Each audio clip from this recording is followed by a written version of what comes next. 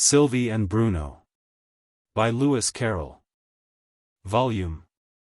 Chapter 1. Is all our life, then, but a dream? Seen faintly in the golden gleam, athwart time's dark resistless stream?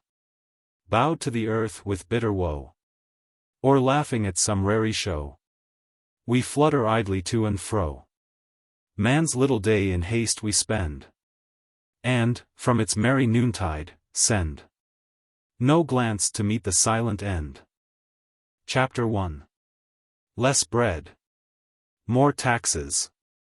And then all the people cheered again, and one man, who was more excited than the rest, flung his hat high into the air, and shouted, as well as I could make out, "Who roar for the Sub-Warden?"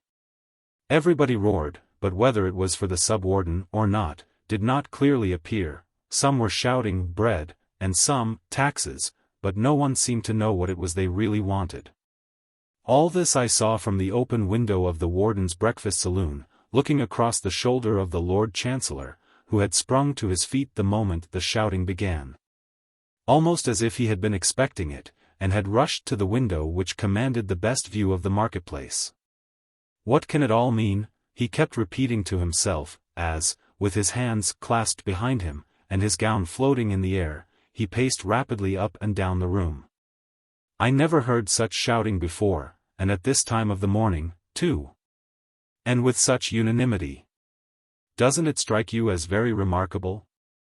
I represented, modestly, that to my ears it appeared that they were shouting for different things, but the Chancellor would not listen to my suggestion for a moment. "They all shout the same words, I assure you," he said, then, leaning well out of the window, he whispered to a man who was standing close underneath, "Keep 'em together, can't you? The warden will be here directly. Give 'em the signal for the march up."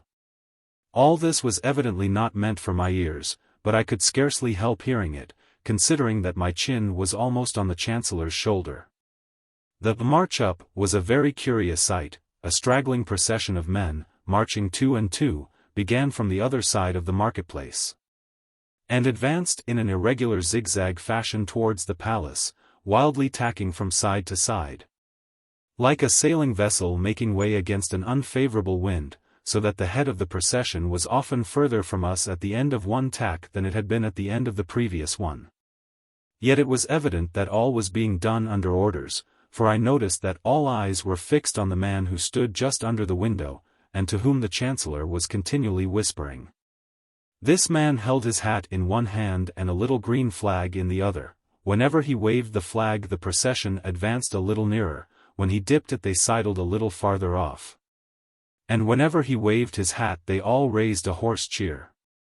"Hurrah!" they cried, carefully keeping time with the hat as it bobbed up and down. "Hurrah! No-oh! Consti! Tushun! Less! Bread! More! Taxes! That'll do," the Chancellor whispered. "Let 'em rest a bit till I give you the word. He's not here yet." But at this moment the great folding doors of the saloon were flung open, and he turned with a guilty start to receive his High Excellency. However, it was only Bruno, and the Chancellor gave a little gasp of relieved anxiety. "Morning," said the little fellow, addressing the remark, in a general sort of way, to the Chancellor and the waiters. "Do's know where Sylvie is?" "I's looking for Sylvie. She's with the warden, I believe, why rince," the Chancellor replied with a low bow. There was, no doubt, a certain amount of absurdity in applying this title, which, as of course you see without my telling you, was nothing but "Your Royal Highness" condensed into one syllable, to a small creature whose father was merely the Warden of Outland. Still, large excuse must be made for a man who had passed several years at the court of Fairyland, and had there acquired the almost impossible art of pronouncing 5 syllables as one.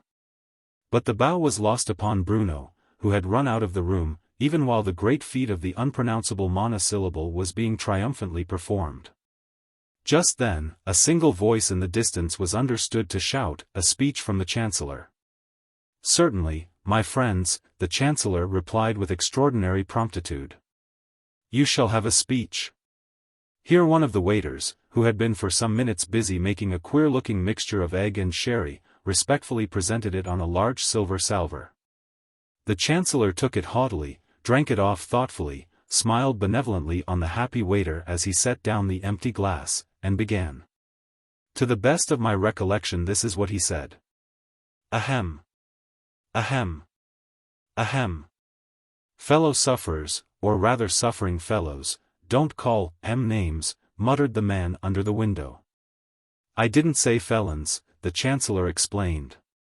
You may be sure that I always ear, shouted the crowd, so loudly as quite to drown the orator's thin squeaky voice, that I always he repeated.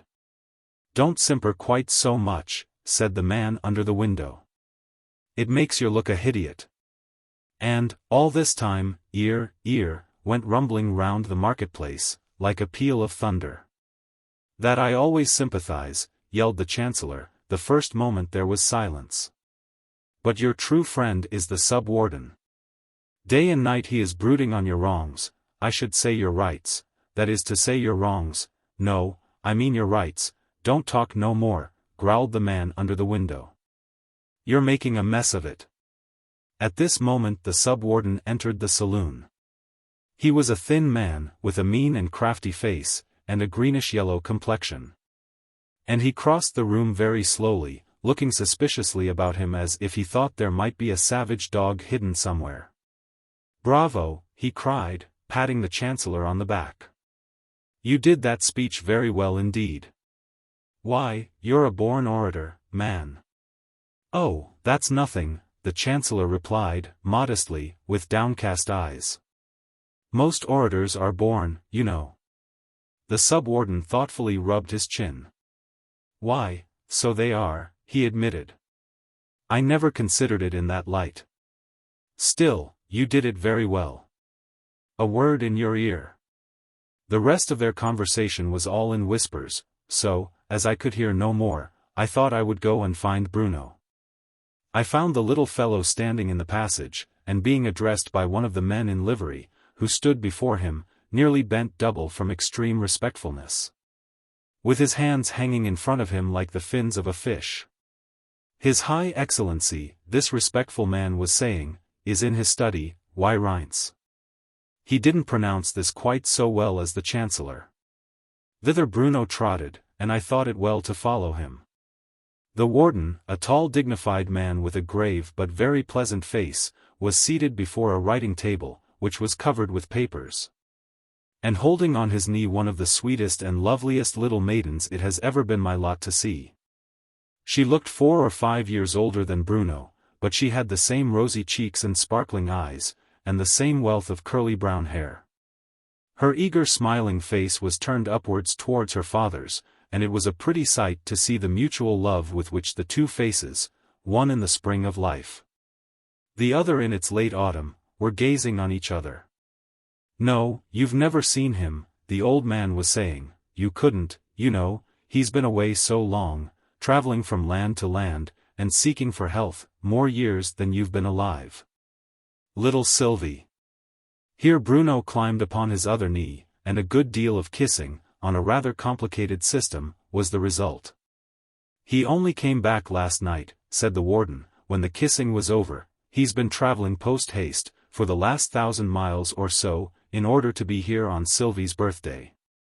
But he's a very early riser, and I dare say he's in the library already. Come with me and see him. He's always kind to children. You'll be sure to like him. Has the other professor come too? Bruno asked in an awestruck voice. Yes, they arrived together. The other professor is, well, you won't like him quite so much, perhaps. He's a little more dreamy, you know. I wish Sylvie was a little more dreamy, said Bruno. What do you mean, Bruno, said Sylvie. Bruno went on addressing his father.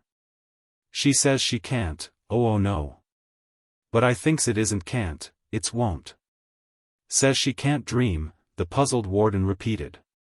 She do say it, Bruno persisted. When I says to her let's stop lessons. She says, oh, I can't dream of letting OO stop yet. He always wants to stop lessons, Sylvie explained, 5 minutes after we begin. 5 minutes lessons a day, said the warden. You won't learn much at that rate, little man. That's just what Sylvie says, Bruno rejoined. She says I won't learn my lessons. And I tells her, over and over, I can't learn them. And what does OO think she says? She says, it isn't can't, it's won't. Let's go and see the professor, the warden said, wisely avoiding further discussion. The children got down off his knees, each secured a hand, and the happy trio set off for the library, followed by me. I had come to the conclusion by this time that none of the party, except, for a few moments, the Lord Chancellor, was in the least able to see me. What's the matter with him? Sylvie asked, walking with a little extra sedateness, by way of example to Bruno at the other side, who never ceased jumping up and down. What was the matter, but I hope he's all right now, was lumbago, and rheumatism, and that kind of thing. He's been curing himself, you know, he's a very learned doctor. Why, he's actually invented 3 new diseases, besides a new way of breaking your collarbone. Is it a nice way? Said Bruno. Well, not very, the warden said, as we entered the library. And here is the professor. Good morning, professor. Hope you're quite rested after your journey. A jolly-looking, fat little man, in a flowery dressing gown, with a large book under each arm, came trotting in at the other end of the room. And was going straight across without taking any notice of the children. I'm looking for volume 3, he said. Do you happen to have seen it? You don't see my children, professor, the warden exclaimed, taking him by the shoulders and turning him round to face them. The professor laughed violently, then he gazed at them through his great spectacles, for a minute or two, without speaking. At last he addressed Bruno. I hope you have had a good night, my child. Bruno looked puzzled. I's had the same night OOV had, he replied. There's only been one night since yesterday. It was the professor's turn to look puzzled now. He took off his spectacles, and rubbed them with his handkerchief. Then he gazed at them again. Then he turned to the warden. Are they bound? He inquired. No, we aren't, said Bruno, who thought himself quite able to answer this question. The professor shook his head sadly. Not even half-bound? Why would we be half-bound? Said Bruno. We're not prisoners. But the professor had forgotten all about them by this time, and was speaking to the warden again. You'll be glad to hear, he was saying, that the barometer's beginning to move. Well, which way? Said the warden, adding to the children, not that I care, you know. Only he thinks it affects the weather. He's a wonderfully clever man, you know. Sometimes he says things that only the other professor can understand. Sometimes he says things that nobody can understand. Which way is it, professor? Up or down? Neither, said the professor, gently clapping his hands. It's going sideways, if I may so express myself. And what kind of weather does that produce? Said the warden. Listen, children. Now you'll hear something worth knowing. Horizontal weather, said the professor, and made straight for the door, very nearly trampling on Bruno, who had only just time to get out of his way. Isn't he learned? The warden said, looking after him with admiring eyes. Positively he runs over with learning. But he needn't run over me, said Bruno. The professor was back in a moment. He had changed his dressing gown for a frock coat, and had put on a pair of very strange-looking boots, the tops of which were open umbrellas. I thought you'd like to see them, he said. These are the boots for horizontal weather. But what's the use of wearing umbrellas round one's knees? In ordinary rain, the professor admitted, they would not be of much use. But if ever it rained horizontally, you know, they would be invaluable, simply invaluable. Take the professor to the breakfast saloon, children, said the warden. And tell them not to wait for me. I had breakfast early, as I've some business to attend to. The children seized the professor's hands, as familiarly as if they had known him for years, and hurried him away. I followed respectfully behind. How do you find this book? Any thoughts about the book or the author? Any suggestion for improvement? Please take a moment to share your thoughts in a comment. If you like it, share it with your friends who might enjoy it as well. Subscribe to keep in touch. Visit CompleteAudiobooks.com for more quality content. Chapter 2. Lay me Inconnue. As we entered the breakfast saloon, the professor was saying, and he had breakfast by himself, early, so he begged you wouldn't wait for him, my lady. This way, my lady, he added, this way. And then, with, as it seemed to me, most superfluous politeness, he flung open the door of my compartment, and ushered in a young and lovely lady. I muttered to myself with some bitterness. And this is, of course, the opening scene of Volume 1. She is the heroine. And I am one of those subordinate characters that only turn up when needed for the development of her destiny, and whose final appearance is outside the church, waiting to greet the happy pair. Yes, my lady, change at Fayfield, were the next words I heard. Oh, that too obsequious guard, next station but one. And the door closed, and the lady settled down into her corner, and the monotonous throb of the engine, making one feel as if the train were some gigantic monster, whose very circulation we could feel, proclaimed that we were once more speeding on our way. The lady had a perfectly formed nose, I caught myself saying to myself, hazel eyes, and lips, and here it occurred to me that to see, for myself, what the lady was really like, would be more satisfactory than much speculation. I looked round cautiously, and was entirely disappointed of my hope. The veil, which shrouded her whole face, was too thick for me to see more than the glitter of bright eyes and the hazy outline of what might be a lovely oval face, but might also, unfortunately, be an equally unlovely one. I closed my eyes again, saying to myself, couldn't have a better chance for an experiment in telepathy. I'll think out her face, and afterwards test the portrait with the original. At first, no result at all crowned my efforts, though I divided my swift mind, now hither, now thither, in a way that I felt sure would have made Aeneas green with envy, but the dimly seen oval remained as provokingly blank as ever, a mere ellipse, as if in some mathematical diagram, without even the foci that might be made to do duty as a nose and a mouth. Gradually, however, the conviction came upon me that I could, by a certain concentration of thought, think the veil away, and so get a glimpse of the mysterious face, as to which the two questions, is she pretty? And, is she plain, still hung suspended, in my mind, in beautiful equipoise. Success was partial, and fitful, still there was a result, ever and anon, the veil seemed to vanish, in a sudden flash of light, but, before I could fully realize the face, all was dark again. In each such glimpse, the face seemed to grow more childish and more innocent, and, when I had at last thought the veil entirely away, it was, unmistakably, the sweet face of little Sylvie. So, either I've been dreaming about Sylvie, I said to myself, and this is the reality. Or else I've really been with Sylvie, and this is a dream. Is life itself a dream, I wonder? To occupy the time, I got out the letter, which had caused me to take this sudden railway journey from my London home down to a strange fishing town on the north coast, and read it over again. Dear old friend, I'm sure it will be as great a pleasure to me, as it can possibly be to you, to meet once more after so many years, and of course I shall be ready to give you all the benefit of such medical skill as I have, only, you know, one mustn't violate professional etiquette. And you are already in the hands of a first-rate London doctor, with whom it would be utter affectation for me to pretend to compete. I make no doubt he is right in saying the heart is affected, all your symptoms point that way.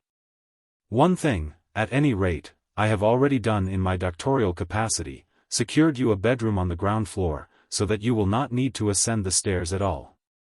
I shall expect you by last train on Friday, in accordance with your letter, and, till then, I shall say, in the words of the old song, oh for Friday night.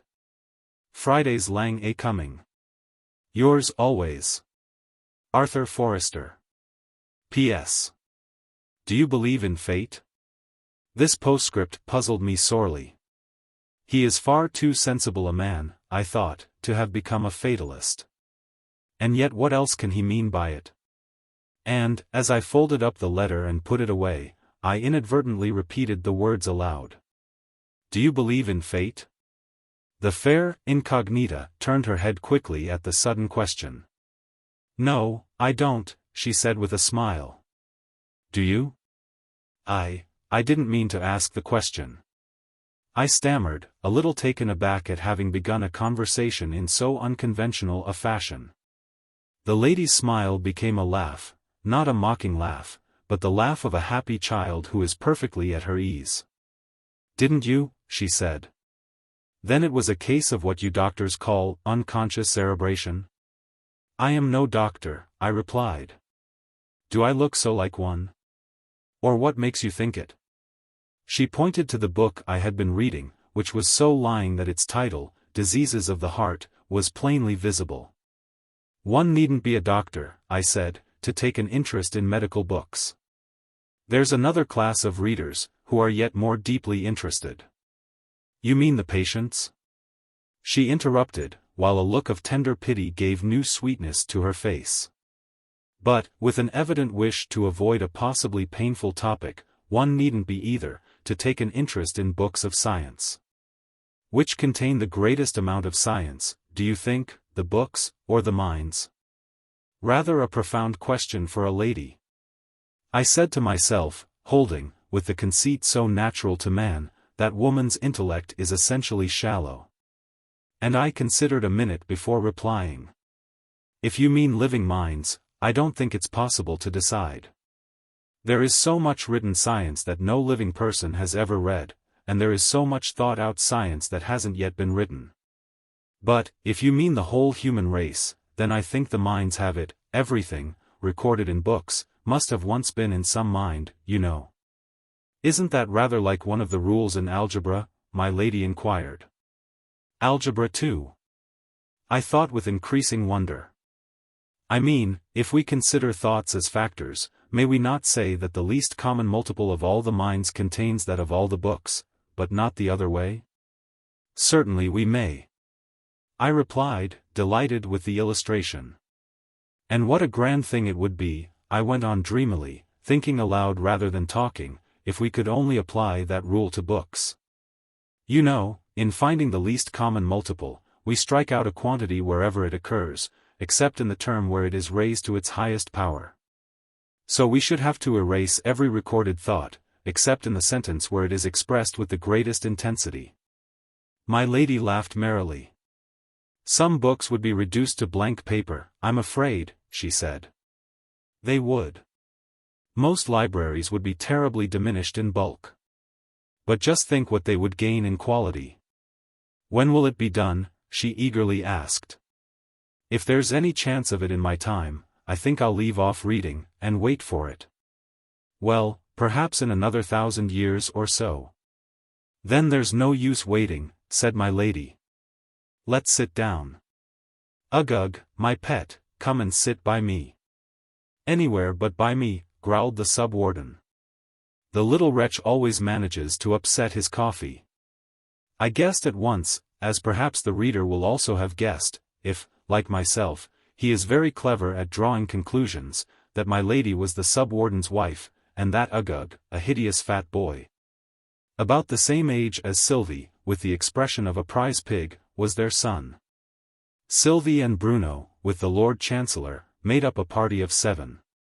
And you actually got a plunge bath every morning? Said the Sub-Warden, seemingly in continuation of a conversation with the professor. Even at the little roadside inns? Oh, certainly, certainly. The professor replied with a smile on his jolly face. Allow me to explain. It is, in fact, a very simple problem in hydrodynamics. That means a combination of water and strength. If we take a plunge bath, and a man of great strength, such as myself, about to plunge into it, we have a perfect example of this science. I am bound to admit, the professor continued, in a lower tone and with downcast eyes, that we need a man of remarkable strength. He must be able to spring from the floor to about twice his own height, gradually turning over as he rises, so as to come down again head first. Why, you need a flea, not a man," exclaimed the Sub-Warden. "Pardon me," said the professor. "This particular kind of bath is not adapted for a flea. Let us suppose," he continued, folding his table napkin into a graceful festoon, "that this represents what is perhaps the necessity of this age, the active tourist's portable bath. You may describe it briefly, if you like, looking at the Chancellor, by the letters ATPB." The Chancellor, much disconcerted at finding everybody looking at him, could only murmur, in a shy whisper, "Precisely so." "One great advantage of this plunge bath," continued the professor, "is that it requires only half a gallon of water." "I don't call it a plunge bath," His Sub-Excellency remarked. "Unless your active tourist goes right under." "But he does go right under," the old man gently replied. "The AT hangs up the PB on a nail, thus. He then empties the water jug into it, places the empty jug below the bag, leaps into the air, descends headfirst into the bag, the water rises round him to the top of the bag, and there you are," he triumphantly concluded. "The AT is as much under water as if he'd gone a mile or two down into the Atlantic. And he's drowned, let us say, in about 4 minutes. "By no means," the professor answered with a proud smile. "After about a minute, he quietly turns a tap at the lower end of the PB, all the water runs back into the jug, and there you are again." "But how in the world is he to get out of the bag again?" "That, I take it," said the professor, "is the most beautiful part of the whole invention. All the way up the PB. Inside, are loops for the thumbs, so it's something like going upstairs, only perhaps less comfortable, and, by the time the AT has risen out of the bag, all but his head, he's sure to topple over, one way or the other, the law of gravity secures that. And there he is on the floor again. A little bruised, perhaps?" "Well, yes, a little bruised, but having had his plunge bath, that's the great thing." "Wonderful. It's almost beyond belief," murmured the Sub-Warden. The professor took it as a compliment, and bowed with a gratified smile. "Quite beyond belief," my lady added, meaning, no doubt, to be more complimentary still. The professor bowed, but he didn't smile this time. "I can assure you," he said earnestly, "that, provided the bath was made, I used it every morning. I certainly ordered it, that I am clear about. My only doubt is, whether the man ever finished making it. It's difficult to remember, after so many years." At this moment the door, very slowly and creakingly, began to open, and Sylvie and Bruno jumped up, and ran to meet the well-known footstep. Chapter 3. Birthday Presents. "It's my brother," the Sub-Warden exclaimed, in a warning whisper. "Speak out, and be quick about it." The appeal was evidently addressed to the Lord Chancellor, who instantly replied, in a shrill monotone, like a little boy repeating the alphabet, "As I was remarking, Your Sub-Excellency. This portentous movement. You began too soon." The other interrupted, scarcely able to restrain himself to a whisper, so great was his excitement. "He couldn't have heard you. Begin again."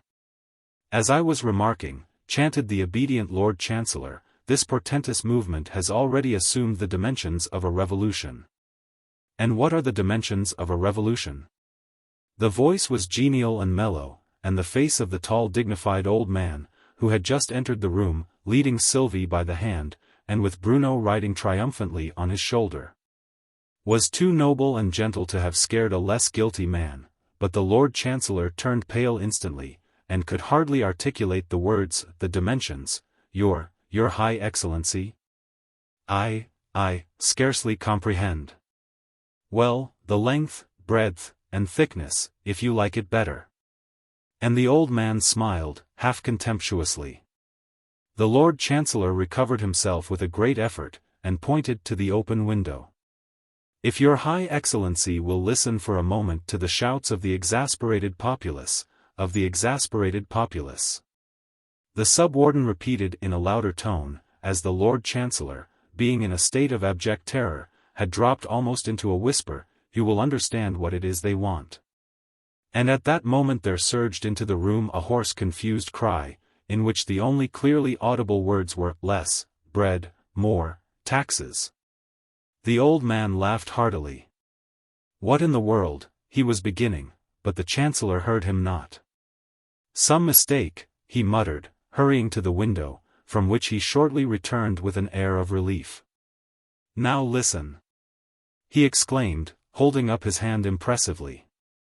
And now the words came quite distinctly, and with the regularity of the ticking of a clock: "More bread, less taxes." "More bread," the warden repeated in astonishment. "Why, the new government bakery was opened only last week, and I gave orders to sell the bread at cost price during the present scarcity. What can they expect more? The bakery's closed, why Reince," the Chancellor said, more loudly and clearly than he had spoken yet. He was emboldened by the consciousness that here, at least, he had evidence to produce, and he placed in the warden's hands a few printed notices, that were lying ready, with some open ledgers on a side table. Yes, I see," the warden muttered, glancing carelessly through them. "Order countermanded by my brother, and supposed to be my doing. Rather sharp practice. It's all right," he added in a louder tone. "My name is signed to it, so I take it on myself. But what do they mean by less taxes? How can they be less? I abolished the last of them a month ago. It's been put on again, Reince, and by Reince's own orders, and other printed notices were submitted for inspection." The warden, whilst looking them over, glanced once or twice at the Sub-Warden, who had seated himself before one of the open ledgers, and was quite absorbed in adding it up. But he merely repeated, "It's all right. I accept it as my doing." "And they do say," the Chancellor went on sheepishly, looking much more like a convicted thief than an officer of state, "that a change of government, by the abolition of the Sub-Warden, I mean," he hastily added, on seeing the warden's look of astonishment, "the abolition of the office of Sub-Warden, and giving the present holder the right to act as Vice-Warden whenever the warden is absent, would appease all this seedling discontent. I mean," he added, glancing at a paper he held in his hand, "all this seething discontent. For 15 years, put in a deep but very harsh voice, my husband has been acting as Sub-Warden. It is too long. It is much too long. My lady was a vast creature at all times, but, when she frowned and folded her arms, as now, she looked more gigantic than ever, and made one try to fancy what a haystack would look like. If out of temper, he would distinguish himself as a vice," my lady proceeded, being far too stupid to see the double meaning of her words. "There has been no such vice in Outland for many a long year, as he would be." "What course would you suggest, sister?" the warden mildly inquired. My lady stamped, which was undignified, and snorted, which was ungraceful. "This is no jesting matter," she bellowed. "I will consult my brother," said the warden. "Brother? And 7 makes 194, which is 16 and twopence," the Sub-Warden replied. "Put down 2 and carry 16. The Chancellor raised his hands and eyebrows, lost in admiration. "Such a man of business," he murmured. "Brother, could I have a word with you in my study?" the warden said in a louder tone. The Sub-Warden rose with alacrity, and the two left the room together. My lady turned to the professor, who had uncovered the urn, and was taking its temperature with his pocket thermometer. "Professor," she began, so loudly and suddenly that even Uggug, who had gone to sleep in his chair, left off snoring and opened one eye. The professor pocketed his thermometer in a moment, clasped his hands, and put his head on one side with a meek smile. "You were teaching my son before breakfast, I believe?" my lady loftily remarked. "I hope he strikes you as having talent?" "Oh, very much so indeed, my lady. The professor hastily replied, unconsciously rubbing his ear, while some painful recollection seemed to cross his mind. I was very forcibly struck by his magnificence, I assure you. He is a charming boy, my lady exclaimed. Even his snores are more musical than those of other boys.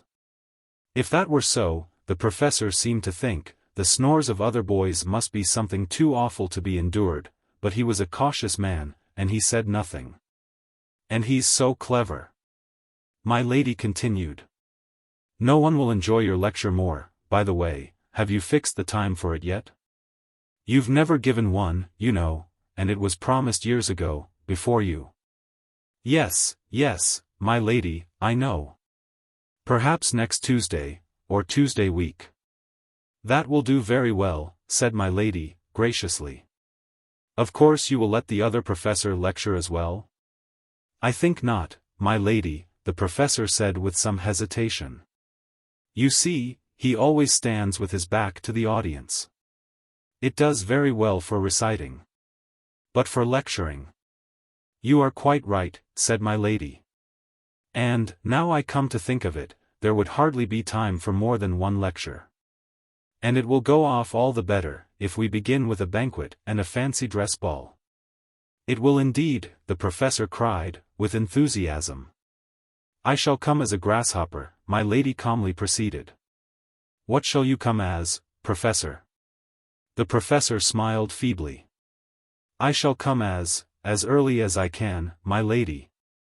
You mustn't come in before the doors are opened, said my lady. I can't, said the professor. Excuse me a moment. As this is Lady Sylvie's birthday, I would like to, and he rushed away.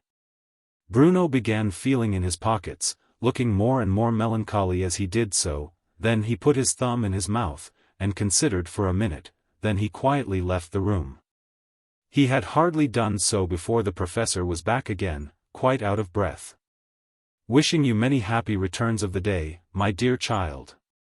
He went on, addressing the smiling little girl, who had run to meet him.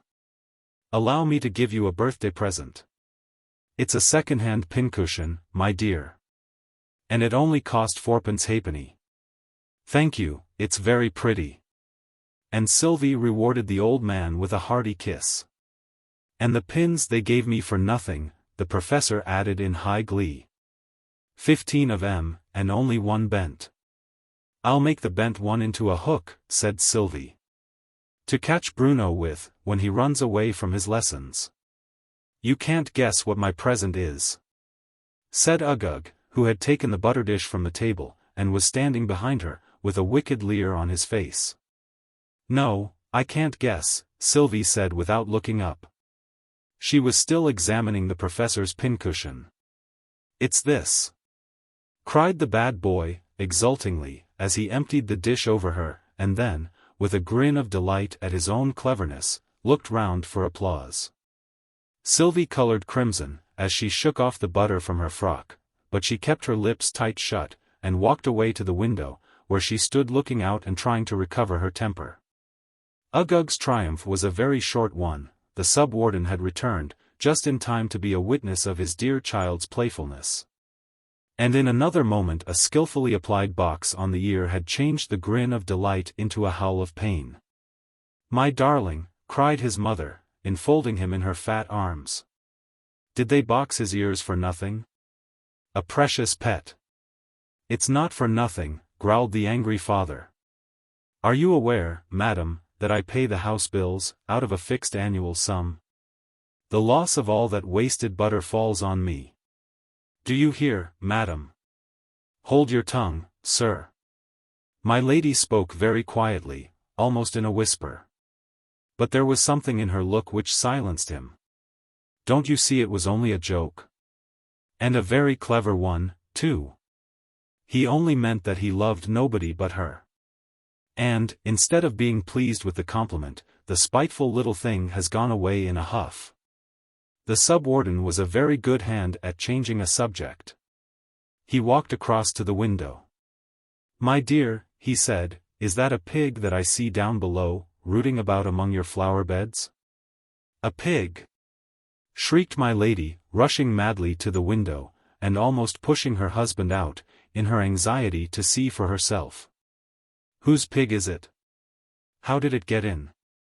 Where's that crazy gardener gone?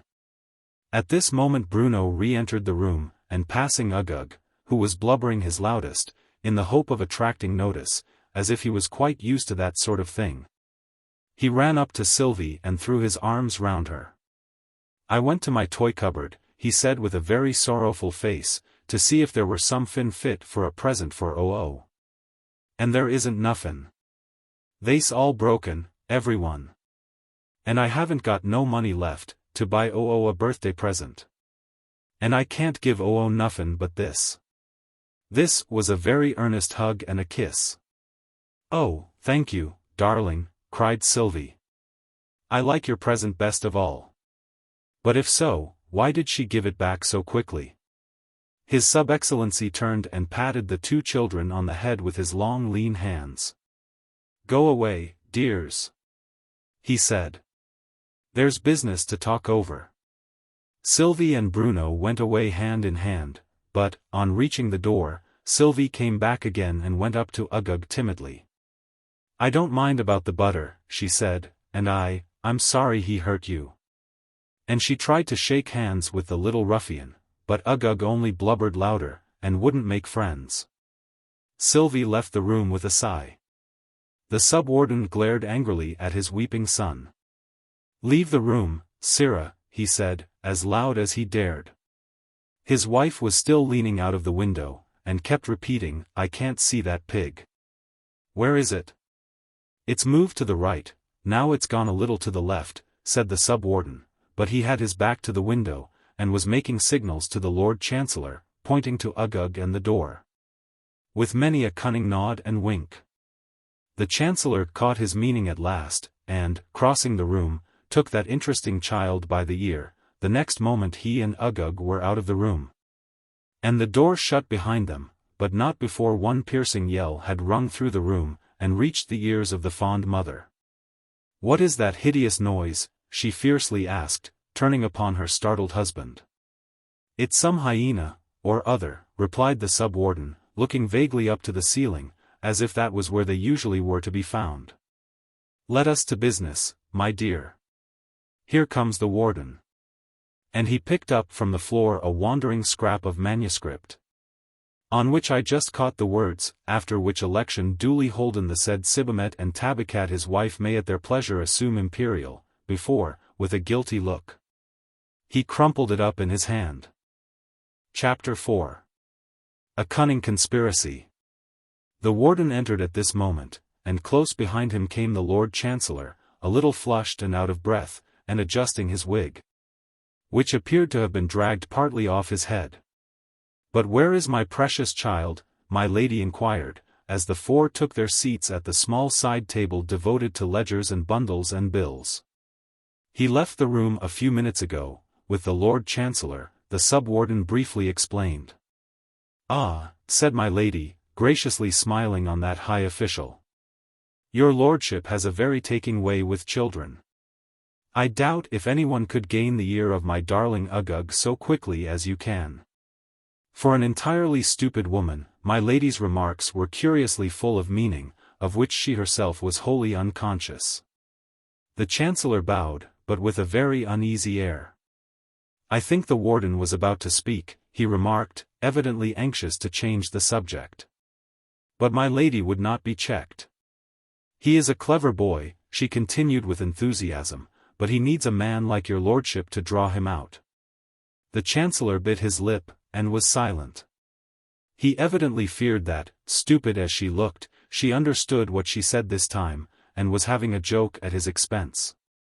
He might have spared himself all anxiety, whatever accidental meaning her words might have, she herself never meant anything at all.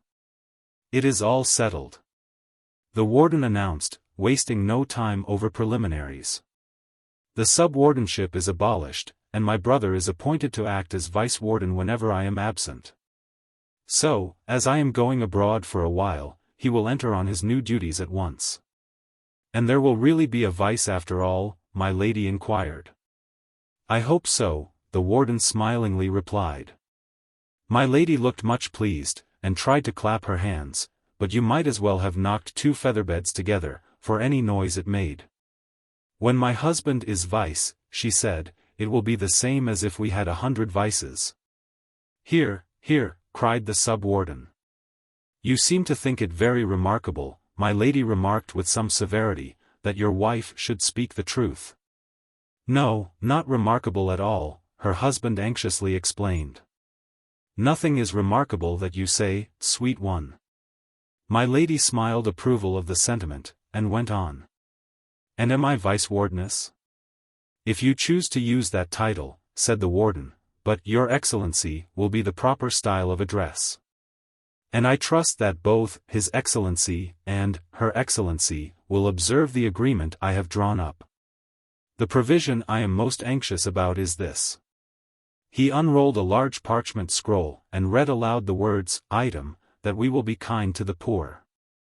The Chancellor worded it for me, he added, glancing at that great functionary. I suppose, now, that word item has some deep legal meaning?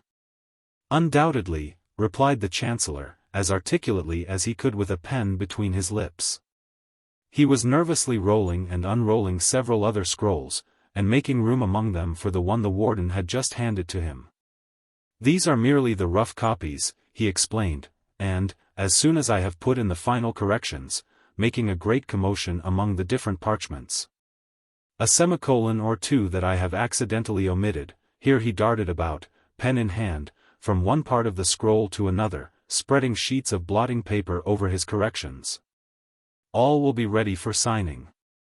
Should it not be read out, first? My lady inquired. No need, the sub-warden and the Chancellor exclaimed at the same moment, with feverish eagerness. No need at all, the warden gently assented. Your husband and I have gone through it together. It provides that he shall exercise the full authority of warden, and shall have the disposal of the annual revenue attached to the office, until my return, or, failing that, until Bruno comes of age, and that he shall then hand over, to myself or to Bruno as the case may be, the wardenship, the unspent revenue, and the contents of the treasury, which are to be preserved intact, under his guardianship. All this time the sub-warden was busy, with the Chancellor's help, shifting the papers from side to side, and pointing out to the warden the place where he was to sign. He then signed it himself, and my lady and the Chancellor added their names as witnesses. Short partings are best, said the warden. All is ready for my journey. My children are waiting below to see me off. He gravely kissed my lady, shook hands with his brother and the Chancellor, and left the room.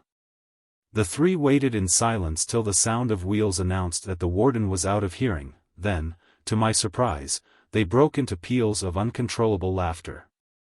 What a game, oh, what a game, cried the Chancellor. And he and the vice-warden joined hands, and skipped wildly about the room. My lady was too dignified to skip, but she laughed like the neighing of a horse, and waved her handkerchief above her head. It was clear to her very limited understanding that something very clever had been done, but what it was she had yet to learn. You said I should hear all about it when the warden had gone, she remarked, as soon as she could make herself heard. And so you shall, Tabby. Her husband graciously replied, as he removed the blotting paper, and showed the two parchments lying side by side. This is the one he read but didn't sign, and this is the one he signed but didn't read. You see it was all covered up, except the place for signing the names. Yes, yes. My lady interrupted eagerly, and began comparing the two agreements. Item, that he shall exercise the authority of warden, in the warden's absence. Why, that's been changed into, shall be absolute governor for life, with the title of emperor, if elected to that office by the people. What? Are you emperor, darling? Not yet, dear, the vice-warden replied. It won't do to let this paper be seen, just at present. All in good time. My lady nodded, and read on. Item, that we will be kind to the poor. Why, that's omitted altogether. Course it is, said her husband. We're not going to bother about the wretches. Good, said my lady, with emphasis, and read on again. Item, that the contents of the treasury be preserved intact. Why, that's altered into, shall be at the absolute disposal of the Vice-Warden.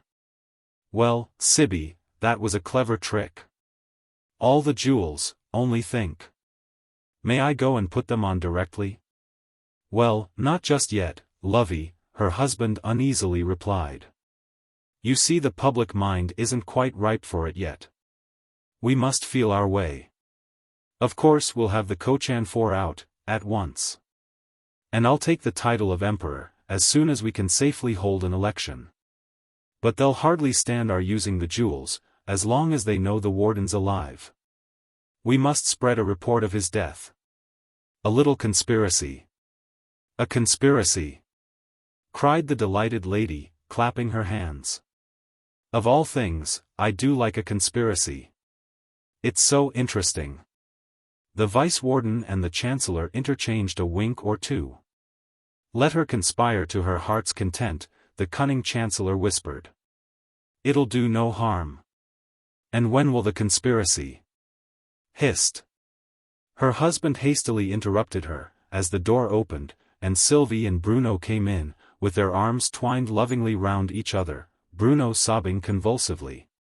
With his face hidden on his sister's shoulder, and Sylvie more grave and quiet, but with tears streaming down her cheeks.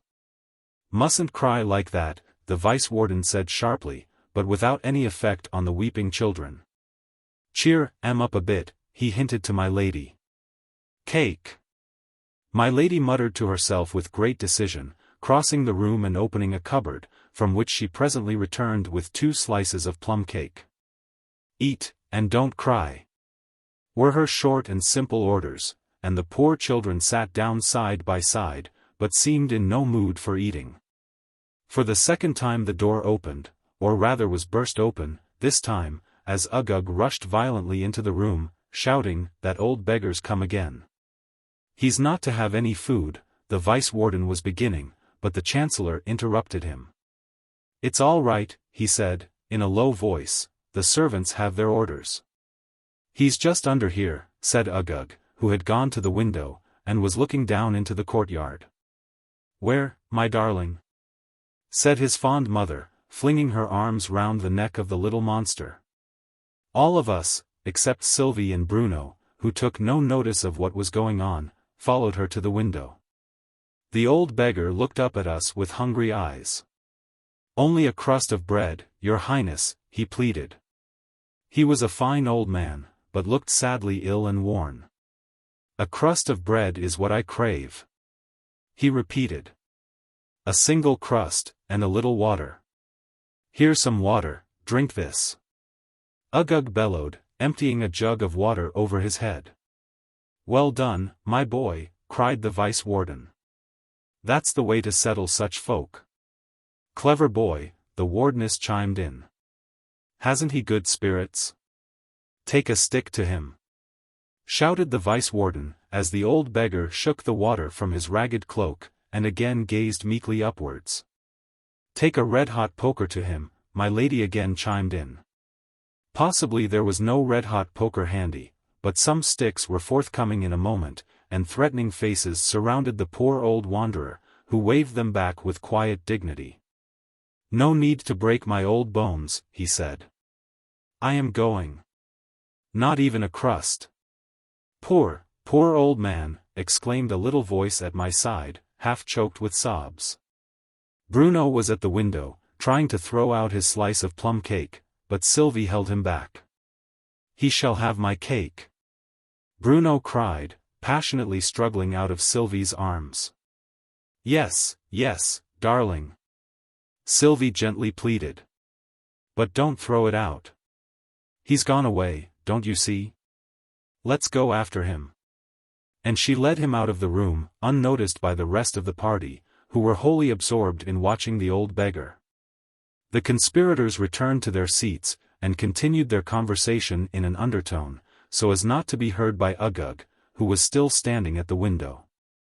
"By the way, there was something about Bruno succeeding to the wardenship," said my lady. How does that stand in the new agreement? The Chancellor chuckled. Just the same, word for word, he said, with one exception, my lady. Instead of Bruno, I've taken the liberty to put in, he dropped his voice to a whisper, to put in ugug, you know. Ugug, indeed. I exclaimed, in a burst of indignation I could no longer control. To bring out even that one word seemed a gigantic effort, but, the cry once uttered, all effort ceased at once, a sudden gust swept away the whole scene, and I found myself sitting up.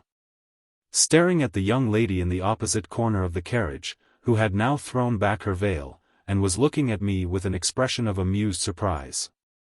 Chapter 5. A Beggar's Palace. That I had said something, in the act of waking, I felt sure, the hoarse stifled cry was still ringing in my ears. Even if the startled look of my fellow traveler had not been evidence enough, but what could I possibly say by way of apology? I hope I didn't frighten you. I stammered out at last. I have no idea what I said. I was dreaming. You said, ugug indeed. The young lady replied, with quivering lips that would curve themselves into a smile, in spite of all her efforts to look grave. At least, you didn't say it, you shouted it. I'm very sorry, was all I could say, feeling very penitent and helpless. She has Sylvie's eyes. I thought to myself, half doubting whether, even now, I were fairly awake. And that sweet look of innocent wonder is all Sylvie's, too. But Sylvie hasn't got that calm resolute mouth, nor that faraway look of dreamy sadness, like one that has had some deep sorrow. Very long ago, and the thick coming fancies almost prevented my hearing the lady's next words. If you had had a shilling dreadful in your hand, she proceeded, something about ghosts, or dynamite, or midnight murder, one could understand it, those things aren't worth the shilling. Unless they give one a nightmare. But really, with only a medical treatise, you know, and she glanced, with a pretty shrug of contempt, at the book over which I had fallen asleep. Her friendliness, and utter unreserve, took me aback for a moment. Yet there was no touch of forwardness, or boldness, about the child, for child, almost. She seemed to be, I guessed her at scarcely over 20, all was the innocent frankness of some angelic visitant, new to the ways of earth and the conventionalisms, or, if you will, the barbarisms, of society. Even so, I mused, will Sylvie look and speak, in another 10 years? You don't care for ghosts, then, I ventured to suggest, unless they are really terrifying? Quite so, the lady assented. The regular railway ghosts, I mean the ghosts of ordinary railway literature, are very poor affairs. I feel inclined to say, with Alexander Selkirk, their tameness is shocking to me. And they never do any midnight murders. They couldn't welter in gore, to save their lives. Weltering in gore is a very expressive phrase, certainly. Can it be done in any fluid, I wonder? I think not, the lady readily replied, quite as if she had thought it out, long ago. It has to be something thick. For instance, you might welter in bread sauce. That, being white, would be more suitable for a ghost, supposing it wished to welter. You have a real good terrifying ghost in that book? I hinted. How could you guess? She exclaimed with the most engaging frankness, and placed the volume in my hands. I opened it eagerly, with a not unpleasant thrill, like what a good ghost story gives one, at the uncanny coincidence of my having so unexpectedly divined the subject of her studies. It was a book of domestic cookery, open at the article, bread sauce. I returned the book, looking, I suppose, a little blank, as the lady laughed merrily at my discomfiture. It's far more exciting than some of the modern ghosts, I assure you. Now there was a ghost last month, I don't mean a real ghost in Supernature, but in a magazine. It was a perfectly flavorless ghost. It wouldn't have frightened a mouse. It wasn't a ghost that one would even offer a chair to. 70 years and 10, baldness, and spectacles, have their advantages after all. I said to myself. Instead of a bashful youth and maiden, gasping out monosyllables at awful intervals. Here we have an old man and a child, quite at their ease, talking as if they had known each other for years. Then you think, I continued aloud, that we ought sometimes to ask a ghost to sit down? But have we any authority for it? In Shakespeare, for instance, there are plenty of ghosts there. Does Shakespeare ever give the stage direction, "Hands chair to ghost"? The lady looked puzzled and thoughtful for a moment, then she almost clapped her hands. Yes, yes, he does, she cried. He makes Hamlet say, "Rest, rest, perturbed spirit." And that, I suppose, means an easy chair? An American rocking chair, I think. Fayfield Junction, my lady, change for XVIII. The guard announced, flinging open the door of the carriage, and we soon found ourselves, with all our portable property around us, on the platform. The accommodation, provided for passengers waiting at this junction, was distinctly inadequate, a single wooden bench. Apparently intended for 3 sitters only, and even this was already partially occupied by a very old man, in a smock frock, who sat, with rounded shoulders and drooping head, and with hands clasped on the top of his stick so as to make a sort of pillow for that wrinkled face with its look of patient weariness. "Come, you be off," the station-master roughly accosted the poor old man. "You be off, and make way for your betters. This way, my lady," he added in a perfectly different tone. "If your ladyship will take a seat, the train will be up in a few minutes."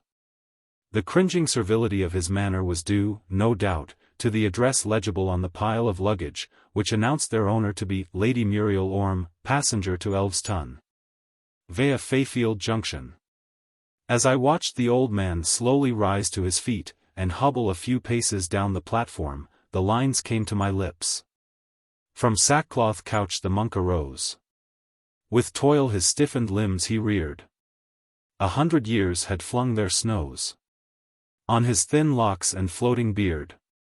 But the lady scarcely noticed the little incident.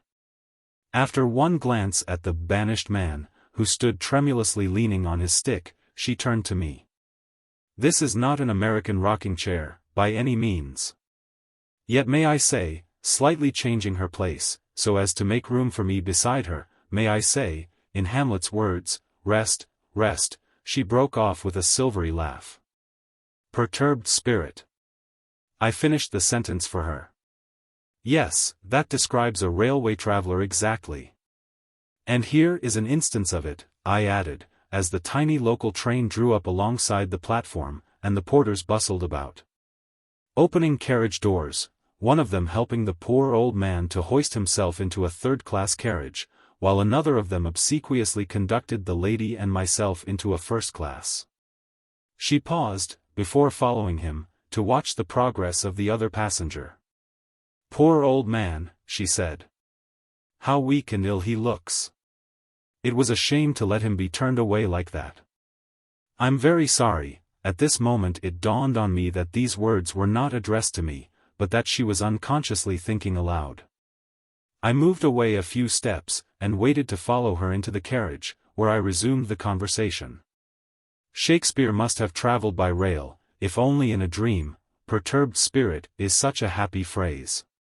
"Perturbed," referring, no doubt, she rejoined, to the sensational booklets peculiar to the rail. "If steam has done nothing else, it has at least added a whole new species to English literature." "No doubt of it," I echoed. "The true origin of all our medical books, and all our cookery books." "No, no," she broke in merrily. "I didn't mean our literature. We are quite abnormal. But the booklets, the little thrilling romances, where the murder comes at page 15, and the wedding at page 40, surely they are due to steam? And when we travel by electricity, if I may venture to develop your theory, we shall have leaflets instead of booklets, and the murder and the wedding will come on the same page." "A development worthy of Darwin," the lady exclaimed enthusiastically. "Only you reverse his theory. Instead of developing a mouse into an elephant, you would develop an elephant into a mouse." But here we plunged into a tunnel, and I leaned back and closed my eyes for a moment, trying to recall a few of the incidents of my recent dream. I thought I saw, I murmured sleepily, and then the phrase insisted on conjugating itself. And ran into, you thought you saw, he thought he saw, and then it suddenly went off into a song. He thought he saw an elephant. That practiced on a fife. He looked again.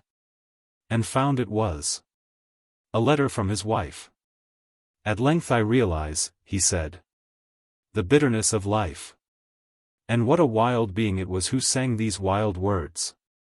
A gardener he seemed to be, yet surely a mad one, by the way he brandished his rake, madder, by the way he broke, ever and anon, into a frantic jig, maddest of all. By the shriek in which he brought out the last words of the stanza. It was so far a description of himself that he had the feet of an elephant, but the rest of him was skin and bone, and the wisps of loose straw, that bristled all about him, suggested that he had been originally stuffed with it, and that nearly all the stuffing had come out. Sylvie and Bruno waited patiently till the end of the first verse. Then Sylvie advanced alone, Bruno having suddenly turned shy, and timidly introduced herself with the words, "Please, I'm Sylvie." "And who's that other thing?" said the gardener. "What thing?" said Sylvie, looking round. "Oh, that's Bruno. He's my brother." "Was he your brother yesterday?" the gardener anxiously inquired. "Course I were," cried Bruno, who had gradually crept nearer, and didn't at all like being talked about without having his share in the conversation. "Ah, well," the gardener said with a kind of groan. "Things change so, here. Whenever I look again, it's sure to be something different. Yet I does my duty. I gets up wriggle early at 5. "If I was said Bruno, "I wouldn't wriggle so early. It's as bad as being a worm," he added, in an undertone to Sylvie. "But you shouldn't be lazy in the morning, Bruno," said Sylvie. "Remember, it's the early bird that picks up the worm." "It may, if it likes," Bruno said with a slight yawn. "I don't like eating worms, one bit. I always stop in bed till the early bird has picked them up." "I wonder you've the face to tell me such fibs," cried the gardener. To which Bruno wisely replied, "Who don't want a face to tell fibs with, only a mouth." Sylvie discreetly changed the subject. "And did you plant all these flowers?" she said. "What a lovely garden you've made. Do you know, I'd like to live here always." "In the winter nights," the gardener was beginning. "But I'd nearly forgotten what we came about." Sylvie interrupted. "Would you please let us through into the road? There's a poor old beggar just gone out, and he's very hungry, and Bruno wants to give him his cake, you know." "It's as much as my place is worth," the gardener muttered, taking a key from his pocket, and beginning to unlock a door in the garden wall. "How much are it worth?" Bruno innocently inquired.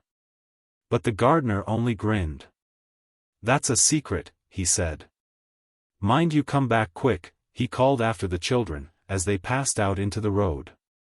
I had just time to follow them, before he shut the door again. We hurried down the road, and very soon caught sight of the old beggar, about a quarter of a mile ahead of us, and the children at once set off running to overtake him. Lightly and swiftly they skimmed over the ground, and I could not in the least understand how it was I kept up with them so easily. But the unsolved problem did not worry me so much as at another time it might have done. There were so many other things to attend to.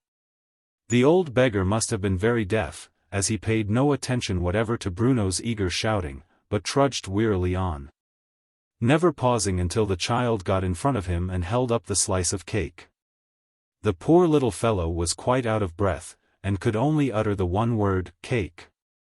Not with the gloomy decision with which Her Excellency had so lately pronounced it, but with a sweet childish timidity. Looking up into the old man's face with eyes that loved all things both great and small. The old man snatched it from him, and devoured it greedily, as some hungry wild beast might have done, but never a word of thanks did he give his little benefactor, only growled more, and glared at the half-frightened children. "There is no more," Sylvie said with tears in her eyes. I'd eaten mine. It was a shame to let you be turned away like that. I'm very sorry. I lost the rest of the sentence, for my mind had recurred, with a great shock of surprise, to Lady Muriel Orme, who had so lately uttered these very words of Sylvie's, yes. And in Sylvie's own voice, and with Sylvie's gentle pleading eyes.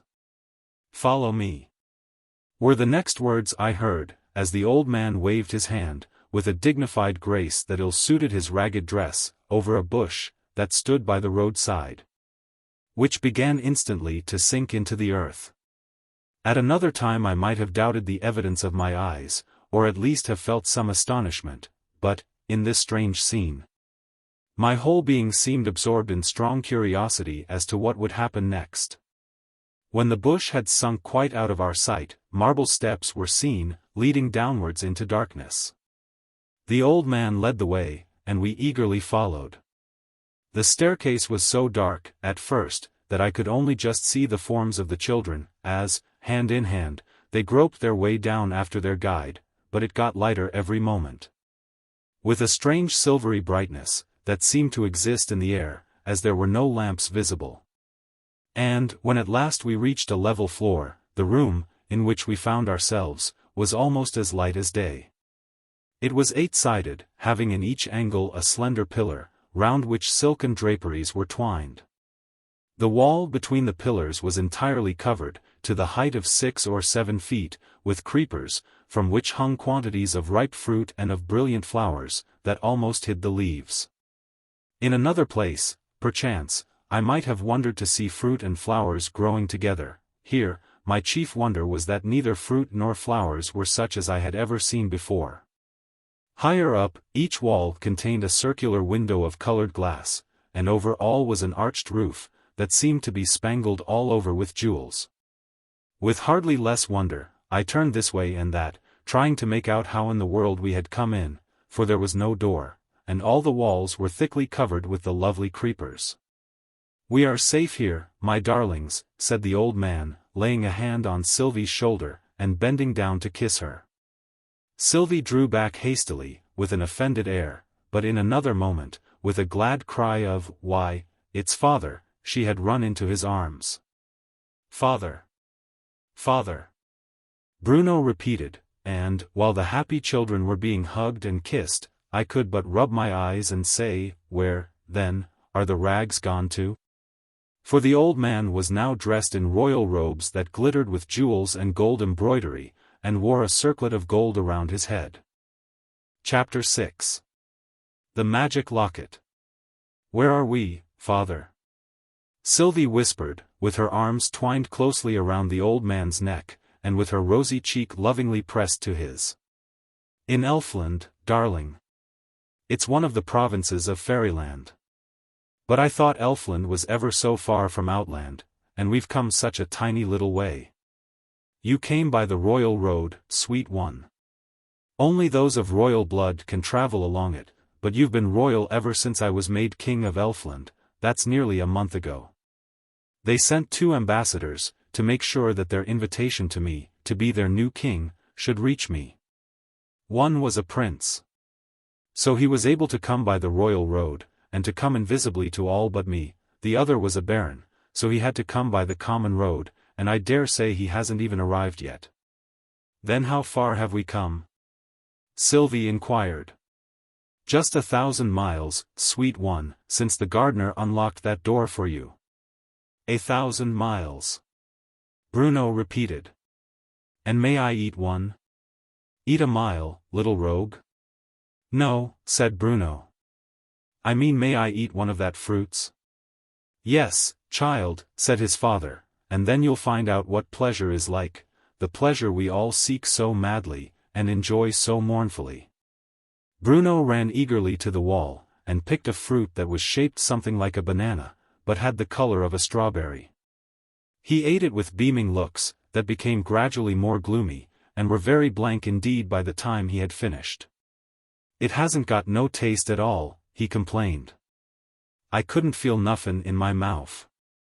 It's what's that hard word, Sylvie?" "It was a Phlizz," Sylvie gravely replied. "Are they all like that, father?" They're all like that to you, darling, because you don't belong to Elfland, yet. But to me they are real. Bruno looked puzzled. I'll try another kind of fruits, he said, and jumped down off the king's knee. There's some lovely striped ones, just like a rainbow. And off he ran. Meanwhile the Fairy King and Sylvie were talking together, but in such low tones that I could not catch the words, so I followed Bruno, who was picking and eating other kinds of fruit, in the vain hope of finding some that had a taste. I tried to pick some myself, but it was like grasping air, and I soon gave up the attempt and returned to Sylvie. Look well at it, my darling, the old man was saying, and tell me how you like it. It's just lovely, cried Sylvie, delightedly. Bruno, come and look. And she held up, so that he might see the light through it, a heart-shaped locket, apparently cut out of a single jewel, of a rich blue color, with a slender gold chain attached to it. It are welly pretty, Bruno more soberly remarked, and he began spelling out some words inscribed on it. All, will, love, Sylvie, he made them out at last. And so they deuce, he cried, clasping his arms round her neck. Everybody loves Sylvie. But we love her best, don't we, Bruno, said the old king, as he took possession of the locket. Now, Sylvie, look at this. And he showed her, lying on the palm of his hand, a locket of a deep crimson color, the same shape as the blue one and, like it, attached to a slender golden chain. Lovelier and lovelier, exclaimed Sylvie, clasping her hands in ecstasy. Look, Bruno. And there's words on this one, too, said Bruno. Sylvie, will, love, all. Now you see the difference, said the old man, different colors and different words. Choose one of them, darling. I'll give you whichever you like best. Sylvie whispered the words, several times over, with a thoughtful smile, and then made her decision. It's very nice to be loved, she said, but it's nicer to love other people. May I have the red one, father? The old man said nothing, but I could see his eyes fill with tears, as he bent his head and pressed his lips to her forehead in a long loving kiss. Then he undid the chain, and showed her how to fasten it round her neck, and to hide it away under the edge of her frock. It's for you to keep, you know, he said in a low voice, not for other people to see. You'll remember how to use it? Yes, I'll remember, said Sylvie. And now, darlings, it's time for you to go back, or they'll be missing you, and then that poor gardener will get into trouble. Once more a feeling of wonder rose in my mind as to how in the world we were to get back again, since I took it for granted that, wherever the children went, I was to go, but no shadow of doubt seemed to cross their minds, as they hugged and kissed him, murmuring, over and over again, "Goodbye, darling father." And then, suddenly and swiftly, the darkness of midnight seemed to close in upon us. And through the darkness harshly rang a strange wild song. He thought he saw a buffalo upon the chimney-piece. He looked again, and found it was his sister's husband's niece. "Unless you leave this house," he said, "I'll send for the police." That was me, he added, looking out at us, through the half-open door, as we stood waiting in the road. And that's what I'd have done, as sure as potatoes aren't radishes, if she hadn't have tooken herself off. But I always loves my parents like anything. "Who are oor parents?" said Bruno. "Them as pay rent for me, o' course," the gardener replied. "You can come in now, if you like."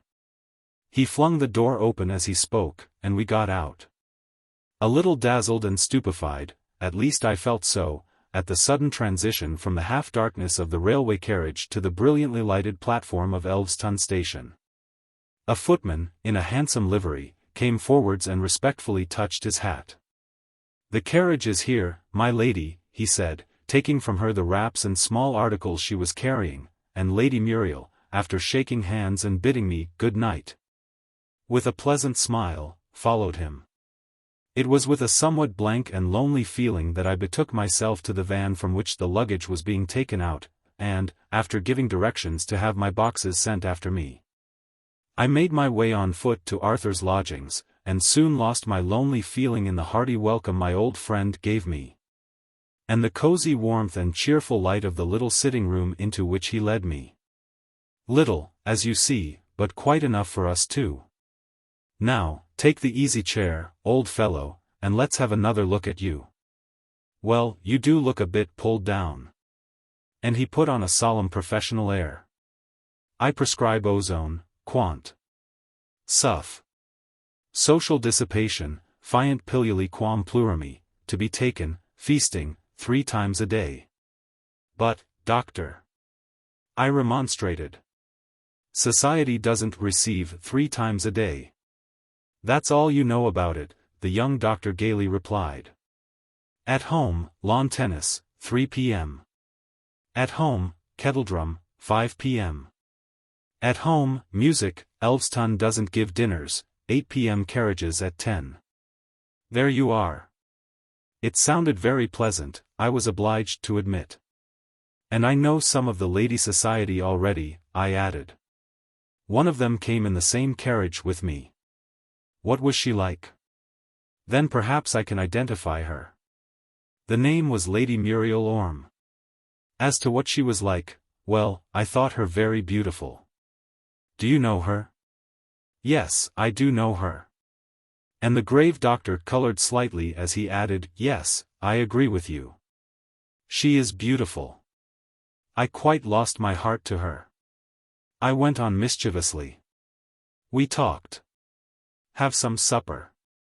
Arthur interrupted with an air of relief, as the maid entered with the tray. And he steadily resisted all my attempts to return to the subject of Lady Muriel until the evening had almost worn itself away. Then, as we sat gazing into the fire, and conversation was lapsing into silence, he made a hurried confession. I hadn't meant to tell you anything about her, he said, naming no names, as if there were only one she in the world. Till you had seen more of her, and formed your own judgment of her, but somehow you surprised it out of me. And I've not breathed a word of it to anyone else. But I can trust you with a secret, old friend. Yes. It's true of me, what I suppose you said in jest. In the merest jest, believe me. I said earnestly. Why, man, I'm 3 times her age. But if she's your choice, then I'm sure she's all that is good and sweet, Arthur went on, and pure, and self-denying, and true heart, and, he broke off hastily. As if he could not trust himself to say more on a subject so sacred and so precious. Silence followed, and I leaned back drowsily in my easy chair, filled with bright and beautiful imaginings of Arthur and his ladylove, and of all the peace and happiness in store for them. I pictured them to myself walking together, lingeringly and lovingly, under arching trees, in a sweet garden of their own, and welcomed back by their faithful gardener. On their return from some brief excursion. It seemed natural enough that the gardener should be filled with exuberant delight at the return of so gracious a master and mistress, and how strangely childlike they looked. I could have taken them for Sylvie and Bruno, less natural that he should show it by such wild dances, such crazy songs. He thought he saw a rattlesnake. That questioned him in Greek. He looked again, and found it was the middle of next week. The one thing I regret, he said, is that it cannot speak. Least natural of all that the Vice-Warden and my lady should be standing close beside me, discussing an open letter, which had just been handed to him by the professor, who stood meekly waiting, a few yards off. If it were not for those 2 brats, I heard him mutter, glancing savagely at Sylvie and Bruno, who were courteously listening to the gardener's song, there would be no difficulty whatever. Let's hear that bit of the letter again, said my lady. And the Vice-Warden read aloud. And we therefore entreat you graciously to accept the kingship, to which you have been unanimously elected by the Council of Elfland, and that you will allow your son Bruno, of whose goodness, cleverness, and beauty reports have reached us, to be regarded as heir apparent. But what's the difficulty, said my lady. Why, don't you see? The ambassador, that brought this, is waiting in the house, and he's sure to see Sylvie and Bruno, and then, when he sees Uggug, and remembers all that about goodness, cleverness, and beauty, why, he's sure to. And where will you find a better boy than Uggug? My lady indignantly interrupted. Or a wittier, or a lovelier. To all of which the Vice-Warden simply replied, "Don't you be a great blethering goose. Our only chance is to keep those two brats out of sight. If you can manage that, you may leave the rest to me. I'll make him believe Uggug to be a model of cleverness and all that." "We must change his name to Bruno, of course," said my lady. The Vice-Warden rubbed his chin. "Humph. No," he said musingly. "Wouldn't do. The boy's such an utter idiot, he'd never learn to answer to it." "Idiot, indeed," cried my lady. "He's no more an idiot than I am." "You're right, my dear," the Vice-Warden soothingly replied. "He isn't, indeed." My lady was appeased. "Let's go in and receive the ambassador," she said, and beckoned to the professor. "Which room is he waiting in?" she inquired. "In the library, madam." "And what did you say his name was?" said the Vice-Warden. The professor referred to a card he held in his hand. "His adiposity the Baron Doppelgeist." "Why does he come with such a funny name?" said my lady. "He couldn't well change it on the journey," the professor meekly replied, "because of the luggage." "You go and receive him," my lady said to the Vice-Warden, "and I'll attend to the children." Chapter 7. The Baron's Embassy. I was following the Vice-Warden, but, on second thoughts, went after my lady, being curious to see how she would manage to keep the children out of sight.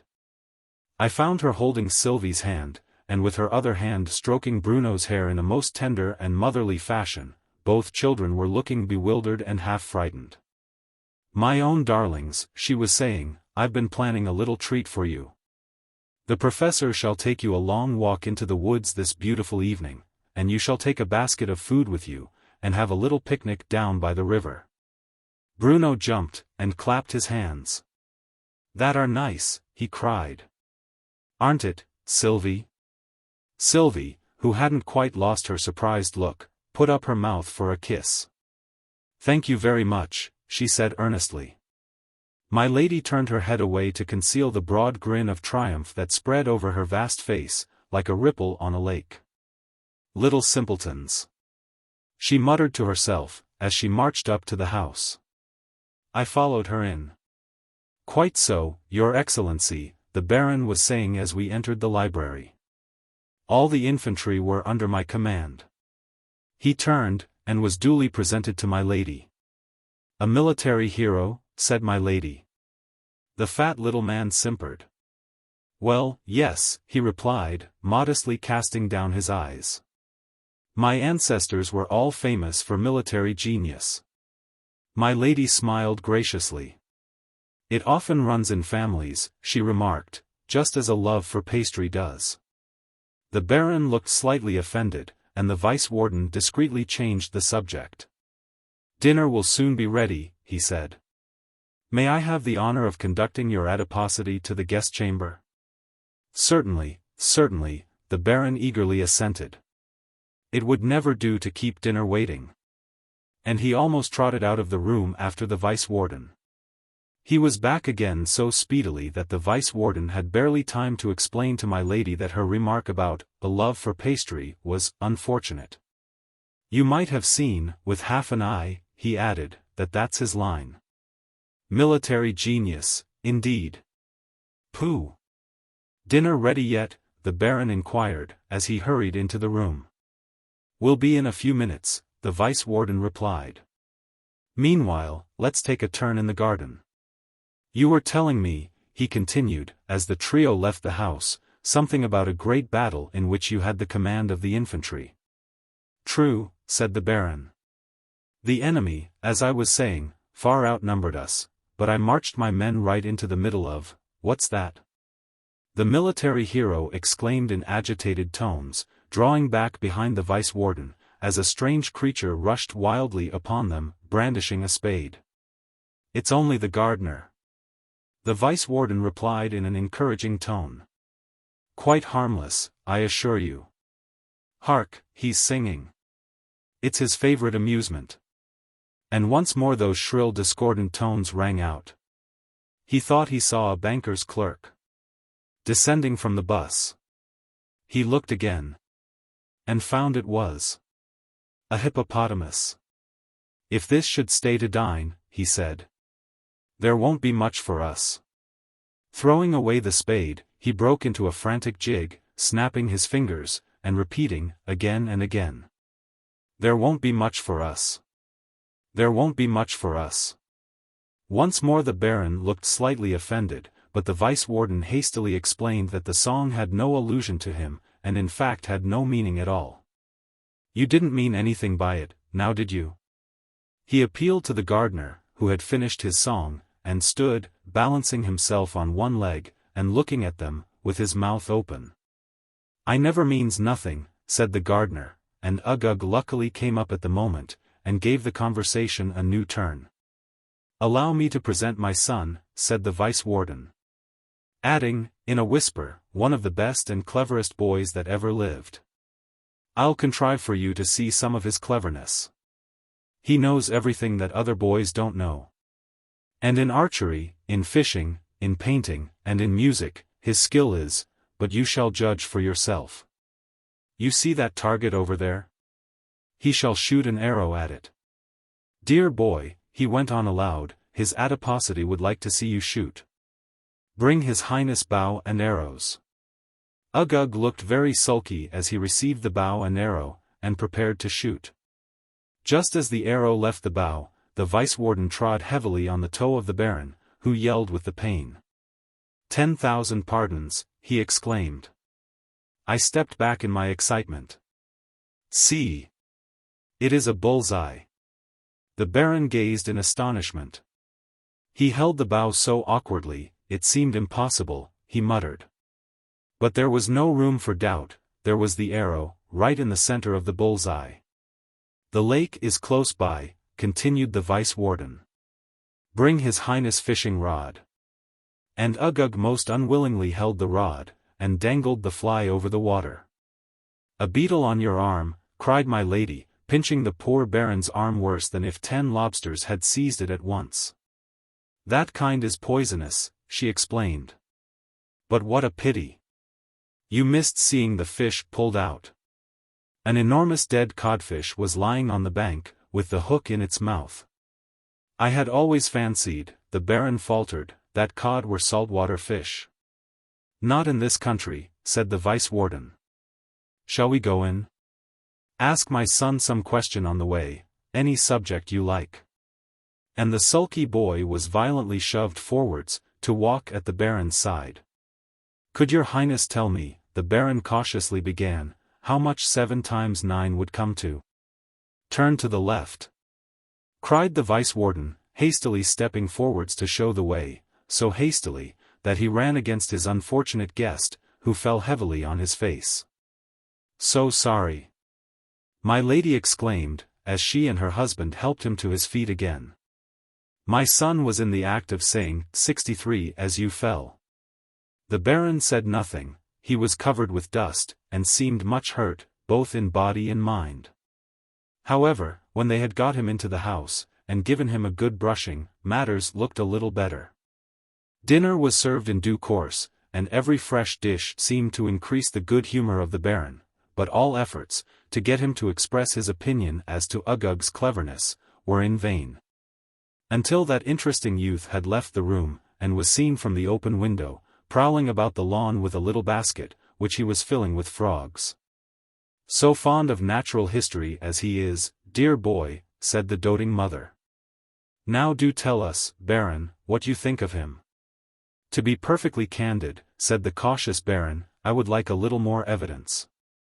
"I think you mentioned his skill in music," said the Vice-Warden. "Why, he's simply a prodigy. You shall hear him play the piano." And he walked to the window. "I mean my boy. Come in for a minute, and bring the music master with you. To turn over the music for him, he added as an explanation. Uggug, having filled his basket with frogs, had no objection to obey, and soon appeared in the room, followed by a fierce-looking little man, who asked the Vice-Warden, "What music will you have?" "The sonata that His Highness plays so charmingly," said the Vice-Warden. "His Highness hath not," the music master began, but was sharply stopped by the Vice-Warden. "Silence, sir. Go and turn over the music for His Highness. My dear, to the Wardeness, will you show him what to do? And meanwhile, Baron, I'll just show you a most interesting map we have, of Outland, and Fairyland, and that sort of thing." By the time my lady had returned, from explaining things to the music master, the map had been hung up.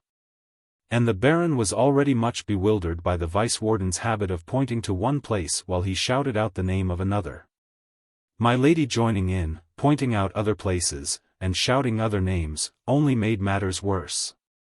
And at last the Baron, in despair, took to pointing out places for himself, and feebly asked, "Is that great yellow splotch Fairyland?" "Yes, that's Fairyland," said the Vice-Warden, "and you might as well give him a hint," he muttered to my lady, "about going back tomorrow. He eats like a shark. It would hardly do for me to mention it." His wife caught the idea, and at once began giving hints of the most subtle and delicate kind. "Just see what a short way it is back to Fairyland. Why, if you started tomorrow morning, you'd get there in very little more than a week." The Baron looked incredulous. "It took me a full month to come," he said. "But it's ever so much shorter, going back, you know." The Baron looked appealingly to the Vice-Warden, who chimed in readily. "You can go back 5 times, in the time it took you to come here once, if you start tomorrow morning." All this time the sonata was pealing through the room. The Baron could not help admitting to himself that it was being magnificently played, but he tried in vain to get a glimpse of the youthful performer. Every time he had nearly succeeded in catching sight of him, either the Vice-Warden or his wife was sure to get in the way, pointing out some new place on the map, and deafening him with some new name. He gave in at last, wished a hasty good night, and left the room, while his host and hostess interchanged looks of triumph. "Deftly done," cried the Vice-Warden. "Craftily contrived. But what means all that tramping on the stairs?" He half opened the door, looked out, and added in a tone of dismay, "The Baron's boxes are being carried down." "And what means all that rumbling of wheels?" cried my lady. She peeped through the window curtains. "The Baron's carriage has come round," she groaned. At this moment the door opened, a fat, furious face looked in, a voice, hoarse with passion, thundered out the words, "My room is full of frogs, I leave you," and the door closed again. And still the noble sonata went pealing through the room, but it was Arthur's masterly touch that roused the echoes, and thrilled my very soul with the tender music of the immortal Sonata Pathétique, and it was not till the last note had died away that the tired but happy traveler could bring himself to utter the words, "Good night," and to seek his much-needed pillow. Chapter 8. A Ride on a Lion. The next day glided away, pleasantly enough, partly in settling myself in my new quarters, and partly in strolling round the neighborhood, under Arthur's guidance, and trying to form a general idea of Elveston and its inhabitants. When 5 o'clock arrived, Arthur proposed, without any embarrassment this time, to take me with him up to the Hall, in order that I might make acquaintance with the Earl of Ainslie, who had taken it for the season, and renew acquaintance with his daughter Lady Muriel.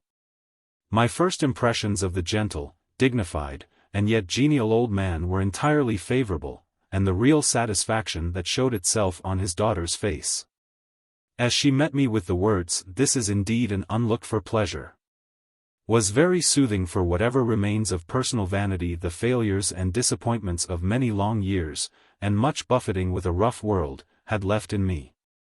Yet I noted, and was glad to note, evidence of a far deeper feeling than mere friendly regard, in her meeting with Arthur, though this was, as I gathered, an almost daily occurrence, and the conversation between them, in which the Earl and I were only occasional sharers.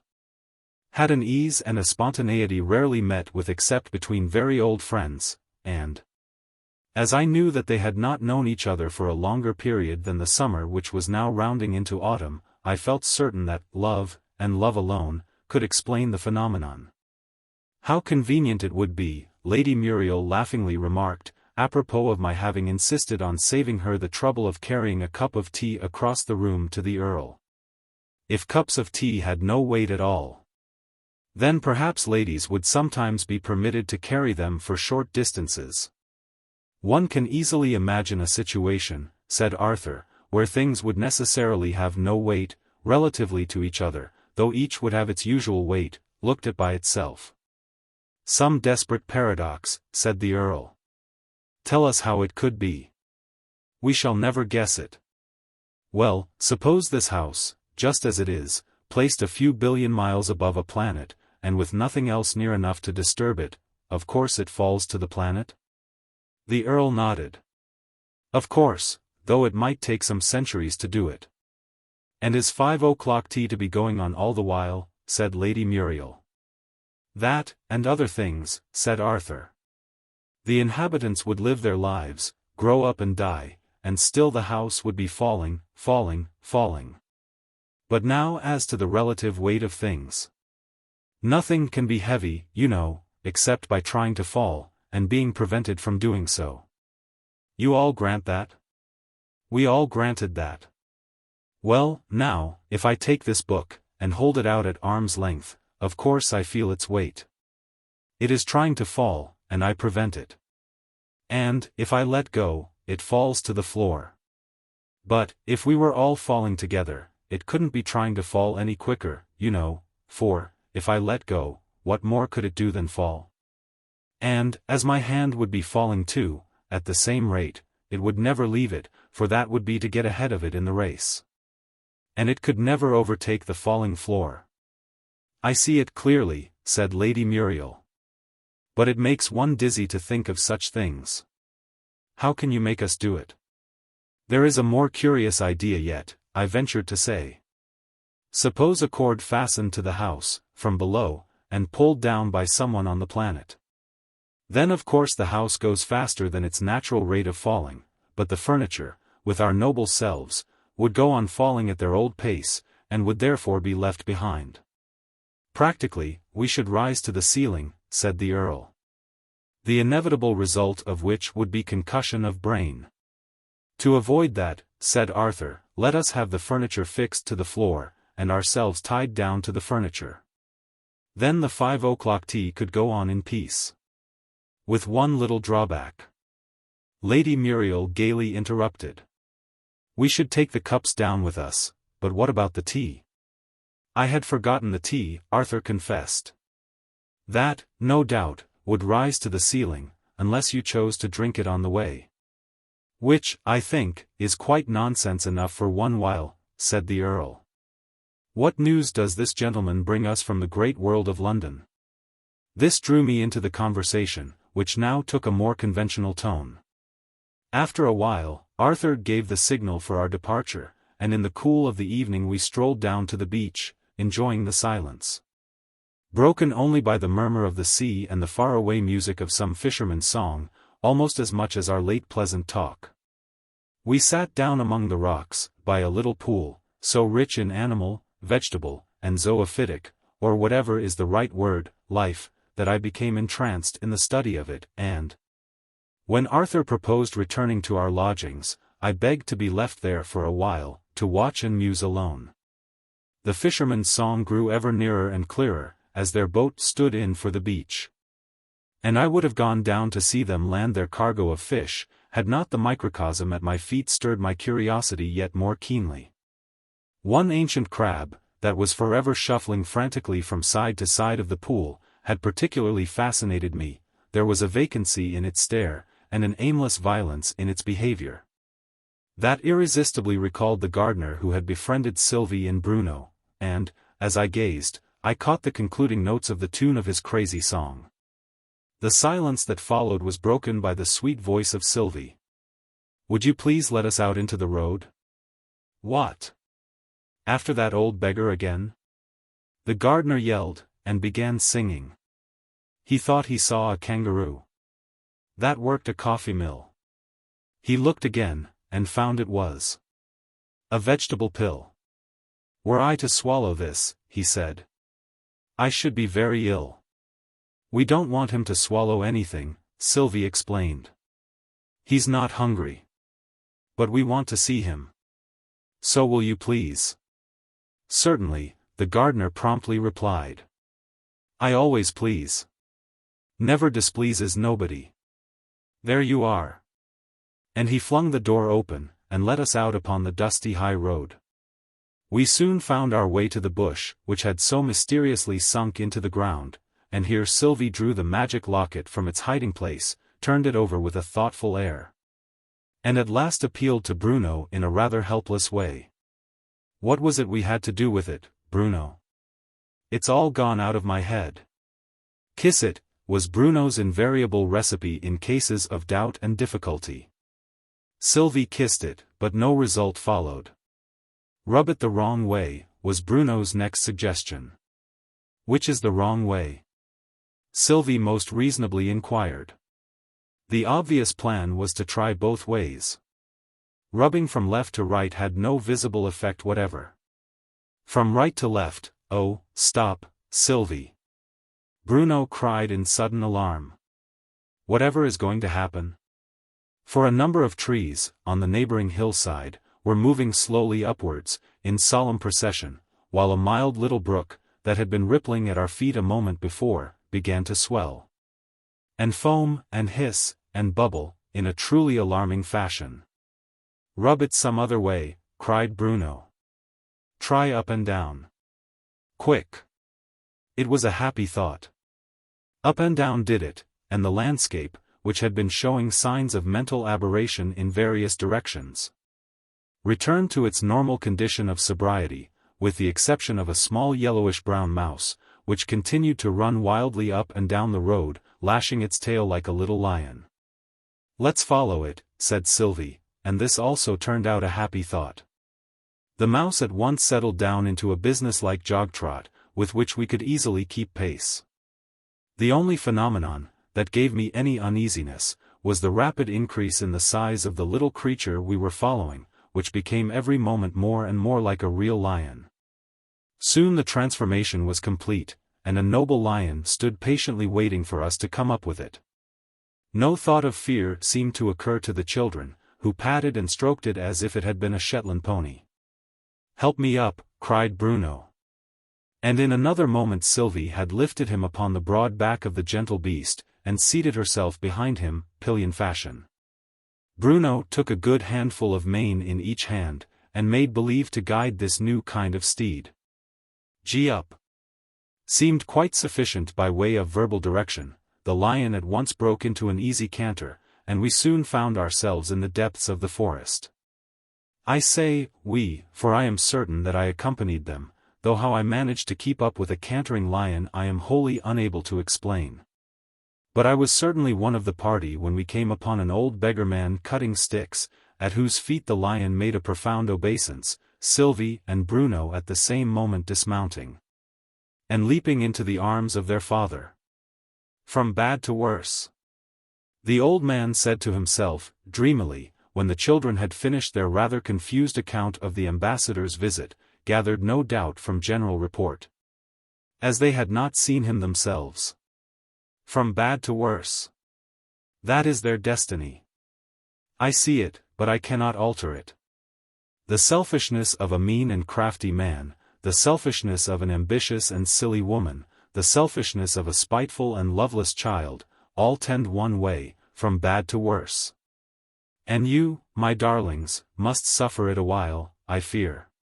Yet, when things are at their worst, you can come to me.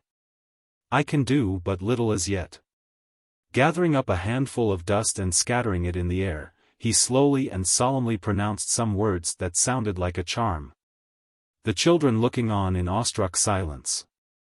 Let craft, ambition, spite be quenched in reason's night, till weakness turn to might, till what is dark be light, till what is wrong be right. The cloud of dust spread itself out through the air, as if it were alive, forming curious shapes that were forever changing into others. It makes letters. It makes words. Bruno whispered, as he clung, half-frightened, to Sylvie. Only I can't make them out. Read them, Sylvie. I'll try, Sylvie gravely replied. Wait a minute, if only I could see that word. I should be very ill, a discordant voice yelled in our ears. Were I to swallow this, he said. I should be very ill. Chapter 9. A Jester and a Bear. Yes, we were in the garden once more, and, to escape that horrid discordant voice, we hurried indoors, and found ourselves in the library, Uggug blubbering. The professor standing by with a bewildered air, and my lady, with her arms clasped round her son's neck, repeating, over and over again, and did they give him nasty lessons to learn? My own pretty pet. What's all this noise about? The vice-warden angrily inquired, as he strode into the room. And who put the hat stand here? And he hung his hat up on Bruno, who was standing in the middle of the room, too much astonished by the sudden change of scene to make any attempt at removing it. Though it came down to his shoulders, making him look something like a small candle with a large extinguisher over it. The professor mildly explained that His Highness had been graciously pleased to say he wouldn't do his lessons. Do your lessons this instant, you young cub, thundered the vice-warden. And take this, and a resounding box on the ear made the unfortunate professor reel across the room. Save me, faltered the poor old man, as he sank, half fainting, at my lady's feet. Shave you? Of course I will, my lady replied, as she lifted him into a chair, and pinned an antimacassar round his neck. Where's the razor? The vice-warden meanwhile had got hold of Uggug, and was belaboring him with his umbrella. Who left this loose nail in the floor? He shouted. Hammer it in, I say. Hammer it in. Blow after blow fell on the writhing Uggug, till he dropped howling to the floor. Then his father turned to the shaving scene which was being enacted, and roared with laughter.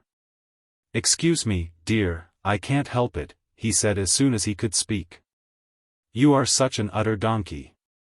Kiss me, Tabby.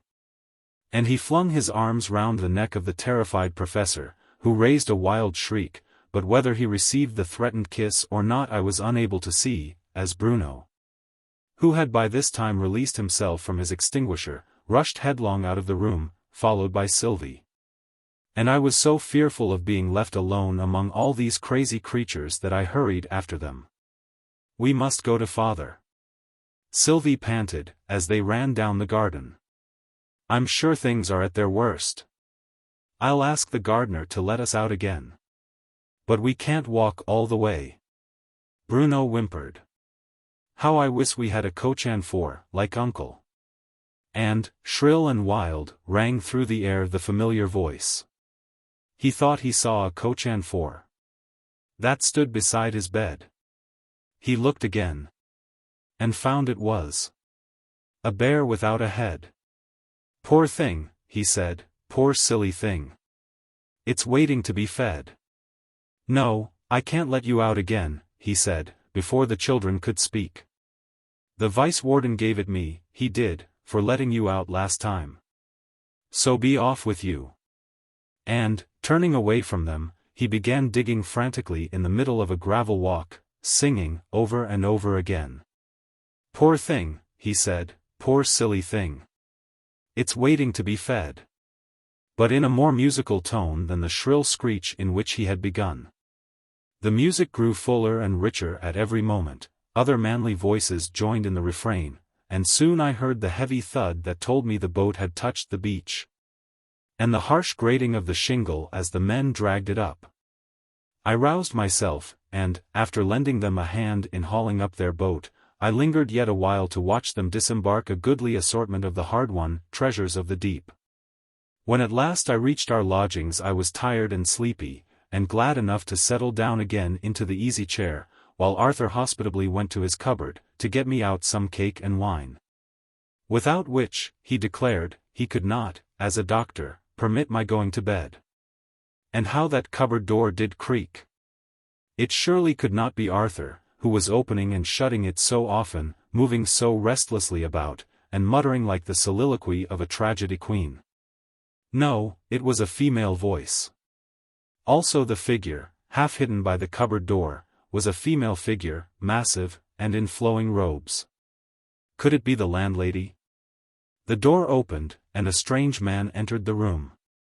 "What is that donkey doing?" he said to himself, pausing, aghast, on the threshold. The lady, thus rudely referred to, was his wife.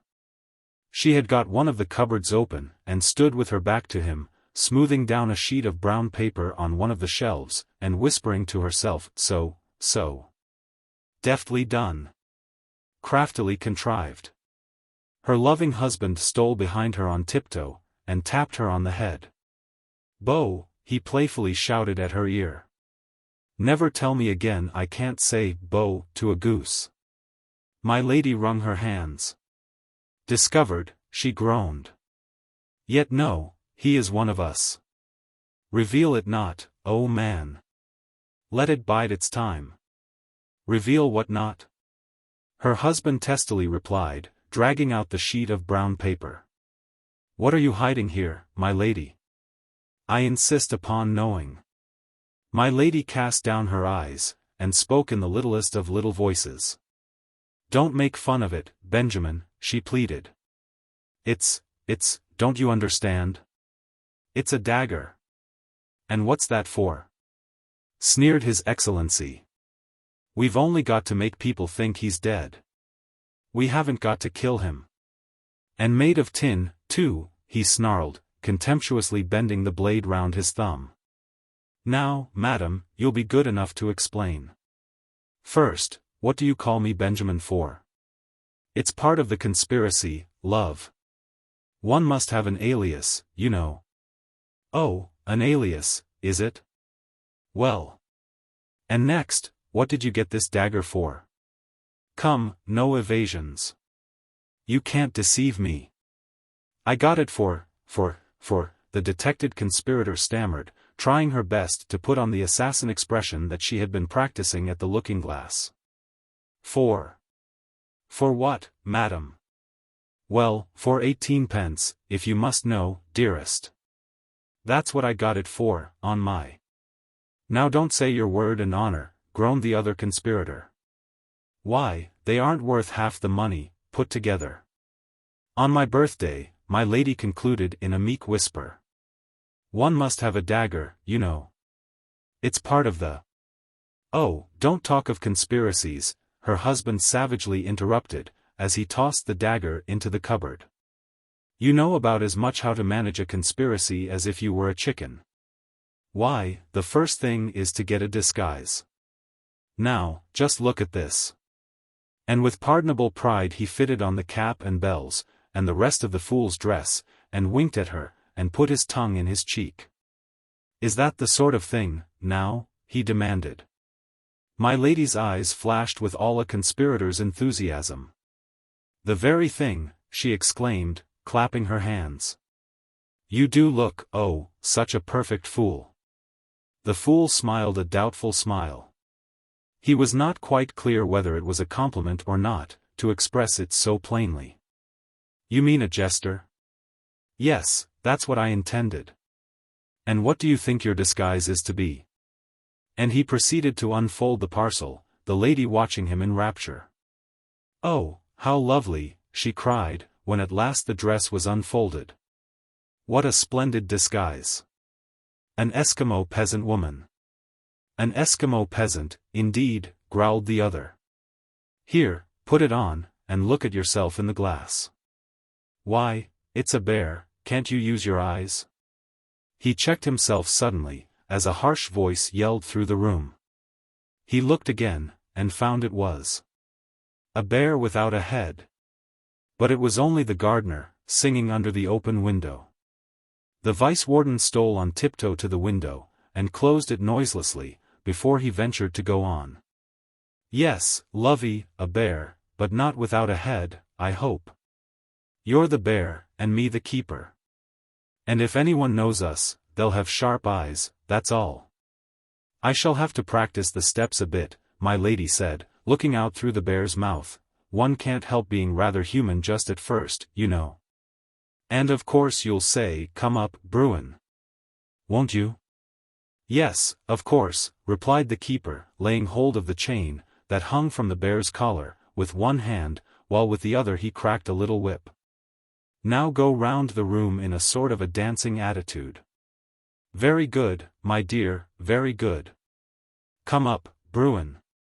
Come up, I say. He roared out the last words for the benefit of Uggug, who had just come into the room, and was now standing, with his hands spread out, and eyes and mouth wide open. The very picture of stupid amazement. Oh, my, was all he could gasp out. The keeper pretended to be adjusting the bear's collar, which gave him an opportunity of whispering, unheard by Uggug, my fault, I'm afraid. Quite forgot to fasten the door. Plot's ruined if he finds it out. Keep it up a minute or two longer. Be savage. Then, while seeming to pull it back with all his strength, he let it advance upon the scared boy. My lady, with admirable presence of mind, kept up what she no doubt intended for a savage growl.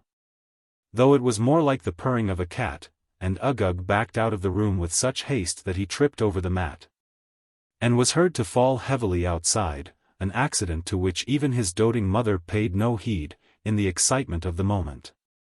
The Vice-Warden shut and bolted the door. Off with the disguises, he panted. There's not a moment to lose. He's sure to fetch the professor, and we couldn't take him in, you know. And in another minute the disguises were stowed away in the cupboard, the door unbolted, and the two conspirators seated lovingly side by side on the sofa, earnestly discussing a book the Vice-Warden had hastily snatched off the table, which proved to be the city directory of the capital of Outland. The door opened, very slowly and cautiously, and the professor peeped in, Uggug's stupid face being just visible behind him. It is a beautiful arrangement, the Vice-Warden was saying with enthusiasm. You see, my precious one, that there are 15 houses in Green Street, before you turn into West Street. 15 houses.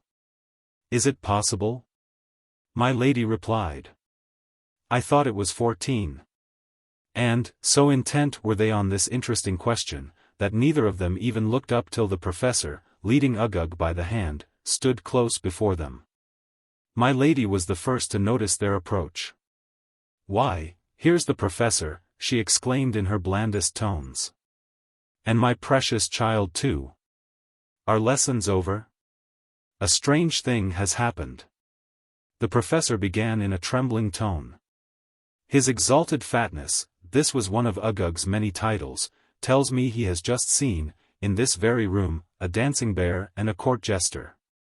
The Vice-Warden and his wife shook with well-acted merriment.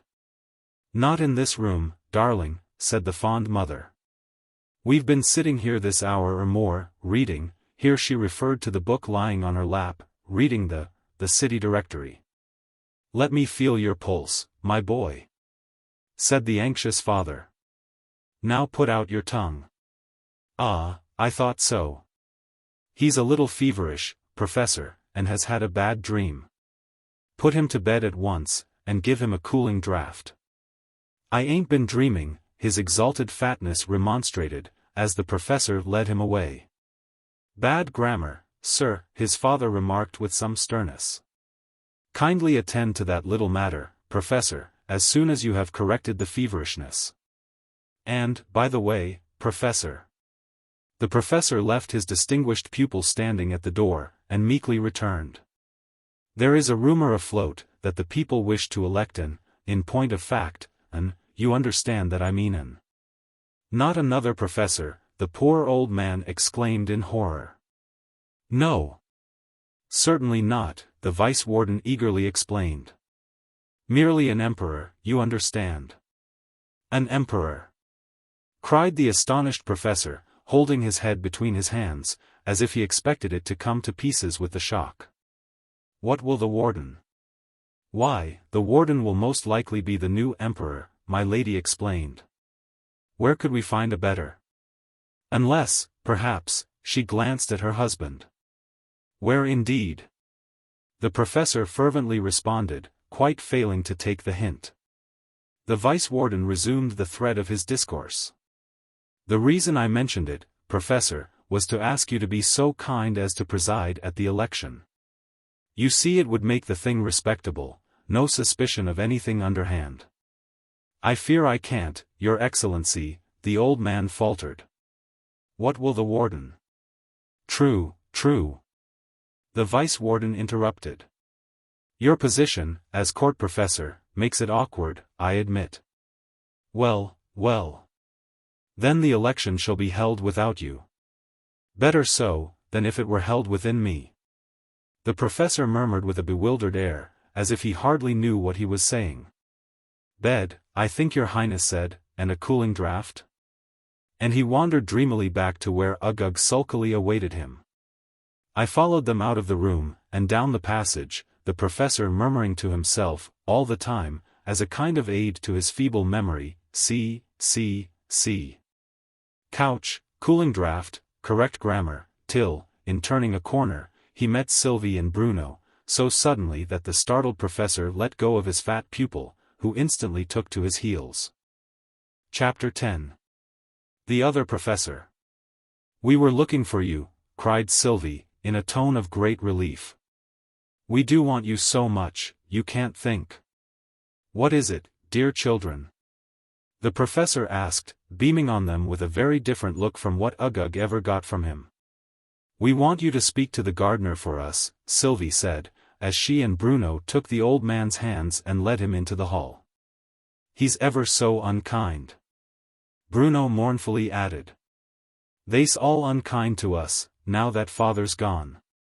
The lion were much nicer. But you must explain to me, please, the professor said with an anxious look, which is the lion, and which is the gardener. It's most important not to get two such animals confused together. And one's very liable to do it in their case, both having mouths, you know. Do so always confuses two animals together? Bruno asked. Pretty often, I'm afraid, the professor candidly confessed. Now, for instance, there's the rabbit hutch and the hall clock. The professor pointed them out. One gets a little confused with them, both having doors, you know.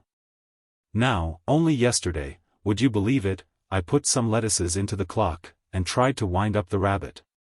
Did the rabbit go, after wounded it up? Said Bruno. The professor clasped his hands on the top of his head, and groaned. Go? I should think it did go. Why, it's gone. And wherever it's gone to, that's what I can't find out. I've done my best, I've read all the article, rabbit, in the great dictionary, come in. Only the tailor, sir, with your little bill, said a meek voice outside the door. Ah, well, I can soon settle his business, the professor said to the children, if you'll just wait a minute. How much is it, this year, my man? The tailor had come in while he was speaking. Well, it's been a doubling so many years, you see, the tailor replied, a little gruffly, and I think I'd like the money now. It's £2,000, it is. Oh, that's nothing.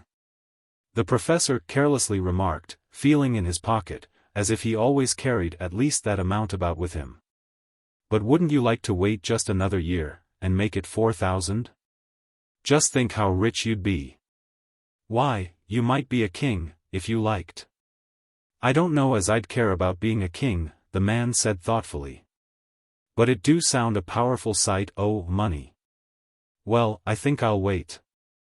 Of course you will, said the professor. There's good sense in you, I see. Good day to you, my man. Will you ever have to pay him that £4,000? Sylvie asked as the door closed on the departing creditor. Never, my child, the professor replied emphatically. He'll go on doubling it, till he dies. You see, it's always worthwhile waiting another year, to get twice as much money. And now what would you like to do, my little friends? Shall I take you to see the other professor? This would be an excellent opportunity for a visit, he said to himself, glancing at his watch. He generally takes a short rest, of 14 minutes and a half, about this time. Bruno hastily went round to Sylvie, who was standing at the other side of the professor, and put his hand into hers. "I thinks we'd like to go," he said doubtfully, "only please let's go all together. It's best to be on the safe side." "Oh no. Why, you talk as if you were Sylvie," exclaimed the professor. "I know I did," Bruno replied very humbly. "I quite forgot it, I wasn't Sylvie. Only I thought he might be rather fierce." The professor laughed a jolly laugh. "Oh, he's quite tame," he said. "He never bites. He's only a little dreamy, you know." He took hold of Bruno's other hand and led the children down a long passage I had never noticed before. Not that there was anything remarkable in that. I was constantly coming on new rooms and passages in that mysterious palace, and very seldom succeeded in finding the old ones again. Near the end of the passage the professor stopped. "This is his room," he said, pointing to the solid wall. "We can't get in through there," Bruno exclaimed. Sylvie said nothing, till she had carefully examined whether the wall opened anywhere. Then she laughed merrily. "You're playing us a trick, you dear old thing," she said. "There's no door here." "There isn't any door to the room," said the professor. "We shall have to climb in at the window." So we went into the garden, and soon found the window of the other professor's room. It was a ground-floor window, and stood invitingly open. The professor first lifted the two children in, and then he and I climbed in after them. The other professor was seated at a table, with a large book open before him, on which his forehead was resting. He had clasped his arms round the book, and was snoring heavily. "He usually reads like that," the professor remarked, "when the book's very interesting, and then sometimes it's very difficult to get him to attend." This seemed to be one of the difficult times. The professor lifted him up, once or twice, and shook him violently, but he always returned to his book the moment he was let go of, and showed by his heavy breathing that the book was as interesting as ever. "How dreamy he is," the professor exclaimed. "He must have got to a very interesting part of the book." And he rained quite a shower of thumps on the other professor's back, shouting, "Hoy! Hoy!" all the time. "Isn't it wonderful that he should be so dreamy?" he said to Bruno. "If he's always as sleepy as that," Bruno remarked, "of course he's dreamy." "But what are we to do?" said the professor. "You see he's quite wrapped up in the book." "Suppose Oo shuts the book?" Bruno suggested. "That's it," cried the delighted professor. "Of course that'll do it." And he shut up the book so quickly that he caught the other professor's nose between the leaves, and gave it a severe pinch. The other professor instantly rose to his feet, and carried the book away to the end of the room, where he put it back in its place in the bookcase. "I've been reading for 18 hours and 3/4, he said, "and now I shall rest for 14 minutes and a half. Is the lecture all ready?" "Very nearly," the professor humbly replied. "I shall ask you to give me a hint or two. There will be a few little difficulties." "And a banquet, I think you said?" "Oh, yes. The banquet comes first, of course. People never enjoy abstract science, you know, when they're ravenous with hunger.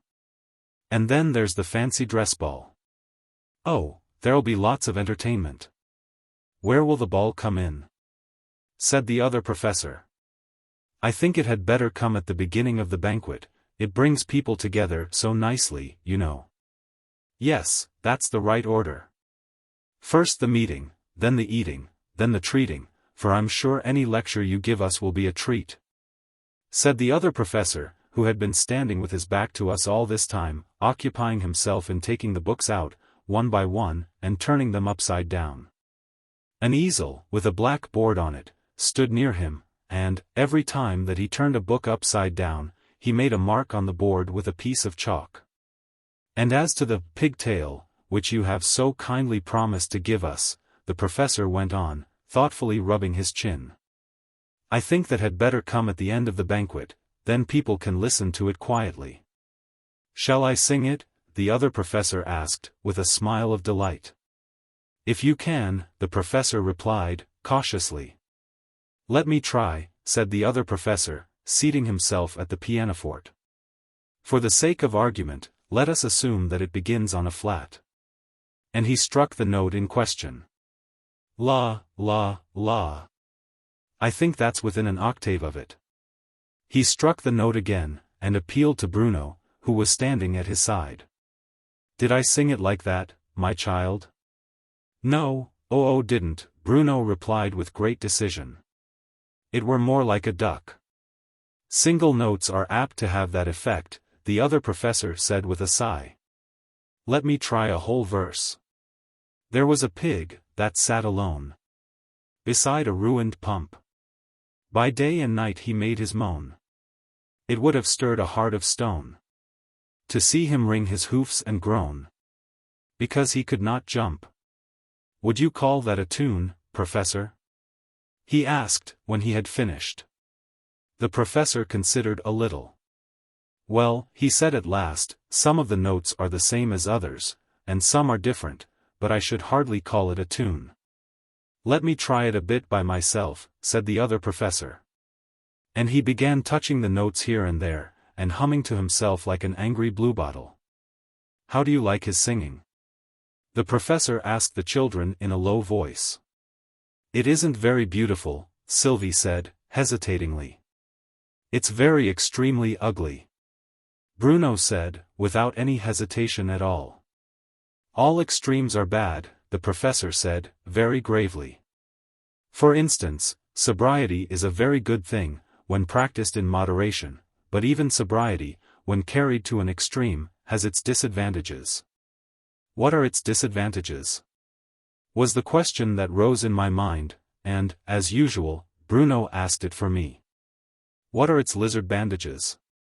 Well, this is one of them, said the professor. When a man's tipsy, that's one extreme, you know, he sees one thing as two.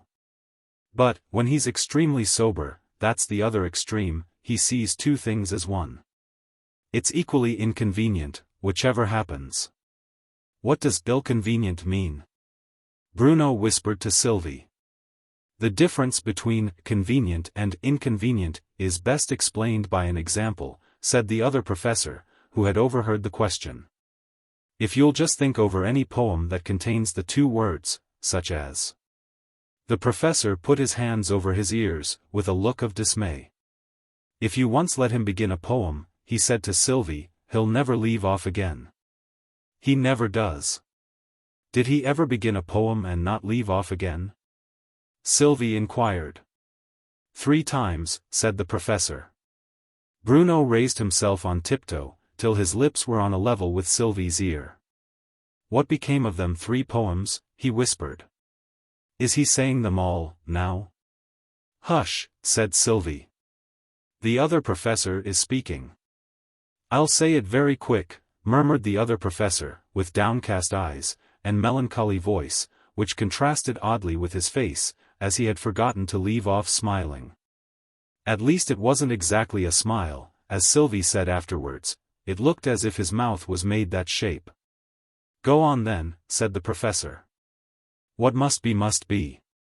Remember that. Sylvie whispered to Bruno, it's a very good rule for whenever you hurt yourself. And it's a very good rule for whenever I make a noise, said the saucy little fellow. So you remember it too, miss. Whatever do you mean, said Sylvie, trying to frown, a thing she never managed particularly well. Offense and offense, said Bruno, haven't told me, there mustn't be so much noise, Bruno, when I've told it there must. Why, there isn't no rules at all about there mustn't. But never believes me. As if anyone could believe you, you wicked wicked boy, said Sylvie. The words were severe enough, but I am of opinion that, when you are really anxious to impress a criminal with a sense of his guilt, you ought not to pronounce the sentence with your lips quite close to his cheek, since a kiss at the end of it, however accidental, weakens the effect terribly. Chapter 11. Peter and Paul. As I was saying, the other professor resumed, if you'll just think over any poem that contains the words, such as. Peter is poor, said noble Paul. And I have always been his friend. And, though my means to give are small, at least I can afford to lend. How few, in this cold age of greed, do good, except on selfish grounds. But I can feel for Peter's need, and I will lend him £50. How great was Peter's joy to find his friend in such a genial vein. How cheerfully the bond he signed, to pay the money back again. We can't, said Paul, be too precise. 'Tis best to fix the very day. So, by a learned friend's advice, I've made it noon, the 4th of May. But this is April, Peter said. The 1st of April, as I think. 5 little weeks will soon be fled. One scarcely will have time to wink. Give me a year to speculate, to buy and sell, to drive a trade. Said Paul, I cannot change the date. On May the 4th it must be paid. Well, well, said Peter, with a sigh. Hand me the cash, and I will go. I'll form a joint stock company, and turn an honest £1 or so. I'm grieved, said Paul, to seem unkind. The money shall of course be lent. But, for a week or two, I find it will not be convenient. So, week by week, poor Peter came, and turned in heaviness away. For still the answer was the same. I cannot manage it today. And now the April showers were dry. The 5 short weeks were nearly spent. Yet still he got the old reply. It is not quite convenient. The 4th arrived, and punctual Paul came, with his legal friend, at noon. I thought it best, said he, to call. One cannot settle things too soon. Poor Peter shuddered in despair. His flowing locks he wildly tore, and very soon his yellow hair was lying all about the floor. The legal friend was standing by, with sudden pity half unmanned. The teardrop trembled in his eye, the signed agreement in his hand. But when at length the legal soul resumed its customary force, the law, he said, we can't control.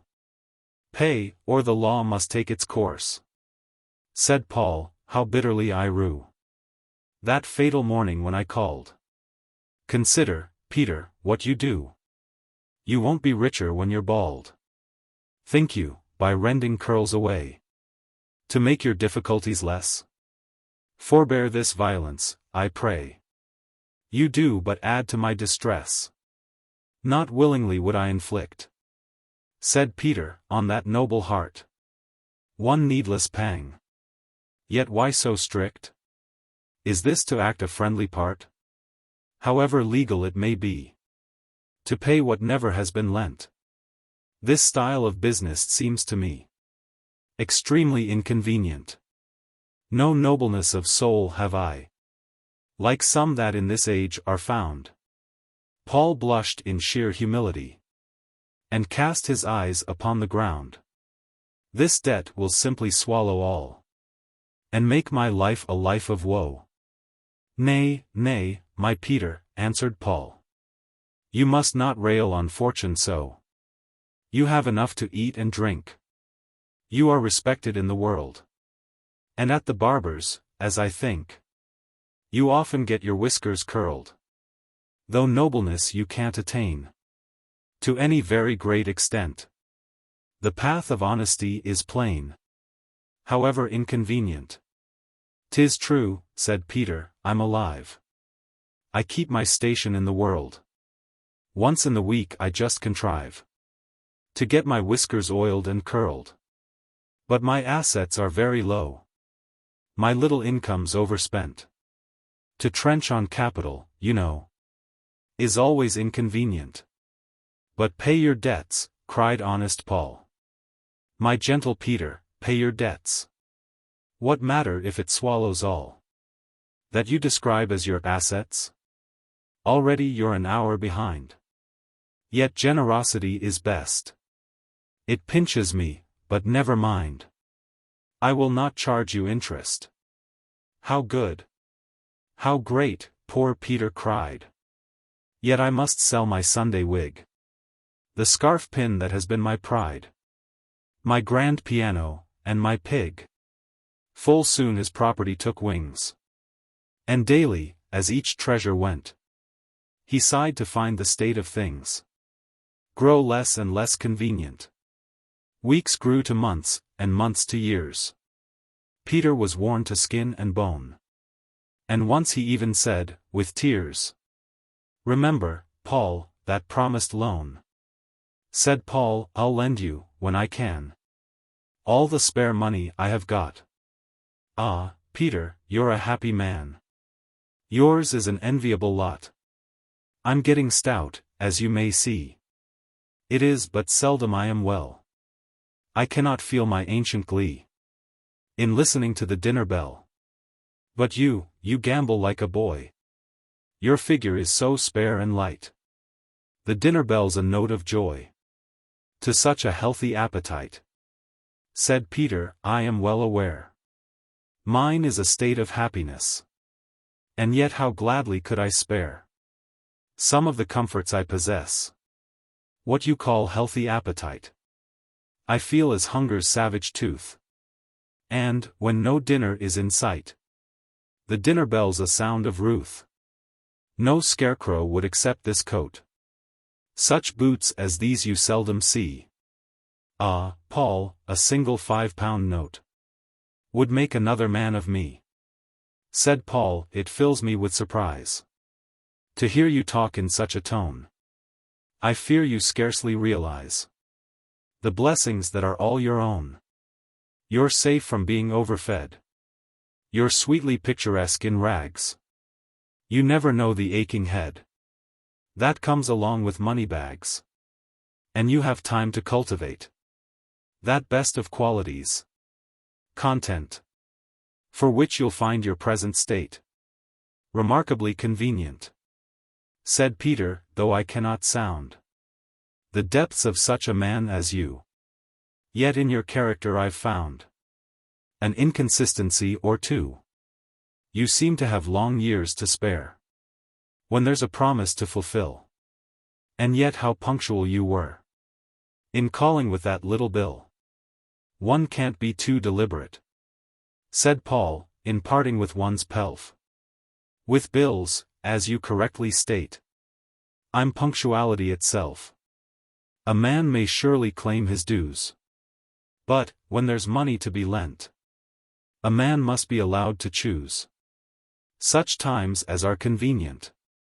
It chanced one day, as Peter sat gnawing a crust, his usual meal, Paul bustled in to have a chat, and grasped his hand with friendly zeal. I knew, said he, your frugal ways, so, that I might not wound your pride by bringing strangers in to gaze. I've left my legal friend outside. You well remember, I am sure, when first your wealth began to go, and people sneered at one so poor. I never used my Peter so. And when you'd lost your little all, and found yourself a thing despised, I need not ask you to recall how tenderly I sympathized. Then the advice I've poured on you, so full of wisdom and of wit, all given gratis, though 'tis true I might have fairly charged for it. But I refrain from mentioning full many a deed I might relate. For boasting is a kind of thing that I particularly hate. How vast the total sum appears of all the kindnesses I've done, from childhood's half-forgotten years down to that loan of April 1. That £50. You little guessed how deep it drained my slender store. But there's a heart within this breast, and I will lend you 50 more. Not so, was Peter's mild reply, his cheeks all wet with grateful tears. No man recalls, so well as I, your services in bygone years. And this new offer, I admit, is very, very kindly meant. Still, to avail myself of it. Would not be quite convenient. You'll see in a moment what the difference is between convenient and inconvenient. You quite understand it now, don't you? He added, looking kindly at Bruno, who was sitting, at Sylvie's side, on the floor. Yes, said Bruno, very quietly. Such a short speech was very unusual, for him, but just then he seemed, I fancied, a little exhausted. In fact, he climbed up into Sylvie's lap as he spoke, and rested his head against her shoulder. What a many verses it was, he whispered. Chapter 12. A Musical Gardener. The other professor regarded him with some anxiety. The smaller animal ought to go to bed at once, he said with an air of authority. Why at once? Said the professor. Because he can't go at twice, said the other professor. The professor gently clapped his hands. Isn't he wonderful, he said to Sylvie. Nobody else could have thought of the reason, so quick. Why, of course he can't go at twice. It would hurt him to be divided. This remark woke up Bruno, suddenly and completely. I don't want to be divided, he said decisively. It does very well on a diagram, said the other professor. I could show it you in a minute, only the chalk's a little blunt. Take care. Sylvie anxiously exclaimed, as he began, rather clumsily, to point it. You'll cut your finger off, if you hold the knife so. If Oo cuts it off, will Oo give it to me, please? Bruno thoughtfully added. It's like this, said the other professor, hastily drawing a long line upon the blackboard, and marking the letters A, B, at the two ends, and C, in the middle. Let me explain it to you. If AB were to be divided into two parts at C, it would be drowned dead, Bruno pronounced confidently. The other professor gasped. What would be drowned dead? Why the bumblebee, of course. Said Bruno. And the two bits would sink down in the sea. Here the professor interfered, as the other professor was evidently too much puzzled to go on with his diagram. When I said it would hurt him, I was merely referring to the action of the nerves. The other professor brightened up in a moment. The action of the nerves, he began eagerly, is curiously slow in some people. I had a friend, once, that, if you burnt him with a red-hot poker, it would take years and years before he felt it.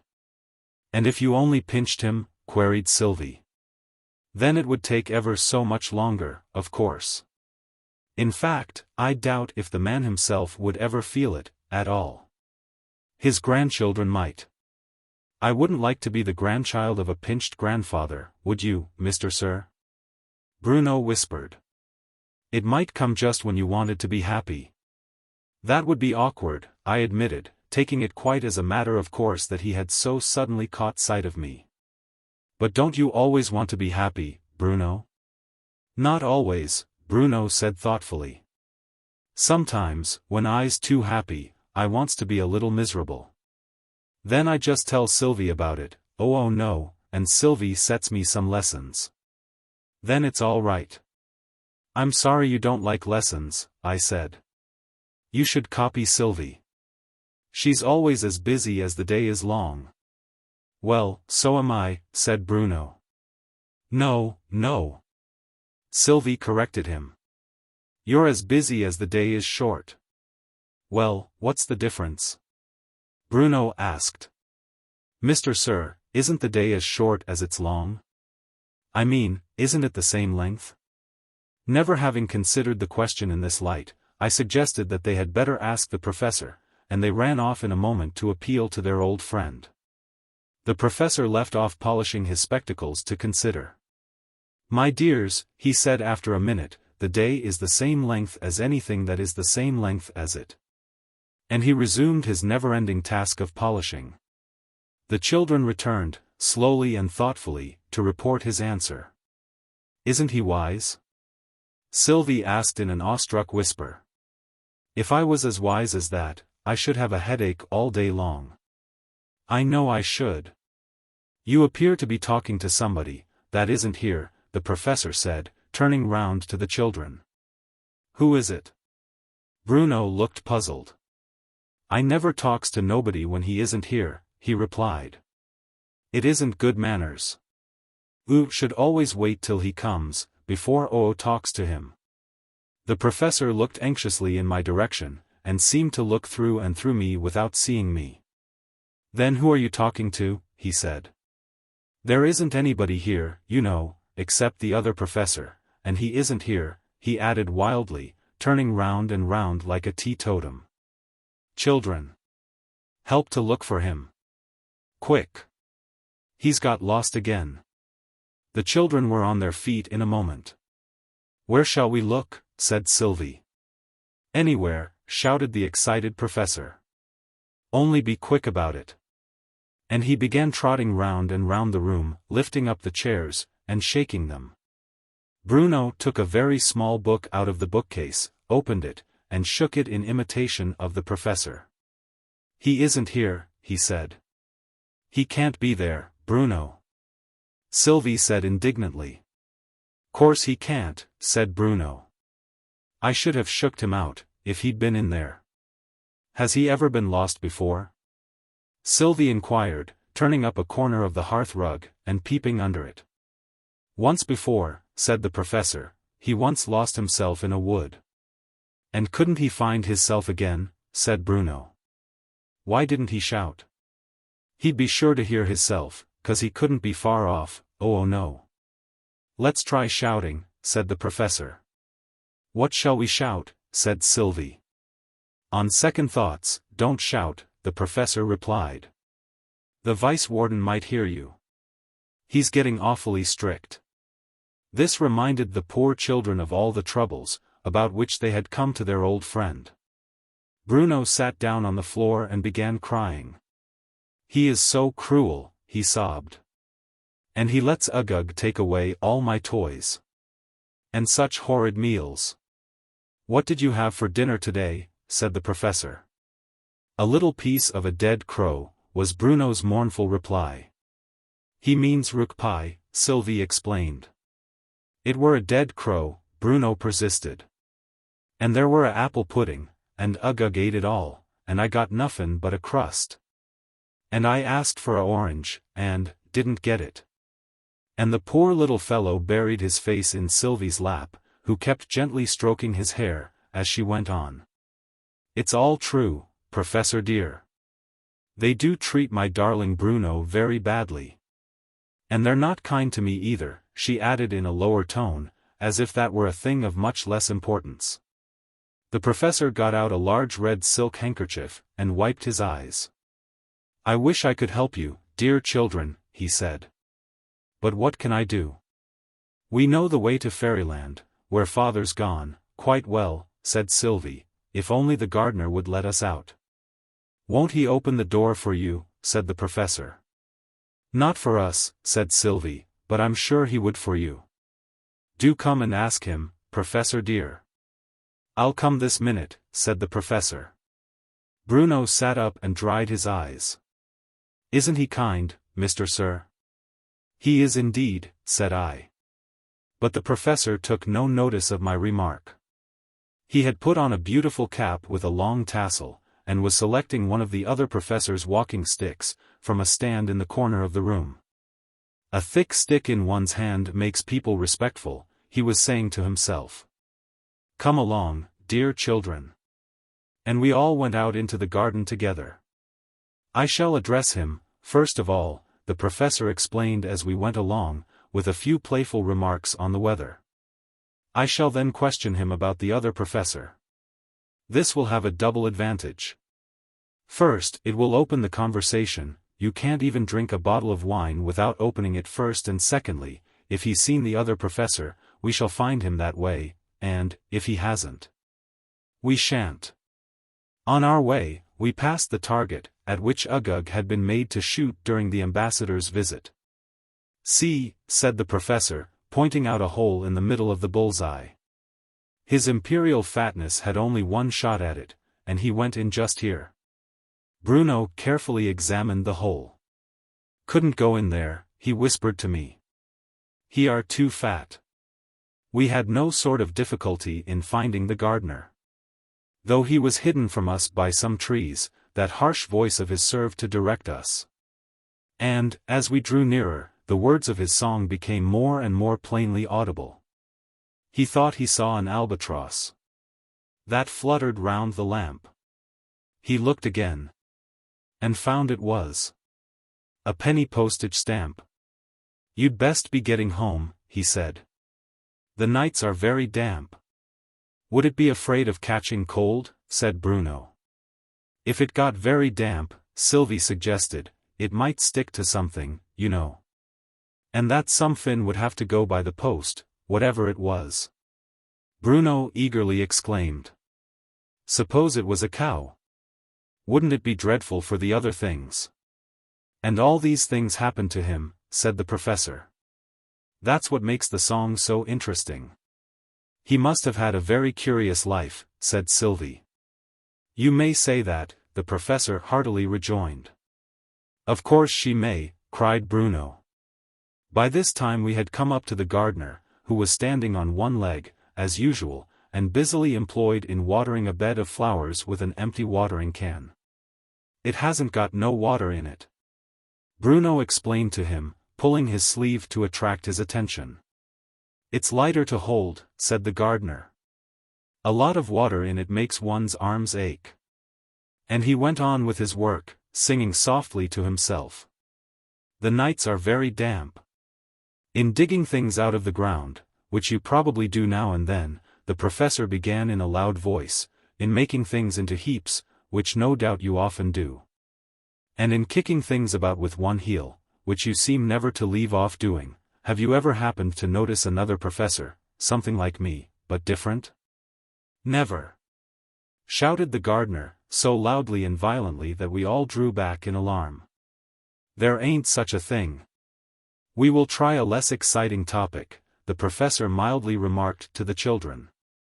"You were asking." "We asked him to let us through the garden door," said Sylvie, "but he wouldn't, but perhaps he would for you." The professor put the request, very humbly and courteously. "I wouldn't mind letting you out," said the gardener.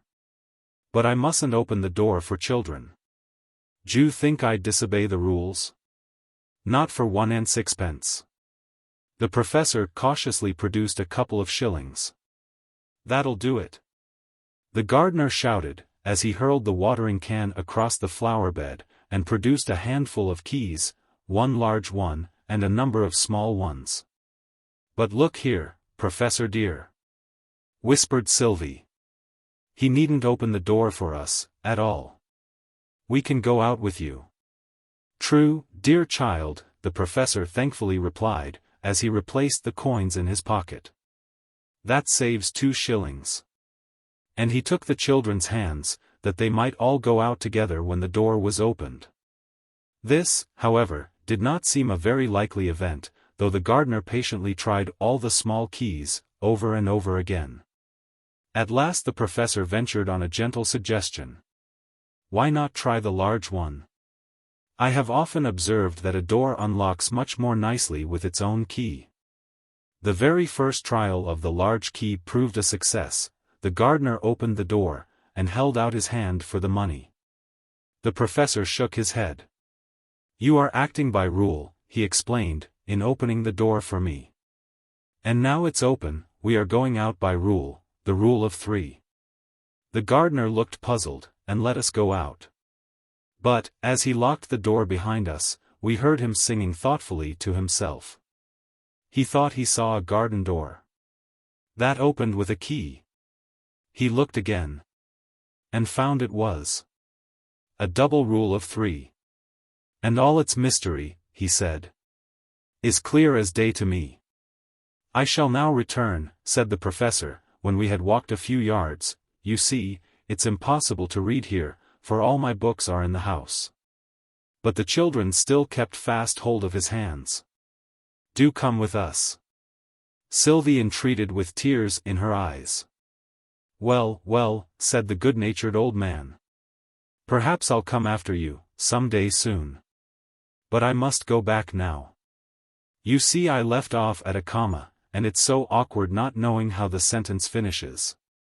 Besides, you've got to go through Dogland first, and I'm always a little nervous about dogs. But it'll be quite easy to come, as soon as I've completed my new invention, for carrying oneself, you know. It wants just a little more working out. Won't that be very tiring, to carry yourself? Sylvie inquired. Well, no, my child. You see, whatever fatigue one incurs by carrying, one saves by being carried. Goodbye, dears. Goodbye, sir. He added to my intense surprise, giving my hand an affectionate squeeze. Goodbye, Professor. I replied, but my voice sounded strange and far away, and the children took not the slightest notice of our farewell. Evidently they neither saw me nor heard me, as, with their arms lovingly twined round each other, they marched boldly on. Chapter 13. A Visit to Dogland. There's a house, away there to the left, said Sylvie, after we had walked what seemed to me about 50 miles. Let's go and ask for a night's lodging. It looks a very comfortable house, Bruno said, as we turned into the road leading up to it.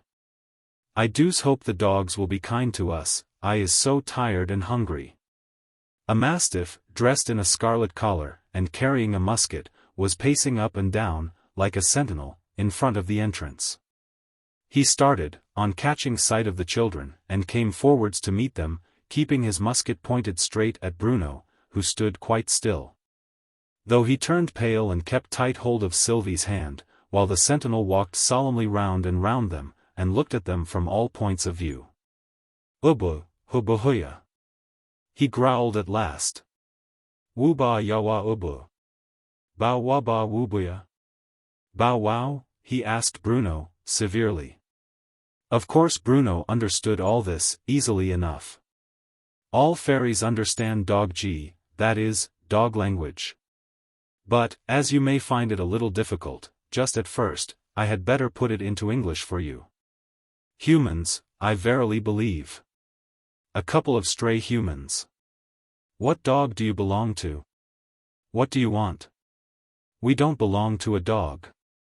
Bruno began, in dog-g. Peoples never belongs to dogs, he whispered to Sylvie. But Sylvie hastily checked him, for fear of hurting the mastiff's feelings.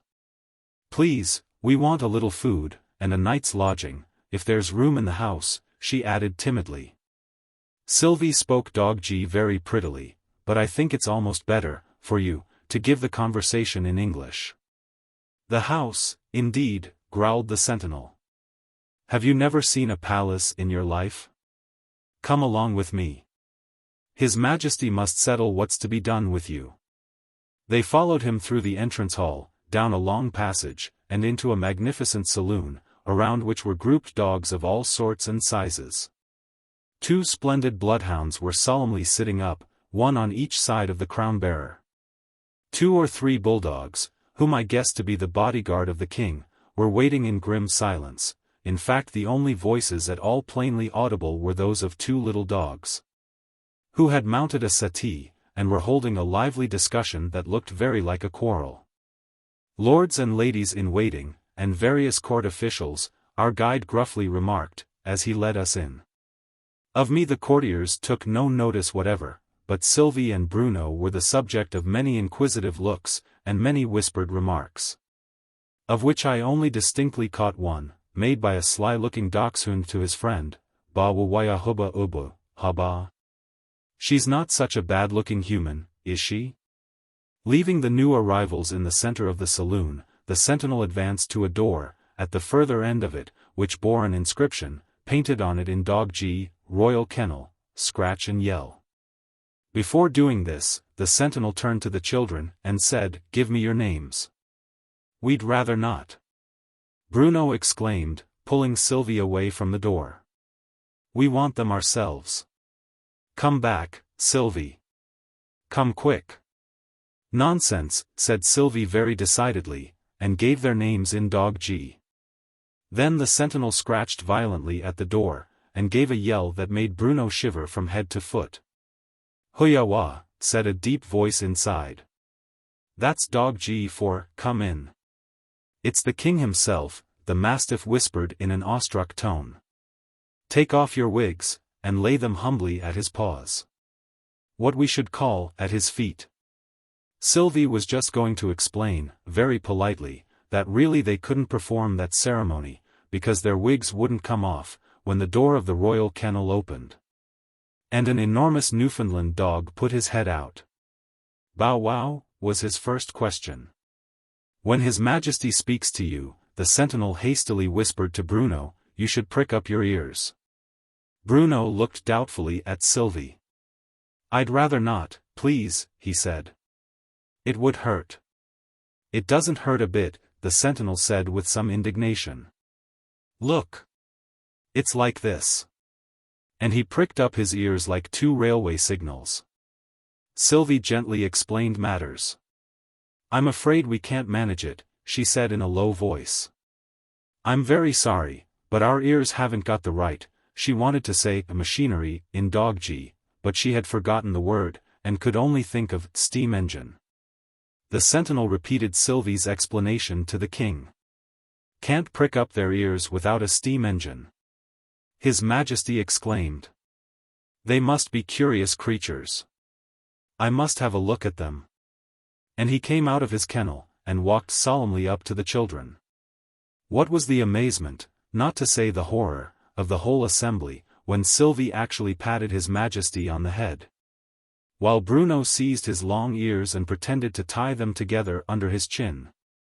The sentinel groaned aloud, a beautiful greyhound, who appeared to be one of the ladies in waiting, fainted away, and all the other courtiers hastily drew back. And left plenty of room for the huge Newfoundland to spring upon the audacious strangers, and tear them limb from limb. Only, he didn't. On the contrary, His Majesty actually smiled, so far as a dog can smile, and, the other dogs couldn't believe their eyes, but it was true, all the same, His Majesty wagged his tail. Yah! Ho-ha-wa! That is, well. I never, was the universal cry. His Majesty looked round him severely, and gave a slight growl, which produced instant silence. Conduct my friends to the banqueting hall, he said, laying such an emphasis on my friends, that several of the dogs rolled over helplessly on their backs and began to lick Bruno's feet. A procession was formed, but I only ventured to follow as far as the door of the banqueting hall, so furious was the uproar of barking dogs within.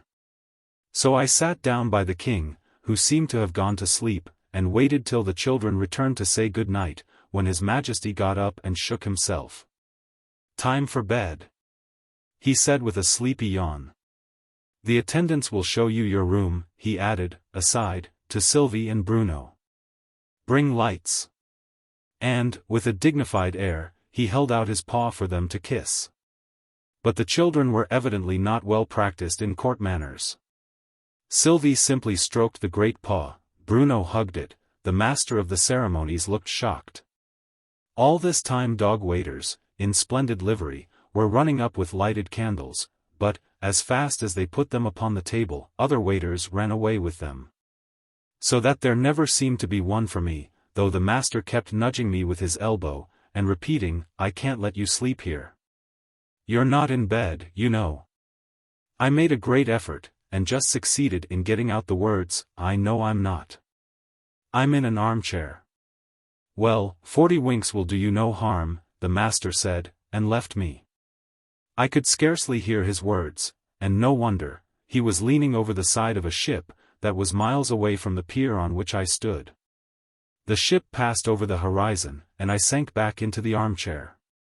The next thing I remember is that it was morning, breakfast was just over, Sylvie was lifting Bruno down from a high chair, and saying to a spaniel, who was regarding them with a most benevolent smile, yes, thank you, we've had a very nice breakfast. Haven't we, Bruno? There was too many bones in the, Bruno began, but Sylvie frowned at him, and laid her finger on her lips, for, at this moment, the travelers were waited on by a very dignified officer. The head growler, whose duty it was, first to conduct them to the king to bid him farewell, and then to escort them to the boundary of Dogland. The great Newfoundland received them most affably, but, instead of saying goodbye, he startled the head growler into giving 3 savage growls, by announcing that he would escort them himself.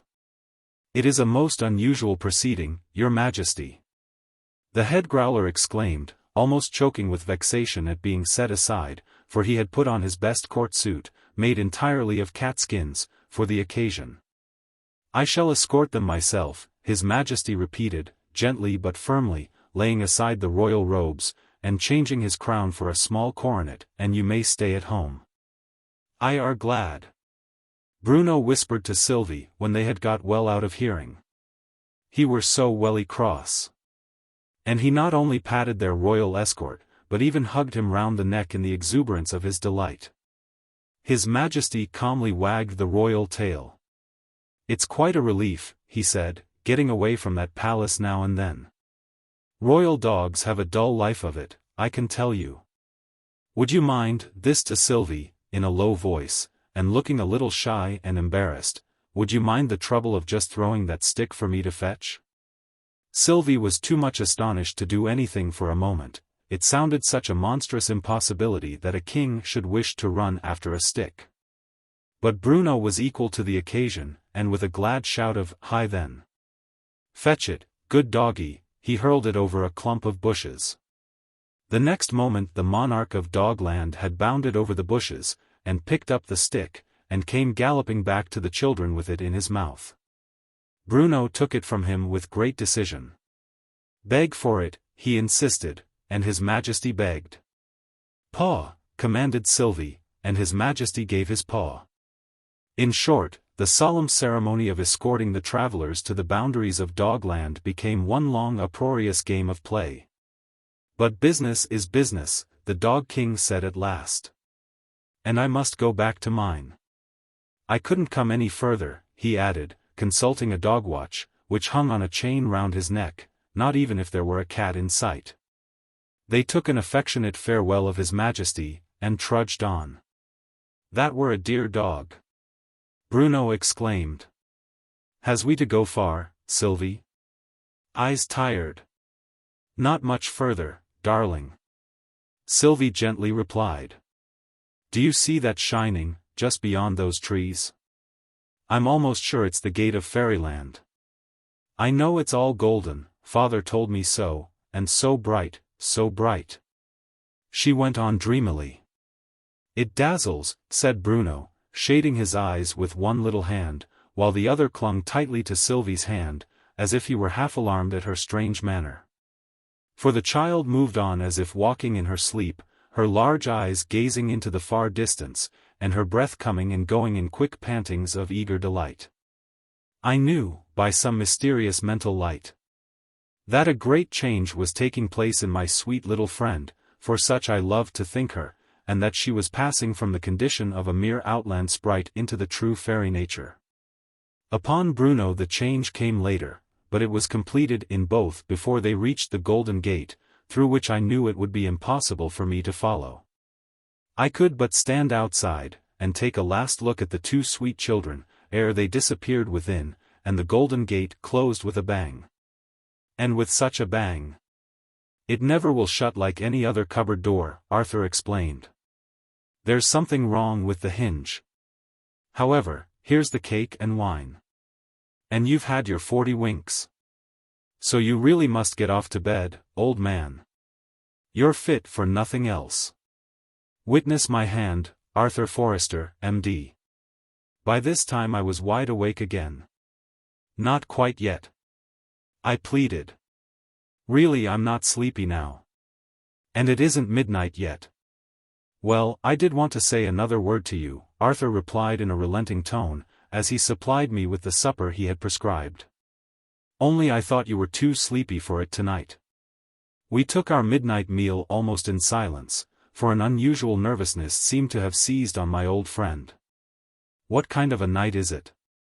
he asked, rising and undrawing the window curtains, apparently to change the subject for a minute.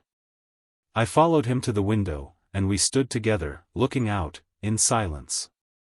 "When I first spoke to you about," Arthur began, after a long and embarrassing silence, "that is, when we first talked about her, for I think it was you that introduced the subject.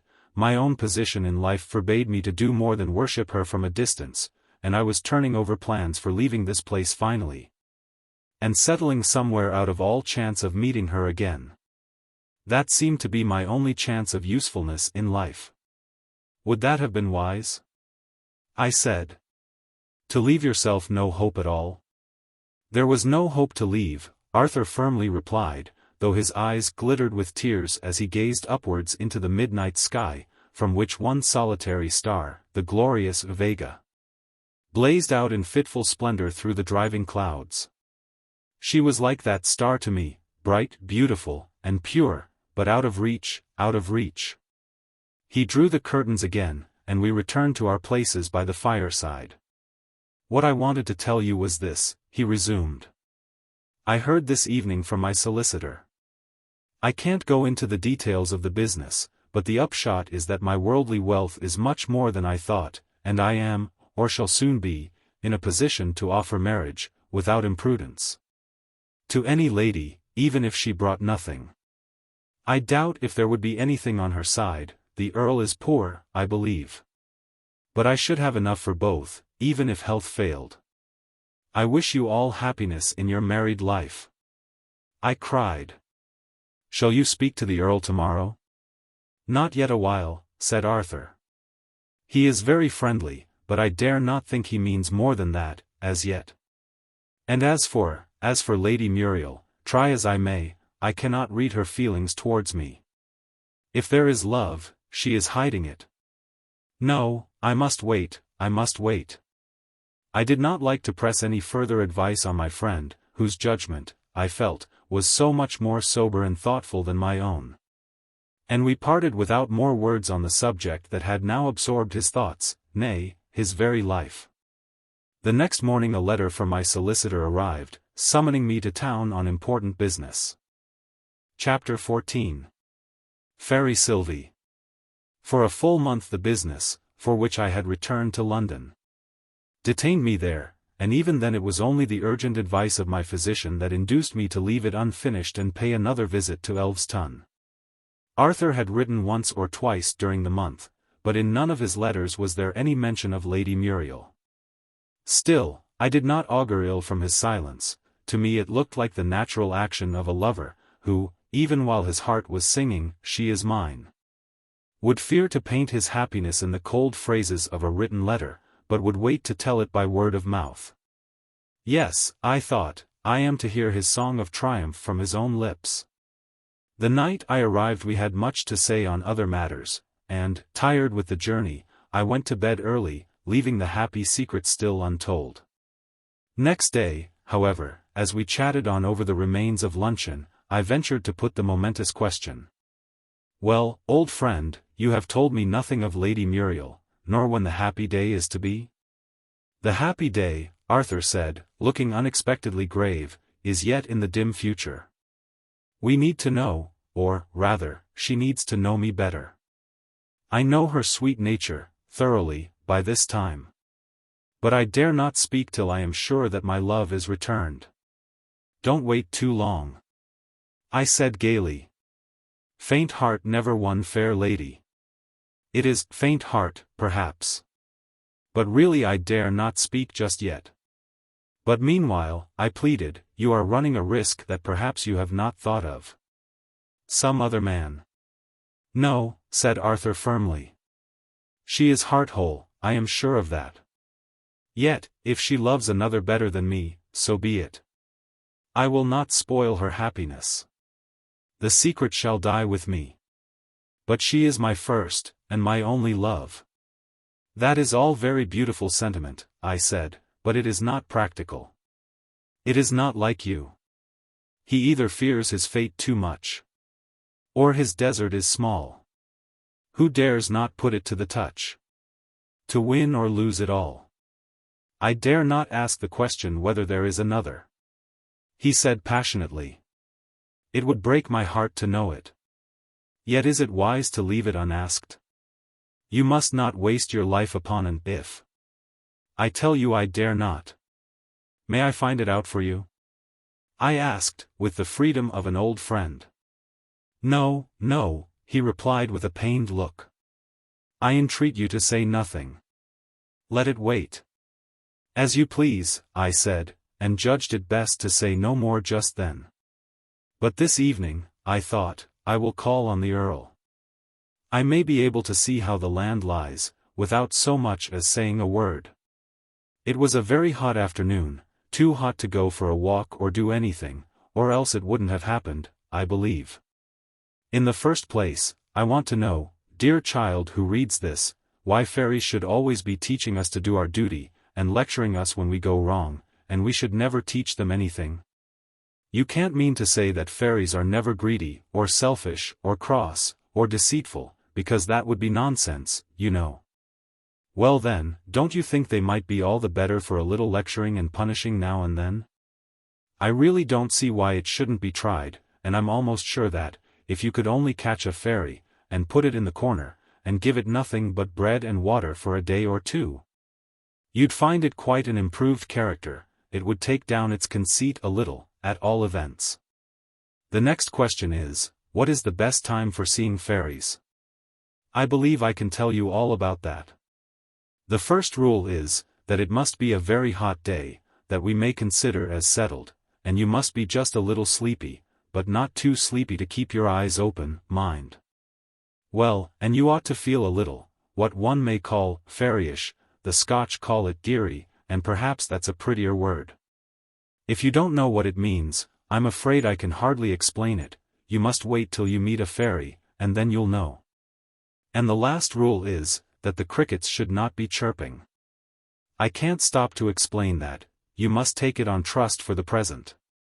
So, if all these things happen together, you have a good chance of seeing a fairy, or at least a much better chance than if they didn't. The first thing I noticed, as I went lazily along through an open place in the wood, was a large beetle lying struggling on its back. And I went down upon one knee to help the poor thing to its feet again. In some things, you know, you can't be quite sure what an insect would like. For instance, I never could quite settle, supposing I were a moth, whether I would rather be kept out of the candle, or be allowed to fly straight in and get burnt, or again, supposing I were a spider, I'm not sure if I should be quite pleased to have my web torn down and the fly let loose, but I feel quite certain that, if I were a beetle and had rolled over on my back, I should always be glad to be helped up again. So, as I was saying, I had gone down upon one knee, and was just reaching out a little stick to turn the beetle over, when I saw a sight that made me draw back hastily and hold my breath, for fear of making any noise and frightening the little creature away. Not that she looked as if she would be easily frightened, she seemed so good and gentle that I'm sure she would never expect that anyone could wish to hurt her. She was only a few inches high, and was dressed in green, so that you really would hardly have noticed her among the long grass. And she was so delicate and graceful that she quite seemed to belong to the place, almost as if she were one of the flowers. I may tell you, besides, that she had no wings. I don't believe in fairies with wings, and that she had quantities of long brown hair and large earnest brown eyes. And then I shall have done all I can to give you an idea of her.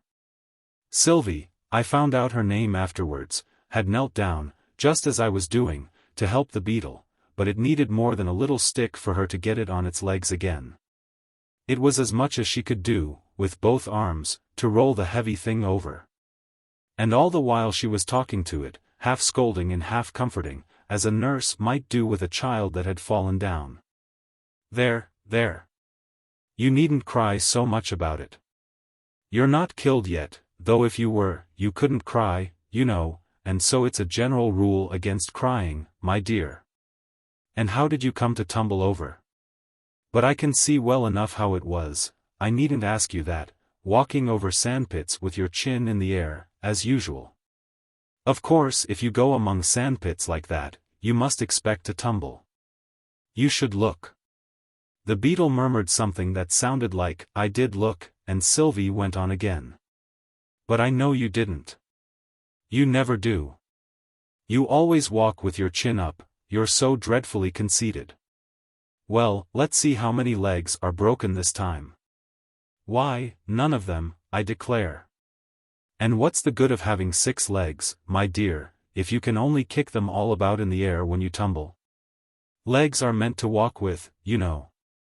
Now don't begin putting out your wings yet. I've more to say. Go to the frog that lives behind that buttercup, give him my compliments, Sylvie's compliments. Can you say compliments? The beetle tried and, I suppose, succeeded. Yes, that's right. And tell him he's to give you some of that salve I left with him yesterday. And you'd better get him to rub it in for you. He's got rather cold hands, but you mustn't mind that. I think the beetle must have shuddered at this idea, for Sylvie went on in a graver tone. Now you needn't pretend to be so particular as all that, as if you were too grand to be rubbed by a frog. The fact is, you ought to be very much obliged to him.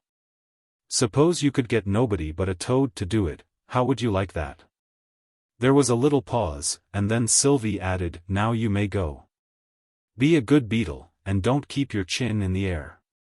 And then began one of those performances of humming, and whizzing, and restless banging about, such as a beetle indulges in when it has decided on flying, but hasn't quite made up its mind which way to go.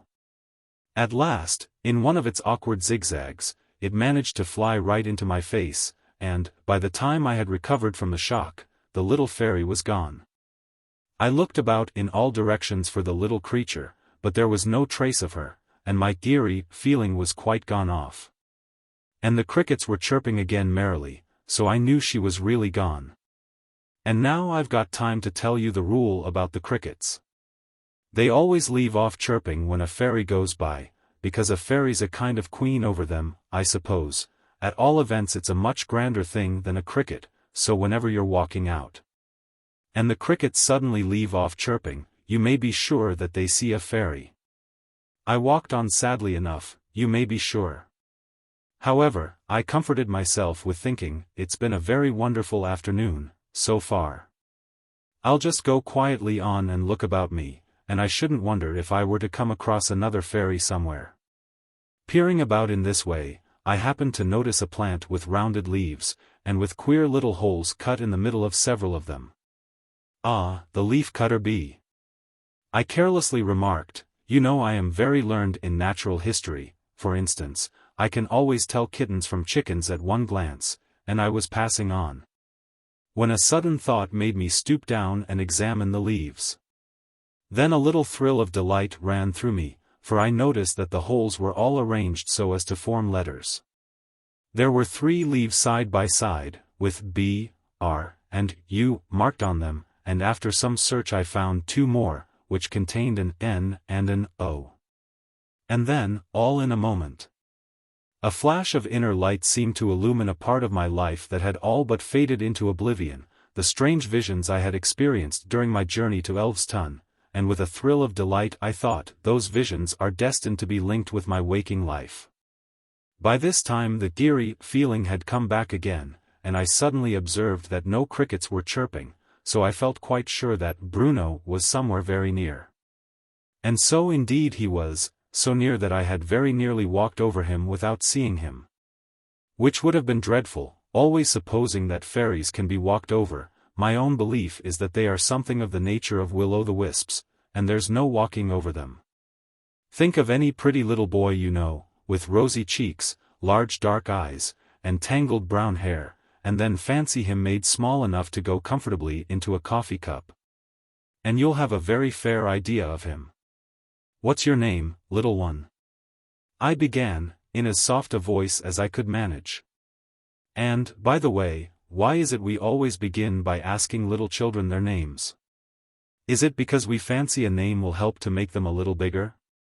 You never thought of asking a real large man his name, now, did you? But, however that may be, I felt it quite necessary to know his name, so, as he didn't answer my question, I asked it again a little louder. What's your name, my little man? What's yours? He said, without looking up. I told him my name quite gently, for he was much too small to be angry with. Duke of anything? He asked, just looking at me for a moment, and then going on with his work. Not Duke at all, I said, a little ashamed of having to confess it. Uri big enough to be 2 dukes, said the little creature. I suppose Oori sir something, then? No, I said, feeling more and more ashamed. I haven't got any title. The fairy seemed to think that in that case I really wasn't worth the trouble of talking to, for he quietly went on digging, and tearing the flowers to pieces. After a few minutes I tried again. Please tell me what your name is. Bruno, the little fellow answered, very readily. Why didn't Oo say, please, before? That's something like what we used to be taught in the nursery, I thought to myself, looking back through the long years, about 100 of them, since you asked the question. To the time when I was a little child. And here an idea came into my head, and I asked him, aren't you one of the fairies that teach children to be good? Well, we have to do that sometimes, said Bruno, and a dreadful bother it is. As he said this, he savagely tore a heartsease in 2, and trampled on the pieces. What are you doing there, Bruno? I said. Spoiling Sylvie's garden, was all the answer Bruno would give at first. But, as he went on tearing up the flowers, he muttered to himself, the nasty cross thing, wouldn't let me go and play this morning, said I must finish my lessons first. Lessons, indeed. I'll vex her finely, though. Oh, Bruno, you shouldn't do that. I cried. Don't you know that's revenge? And revenge is a wicked, cruel, dangerous thing. River edge, said Bruno. What a funny word. I suppose Oo call it cruel and dangerous because, if Oo went too far and tumbled it in, Oo'd get drowned dead. No, not river edge, I explained, revenge, saying the word very slowly. But I couldn't help thinking that Bruno's explanation did very well for either word. Oh, said Bruno, opening his eyes very wide, but without trying to repeat the word. Come. Try and pronounce it, Bruno. I said, cheerfully. Revenge, revenge. But Bruno only tossed his little head, and said he couldn't, that his mouth wasn't the right shape for words of that kind. And the more I laughed, the more sulky the little fellow got about it. Well, never mind, my little man. I said. Shall I help you with that job? Yes, please, Bruno said, quite pacified. Only I wish I could think of something to vex her more than this. Oo don't know how hard it is to make her angry. Now listen to me, Bruno, and I'll teach you quite a splendid kind of revenge. Something that'll vex her finely, he asked with gleaming eyes. Something that will vex her finely. First, we'll get up all the weeds in her garden. See, there are a good many at this end, quite hiding the flowers. But that won't vex her, said Bruno. After that, I said, without noticing the remark, we'll water this highest bed, up here. You see it's getting quite dry and dusty. Bruno looked at me inquisitively, but he said nothing this time. Then after that, I went on, the walks want sweeping a bit. And I think you might cut down that tall nettle, it's so close to the garden that it's quite in the way. What is Oo talking about? Bruno impatiently interrupted me. All that won't vex her a bit. Won't it? I said, innocently. Then, after that, suppose we put in some of these colored pebbles, just to mark the divisions between the different kinds of flowers, you know. That'll have a very pretty effect. Bruno turned round and had another good stare at me. At last there came an odd little twinkle into his eyes, and he said, with quite a new meaning in his voice, that'll do nicely. Let's put M in rows, all the red together, and all the blue together. That'll do capitally, I said, and then, what kind of flowers does Sylvie like best? Bruno had to put his thumb in his mouth and consider a little before he could answer. Violets, he said, at last. There's a beautiful bed of violets down by the brook. Oh, let's fetch M, cried Bruno, giving a little skip into the air. Here. Catch hold of my hand, and I'll help Oo along. The grass is rather thick down that way. I couldn't help laughing at his having so entirely forgotten what a big creature he was talking to. No, not yet, Bruno, I said, we must consider what's the right thing to do first. You see we've got quite a business before us. Yes, let's consider, said Bruno, putting his thumb into his mouth again, and sitting down upon a dead mouse. What do you keep that mouse for? I said. You should either bury it, or else throw it into the brook. Why, it's to measure with, cried Bruno. How ever would Oo do a garden without one? We make each bed 3 mouses and a half long, and 2 mouses wide. I stopped him, as he was dragging it off by the tail to show me how it was used, for I was half afraid that dearie feeling might go off before we had finished the garden. And in that case I should see no more of him or Sylvie. I think the best way will be for you to weed the beds, while I sort out these pebbles, ready to mark the walks with. That's it, cried Bruno. And I'll tell Oo about the caterpillars while we work. Ah, let's hear about the caterpillars, I said, as I drew the pebbles together into a heap and began dividing them into colors. And Bruno went on in a low, rapid tone, more as if he were talking to himself. Yesterday I saw 2 little caterpillars, when I was sitting by the brook, just where Oo go into the wood. They were quite green, and they had yellow eyes, and they didn't see me. And one of them had got a moth's wing to carry, a great brown moth's wing, oh no, all dry, with feathers. So he couldn't want it to eat, I should think. Perhaps he meant to make a cloak for the winter? Perhaps, I said, for Bruno had twisted up the last word into a sort of question, and was looking at me for an answer. One word was quite enough for the little fellow, and he went on merrily. Well, and so he didn't want the other caterpillar to see the moth's wing, oh no, so what must he do but try to carry it with all his left legs, and he tried to walk on the other set. Of course he toppled over after that. After what? I said, catching at the last word, for, to tell the truth, I hadn't been attending much. He toppled over, Bruno repeated, very gravely, and if Oo ever saw a caterpillar topple over, Oo'd know it's a welly serious thing, and not sit grinning like that, and I shan't tell Oo no more.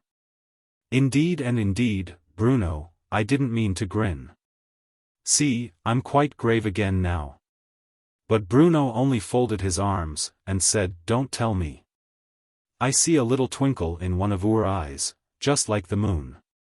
Why do you think I'm like the moon, Bruno? I asked. Your face is large and round like the moon, Bruno answered, looking at me thoughtfully. It doesn't shine quite so bright, but it's more cleaner.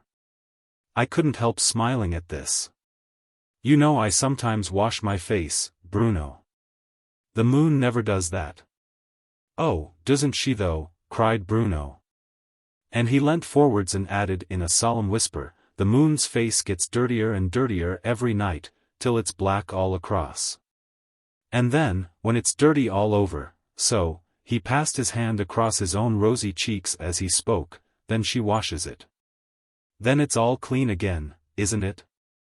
Not all in a moment, said Bruno. What a deal of teaching Oo wants. She washes it little by little, only she begins at the other edge, oh no.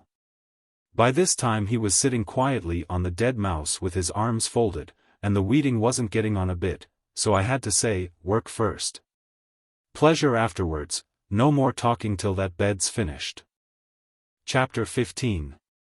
Bruno's Revenge. After that we had a few minutes of silence, while I sorted out the pebbles, and amused myself with watching Bruno's plan of gardening. It was quite a new plan to me. He always measured each bed before he weeded it, as if he was afraid the weeding would make it shrink. And once, when it came out longer than he wished, he set to work to thump the mouse with his little fist, crying out, there now. It's all gone wrong again. Why don't Oo keep your tail straight when I tell Oo? I'll tell you what I'll do, Bruno said in a half-whisper, as we worked. Oo like fairies, don't Oo? Yes, I said, of course I do, or I shouldn't have come here. I should have gone to some place where there are no fairies. Bruno laughed contemptuously. Why, Oo might as well say Oo'd go to some place where there wasn't any air, supposing Oo didn't like air. This was a rather difficult idea to grasp. I tried a change of subject. You're nearly the first fairy I ever saw. Have you ever seen any people besides me? Plenty, said Bruno. We see them when we walk in the road. But they can't see you. How is it they never tread on you?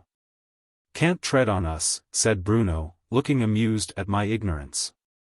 Why, suppose Oori walking, here, so, making little marks on the ground, and suppose there's a fairy, that's me, walking here. Very well then, Oo put 1 foot here, and 1 foot here, so Oo doesn't tread on the fairy. This was all very well as an explanation, but it didn't convince me. Why shouldn't I put 1 foot on the fairy? I asked. I don't know why, the little fellow said in a thoughtful tone. But I know Oo wouldn't. Nobody never walked on the top of a fairy. Now I'll tell Oo what I'll do, as Oo's so fond of fairies. I'll get Oo an invitation to the Fairy King's dinner party. I know one of the head waiters. I couldn't help laughing at this idea. Do the waiters invite the guests? I asked. Oh, not to sit down. Bruno said. But to wait at table. Oo'd like that, wouldn't Oo? To hand about plates, and so on. Well, but that's not so nice as sitting at the table, is it? Of course it isn't, Bruno said, in a tone as if he rather pitied my ignorance.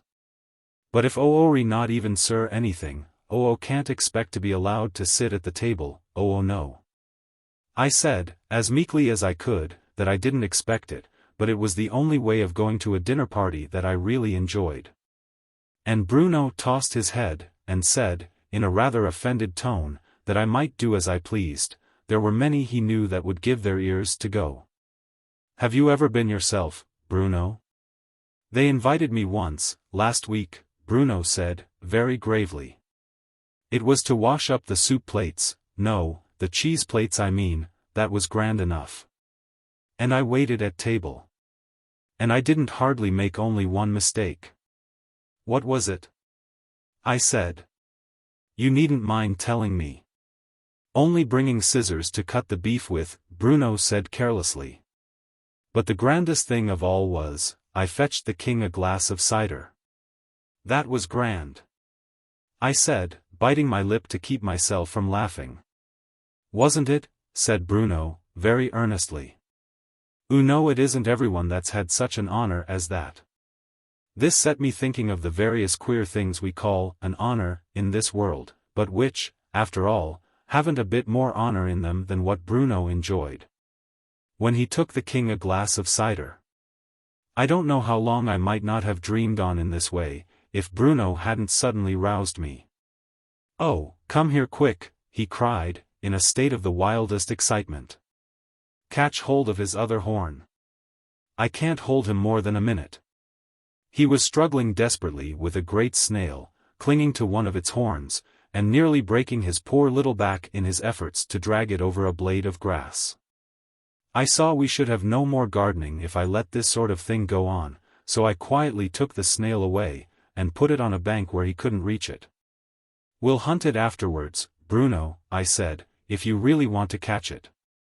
But what's the use of it when you've got it? What's the use of a fox when OOV got it, said Bruno. I know big things hunt foxes. I tried to think of some good reason why big things should hunt foxes, and he should not hunt snails, but none came into my head, so I said at last, well, I suppose one's as good as the other. I'll go snail hunting myself some day. I should think wouldn't be so silly, said Bruno, as to go snail hunting by yourself. Why, O'd never get the snail along, if hadn't somebody to hold on to his other horn. Of course I shan't go alone, I said, quite gravely. By the way, is that the best kind to hunt, or do you recommend the ones without shells? Oh, no, we never hunt the ones without shells, Bruno said, with a little shudder at the thought of it. They're always so cross about it, and then, if tumbles over them, they're ever so sticky. By this time we had nearly finished the garden. I had fetched some violets, and Bruno was just helping me to put in the last, when he suddenly stopped and said, "I'm tired." "Rest then," I said, "I can go on without you, quite well." Bruno needed no second invitation, he at once began arranging the dead mouse as a kind of sofa. "And I'll sing a little song," he said, as he rolled it about. "Do," said I like songs very much. "Which song will Oo choose?" Bruno said, as he dragged the mouse into a place where he could get a good view of me. "Ting, ting, ting is the nicest." There was no resisting such a strong hint as this, however. I pretended to think about it for a moment, and then said, "Well, I like ting, ting, ting, best of all." "That shows Oori a good judge of music," Bruno said, with a pleased look. "How many harebells would Oo like?" And he put his thumb into his mouth to help me to consider. As there was only one cluster of harebells within easy reach, I said very gravely that I thought one would do this time, and I picked it and gave it to him. Bruno ran his hand once or twice up and down the flowers, like a musician trying an instrument, producing a most delicious delicate tinkling as he did so. I had never heard flower music before. I don't think one can, unless one's in the teary state, and I don't know quite how to give you an idea of what it was like. Except by saying that it sounded like a peal of bells 1,000 miles off. When he had satisfied himself that the flowers were in tune, he seated himself on the dead mouse. He never seemed really comfortable anywhere else, and, looking up at me with a merry twinkle in his eyes, he began. By the way, the tune was rather a curious one, and you might like to try it for yourself, so here are the notes. Rise, oh, rise. The daylight dies. The owls are hooting, ting, ting, ting. Wake, oh, wake. Beside the lake. The elves are fluting, ting, ting, ting. Welcoming our fairy king. We sing, sing, sing. He sang the first 4 lines briskly and merrily, making the harebells chime in time with the music. But the last 2 he sang quite slowly and gently, and merely waved the flowers backwards and forwards. Then he left off to explain. The fairy king is Oberon, and he lives across the lake, and sometimes he comes in a little boat, and we go and meet him, and then we sing this song, you know. And then you go and dine with him? I said, mischievously. "Oo shouldn't talk," Bruno hastily said, "it interrupts the song so." I said I wouldn't do it again. "I never talk myself when I'm singing," he went on very gravely, "so Oo shouldn't either." Then he tuned the harebells once more, and sang. Here, oh, here. From far and near. The music stealing, ting, ting, ting. Fairy bells adown the dells. Are merrily pealing, ting, ting, ting. Welcoming our fairy king. We ring, ring, ring. See, oh, see. On every tree. What lamps are shining, ting, ting, ting. They are eyes of fiery flies. To light our dining, ting, ting, ting. Welcoming our fairy king.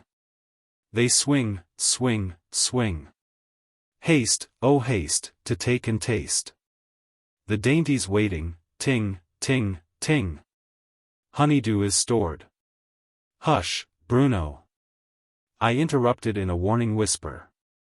She's coming. Bruno checked his song, and, as she slowly made her way through the long grass, he suddenly rushed out headlong at her like a little bull, shouting, "Look the other way. Look the other way." "Which way?"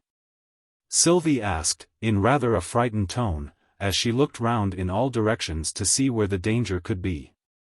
"That way," said Bruno, carefully turning her round with her face to the wood. "Now, walk backwards, walk gently, don't be frightened, Oo shan't trip." But Sylvie did trip notwithstanding. In fact he led her, in his hurry, across so many little sticks and stones, that it was really a wonder the poor child could keep on her feet at all.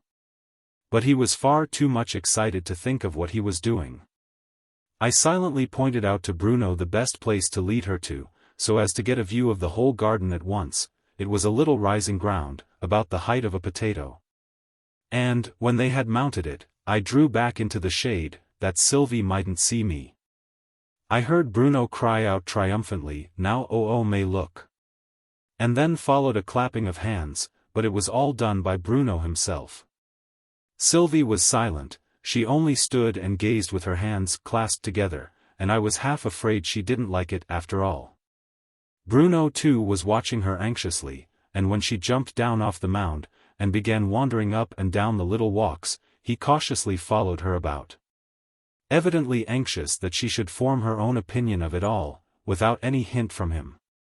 And when at last she drew a long breath, and gave her verdict, in a hurried whisper, and without the slightest regard to grammar, "It's the loveliest thing as I never saw in all my life before." The little fellow looked as well pleased as if it had been given by all the judges and juries in England put together. "And did you really do it all by yourself, Bruno?" said Sylvie. "And all for me?" "I was helped a bit," Bruno began, with a merry little laugh at her surprise. "We've been at it all the afternoon, I thought O'd like," and here the poor little fellow's lip began to quiver, and all in a moment he burst out crying. And running up to Sylvie he flung his arms passionately round her neck, and hid his face on her shoulder. There was a little quiver in Sylvie's voice too, as she whispered, "Why, what's the matter, darling?" and tried to lift up his head and kiss him. But Bruno only clung to her, sobbing, and wouldn't be comforted till he had confessed. "I tried to spoil our garden first, but I'll never," and then came another burst of tears, which drowned the rest of the sentence. At last he got out the words, "I liked putting in the flowers, for oh, Sylvie, and I never was so happy before." And the rosy little face came up at last to be kissed, all wet with tears as it was. Sylvie was crying too by this time, and she said nothing but "Bruno, dear." And "I never was so happy before," though why these two children who had never been so happy before should both be crying was a mystery to me. I felt very happy too, but of course I didn't cry. Big things never do, you know, we leave all that to the fairies. Only I think it must have been raining a little just then, for I found a drop or two on my cheeks. After that they went through the whole garden again, flower by flower, as if it were a long sentence they were spelling out, with kisses for commas. And a great hug by way of a full stop when they got to the end. "Do so, oh no, that was my river edge, Sylvie," Bruno solemnly began. Sylvie laughed merrily. "What do you mean?" she said. And she pushed back her heavy brown hair with both hands, and looked at him with dancing eyes in which the big teardrops were still glittering. Bruno drew in a long breath, and made up his mouth for a great effort. "I mean revenge," he said, "now understand." And he looked so happy and proud at having said the word right at last, that I quite envied him. I rather think Sylvie didn't understand at all. But she gave him a little kiss on each cheek, which seemed to do just as well. So they wandered off lovingly together, in among the buttercups, each with an arm twined round the other, whispering and laughing as they went, and never so much as once looked back at poor me. Yes, once, just before I quite lost sight of them, Bruno half turned his head, and nodded me a saucy little goodbye over one shoulder. And that was all the thanks I got for my trouble. The very last thing I saw of them was this: Sylvie was stooping down with her arms round Bruno's neck, and saying coaxingly in his ear, "Do you know, Bruno, I've quite forgotten that hard word. Do say it once more. Come. Only this once, dear." But Bruno wouldn't try it again. Chapter 16. A Changed Crocodile. The marvelous, the mysterious, had quite passed out of my life for the moment, and the commonplace reigned supreme. I turned in the direction of the Earl's house, as it was now the witching hour of 5, and I knew I should find them ready for a cup of tea and a quiet chat. Lady Muriel and her father gave me a delightfully warm welcome. They were not of the folk we meet in fashionable drawing-rooms, who conceal all such feelings as they may chance to possess beneath the impenetrable mask of a conventional placidity. The man with the iron mask was, no doubt, a rarity and a marvel in his own age. In modern London no one would turn his head to give him a second look. No, these were real people. When they looked pleased, it meant that they were pleased, and when Lady Muriel said, with a bright smile, "I'm very glad to see you again," I knew that it was true. Still I did not venture to disobey the injunctions, crazy as I felt them to be, of the lovesick young doctor. By so much as alluding to his existence, and it was only after they had given me full details of a projected picnic, to which they invited me, that Lady Muriel exclaimed, almost as an afterthought, "And do, if you can, bring Dr. Forrester with you. I'm sure a day in the country would do him good. I'm afraid he studies too much." It was, on the tip of my tongue, to quote the words, "His only books are woman's looks." But I checked myself just in time, with something of the feeling of one who has crossed a street, and has been all but run over by a passing hansom. "And I think he has too lonely a life," she went on, with a gentle earnestness that left no room whatever to suspect a double meaning. "Do get him to come. And don't forget the day, Tuesday week. We can drive you over. It would be a pity to go by rail, there is so much pretty scenery on the road. And our open carriage just holds 4. Oh, I'll persuade him to come," I said with confidence, thinking, it would take all my powers of persuasion to keep him away. The picnic was to take place in 10 days, and though Arthur readily accepted the invitation I brought him, nothing that I could say would induce him to call, either with me or without me, on the Earl and his daughter in the meanwhile. No, he feared to wear out his welcome, he said. They had seen enough of him for one while, and, when at last the day for the expedition arrived, he was so childishly nervous and uneasy that I thought it best so to arrange our plans that we should go separately to the house, my intention being to arrive some time after him, so as to give him time to get over a meeting. With this object I purposely made a considerable circuit on my way to the hall, as we called the Earl's house, and if I could only manage to lose my way a bit, I thought to myself, that would suit me capitally. In this I succeeded better, and sooner, than I had ventured to hope for. The path through the wood had been made familiar to me, by many a solitary stroll, in my former visit to XVIII. And how I could have so suddenly and so entirely lost it, even though I was so engrossed in thinking of Arthur and his lady-love that I heeded little else, was a mystery to me. And this open place, I said to myself, seems to have some memory about it I cannot distinctly recall. Surely it is the very spot where I saw those fairy children. But I hope there are no snakes about. I mused aloud, taking my seat on a fallen tree. I certainly do not like snakes, and I don't suppose Bruno likes them either. No, he doesn't like them, said a demure little voice at my side. He's not afraid of them, you know. But he doesn't like them. He says they're too waggly. Words fail me to describe the beauty of the little group, couched on a patch of moss, on the trunk of the fallen tree, that met my eager gaze, Sylvie reclining with her elbow buried in the moss, and her rosy cheek resting in the palm of her hand, and Bruno stretched at her feet with his head in her lap. Too waggly, was all I could say in so sudden an emergency. I'm not particular, Bruno said, carelessly, but I do like straight animals best. But you like a dog when it wags its tail, Sylvie interrupted. You know you do, Bruno. But there's more of a dog, isn't there, Mr. Sir? Bruno appealed to me. You wouldn't like to have a dog if it hadn't got nothin' but a head and a tail? I admitted that a dog of that kind would be uninteresting. There isn't such a dog as that, Sylvie thoughtfully remarked. But there would be, cried Bruno, if the professor shortened it up for us. Shortened it up? I said. That's something new. How does he do it? He's got a curious machine, Sylvie was beginning to explain. A welly curious machine, Bruno broke in, not at all willing to have the story thus taken out of his mouth, and if O.O. puts in, something or other, at one end. Oh no, and he turns the handle, and it comes out at the other end, oh, ever so short.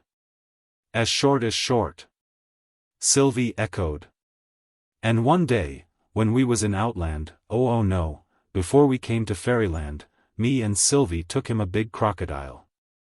And he shortened it up for us. And it did look so funny. And it kept looking round, and saying, wherever is the rest of me got to? And then its eyes looked unhappy. Not both its eyes, Sylvie interrupted. Course not, said the little fellow. Only the eye that couldn't see wherever the rest of it had got to. But the eye that could see wherever. How short was the crocodile? I asked, as the story was getting a little complicated. Half as short again as when we caught it. So long, said Bruno, spreading out his arms to their full stretch. I tried to calculate what this would come to, but it was too hard for me. Please make it out for me, dear child who reads this. But you didn't leave the poor thing so short as that, did you? Well, no. Sylvie and me took it back again and we got it stretched to, how much was it, Sylvie? 2 times and a half, and a little bit more, said Sylvie. It wouldn't like that better than the other way, I'm afraid? Oh, but it did though. Bruno put in eagerly. It were proud of its new tail. Oo never saw a crocodile so proud. Why, it could go round and walk on the top of its tail, and along its back, all the way to its head. Not quite all the way, said Sylvie. It couldn't, you know. Ah, but it did, once. Bruno cried triumphantly. Oo weren't looking, but I watched it. And it walked on tipple-toe, so as it wouldn't wake itself, 'cause it thought it were asleep. And it got both its paws on its tail. And it walked all the way along its back. And it walked on its forehead. And it walked a tiny little way down its nose. There now. This was a good deal worse than the last puzzle. Please, dear child, help again. I don't believe no crocodile never walked along its own forehead. Sylvie cried, too much excited by the controversy to limit the number of her negatives. Oo don't know the reason why it did it. Bruno scornfully retorted. It had a welly good reason. I heard it say, why shouldn't I walk on my own forehead? So of course it did, oh no. If that's a good reason, Bruno, I said, why shouldn't you get up that tree? Shall, in a minute, said Bruno, soon as we've done talking. Only 2 peoples can't talk comfortably together, when one's getting up a tree, and the other isn't. It appeared to me that a conversation would scarcely be comfortable while trees were being climbed. Even if both the peoples were doing it, but it was evidently dangerous to oppose any theory of Bruno's. So I thought it best to let the question drop, and to ask for an account of the machine that made things longer. This time Bruno was at a loss, and left it to Sylvie. It's like a mangle, she said, if things are put in, they get squoze. Squeeze lead. Bruno interrupted. Yes. Sylvie accepted the correction, but did not attempt to pronounce the word, which was evidently new to her. They get, like that, and they come out, oh, ever so long. Once, Bruno began again, Sylvie and me wrote. Sylvie whispered. Well, we wrote it a nursery song, and the professor mangled it longer for us. There was a little man, and he had a little gun, and the bullets. I know the rest, I interrupted. But would you say it long, I mean the way that it came out of the mangle? We'll get the professor to sing it for you, said Sylvie. It would spoil it to say it. I would like to meet the professor, I said. And I would like to take you all with me, to see some friends of mine, that live near here. Would you like to come? I don't think the professor would like to come, said Sylvie. He's very shy. But we'd like it very much. Only we'd better not come this size, you know. The difficulty had occurred to me already, and I had felt that perhaps there would be a slight awkwardness in introducing 2 such tiny friends into society. What size will you be? I inquired. We'd better come as common children, Sylvie thoughtfully replied. That's the easiest size to manage. Could you come today? I said, thinking, then we could have you at the picnic. Sylvie considered a little. Not today, she replied. We haven't got the things ready. We'll come on Tuesday next, if you like.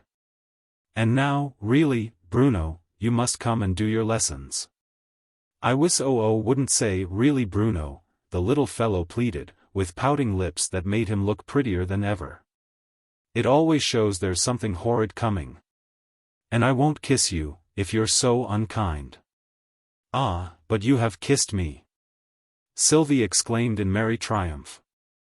Well then, I'll unkiss you. And he threw his arms round her neck for this novel, but apparently not very painful, operation. It's very like kissing, Sylvie remarked, as soon as her lips were again free for speech. Oo don't know nuffin about it. It were just the conquery. Bruno replied with much severity, as he marched away. Sylvie turned her laughing face to me. Shall we come on Tuesday? She said. Very well, I said, let it be Tuesday next. But where is the professor? Did he come with you to Fairyland? No, said Sylvie. But he promised he'd come and see us, some day. He's getting his lecture ready. So he has to stay at home. At home? I said dreamily, not feeling quite sure what she had said. Yes, sir. His lordship and Lady Muriel are at home. Please to walk this way. Chapter 17.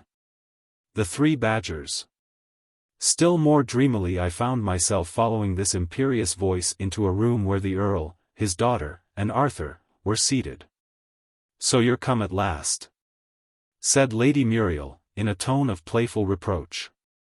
I was delayed, I stammered. Though what it was that had delayed me I should have been puzzled to explain. Luckily no questions were asked. The carriage was ordered round, the hamper, containing our contribution to the picnic, was duly stowed away, and we set forth. There was no need for me to maintain the conversation. Lady Muriel and Arthur were evidently on those most delightful of terms, where one has no need to check thought after thought, as it rises to the lips. With the fear, this will not be appreciated, this will give offense, this will sound too serious, this will sound flippant, like very old friends, in fullest sympathy, their talk rippled on. Why shouldn't we desert the picnic and go in some other direction, she suddenly suggested. A party of 4 is surely self-sufficing. And as for food, our hamper. Why shouldn't we? What a genuine lady's argument, laughed Arthur. A lady never knows on which side the onus probandi, the burden of proving, lies. Do men always know? She asked with a pretty assumption of meek docility. With one exception, the only one I can think of, Dr. Watts, who has asked the senseless question. Why should I deprive my neighbor of his goods against his will? Fancy that as an argument for honesty. His position seems to be, I'm only honest because I see no reason to steal. And the thief's answer is of course complete and crushing. I deprive my neighbor of his goods because I want them myself. And I do it against his will because there's no chance of getting him to consent to it. I can give you one other exception, I said, an argument I heard only today, and not by a lady. Why shouldn't I walk on my own forehead? What a curious subject for speculation, said Lady Muriel, turning to me, with eyes brimming over with laughter. May we know who propounded the question? And did he walk on his own forehead? I can't remember who it was that said it. I faltered. Nor where I heard it. Whoever it was, I hope we shall meet him at the picnic, said Lady Muriel. It's a far more interesting question than, isn't this a picturesque ruin? Aren't those autumn tints lovely? I shall have to answer those 2 questions 10 times, at least, this afternoon. That's one of the miseries of society, said Arthur. Why can't people let one enjoy the beauties of nature without having to say so every minute? Why should life be one long catechism? It's just as bad at a picture gallery, the Earl remarked. I went to the RA last May, with a conceited young artist, and he did torment me. I wouldn't have minded his criticizing the pictures himself, but I had to agree with him, or else to argue the point, which would have been worse. It was depreciatory criticism, of course? Said Arthur. I don't see the "of course" at all. Why, did you ever know a conceited man dare to praise a picture? The one thing he dreads, next to not being noticed, is to be proved fallible. If you once praise a picture, your character for infallibility hangs by a thread. Suppose it's a figure picture, and you venture to say, draws well. Somebody measures it, and finds one of the proportions 1/8 of an inch wrong. You are disposed of as a critic. Did you say he draws well? Your friends inquire sarcastically, while you hang your head and blush. No. The only safe course, if anyone says draws well, is to shrug your shoulders. Draws well, you repeat thoughtfully. Draws well? Humph. That's the way to become a great critic. Thus airily chatting, after a pleasant drive through a few miles of beautiful scenery, we reached the rendezvous, a ruined castle, where the rest of the picnic party were already assembled. We spent an hour or two in sauntering about the ruins, gathering at last, by common consent, into a few random groups, seated on the side of a mound, which commanded a good view of the old castle and its surroundings. The momentary silence that ensued was promptly taken possession of, or, more correctly, taken into custody, by a voice. A voice so smooth, so monotonous, so sonorous, that one felt, with a shudder, that any other conversation was precluded, and that, unless some desperate remedy were adopted, we were fated to listen to a lecture, of which no man could foresee the end. The speaker was a broadly built man, whose large, flat, pale face was bounded on the north by a fringe of hair, on the east and west by a fringe of whisker, and on the south by a fringe of beard, the whole constituting a uniform halo of stubbly whitey-brown bristles. His features were so entirely destitute of expression that I could not help saying to myself, helplessly, as if in the clutches of a nightmare, they are only penciled in, no final touches as yet. And he had a way of ending every sentence with a sudden smile, which spread like a ripple over that vast blank surface, and was gone in a moment, leaving behind it such absolute solemnity that I felt impelled to murmur, it was not he, it was somebody else that smiled. Do you observe? Such was the phrase with which the wretch began each sentence. Do you observe the way in which that broken arch, at the very top of the ruin, stands out against the clear sky? It is placed exactly right, and there is exactly enough of it. A little more, or a little less, and all would be utterly spoiled. O gifted architect! Murmured Arthur, inaudibly to all but Lady Muriel and myself, foreseeing the exact effect his work would have, when in ruins, centuries after his death.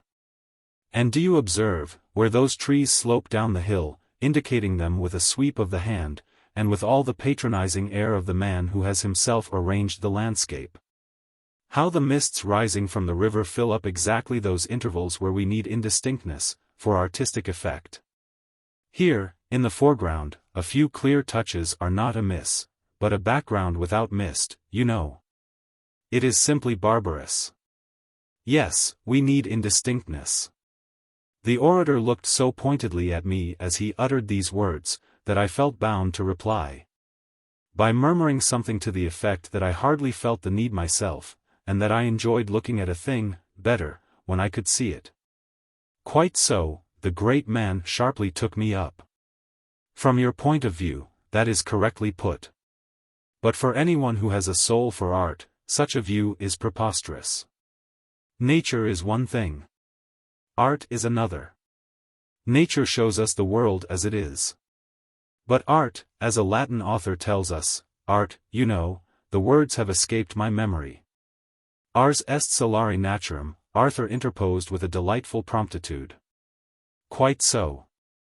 The orator replied with an air of relief. I thank you. Ars est solari naturam, but that isn't it. And, for a few peaceful moments, the orator brooded, frowningly, over the quotation. The welcome opportunity was seized, and another voice struck into the silence. "What a lovely old ruin it is!" cried a young lady in spectacles, the very embodiment of the march of mind, looking at Lady Muriel, as the proper recipient of all really original remarks. "And don't you admire those autumn tints on the trees?" "I do, intensely." Lady Muriel shot a meaning glance at me, but replied with admirable gravity. "Oh yes, indeed, indeed. So true." "And isn't it strange," said the young lady, passing with startling suddenness from sentiment to science, "that the mere impact of certain colored rays upon the retina should give us such exquisite pleasure?" "You have studied physiology, then?" a certain young doctor courteously inquired. "Oh, yes. Isn't it a sweet science?" Arthur slightly smiled. "It seems a paradox, does it not," he went on, "that the image formed on the retina should be inverted?" "It is puzzling," she candidly admitted. "Why is it we do not see things upside down?" "You have never heard the theory, then, that the brain also is inverted?"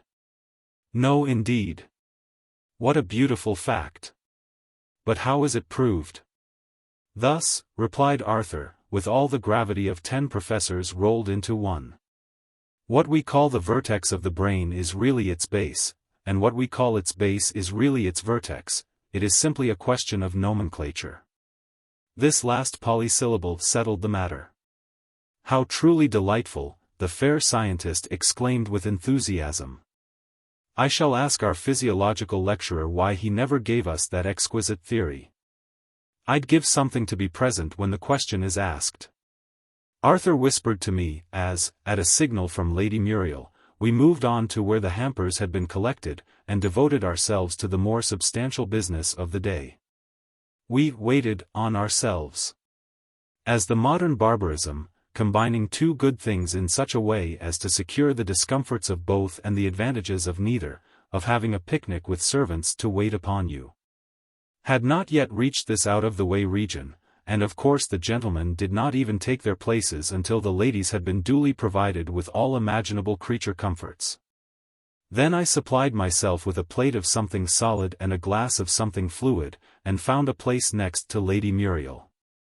It had been left vacant, apparently for Arthur, as a distinguished stranger, but he had turned shy, and had placed himself next to the young lady in spectacles, whose high rasping voice had already cast loose upon society such ominous phrases as "a man is a bundle of qualities."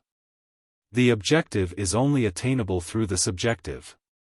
Arthur was bearing it bravely, but several faces wore a look of alarm, and I thought it high time to start some less metaphysical topic. "In my nursery days," I began, "when the weather didn't suit for an out-of-doors picnic, we were allowed to have a peculiar kind, that we enjoyed hugely. The tablecloth was laid under the table. Instead of upon it, we sat round it on the floor, and I believe we really enjoyed that extremely uncomfortable kind of dinner more than we ever did the orthodox arrangement." "I've no doubt of it," Lady Muriel replied. "There's nothing a well-regulated child hates so much as regularity. I believe a really healthy boy would thoroughly enjoy Greek grammar, if only he might stand on his head to learn it. And your carpet dinner certainly spared you one feature of a picnic, which is to me its chief drawback." "The chance of a shower?" I suggested. "No, the chance, or rather the certainty, of live things occurring in combination with one's food. Spiders are my bugbear. Now my father has no sympathy with that sentiment, have you, dear?" For the Earl had caught the word and turned to listen. "To each his sufferings, all are men," he replied in the sweet sad tones that seemed natural to him, "each has his pet aversion. But you'll never guess his," Lady Muriel said, with that delicate silvery laugh that was music to my ears. I declined to attempt the impossible. "He doesn't like snakes," she said, in a stage whisper. Now, isn't that an unreasonable aversion? Fancy not liking such a dear, coaxingly, clingingly affectionate creature as a snake. "Not like snakes!" I exclaimed. "Is such a thing possible?" "No," He doesn't like them, she repeated with a pretty mock gravity. He's not afraid of them, you know. But he doesn't like them. He says they're too waggly. I was more startled than I liked to show. There was something so uncanny in this echo of the very words I had so lately heard from that little forest sprite, that it was only by a great effort I succeeded in saying, carelessly, "Let us banish so unpleasant a topic. Won't you sing us something, Lady Muriel? I know you do sing without music. The only songs I know, without music, are desperately sentimental, I'm afraid. Are your tears all ready?" "Quite ready.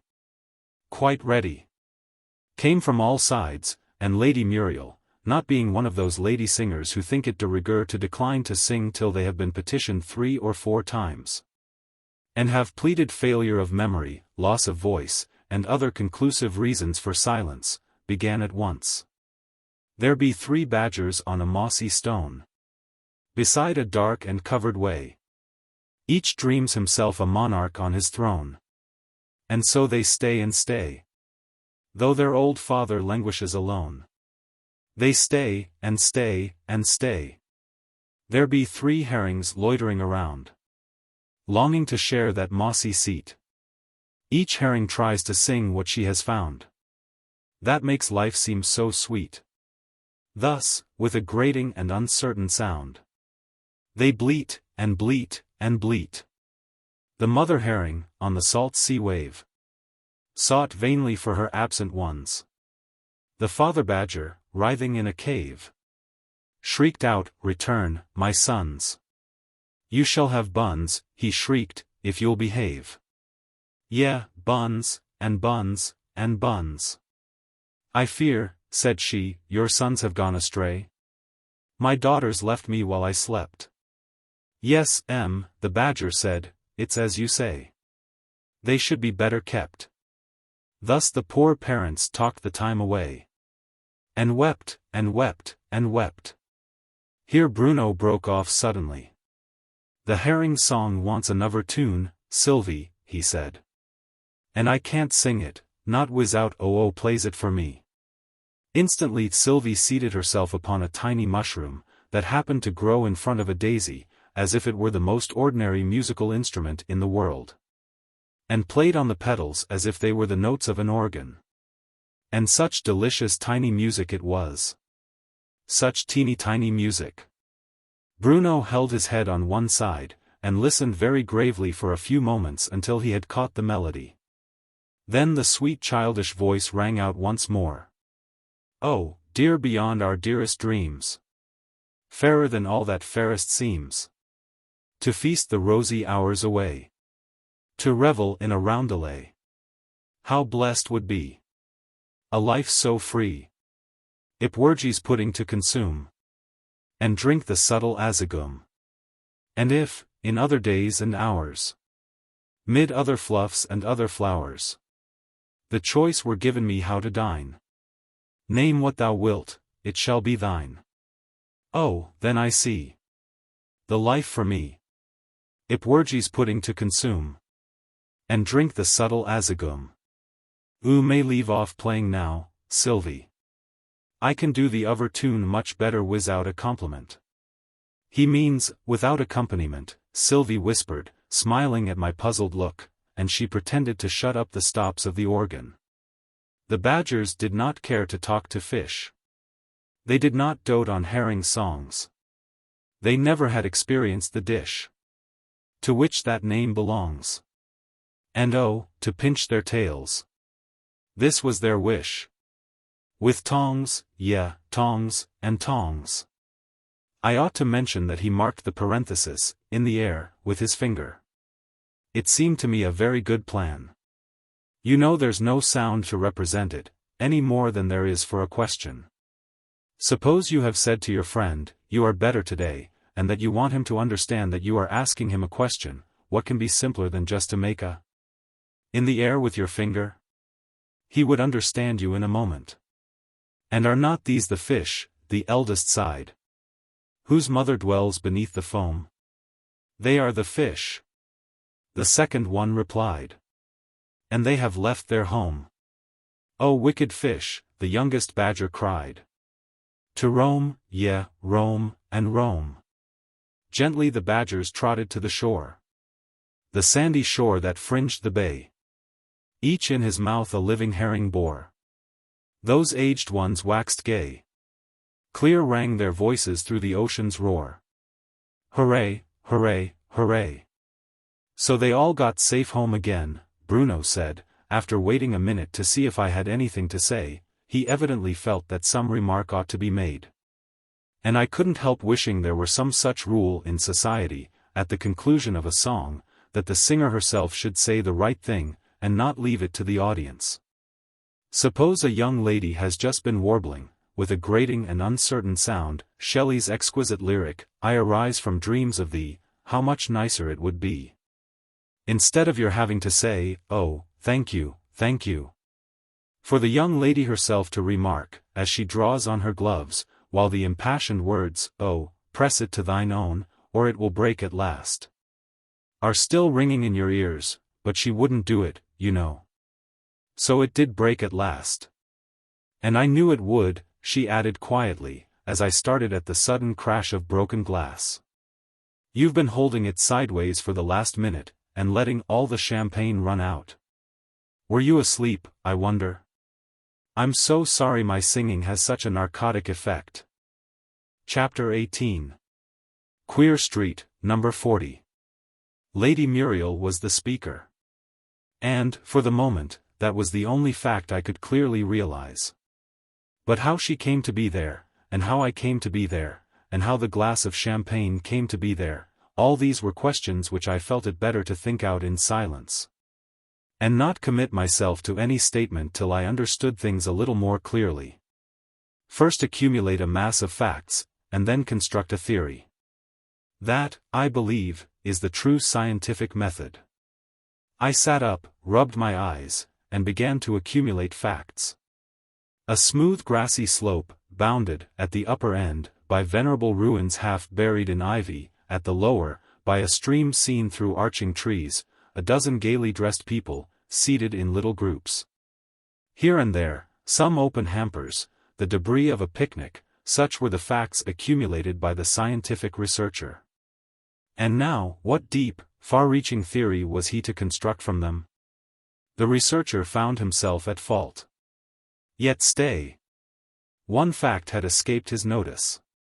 While all the rest were grouped in twos and in threes, Arthur was alone. While all tongues were talking, his was silent.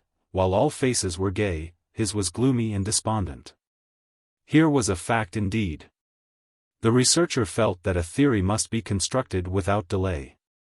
Lady Muriel had just risen and left the party. Could that be the cause of his despondency? The theory hardly rose to the dignity of a working hypothesis. Clearly more facts were needed. The researcher looked round him once more, and now the facts accumulated in such bewildering profusion, that the theory was lost among them.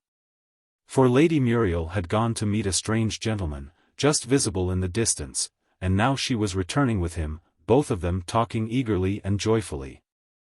Like old friends who have been long parted, and now she was moving from group to group, introducing the new hero of the hour, and he, young, tall, and handsome, moved gracefully at her side.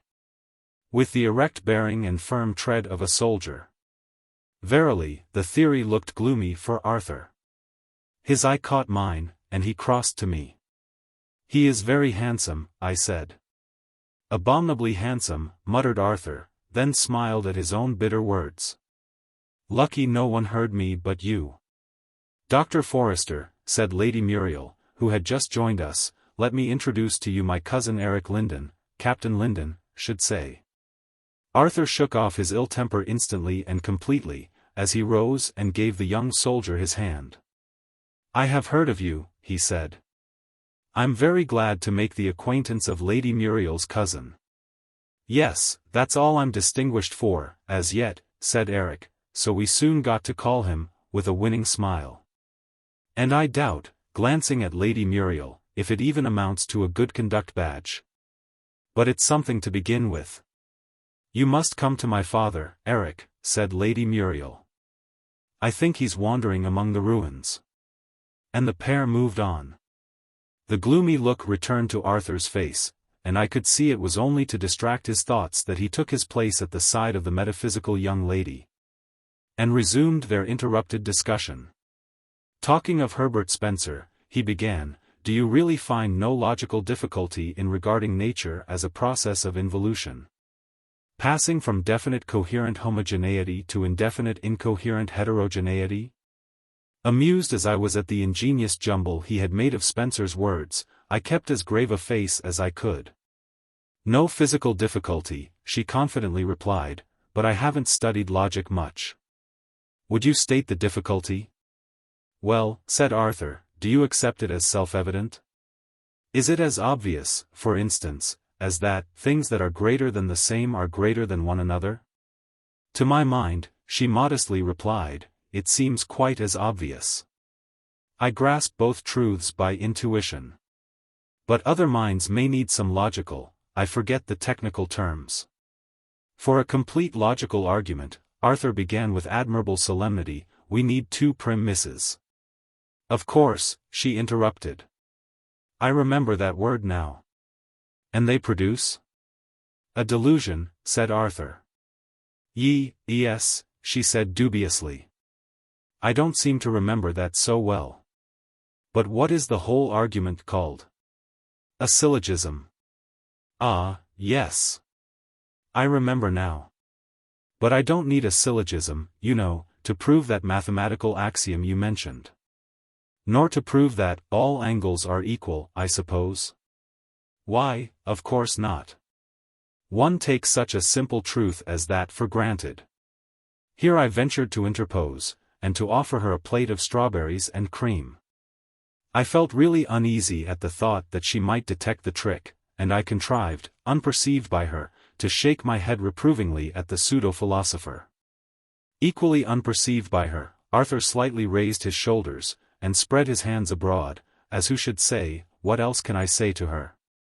And moved away, leaving her to discuss her strawberries by involution, or any other way she preferred. By this time the carriages, that were to convey the revellers to their respective homes, had begun to assemble outside the castle grounds, and it became evident, now that Lady Muriel's cousin had joined our party, that the problem, how to convey 5 people to Elveston, with a carriage that would only hold 4, must somehow be solved. The Honourable Eric Lindon, who was at this moment walking up and down with Lady Muriel, might have solved it at once, no doubt, by announcing his intention of returning on foot. Of this solution there did not seem to be the very smallest probability. The next best solution, it seemed to me, was that I should walk home, and this I at once proposed. "You're sure you don't mind?" said the Earl. "I'm afraid the carriage won't take us all, and I don't like to suggest to Eric to desert his cousin so soon." "So far from minding it," I said, "I should prefer it. It will give me time to sketch this beautiful old ruin." "I'll keep you company," Arthur suddenly said. And, in answer to what I suppose was a look of surprise on my face, he said in a low voice, "I really would rather. I shall be quite de trop in the carriage." "I think I'll walk too," said the Earl. "You'll have to be content with Eric as your escort," he added, to Lady Muriel, who had joined us while he was speaking. "You must be as entertaining as Cerberus." 3 gentlemen rolled into one, Lady Muriel said to her companion. "It will be a grand military exploit." "A sort of forlorn hope?" the captain modestly suggested. "You do pay pretty compliments," laughed his fair cousin.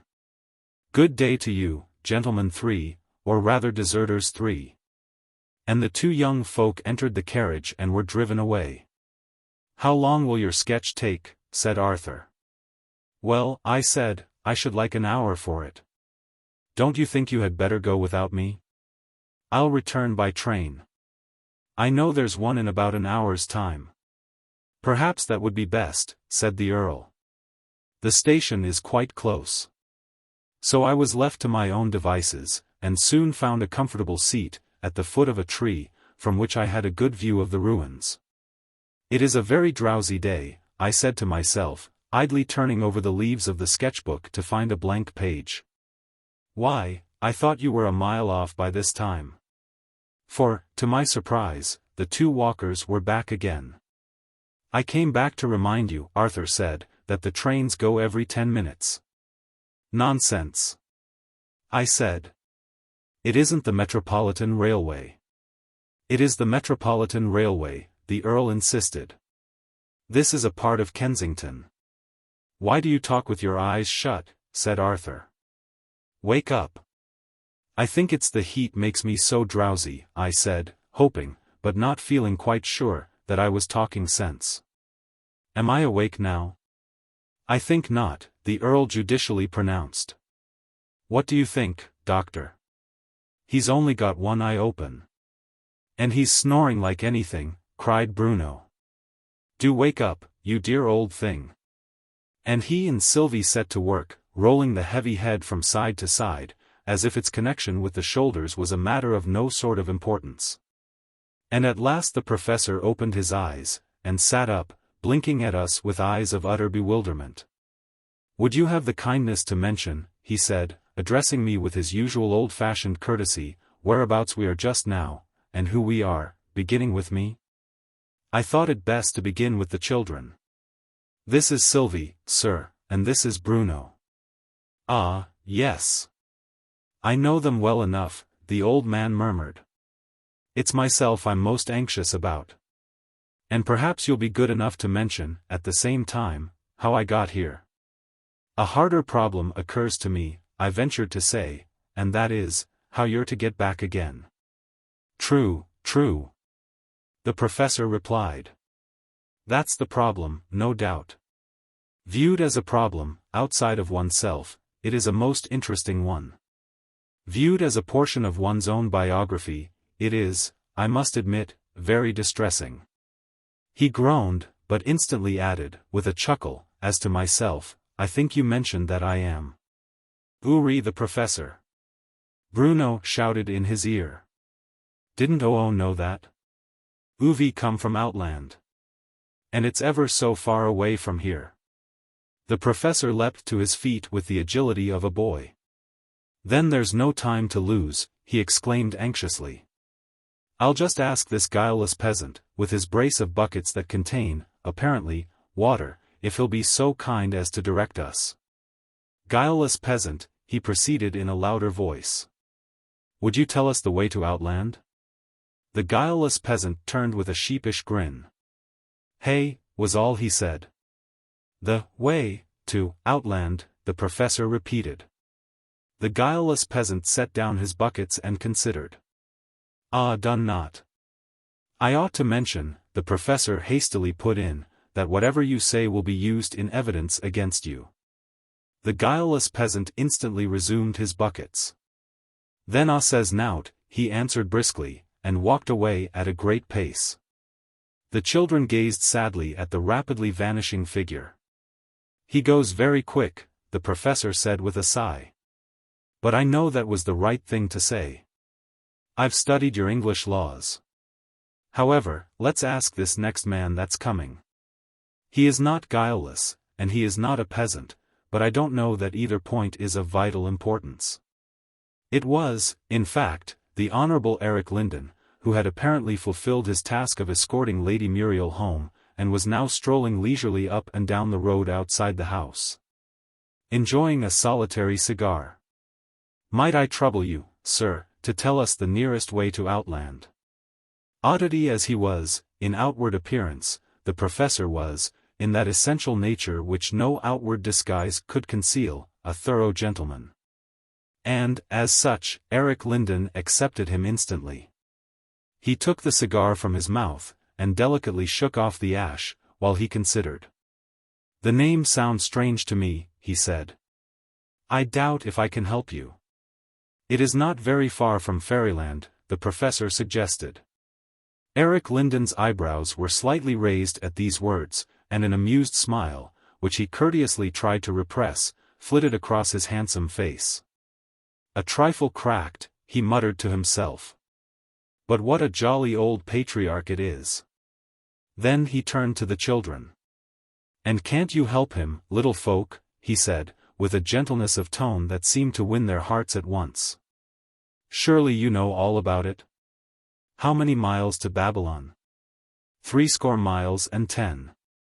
Can I get there by candlelight? Yes, and back again. To my surprise, Bruno ran forwards to him, as if he were some old friend of theirs.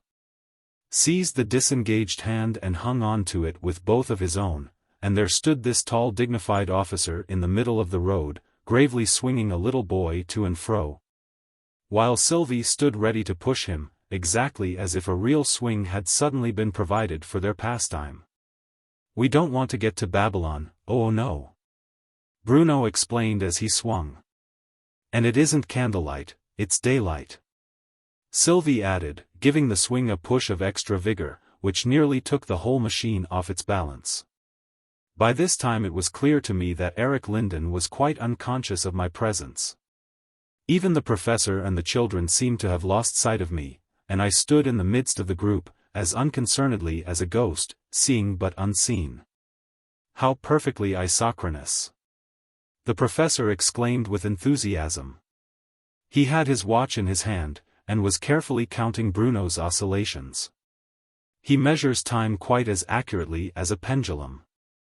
Yet even pendulums, the good-natured young soldier observed, as he carefully released his hand from Bruno's grasp, are not a joy forever. Come, that's enough for one bout, little man. Next time we meet, you shall have another. Meanwhile you'd better take this old gentleman to Queer Street, number. We'll find it, cried Bruno eagerly, as they dragged the professor away. We are much indebted to you, the professor said, looking over his shoulder.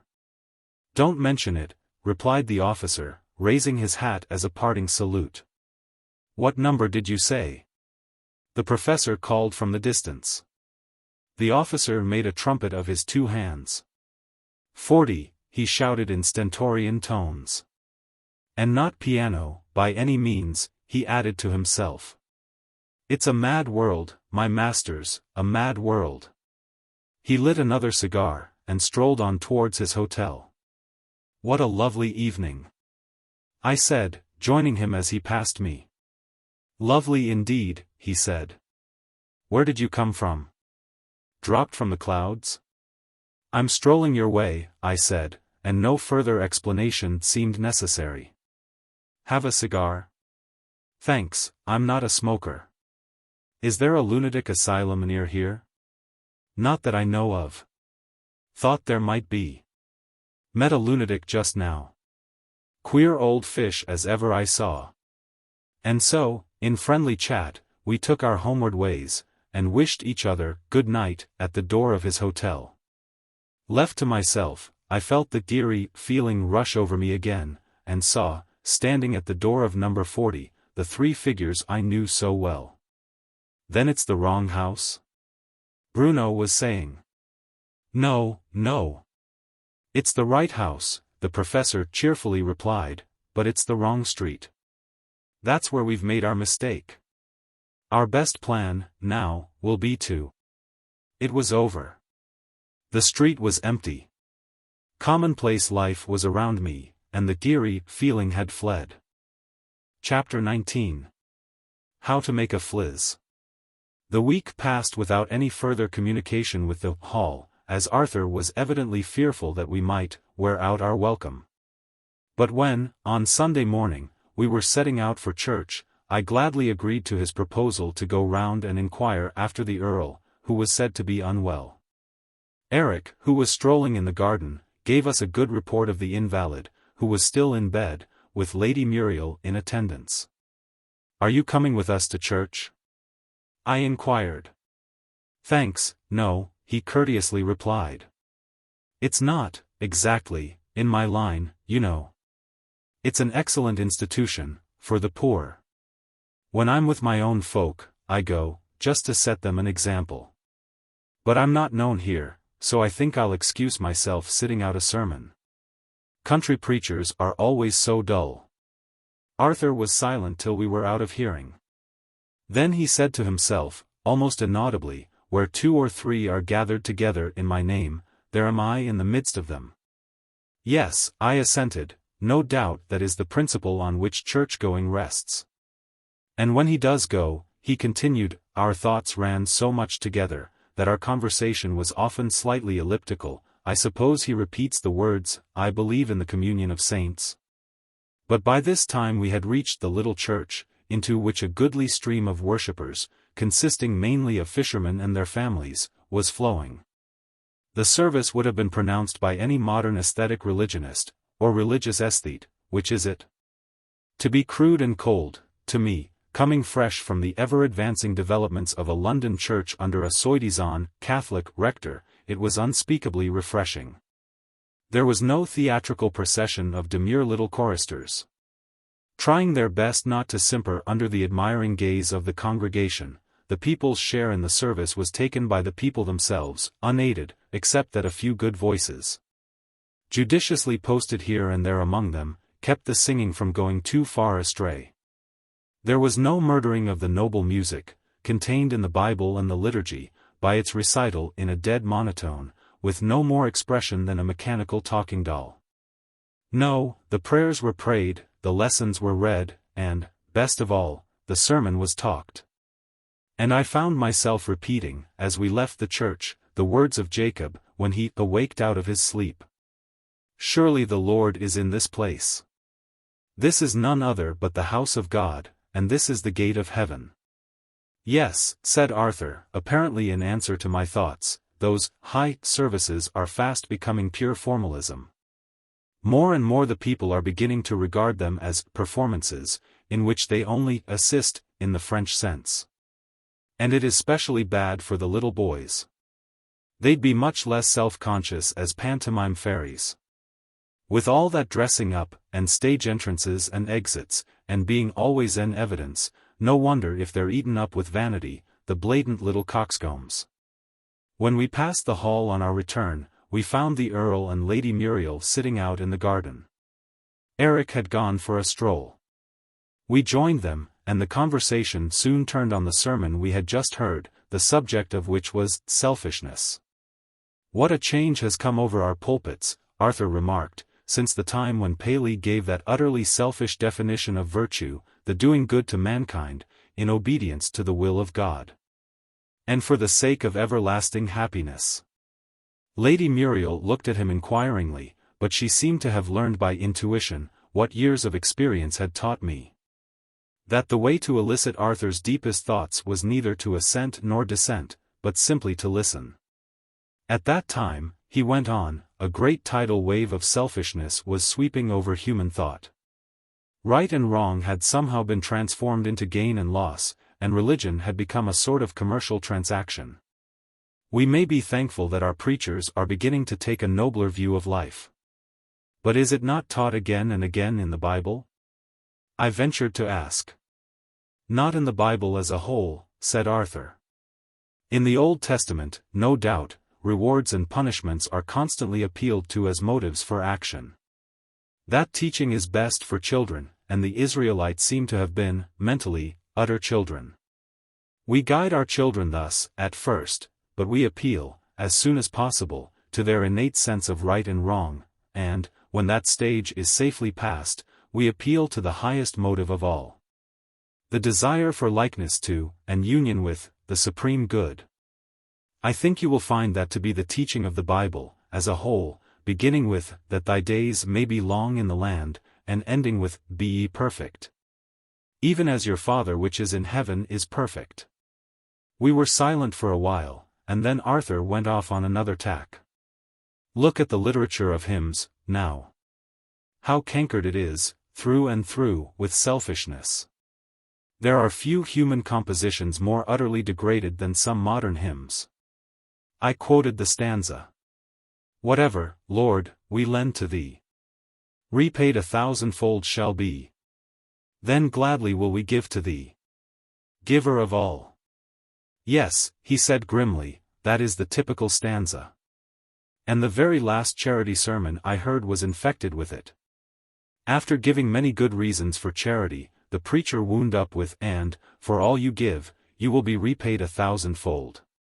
Oh, the utter meanness of such a motive, to be put before men who do know what self-sacrifice is, who can appreciate generosity and heroism. Talk of original sin. He went on with increasing bitterness. Can you have a stronger proof of the original goodness there must be in this nation, than the fact that religion has been preached to us, as a commercial speculation, for a century? And that we still believe in a God? It couldn't have gone on so long, Lady Muriel musingly remarked, if the opposition hadn't been practically silenced, put under what the French call la cloture. Surely in any lecture hall, or in private society, such teaching would soon have been hooted down. I trust so, said Arthur, and, though I don't want to see brawling in church legalized, I must say that our preachers enjoy an enormous privilege, which they ill deserve.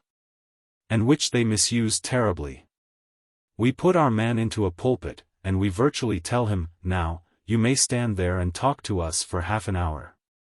We won't interrupt you by so much as a word. You shall have it all your own way.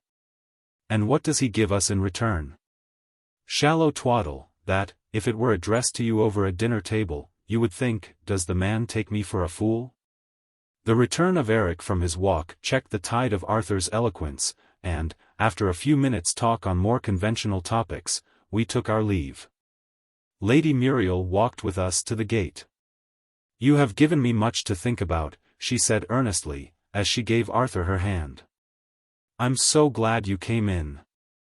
And her words brought a real glow of pleasure into that pale worn face of his. On the Tuesday, as Arthur did not seem equal to more walking, I took a long stroll by myself, having stipulated that he was not to give the whole day to his books, but was to meet me at the hall at about tea time. On my way back, I passed the station just as the afternoon train came in sight, and sauntered down the stairs to see it come in. But there was little to gratify my idle curiosity, and, when the train was empty, and the platform clear, I found it was about time to be moving on, if I meant to reach the hall by 5. As I approached the end of the platform, from which a steep irregular wooden staircase conducted to the upper world, I noticed 2 passengers, who had evidently arrived by the train, but who, oddly enough, had entirely escaped my notice, though the arrivals had been so few. They were a young woman and a little girl. The former, so far as one could judge by appearances, was a nursemaid, or possibly a nursery governess, in attendance on the child, whose refined face, even more than her dress, distinguished her as of a higher class than her companion. The child's face was refined, but it was also a worn and sad one, and told a tale, or so I seemed to read it, of much illness and suffering, sweetly and patiently borne. She had a little crutch to help herself along with, and she was now standing, looking wistfully up the long staircase, and apparently waiting till she could muster courage to begin the toilsome ascent.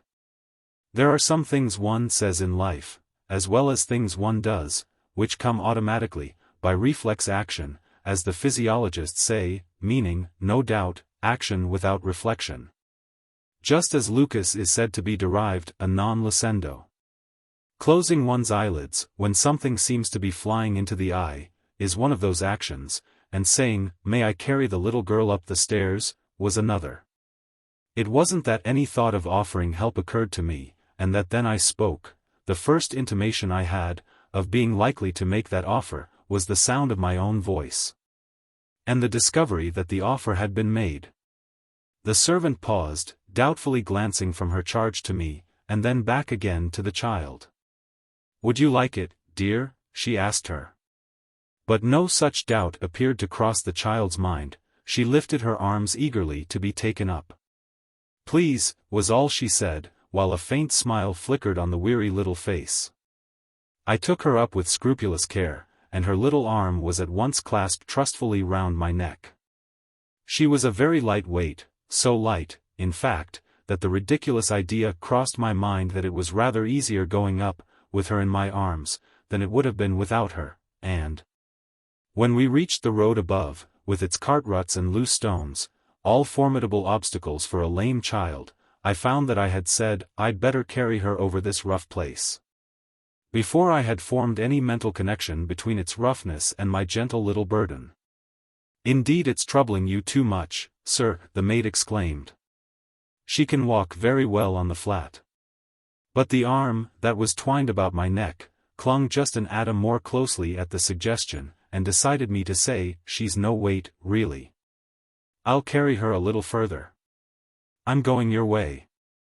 The nurse raised no further objection, and the next speaker was a ragged little boy, with bare feet, and a broom over his shoulder, who ran across the road and pretended to sweep the perfectly dry road in front of us.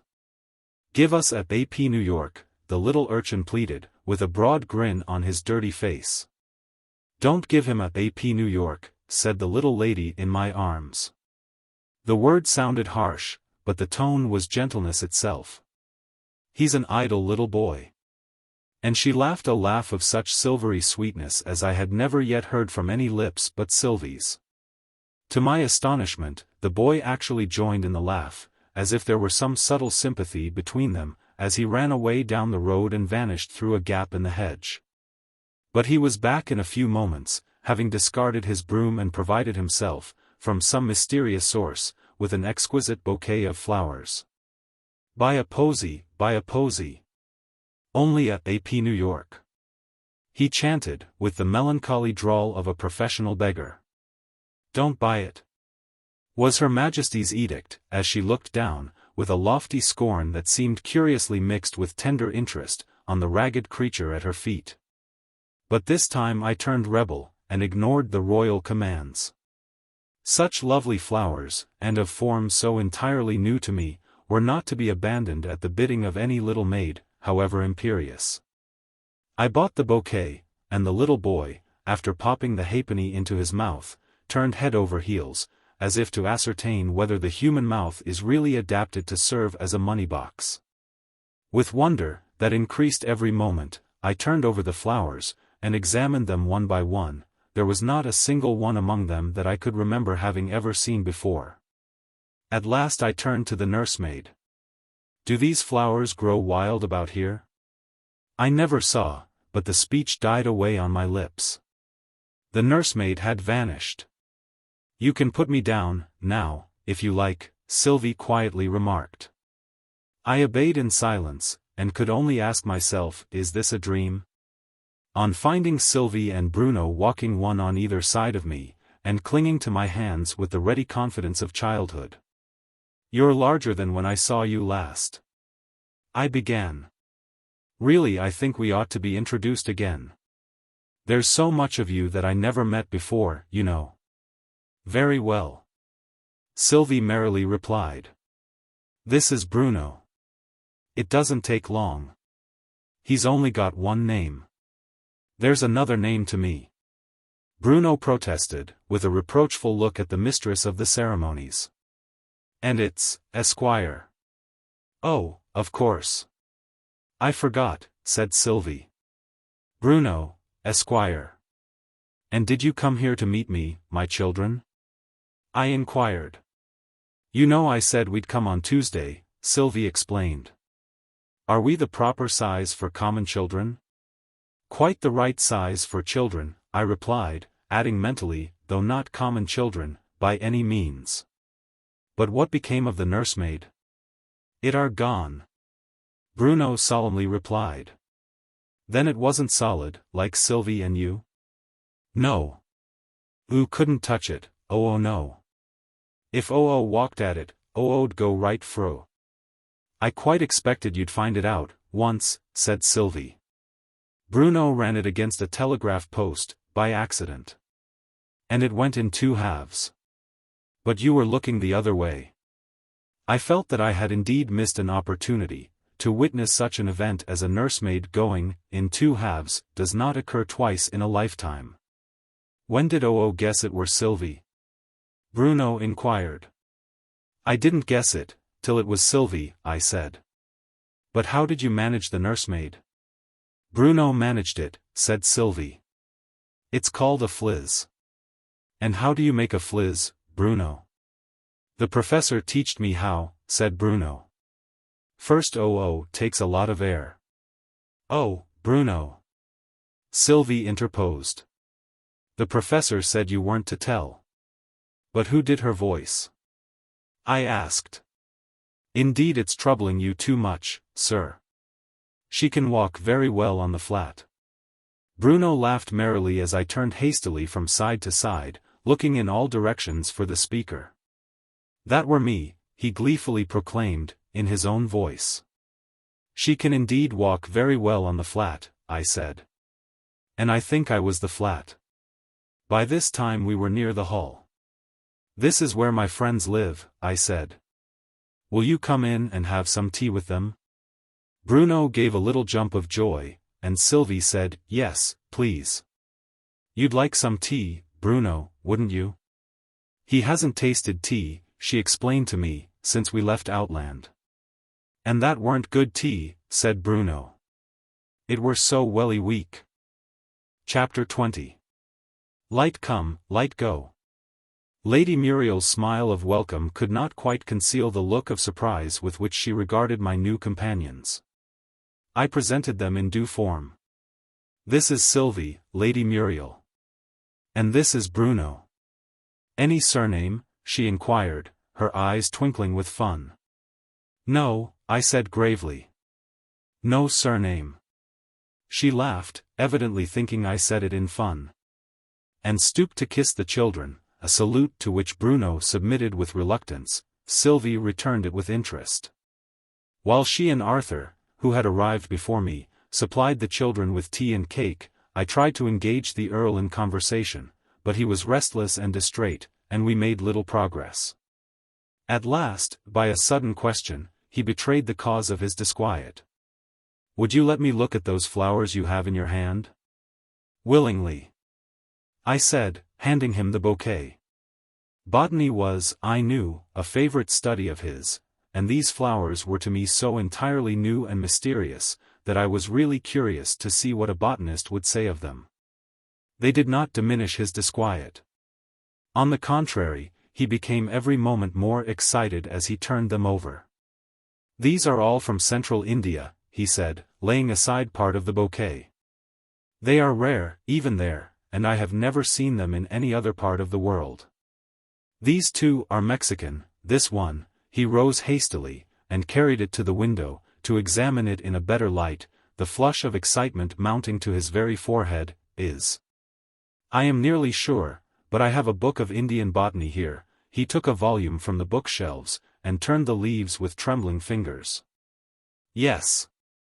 Compare it with this picture. It is the exact duplicate. This is the flower of the upas tree, which usually grows only in the depths of forests.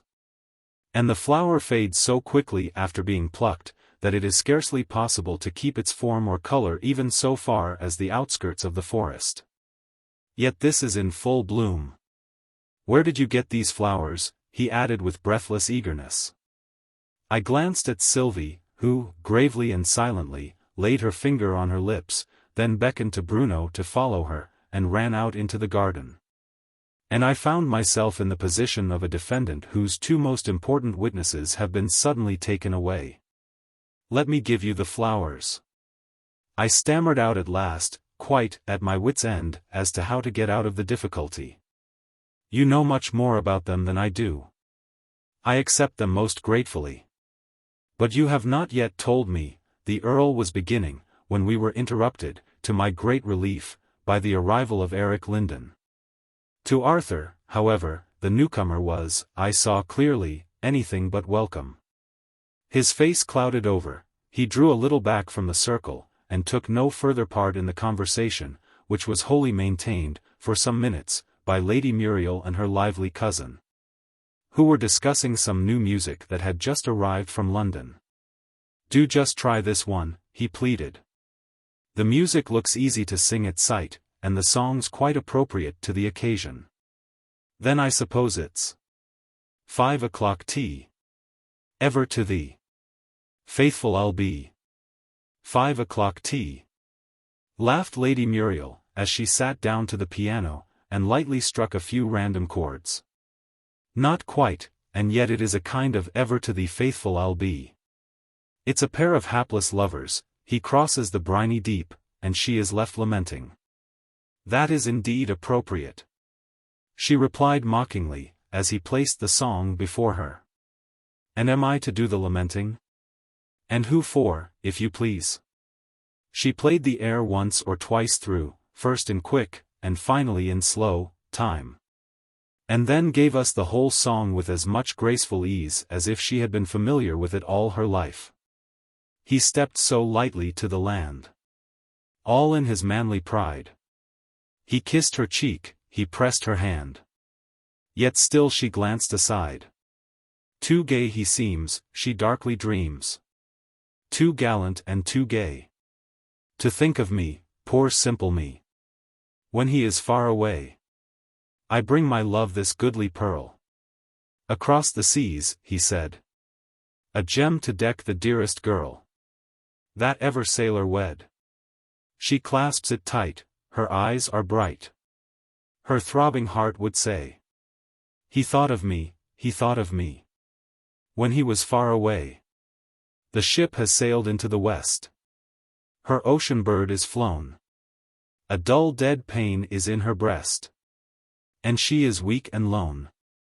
Yet there's a smile upon her face. A smile that seems to say. He'll think of me, he'll think of me. When he is far away. Though waters wide between us glide. Our lives are warm and near. No distance parts two faithful hearts. Two hearts that love so dear. And I will trust my sailor lad. Forever and a day. To think of me, to think of me. When he is far away.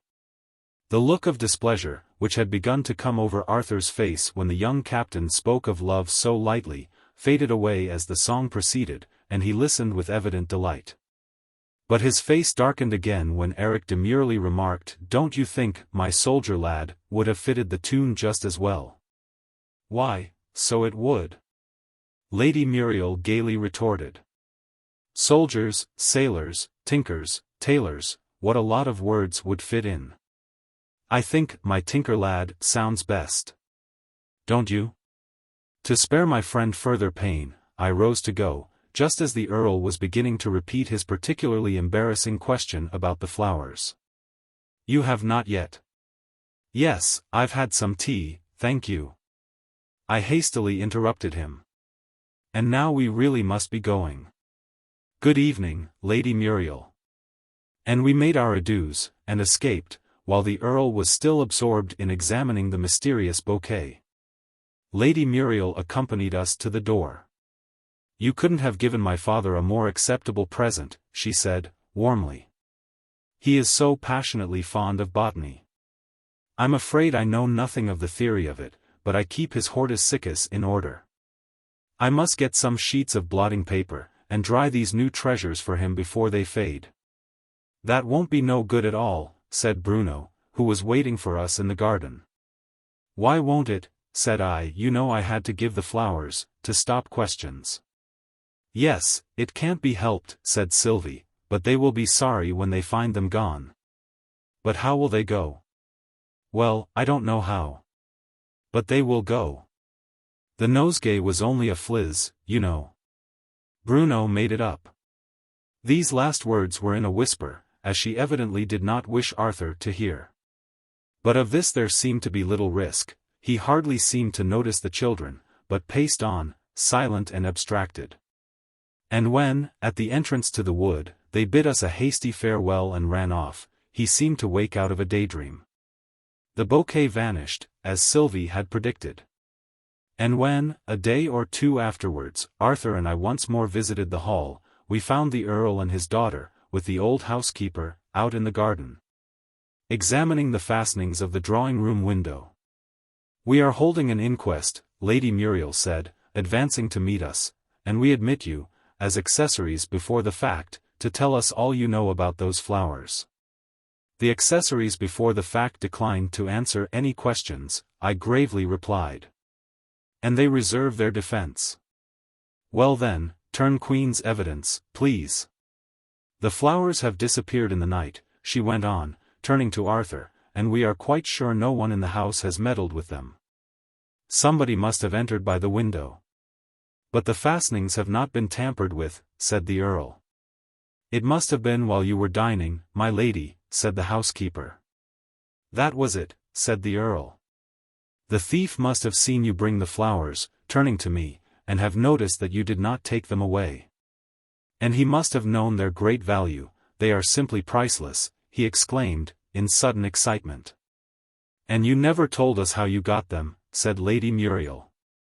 Some day, I stammered, I may be free to tell you. Just now, would you excuse me? The Earl looked disappointed, but kindly said, very well, we will ask no questions. But we consider you a very bad Queen's evidence, Lady Muriel added playfully, as we entered the arbor. We pronounce you to be an accomplice, and we sentence you to solitary confinement, and to be fed on bread and butter. Do you take sugar? It is disquieting, certainly, she resumed, when all creature comforts had been duly supplied, to find that the house has been entered by a thief, in this out-of-the-way place. If only the flowers had been eatables, one might have suspected a thief of quite another shape. You mean that universal explanation for all mysterious disappearances, the cat did it? Said Arthur. Yes, she replied. What a convenient thing it would be if all thieves had the same shape. It's so confusing to have some of them quadrupeds and others bipeds. It has occurred to me, said Arthur, as a curious problem in teleology, the science of final causes, he added, in answer to an inquiring look from Lady Muriel. And a final cause is? Well, suppose we say, the last of a series of connected events, each of the series being the cause of the next, for whose sake the first event takes place. But the last event is practically an effect of the first, isn't it? And yet you call it a cause of it. Arthur pondered a moment. The words are rather confusing, I grant you, he said. Will this do? The last event is an effect of the first, but the necessity for that event is a cause of the necessity for the first. That seems clear enough, said Lady Muriel. Now let us have the problem. It's merely this. What object can we imagine in the arrangement by which each different size, roughly speaking, of living creatures has its special shape? For instance, the human race has one kind of shape, bipeds. Another set, ranging from the lion to the mouse, are quadrupeds. Go down a step or two further, and you come to insects with 6 legs, hexapods, a beautiful name, is it not? But beauty, in our sense of the word, seems to diminish as we go down, the creature becomes more, I won't say, ugly of any of God's creatures, more uncouth. And, when we take the microscope, and go a few steps lower still, we come upon animalculae, terribly uncouth, and with a terrible number of legs. The other alternative, said the Earl, would be a diminuendo series of repetitions of the same type. Never mind the monotony of it, let's see how it would work in other ways. Begin with the race of men, and the creatures they require, let us say horses, cattle, sheep, and dogs. We don't exactly require frogs and spiders, do we, Muriel? Lady Muriel shuddered perceptibly, it was evidently a painful subject. We can dispense with them, she said gravely. Well, then we'll have a second race of men, half a yard high. Who would have one source of exquisite enjoyment, not possessed by ordinary men? Arthur interrupted. What source? Said the Earl. Why, the grandeur of scenery. Surely the grandeur of a mountain, to me, depends on its size, relative to me? Double the height of the mountain, and of course it's twice as grand. Have my height, and you produce the same effect. Happy, happy, happy small. Lady Muriel murmured rapturously. None but the short, none but the short, none but the short enjoy the tall. But let me go on, said the Earl. We'll have a third race of men, 5 inches high, a fourth race, an inch high. They couldn't eat common beef and mutton, I'm sure. Lady Muriel interrupted. True, my child, I was forgetting. Each set must have its own cattle and sheep. And its own vegetation, I added. What could a cow, an inch high, do with grass that waved far above its head? That is true. We must have a pasture within a pasture, so to speak. The common grass would serve our inch-high cows as a green forest of palms, while round the root of each tall stem would stretch a tiny carpet of microscopic grass. Yes, I think our scheme will work fairly well. And it would be very interesting, coming into contact with the races below us. What sweet little things the inch-high bulldogs would be. I doubt if even Muriel would run away from one of them. Don't you think we ought to have a crescendo series, as well? Said Lady Muriel. Only fancy being 100 yards high. One could use an elephant as a paperweight, and a crocodile as a pair of scissors. And would you have races of different sizes communicate with one another? I inquired. Would they make war on one another, for instance, or enter into treaties? War we must exclude, I think. When you could crush a whole nation with one blow of your fist, you couldn't conduct war on equal terms. But anything, involving a collision of minds only, would be possible in our ideal world, for of course we must allow mental powers to all, irrespective of size. Perhaps the fairest rule would be that, the smaller the race, the greater should be its intellectual development. Do you mean to say, said Lady Muriel, that these mannequins of an inch high are to argue with me? Surely, surely, said the Earl. An argument doesn't depend for its logical force on the size of the creature that utters it.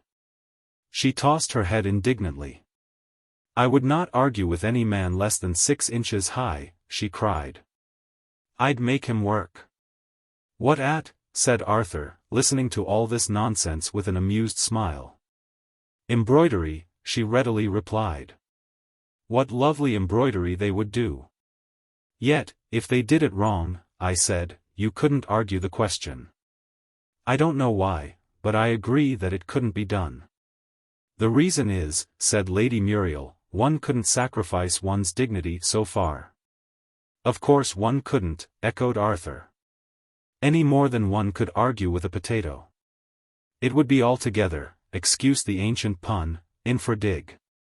I doubt it, said I. Even a pun doesn't quite convince me. Well, if that is not the reason, said Lady Muriel, what reason would you give? I tried hard to understand the meaning of this question, but the persistent humming of the bees confused me. And there was a drowsiness in the air that made every thought stop and go to sleep before it had got well thought out, so all I could say was, that must depend on the weight of the potato. I felt the remark was not so sensible as I should have liked it to be. But Lady Muriel seemed to take it quite as a matter of course. In that case, she began, but suddenly started, and turned away to listen. Don't you hear him? She said. He's crying. We must go to him, somehow.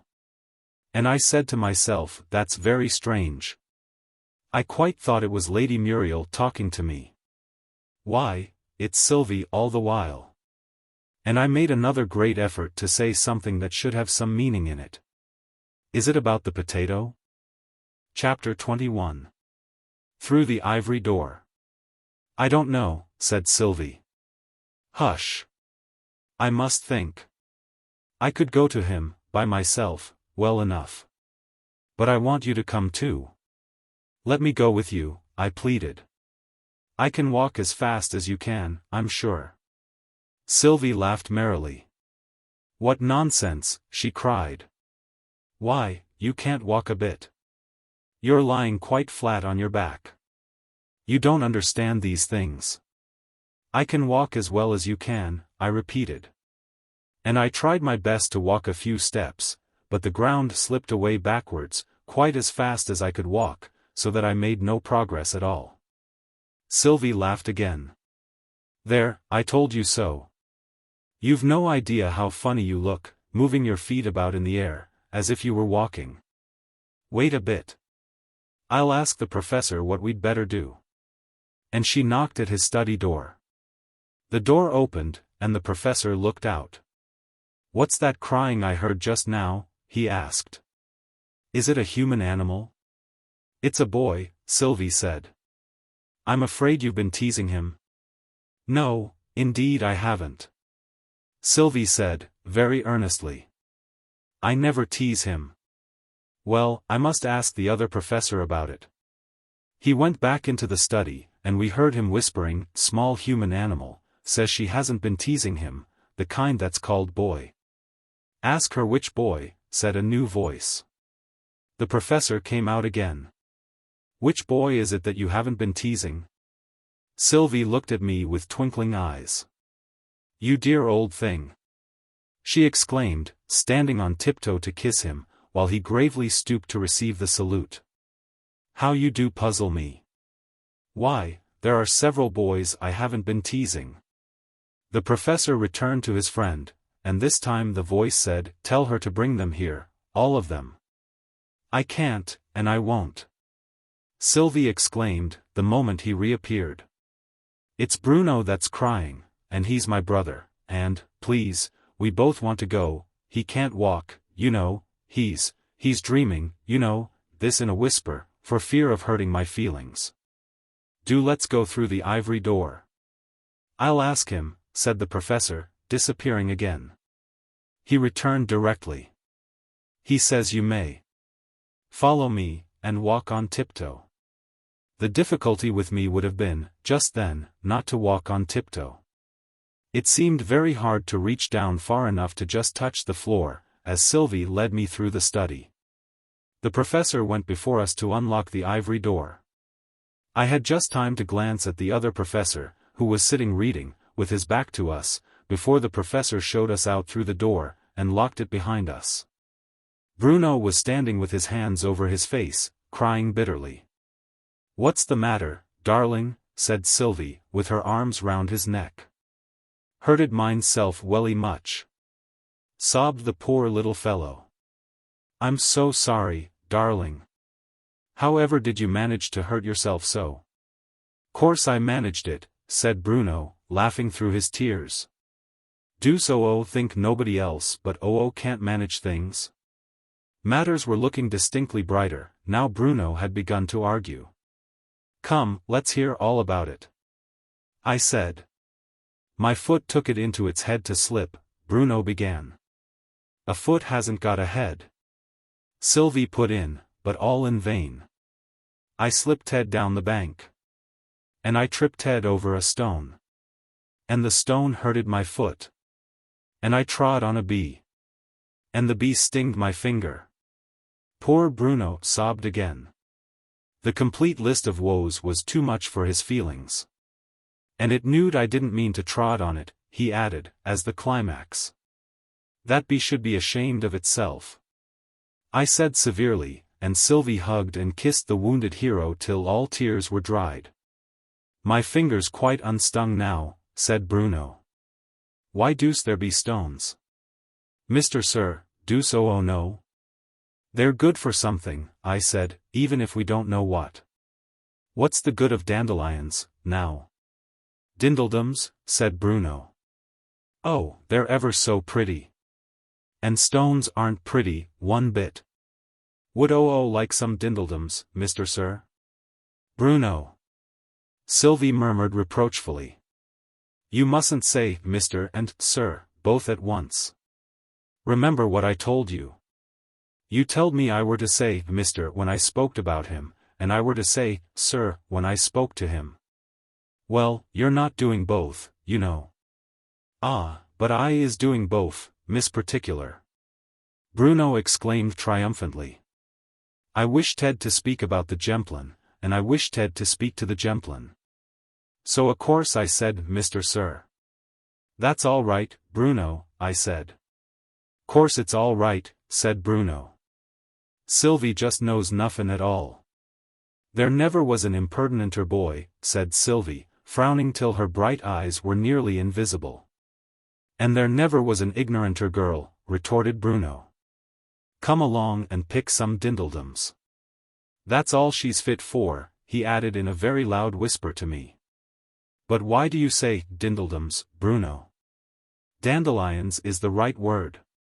It's because he jumps about so, Sylvie said, laughing. Yes, that's it, Bruno assented. Sylvie tells me the words, and then, when I jump about, they get shooken up in my head, till they're all froth. I expressed myself as perfectly satisfied with this explanation. But aren't you going to pick me any dindledums, after all? Course we will, cried Bruno. Come along, Sylvie. And the happy children raced away, bounding over the turf with the fleetness and grace of young antelopes. Then you didn't find your way back to Outland? I said to the professor. Oh yes, I did. He replied, we never got to Queer Street, but I found another way. I've been backwards and forwards several times since then. I had to be present at the election, you know, as the author of the new Money Act. The Emperor was so kind as to wish that I should have the credit of it. Let come what come may, I remember the very words of the imperial speech, if it should turn out that the warden is alive. You will bear witness that the change in the coinage is the professor's doing, not mine. I never was so glorified in my life, before. Tears trickled down his cheeks at the recollection, which apparently was not wholly a pleasant one. Is the warden supposed to be dead? Well, it's supposed so, but, mind you, I don't believe it. The evidence is very weak, mere hearsay. A wandering jester, with a dancing bear, they found their way into the palace, one day, has been telling people he comes from Fairyland, and that the warden died there. I wanted the vice-warden to question him, but, most unluckily, he and my lady were always out walking when the jester came round. Yes, the warden's supposed to be dead. And more tears trickled down the old man's cheeks. But what is the new Money Act? The professor brightened up again. The Emperor started the thing, he said. He wanted to make everybody in Outland twice as rich as he was before, just to make the new government popular. Only there wasn't nearly enough money in the treasury to do it. So I suggested that he might do it by doubling the value of every coin and banknote in Outland. It's the simplest thing possible. I wonder nobody ever thought of it before. And you never saw such universal joy. The shops are full from morning to night. Everybody's buying everything. And how was the glorifying done? A sudden gloom overcast the professor's jolly face. They did it as I went home after the election, he mournfully replied. It was kindly meant, but I didn't like it. They waved flags all round me till I was nearly blind, and they rang bells till I was nearly deaf, and they strewed the road so thick with flowers that I lost my way. And the poor old man sighed deeply. How far is it to Outland? I asked, to change the subject. About 5 days' march. But one must go back, occasionally. You see, as court professor, I have to be always in attendance on Prince Uggug. The Empress would be very angry if I left him, even for an hour. But surely, every time you come here, you are absent 10 days, at least? Oh, more than that, the professor exclaimed. A fortnight, sometimes. But of course I keep a memorandum of the exact time when I started, so that I can put the court time back to the very moment. Excuse me, I said. I don't understand. Silently the professor drew from his pocket a square gold watch, with 6 or 8 hands, and held it out for my inspection. This, he began, is an outlandish watch. So I should have thought. Which has the peculiar property that, instead of its going with the time goes with it. I trust you understand me now? Hardly, I said. Permit me to explain. So long as it is let alone, it takes its own course. Time has no effect upon it. I have known such watches, I remarked. It goes, of course, at the usual rate. Only the time has to go with it. Hence, if I move the hands, I change the time. To move them forwards, in advance of the true time, is impossible, but I can move them as much as a month backwards, that is the limit.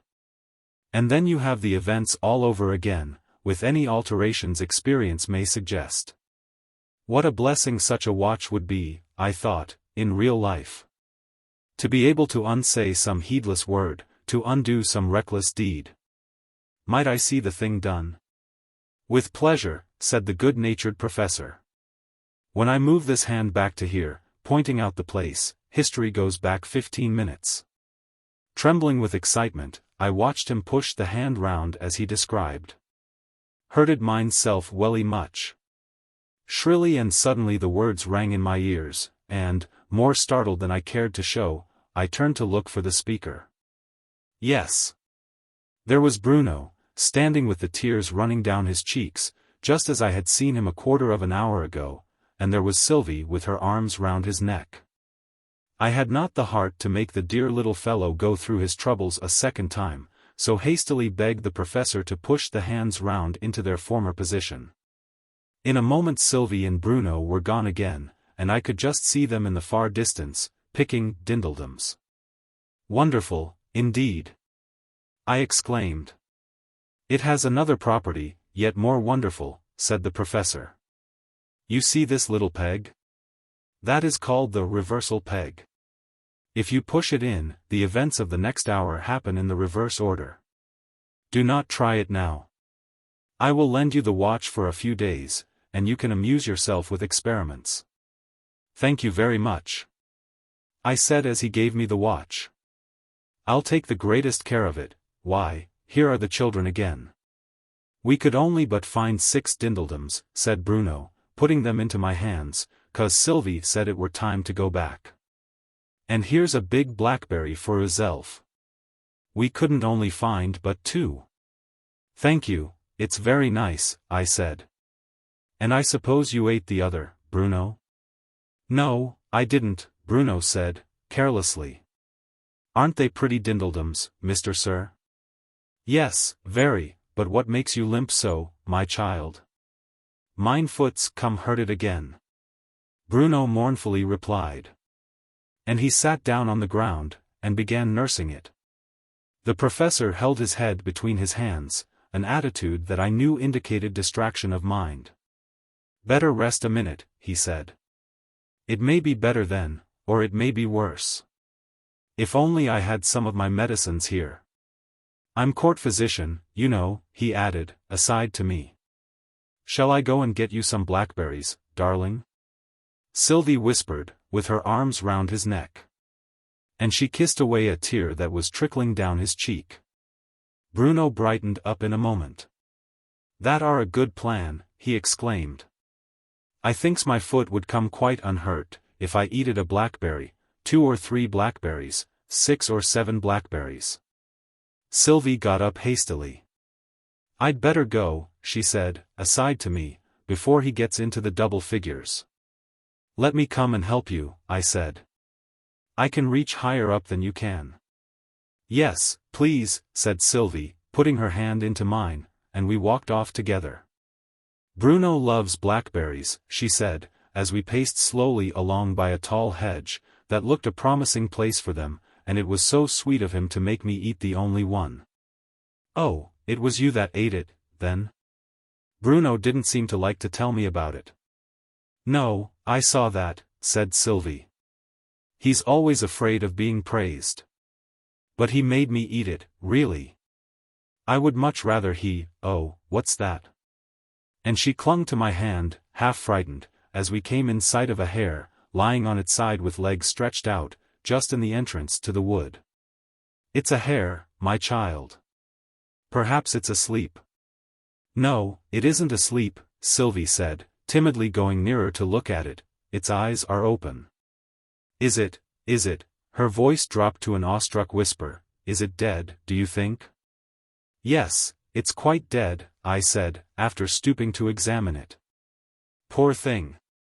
I think it's been hunted to death. I know the harriers were out yesterday.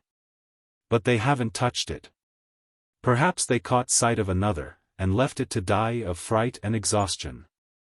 Hunted to death? Sylvie repeated to herself, very slowly and sadly. I thought hunting was a thing they played at, like a game. Bruno and I hunt snails, but we never hurt them when we catch them. Sweet angel. I thought.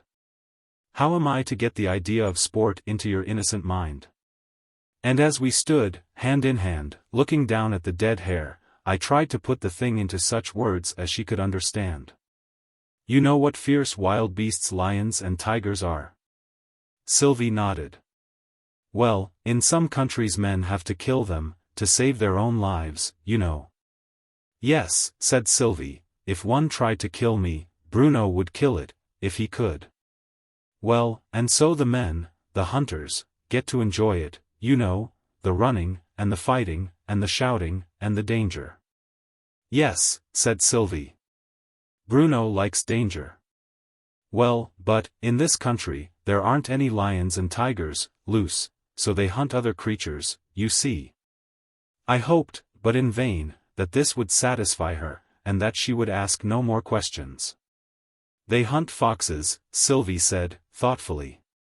And I think they kill them, too. Foxes are very fierce. I dare say men don't love them. Are hares fierce? No, I said. A hare is a sweet, gentle, timid animal, almost as gentle as a lamb. But, if men love hares, why, her voice quivered, and her sweet eyes were brimming over with tears. I'm afraid they don't love them, dear child. All children love them, Sylvie said. All ladies love them. I'm afraid even ladies go to hunt them, sometimes. Sylvie shuddered. Oh, no, not ladies, she earnestly pleaded. Not Lady Muriel.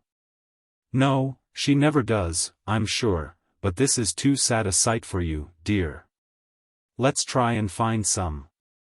But Sylvie was not satisfied yet. In a hushed, solemn tone, with bowed head and clasped hands, she put her final question. Does God love hares? Yes. I said. I'm sure he does. He loves every living thing. Even sinful men. How much more the animals, that cannot sin. I don't know what sin means, said Sylvie. And I didn't try to explain it. Come, my child, I said, trying to lead her away. Wish goodbye to the poor hare, and come and look for blackberries. Goodbye, poor hare. Sylvie obediently repeated, looking over her shoulder at it as we turned away. And then, all in a moment, her self-command gave way. Pulling her hand out of mine, she ran back to where the dead hare was lying, and flung herself down at its side in such an agony of grief as I could hardly have believed possible in so young a child. Oh, my darling, she moaned, over and over again. And God meant your life to be so beautiful. Sometimes, but always keeping her face hidden on the ground, she would reach out one little hand, to stroke the poor dead thing, and then once more bury her face in her hands. And sob as if her heart would break. I was afraid she would really make herself ill, still I thought it best to let her weep away the first sharp agony of grief, and, after a few minutes, the sobbing gradually ceased. And Sylvie rose to her feet, and looked calmly at me, though tears were still streaming down her cheeks. I did not dare to speak again, just yet, but simply held out my hand to her, that we might quit the melancholy spot. Yes, I'll come now, she said. Very reverently she kneeled down, and kissed the dead hare, then rose and gave me her hand, and we moved on in silence. A child's sorrow is violent, but short. And it was almost in her usual voice that she said, after a minute, oh stop. Here are some lovely blackberries. We filled our hands with fruit, and returned in all haste to where the professor and Bruno were seated on a bank, awaiting our return. Just before we came within hearing distance, Sylvie checked me. Please don't tell Bruno about the hare, she said. Very well, my child. But why not? Tears again glittered in those sweet eyes, and she turned her head away, so that I could scarcely hear her reply.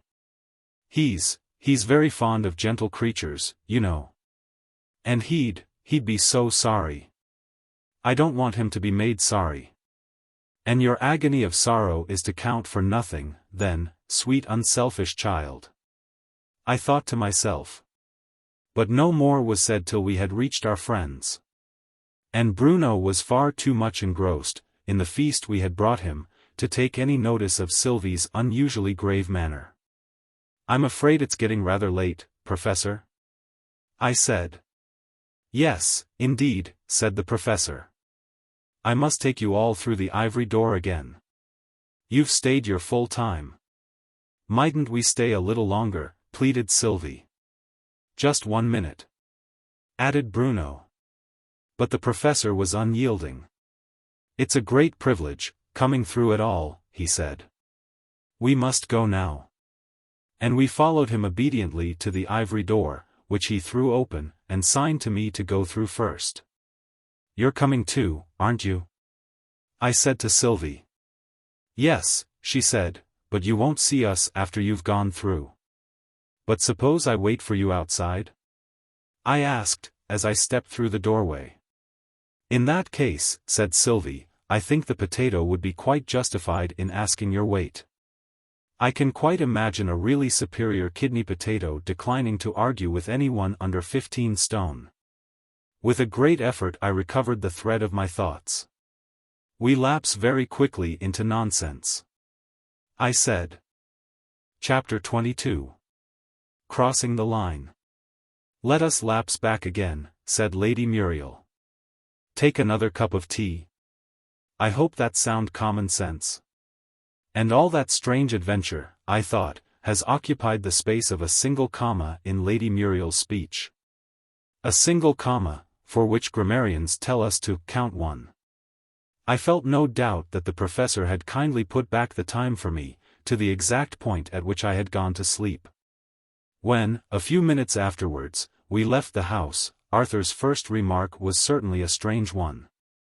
"We've been there just 20 minutes, he said, "and I've done nothing but listen to you and Lady Muriel talking, and yet, somehow, I feel exactly as if I had been talking with her for an hour at least." And so he had been, I felt no doubt, only, as the time had been put back to the beginning of the tête-à-tête he referred to, the whole of it had passed into oblivion, if not into nothingness. But I valued my own reputation for sanity too highly to venture on explaining to him what had happened. For some cause, which I could not at the moment divine, Arthur was unusually grave and silent during our walk home. It could not be connected with Eric Lindon, I thought, as he had for some days been away in London, so that, having Lady Muriel almost all to himself, for I was only too glad to hear those two conversing, to have any wish to intrude any remarks of my own, he ought, theoretically, to have been specially radiant and contented with life. Can he have heard any bad news? I said to myself. And, almost as if he had read my thoughts, he spoke. "He will be here by the last train," he said, in the tone of one who is continuing a conversation rather than beginning one. "Captain Lindon, do you mean?" "Yes, Captain Lindon," said Arthur. I said he, because I fancied we were talking about him. "The Earl told me he comes tonight, though tomorrow is the day when he will know about the commission that he's hoping for. I wonder he doesn't stay another day to hear the result, if he's really so anxious about it as the Earl believes he is."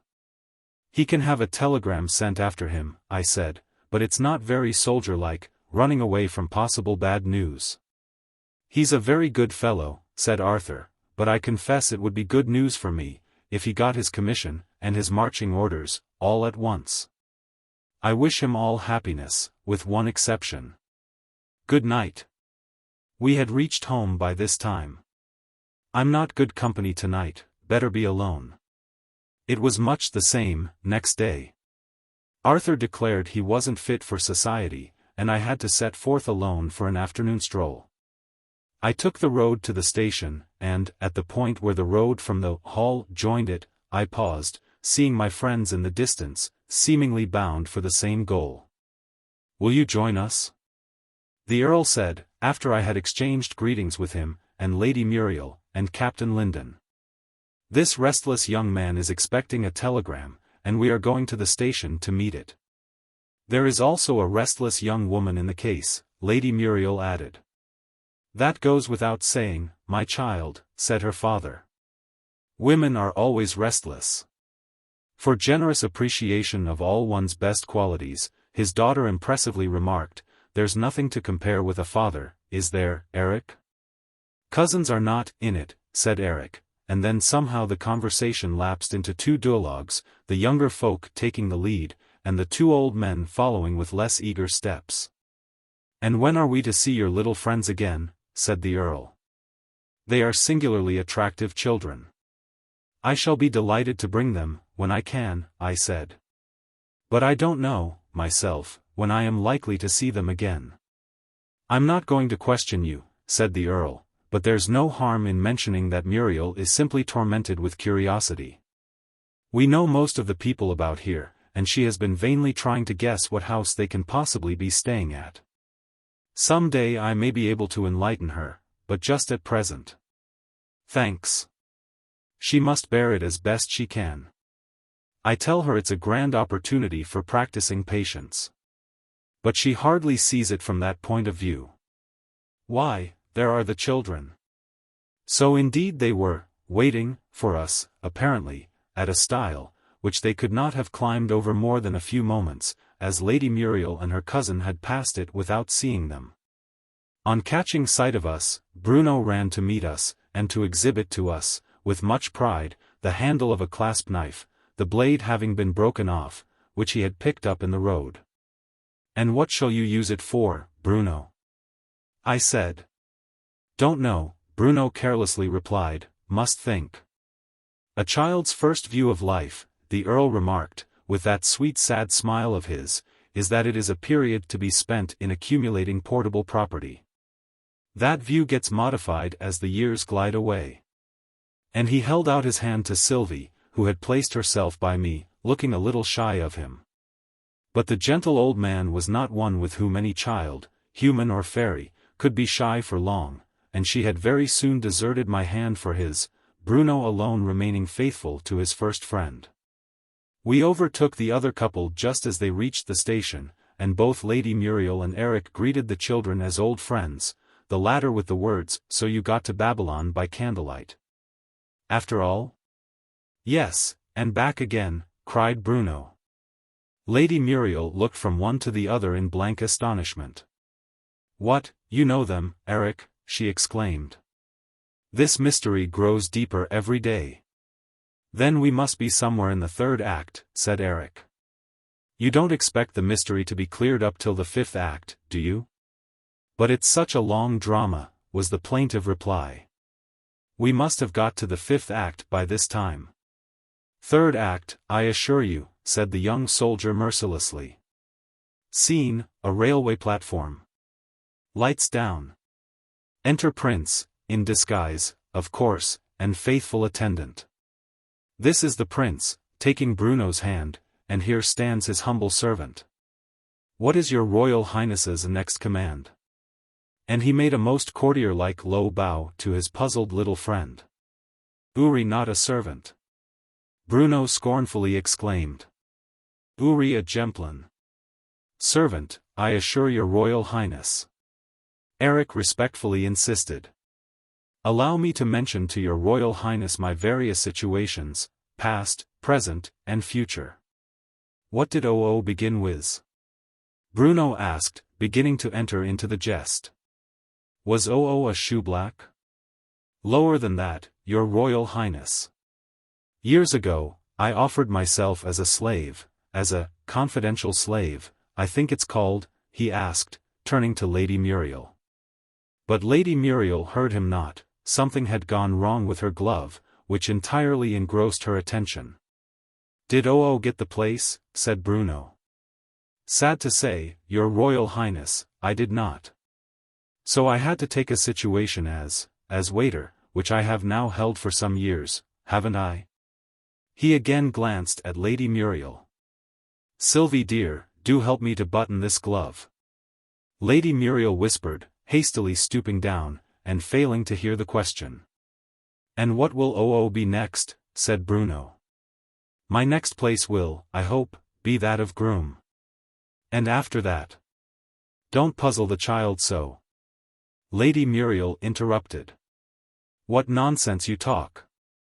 "After that," Eric persisted, "I hope to obtain the situation of housekeeper, which, fourth act," he proclaimed, with a sudden change of tone. Lights turned up. Red lights. Green lights. Distant rumble heard. Enter a passenger train.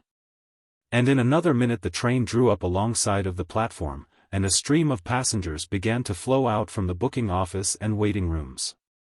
Did you ever make real life into a drama? Said the Earl. Now just try. I've often amused myself that way. Consider this platform as our stage. Good entrances and exits on both sides, you see. Capital background scene, real engine moving up and down. All this bustle, and people passing to and fro, must have been most carefully rehearsed. How naturally they do it. With never a glance at the audience. And every grouping is quite fresh, you see. No repetition. It really was admirable, as soon as I began to enter into it from this point of view.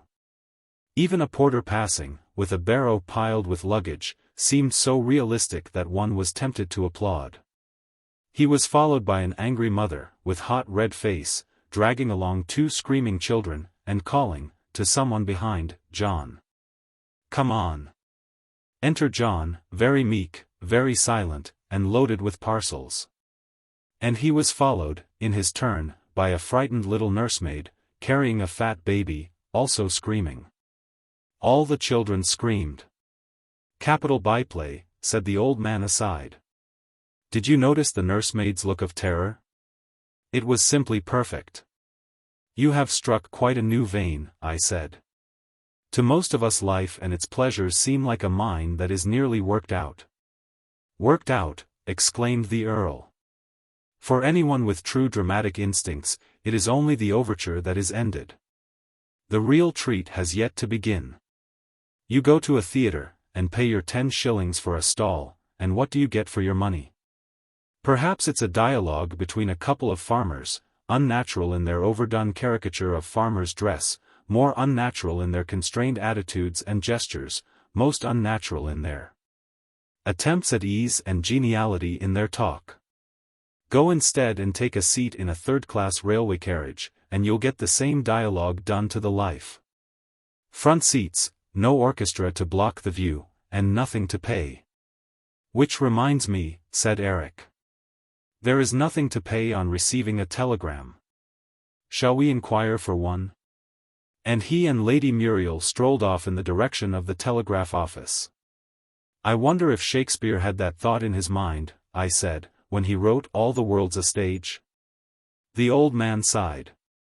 And so it is, he said, look at it as you will.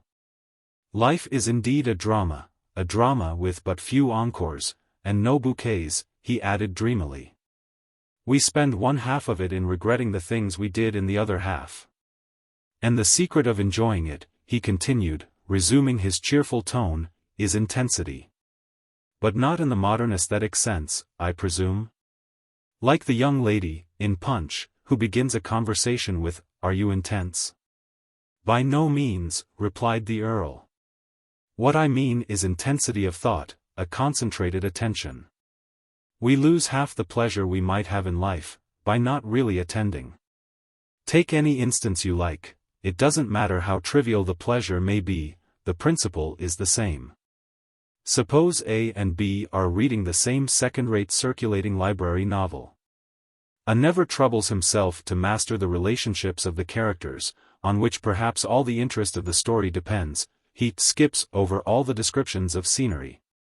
And every passage that looks rather dull, he doesn't half attend to the passages he does read, he goes on reading, merely from want of resolution to find another occupation, for hours after he ought to have put the book aside, and reaches the finis, in a state of utter weariness and depression. B puts his whole soul into the thing, on the principle that, whatever is worth doing well, he masters the genealogies. He calls up pictures before his mind's eye as he reads about the scenery, best of all. He resolutely shuts the book at the end of some chapter, while his interest is yet at its keenest, and turns to other subjects. So that, when next he allows himself an hour at it, it is like a hungry man sitting down to dinner, and, when the book is finished, he returns to the work of his daily life like a giant refreshed. But suppose the book were really rubbish, nothing to repay attention? Well, suppose it, said the Earl. My theory meets that case, I assure you. A never finds out that it is rubbish, but maunders on to the end, trying to believe he's enjoying himself. B quietly shuts the book, when he's read a dozen pages, walks off to the library, and changes it for a better.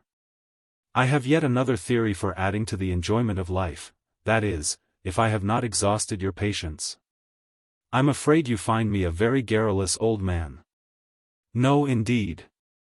I exclaimed earnestly. And indeed I felt as if one could not easily tire of the sweet sadness of that gentle voice. It is, that we should learn to take our pleasures quickly, and our pains slowly. But why? I should have put it the other way, myself. By taking artificial pain, which can be as trivial as you please, slowly, the result is that, when real pain comes, however severe, all you need do is to let it go at its ordinary pace. And it's over in a moment. Very true, I said, but how about the pleasure? Why, by taking it quick, you can get so much more into life. It takes you 3 hours and a half to hear and enjoy an opera. Suppose I can take it in, and enjoy it, in half an hour. Why, I can enjoy 7 operas, while you are listening to one. Always supposing you have an orchestra capable of playing them, I said. And that orchestra has yet to be found. The old man smiled.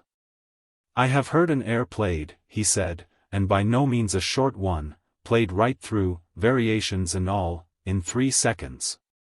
When? And how? I asked eagerly, with a half notion that I was dreaming again. It was done by a little musical box, he quietly replied. After it had been wound up, the regulator, or something, broke, and it ran down, as I said, in about 3 seconds. But it must have played all the notes, you know. Did you enjoy it? I asked, with all the severity of a cross-examining barrister. No, I didn't, he candidly confessed. But then, you know, I hadn't been trained to that kind of music. I should much like to try your plan, I said, and, as Sylvie and Bruno happened to run up to us at the moment, I left them to keep the Earl company, and strolled along the platform, making each person and event play its part in an extempore drama for my especial benefit. What, is the Earl tired of you already? I said, as the children ran past me. No. Sylvie replied with great emphasis. He wants the evening paper. So Bruno's going to be a little newsboy. Mind you charge a good price for it. I called after them. Returning up the platform, I came upon Sylvie alone. Well, child, I said, where's your little newsboy? Couldn't he get you an evening paper? He went to get one at the bookstall at the other side, said Sylvie, and he's coming across the line with it. Oh, Bruno, you ought to cross by the bridge. For the distant thud, thud, of the express was already audible. Suddenly a look of horror came over her face. Oh, he's fallen down on the rails, she cried, and darted past me at a speed that quite defied the hasty effort I made to stop her. But the wheezy old stationmaster happened to be close behind me. He wasn't good for much, poor old man, but he was good for this. And, before I could turn round, he had the child clasped in his arms, saved from the certain death she was rushing to. So intent was I in watching this scene, that I hardly saw a flying figure in a light grey suit, who shot across from the back of the platform, and was on the line in another second. So far as one could take note of time in such a moment of horror, he had about 10 clear seconds, before the express would be upon him, in which to cross the rails and to pick up Bruno. Whether he did so or not it was quite impossible to guess. The next thing one knew was that the express had passed, and that, whether for life or death, all was over. When the cloud of dust had cleared away, and the line was once more visible, we saw with thankful hearts that the child and his deliverer were safe. All right. Eric called to us cheerfully, as he recrossed the line. He's more frightened than hurt. He lifted the little fellow up into Lady Muriel's arms, and mounted the platform as gaily as if nothing had happened, but he was as pale as death, and leaned heavily on the arm I hastily offered him, fearing he was about to faint. I'll just sit down a moment, he said dreamily. Where's Sylvie? Sylvie ran to him, and flung her arms round his neck, sobbing as if her heart would break. Don't do that, my darling. Eric murmured, with a strange look in his eyes. Nothing to cry about now, you know. But you very nearly got yourself killed for nothing. For Bruno, the little maiden sobbed. And he would have done it for me. Wouldn't you, Bruno? Course I would. Bruno said, looking round with a bewildered air. Lady Muriel kissed him in silence as she put him down out of her arms. Then she beckoned Sylvie to come and take his hand, and signed to the children to go back to where the Earl was seated. Tell him, she whispered with quivering lips, tell him, all is well. Then she turned to the hero of the day. I thought it was death, she said. Thank God, you are safe. Did you see how near it was? I saw there was just time, Eric said lightly. A soldier must learn to carry his life in his hand, you know. I'm all right now. Shall we go to the telegraph office again? I dare say it's come by this time. I went to join the Earl and the children, and we waited, almost in silence, for no one seemed inclined to talk, and Bruno was half asleep on Sylvie's lap, till the others joined us. No telegram had come. I'll take a stroll with the children, I said, feeling that we were a little de trop, and I'll look in the course of the evening. We must go back into the wood, now, Sylvie said, as soon as we were out of hearing. We can't stay this size any longer. Then you will be quite tiny fairies again, next time we meet? Yes, said Sylvie, but we'll be children again some day, if you'll let us. Bruno's very anxious to see Lady Muriel again. She are welly nice, said Bruno. I shall be very glad to take you to see her again, I said. Hadn't I better give you back the professor's watch? It'll be too large for you to carry when you're fairies, you know. Bruno laughed merrily. I was glad to see he had quite recovered from the terrible scene he had gone through. Oh no, it won't, he said. When we go small, it'll go small. And then it'll go straight to the professor, Sylvie added, and you won't be able to use it any more, so you'd better use it all you can, now. We must go small when the sun sets. Goodbye. Goodbye, cried Bruno. But their voices sounded very far away, and, when I looked round, both children had disappeared. And it wants only 2 hours to sunset, I said as I strolled on. I must make the best of my time. Chapter 23. An Outlandish Watch. As I entered the little town, I came upon 2 of the fishermen's wives interchanging that last word, which never was the last, and it occurred to me, as an experiment with the magic watch, to wait till the little scene was over, and then to encore it. Well, good night to ye. And ye winna forget to send us word when your Martha writes? Nay, winna forget. And if she isn't suited, she can but come back. Good night to ye. A casual observer might have thought, and there ends the dialogue. That casual observer would have been mistaken. She'll like I warran ye. They'll not treat her bad, yer may depend. They're very canny folk. Good night. Aye, they are that. Good night. Good night. And ye'll send us word if she writes? Aye, will, yer may depend. Good night to ye. And at last they parted. I waited till they were some 20 yards apart, and then put the watch a minute back. The instantaneous change was startling, the 2 figures seemed to flash back into their former places. Isn't suited, she can but come back. Good night to ye. One of them was saying, and so the whole dialogue was repeated, and, when they had parted for the second time, I let them go their several ways, and strolled on through the town. But the real usefulness of this magic power, I thought, would be to undo some harm, some painful event. Some accident. I had not long to wait for an opportunity of testing this property also of the magic watch, for, even as the thought passed through my mind, the accident I was imagining occurred. A light cart was standing at the door of the great millinery depot of XVIII, laden with cardboard packing cases, which the driver was carrying into the shop, one by one. One of the cases had fallen into the street, but it scarcely seemed worth while to step forward and pick it up, as the man would be back again in a moment. Yet, in that moment, a young man riding a bicycle came sharp round the corner of the street and, in trying to avoid running over the box, upset his machine, and was thrown headlong against the wheel of the spring cart. The driver ran out to his assistance, and he and I together raised the unfortunate cyclist and carried him into the shop.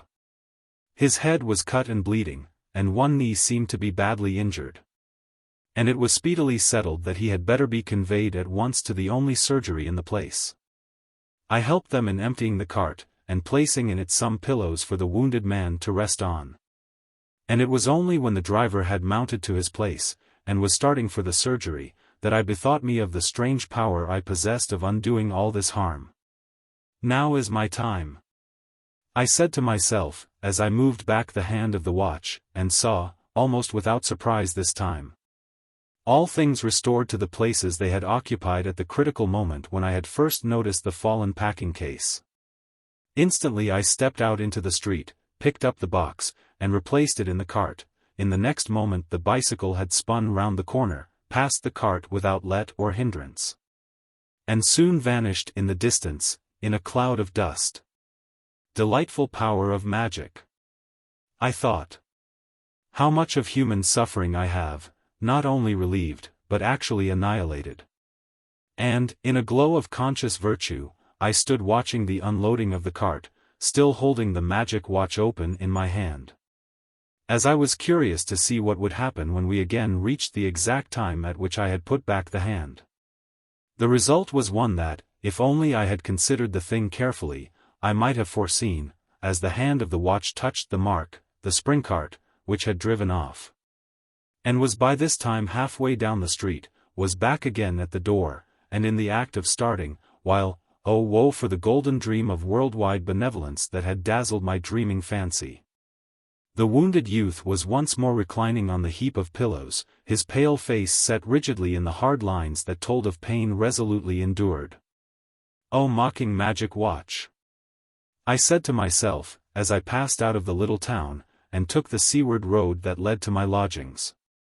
The good I fancied I could do is vanished like a dream, the evil of this troublesome world is the only abiding reality.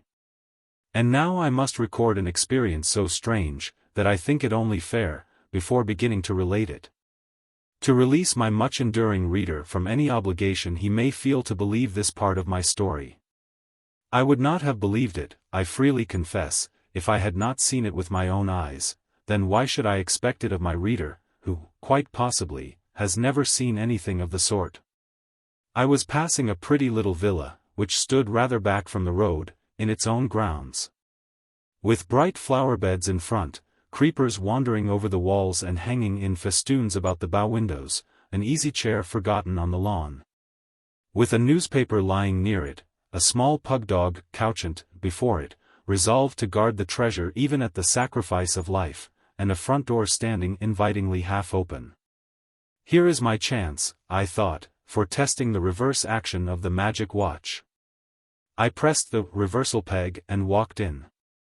In another house, the entrance of a stranger might cause surprise, perhaps anger, even going so far as to expel the said stranger with violence, but here, I knew, nothing of the sort could happen.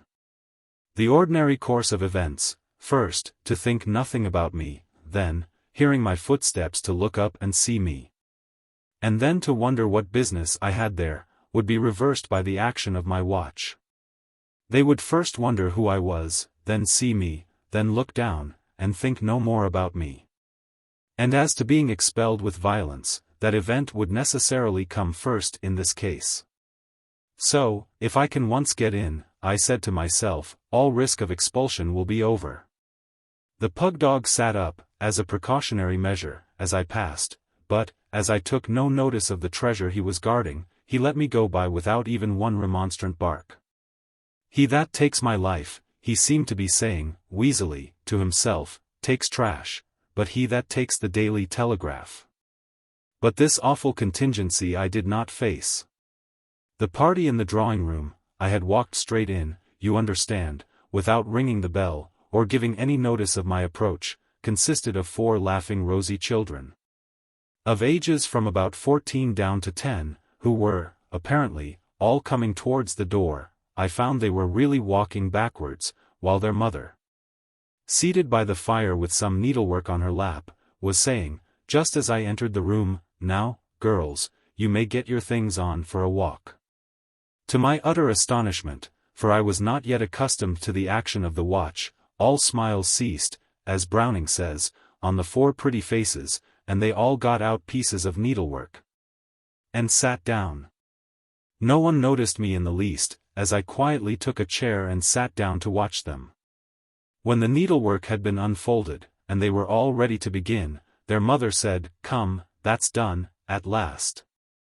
You may fold up your work, girls."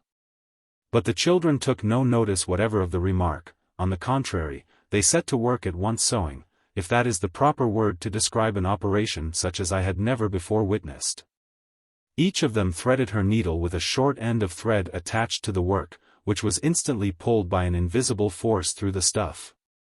Dragging the needle after it, the nimble fingers of the little sempstress caught it at the other side, but only to lose it again the next moment. And so the work went on, steadily undoing itself, and the neatly stitched little dresses, or whatever they were, steadily falling to pieces. Now and then one of the children would pause, as the recovered thread became inconveniently long, wind it on a bobbin, and start again with another short end.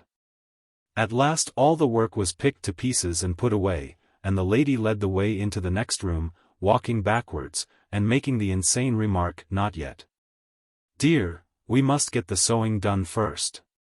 After which, I was not surprised to see the children skipping backwards after her, exclaiming, "Oh, mother, it is such a lovely day for a walk."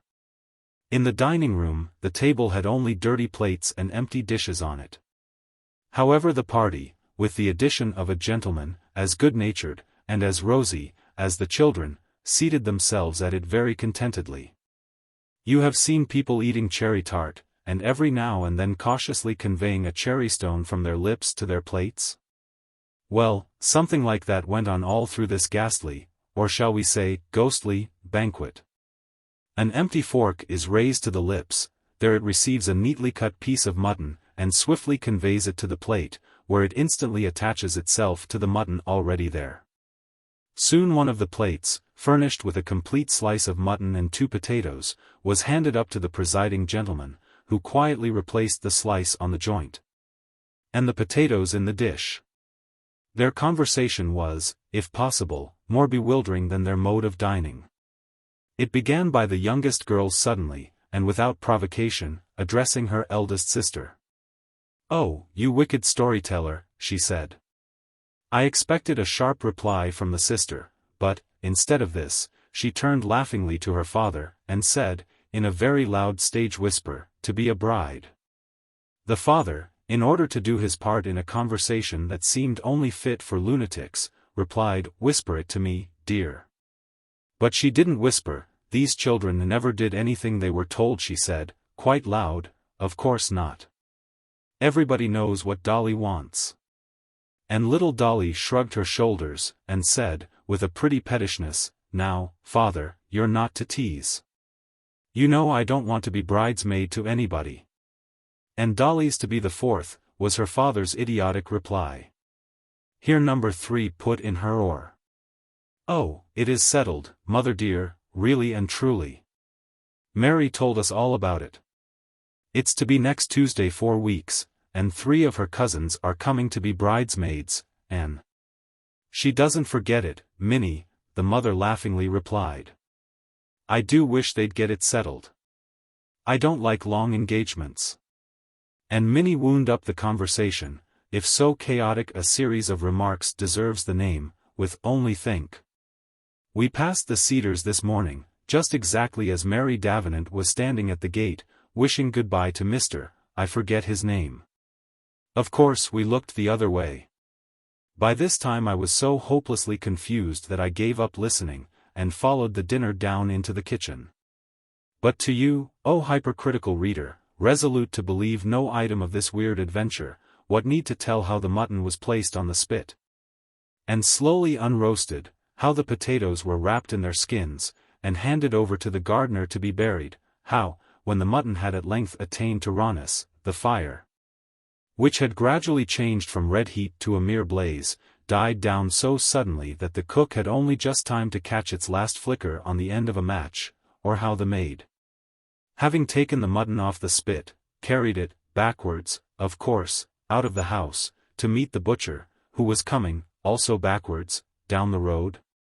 The longer I thought over this strange adventure, the more hopelessly tangled the mystery became, and it was a real relief to meet Arthur in the road, and get him to go with me up to the hall, to learn what news the telegraph had brought.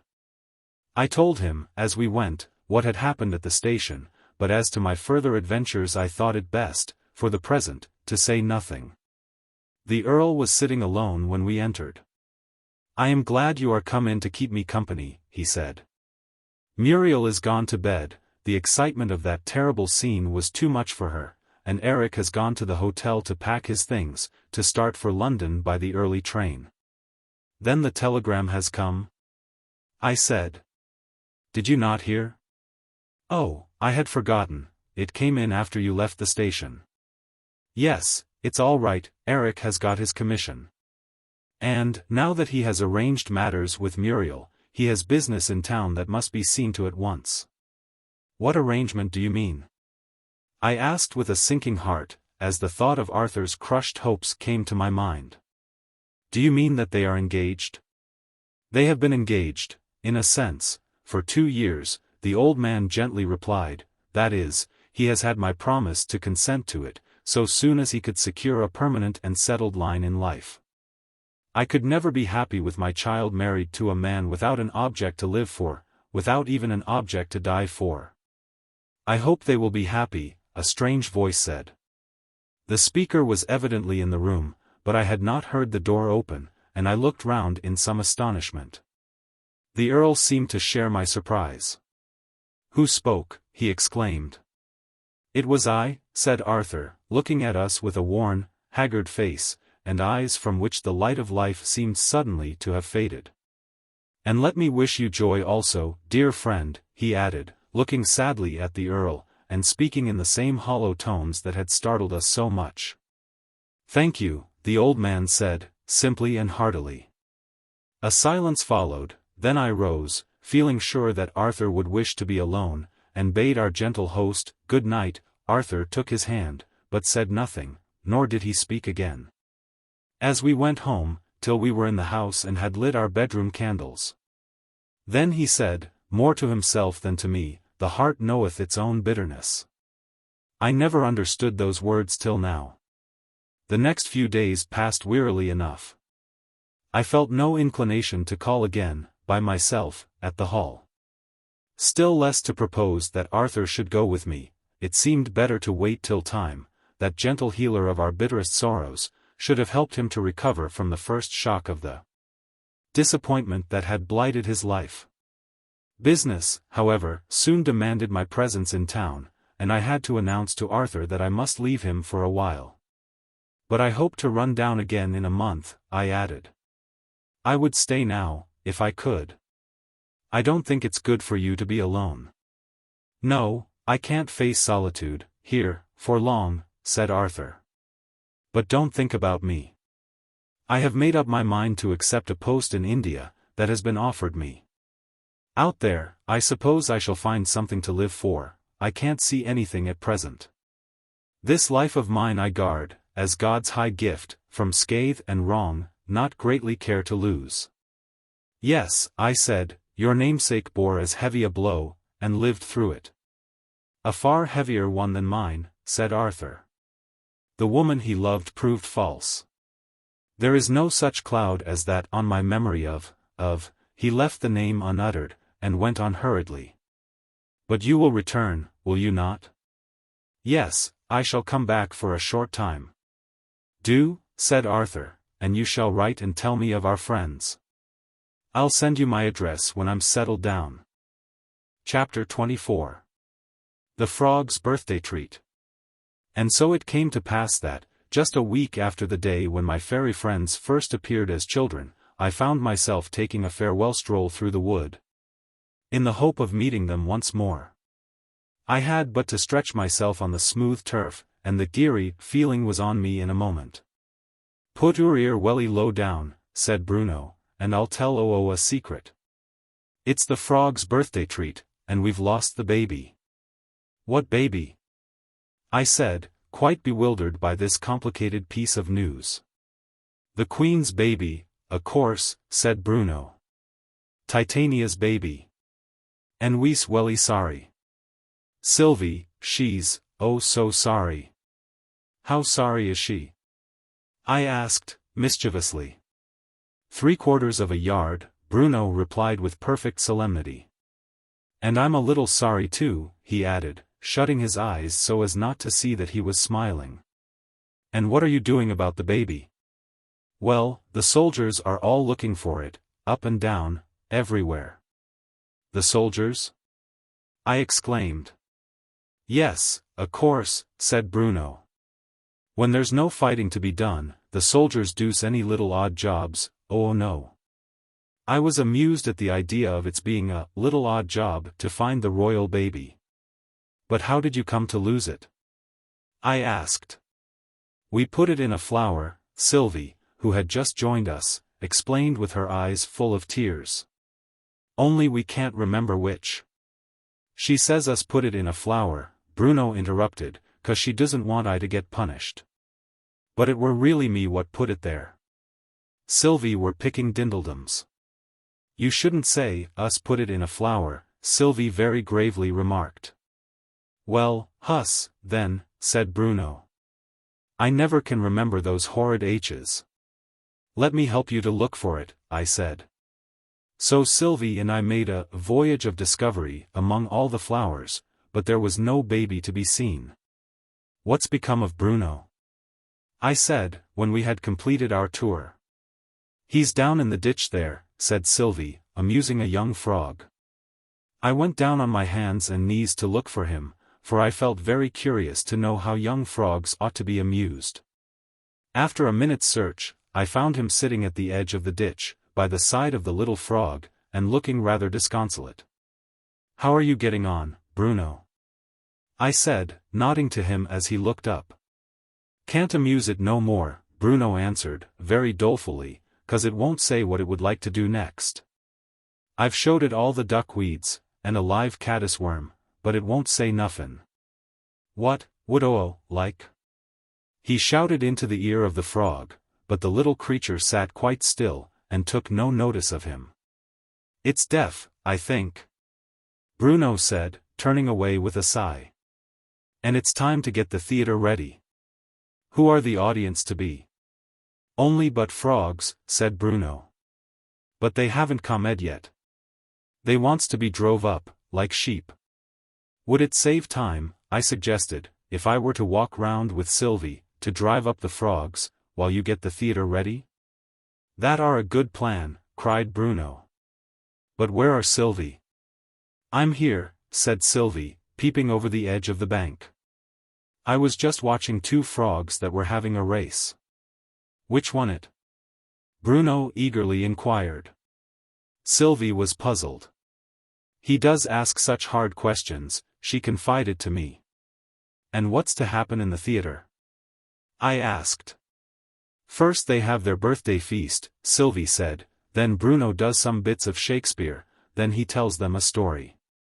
I should think the frogs like the feast best. Don't they?" "Well, there's generally very few of them that get any. They will keep their mouths shut so tight. And it's just as well they do," she added, "because Bruno likes to cook it himself, and he cooks very queerly. Now they're all in. Would you just help me to put them with their heads the right way?"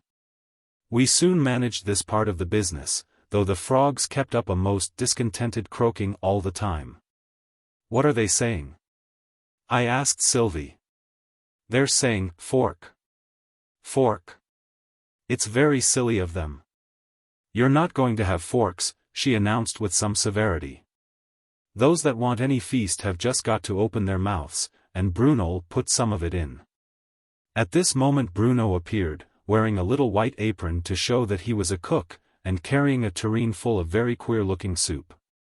I watched very carefully as he moved about among the frogs. But I could not see that any of them opened their mouths to be fed, except one very young one, and I'm nearly sure it did it accidentally, in yawning. However, Bruno instantly put a large spoonful of soup into its mouth, and the poor little thing coughed violently for some time. So Sylvie and I had to share the soup between us, and to pretend to enjoy it, for it certainly was very queerly cooked. I only ventured to take one spoonful of it, Sylvie's summer soup, Bruno said it was, and must candidly confess that it was not at all nice. And I could not feel surprised that so many of the guests had kept their mouths shut up tight. "What's the soup made of, Bruno?" said Sylvie, who had put a spoonful of it to her lips, and was making a wry face over it. And Bruno's answer was anything but encouraging. "Bits of things." The entertainment was to conclude with "bits of Shakespeare," as Sylvie expressed it, which were all to be done by Bruno. Sylvie being fully engaged in making the frogs keep their heads towards the stage, after which Bruno was to appear in his real character, and tell them a story of his own invention. "Will the story have a moral to it?" I asked Sylvie, while Bruno was away behind the hedge, dressing for the first bit. "I think so," Sylvie replied doubtfully. "There generally is a moral, only he puts it in too soon." "And will he say all the bits of Shakespeare?" "No, he'll only act them," said Sylvie. "He knows hardly any of the words. When I see what he's dressed like, I've to tell the frogs what character it is. They're always in such a hurry to guess. Don't you hear them all saying, 'What? What?' And so indeed they were. It had only sounded like croaking, till Sylvie explained it, but I could now make out the "What? What?" quite distinctly. "But why do they try to guess it before they see it?" "I don't know," Sylvie said, "but they always do. Sometimes they begin guessing weeks and weeks before the day. So now, when you hear the frogs croaking in a particularly melancholy way, you may be sure they're trying to guess Bruno's next Shakespeare bit. Isn't that interesting?" However, the chorus of guessing was cut short by Bruno, who suddenly rushed on from behind the scenes, and took a flying leap down among the frogs, to rearrange them. For the oldest and fattest frog, who had never been properly arranged so that he could see the stage, and so had no idea what was going on, was getting restless, and had upset several of the frogs. And turned others round with their heads the wrong way. And it was no good at all, Bruno said, to do a bit of Shakespeare when there was nobody to look at it. You see, he didn't count me as anybody. So he set to work with a stick, stirring them up, very much as you would stir up tea in a cup, till most of them had at least one great stupid eye gazing at the stage. "You must come and sit among them, Sylvie," he said in despair. "I've put these two side by side, with their noses the same way, ever so many times, but they do squirrel so." So Sylvie took her place as mistress of the ceremonies, and Bruno vanished again behind the scenes, to dress for the first bit. "Hamlet" was suddenly proclaimed, in the clear sweet tones I knew so well. The croaking all ceased in a moment, and I turned to the stage, in some curiosity to see what Bruno's ideas were as to the behavior of Shakespeare's greatest character. According to this eminent interpreter of the drama, Hamlet wore a short black cloak, which he chiefly used for muffling up his face, as if he suffered a good deal from toothache. And turned out his toes very much as he walked. "To be or not to be?" Hamlet remarked in a cheerful tone, and then turned head over heels several times, his cloak dropping off in the performance. I felt a little disappointed. Bruno's conception of the part seemed so wanting in dignity. "Won't he say any more of the speech?" I whispered to Sylvie. "I think not," Sylvie whispered in reply. "He generally turns head over heels when he doesn't know any more words." Bruno had meanwhile settled the question by disappearing from the stage. And the frogs instantly began inquiring the name of the next character. "You'll know directly," cried Sylvie, as she adjusted 2 or 3 young frogs that had struggled round with their backs to the stage. "Macbeth," she added, as Bruno reappeared. Macbeth had something twisted round him, that went over one shoulder and under the other arm, and was meant, I believe, for a Scotch plaid. He had a thorn in his hand, which he held out at arm's length, as if he were a little afraid of it. "Is this a dagger?" Macbeth inquired, in a puzzled sort of tone, and instantly a chorus of "Thorn! Thorn!" arose from the frogs. I had quite learned to understand their croaking by this time.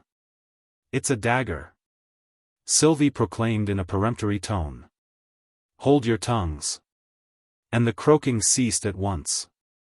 Shakespeare has not told us, so far as I know, that Macbeth had any such eccentric habit as turning head over heels in private life, but Bruno evidently considered it quite an essential part of the character, and left the stage in a series of somersaults.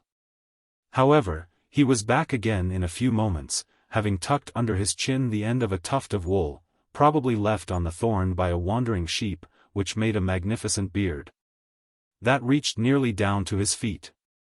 "Shylock," Sylvie proclaimed. "No, I beg your pardon," she hastily corrected herself, "King Lear. I hadn't noticed the crown." Bruno had very cleverly provided one, which fitted him exactly, by cutting out the center of a dandelion to make room for his head. King Lear folded his arms, to the imminent peril of his beard, and said, in a mild explanatory tone, "Aye, every inch a king," and then paused, as if to consider how this could best be proved. And here, with all possible deference to Bruno as a Shakespearean critic, I must express my opinion that the poet did not mean his three great tragic heroes to be so strangely alike in their personal habits. Nor do I believe that he would have accepted the faculty of turning head over heels as any proof at all of royal descent. Yet it appeared that King Lear, after deep meditation, could think of no other argument by which to prove his kingship, and as this was the last of the bits of Shakespeare, we never do more than three, Sylvie explained in a whisper. Bruno gave the audience quite a long series of somersaults before he finally retired, leaving the enraptured frogs all crying out, "More! More!" which I suppose was their way of encoring a performance. But Bruno wouldn't appear again, till the proper time came for telling the story. When he appeared at last in his real character, I noticed a remarkable change in his behavior. He tried no more somersaults. It was clearly his opinion that, however suitable the habit of turning head over heels might be to such petty individuals as Hamlet and King Lear, it would never do for Bruno to sacrifice his dignity to such an extent. But it was equally clear that he did not feel entirely at his ease, standing all alone on the stage, with no costume to disguise him, and though he began, several times, "There were a mouse," he kept glancing up and down, and on all sides, as if in search of more comfortable quarters from which to tell the story. Standing on one side of the stage, and partly overshadowing it, was a tall foxglove, which seemed, as the evening breeze gently swayed it hither and thither, to offer exactly the sort of accommodation that the orator desired.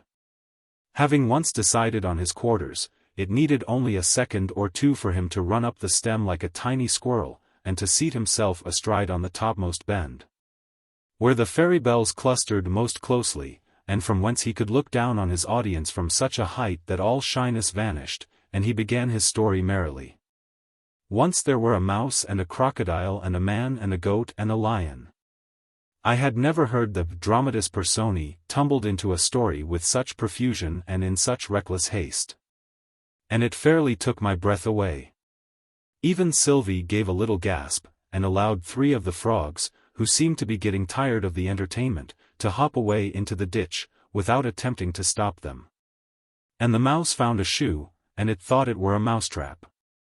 So it got right in, and it stayed in ever so long. "Why did it stay in?" said Sylvie. Her function seemed to be much the same as that of the chorus in a Greek play. She had to encourage the orator, and draw him out, by a series of intelligent questions. "'Cause it thought it couldn't get out again," Bruno explained. "It were a clever mouse. It knew it couldn't get out of traps." "But why did it go in at all?" said Sylvie. "And it jamp," Bruno proceeded, ignoring this question, and at last it got right out again. And it looked at the mark in the shoe. And the man's name were in it. So it knew it wasn't its own shoe. Had it thought it was, said Sylvie. Why, didn't I tell it thought it were a mousetrap, the indignant orator replied. Please, Mr. Sir, will make Sylvie attend? Sylvie was silenced, and was all attention. In fact, she and I were most of the audience now, as the frogs kept hopping away, and there were very few of them left. So the mouse gave the man his shoe. And the man were welly glad, 'cause he hadn't got but one shoe, and he were hopping to get the other. Here I ventured on a question. Do you mean hopping, or hoping? Both, said Bruno. And the man took the goat out of the sack. We haven't heard of the sack before, I said. Nor you won't hear of it again, said Bruno. And he said to the goat, "Oo will walk about here till I comes back." And he went and he tumbled into a deep hole. And the goat walked round and round. And it walked under the tree. And it wug its tail. And it looked up in the tree. And it sang a sad little song. Oo never heard such a sad little song. Can you sing it, Bruno? I asked. I can, Bruno readily replied. And I ain't. It would make Sylvie cry. It wouldn't. Sylvie interrupted in great indignation. And I don't believe the goat sang it at all. It did, though, said Bruno. It singed it right through. I saw it singing with its long beard. It couldn't sing with its beard, I said, hoping to puzzle the little fellow. A beard isn't a voice. Well then, couldn't walk with Sylvie. Bruno cried triumphantly. Sylvie isn't a foot. I thought I had better follow Sylvie's example, and be silent for a while. Bruno was too sharp for us. And when it had singed all the song, it ran away, for to get along to look for the man, no. And the crocodile got along after it, for to bite it, no. And the mouse got along after the crocodile. Wasn't the crocodile running? Sylvie inquired. She appealed to me. Crocodiles do run, don't they? I suggested crawling as the proper word. He wasn't running, said Bruno, and he wasn't crawling. He went struggling along like a portmanteau. And he held his chin ever so high in the air. What did he do that for? Said Sylvie. 'Cause he hadn't got a toothache, said Bruno. Can't make out nuffin without I explain it? Why, if he'd had a toothache, of course he'd have held his head down, like this, and he'd have put a lot of warm blankets round it. If he'd had any blankets, Sylvie argued. Course he had blankets, retorted her brother. Do so think crocodiles goes walks without blankets? And he frowned with his eyebrows. And the goat was welly frightened at his eyebrows. I'd never be afraid of eyebrows, exclaimed Sylvie. I should think would, though, if they'd got a crocodile fastened to them, like these had. And so the man jamp, and he jamp, and at last he got right out of the hole. Sylvie gave another little gasp. This rapid dodging about among the characters of the story had taken away her breath. And he runned away, for to look for the goat, no. And he heard the lion grunting. Lions don't grunt, said Sylvie. This one did, said Bruno. And its mouth were like a large cupboard. And it had plenty of room in its mouth. And the lion runned after the man, for to eat him, no. And the mouse runned after the lion. But the mouse was running after the crocodile, I said, he couldn't run after both. Bruno sighed over the density of his audience, but explained very patiently. He did run after both, 'cause they went the same way. And first he caught the crocodile, and then he didn't catch the lion. And when he'd caught the crocodile, what do think he did, 'cause he'd got pincers in his pocket? I can't guess, said Sylvie. Nobody couldn't guess it. Bruno cried in high glee. Why, he wrenched out that crocodile's tooth. Which tooth? I ventured to ask. But Bruno was not to be puzzled. The tooth you were going to bite the goat with, of course.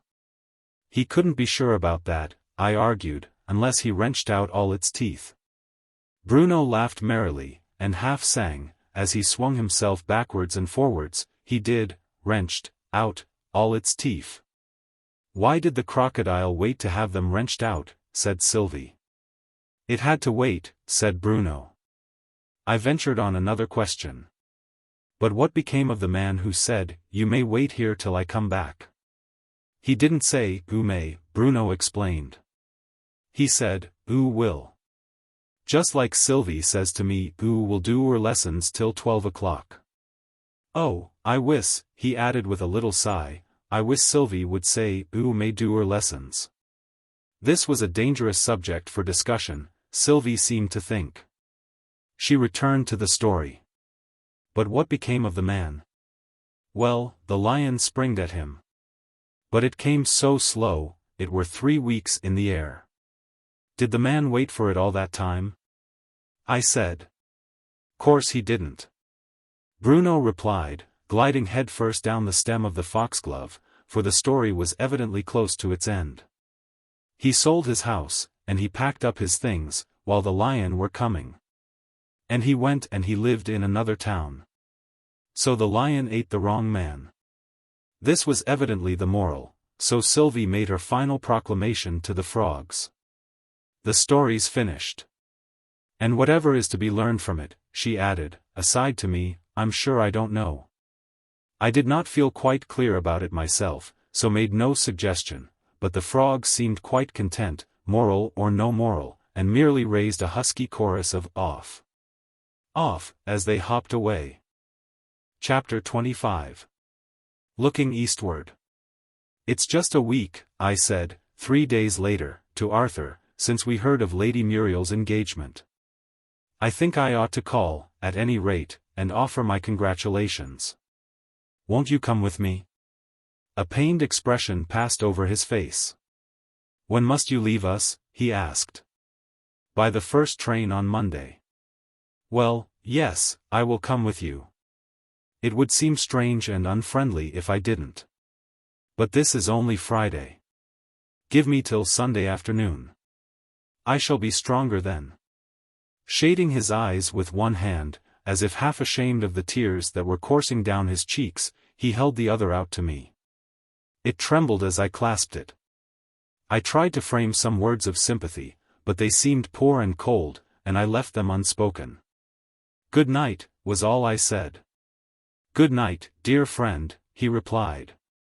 There was a manly vigor in his tone that convinced me he was wrestling with, and triumphing over, the great sorrow that had so nearly wrecked his life, and that, on the stepping stone of his dead self, he would surely rise to higher things.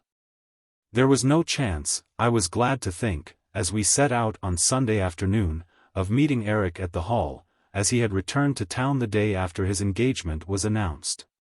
His presence might have disturbed the calm, the almost unnatural calm, with which Arthur met the woman who had won his heart, and murmured the few graceful words of sympathy that the occasion demanded.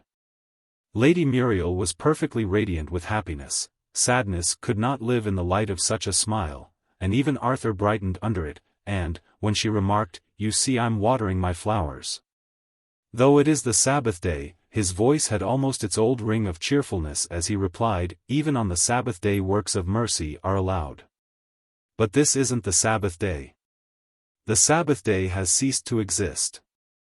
"I know it's not Saturday," Lady Muriel replied, "but isn't Sunday often called the Christian Sabbath? It is so called, I think, in recognition of the spirit of the Jewish institution, that one day in 7 should be a day of rest. But I hold that Christians are freed from the literal observance of the 4th commandment. Then where is our authority for Sunday observance? We have, first, the fact that the 7th day was sanctified, when God rested from the work of creation. That is binding on us as theists. Secondly, we have the fact that the Lord's Day is a Christian institution. That is binding on us as Christians. And your practical rules would be? First, as theists, to keep it holy in some special way, and to make it, so far as is reasonably possible, a day of rest. Secondly, as Christians, to attend public worship. And what of amusements? I would say of them, as of all kinds of work, whatever is innocent on a weekday, is innocent on Sunday, provided it does not interfere with the duties of the day. Then you would allow children to play on Sunday? Certainly I should. Why make the day irksome to their restless natures? I have a letter somewhere, said Lady Muriel, from an old friend, describing the way in which Sunday was kept in her younger days. I will fetch it for you. I had a similar description, viva voce, years ago, Arthur said when she had left us, from a little girl. It was really touching to hear the melancholy tone in which she said, "On Sunday I mustn't play with my doll. On Sunday I mustn't run on the sands. On Sunday I mustn't dig in the garden." Poor child! She had indeed abundant cause for hating Sunday. "Here is the letter," said Lady Muriel, returning. "Let me read you a piece of it. When, as a child, I first opened my eyes on a Sunday morning, a feeling of dismal anticipation, which began at least on the Friday, culminated. I knew what was before me, and my wish, if not my word, was, would God it were evening. It was no day of rest, but a day of texts, of catechisms, whats, of tracts about converted swearers, godly charwomen, and edifying deaths of sinners saved. Up with the lark, hymns and portions of Scripture had to be learned by heart till 8 o'clock, when there were family prayers, then breakfast, which I was never able to enjoy. Partly from the fast already undergone, and partly from the outlook I dreaded. At 9 came Sunday school, and it made me indignant to be put into the class with the village children, as well as alarmed lest, by some mistake of mine, should be put below them. The church service was a veritable wilderness of sin. I wandered in it, pitching the tabernacle of my thoughts on the lining of the square family pew, the fidgets of my small brothers, and the horror of knowing that, on the Monday, I should have to write out, from memory, jottings of the rambling disconnected extempore sermon, which might have had any text but its own, and to stand or fall by the result. This was followed by a cold dinner at 1, servants to have no work, Sunday school again from 2 to 4, and evening service at 6. The intervals were perhaps the greatest trial of all, from the efforts I had to make, to be less than usually sinful, by reading books and sermons as barren as the Dead Sea. There was but one rosy spot, in the distance, all that day, that was bedtime, which never could come too early. Such teaching was well meant, no doubt, said Arthur. But it must have driven many of its victims into deserting the church services altogether. I'm afraid I was a deserter this morning, she gravely said. I had to write to Eric. Would you mind my telling you something he said about prayer? It had never struck me in that light before.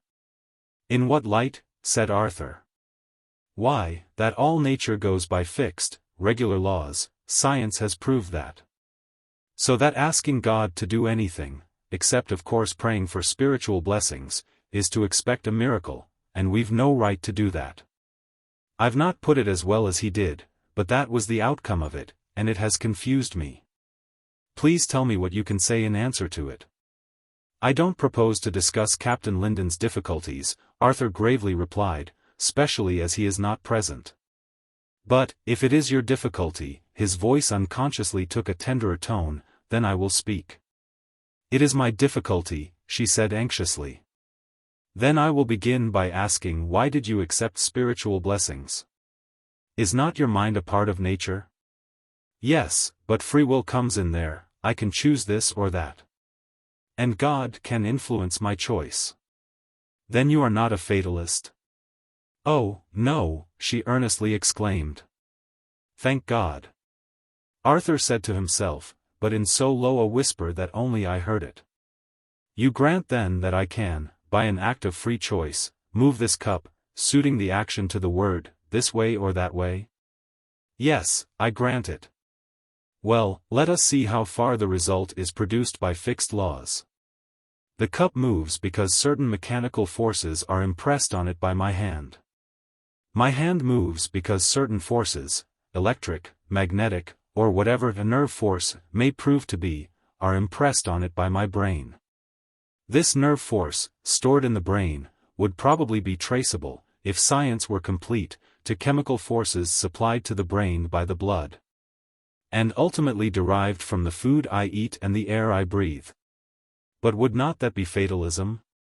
Where would free will come in? In choice of nerves, replied Arthur. The nerve force in the brain may flow just as naturally down one nerve as down another. We need something more than a fixed law of nature to settle which nerve shall carry it. That something is free will. Her eyes sparkled. I see what you mean, she exclaimed. Human free will is an exception to the system of fixed law. Eric said something like that. And then I think he pointed out that God can only influence nature by influencing human wills. So that we might reasonably pray, give us this day our daily bread, because many of the causes that produce bread are under man's control. But to pray for rain, or fine weather, would be as unreasonable as, she checked herself, as if fearful of saying something irreverent.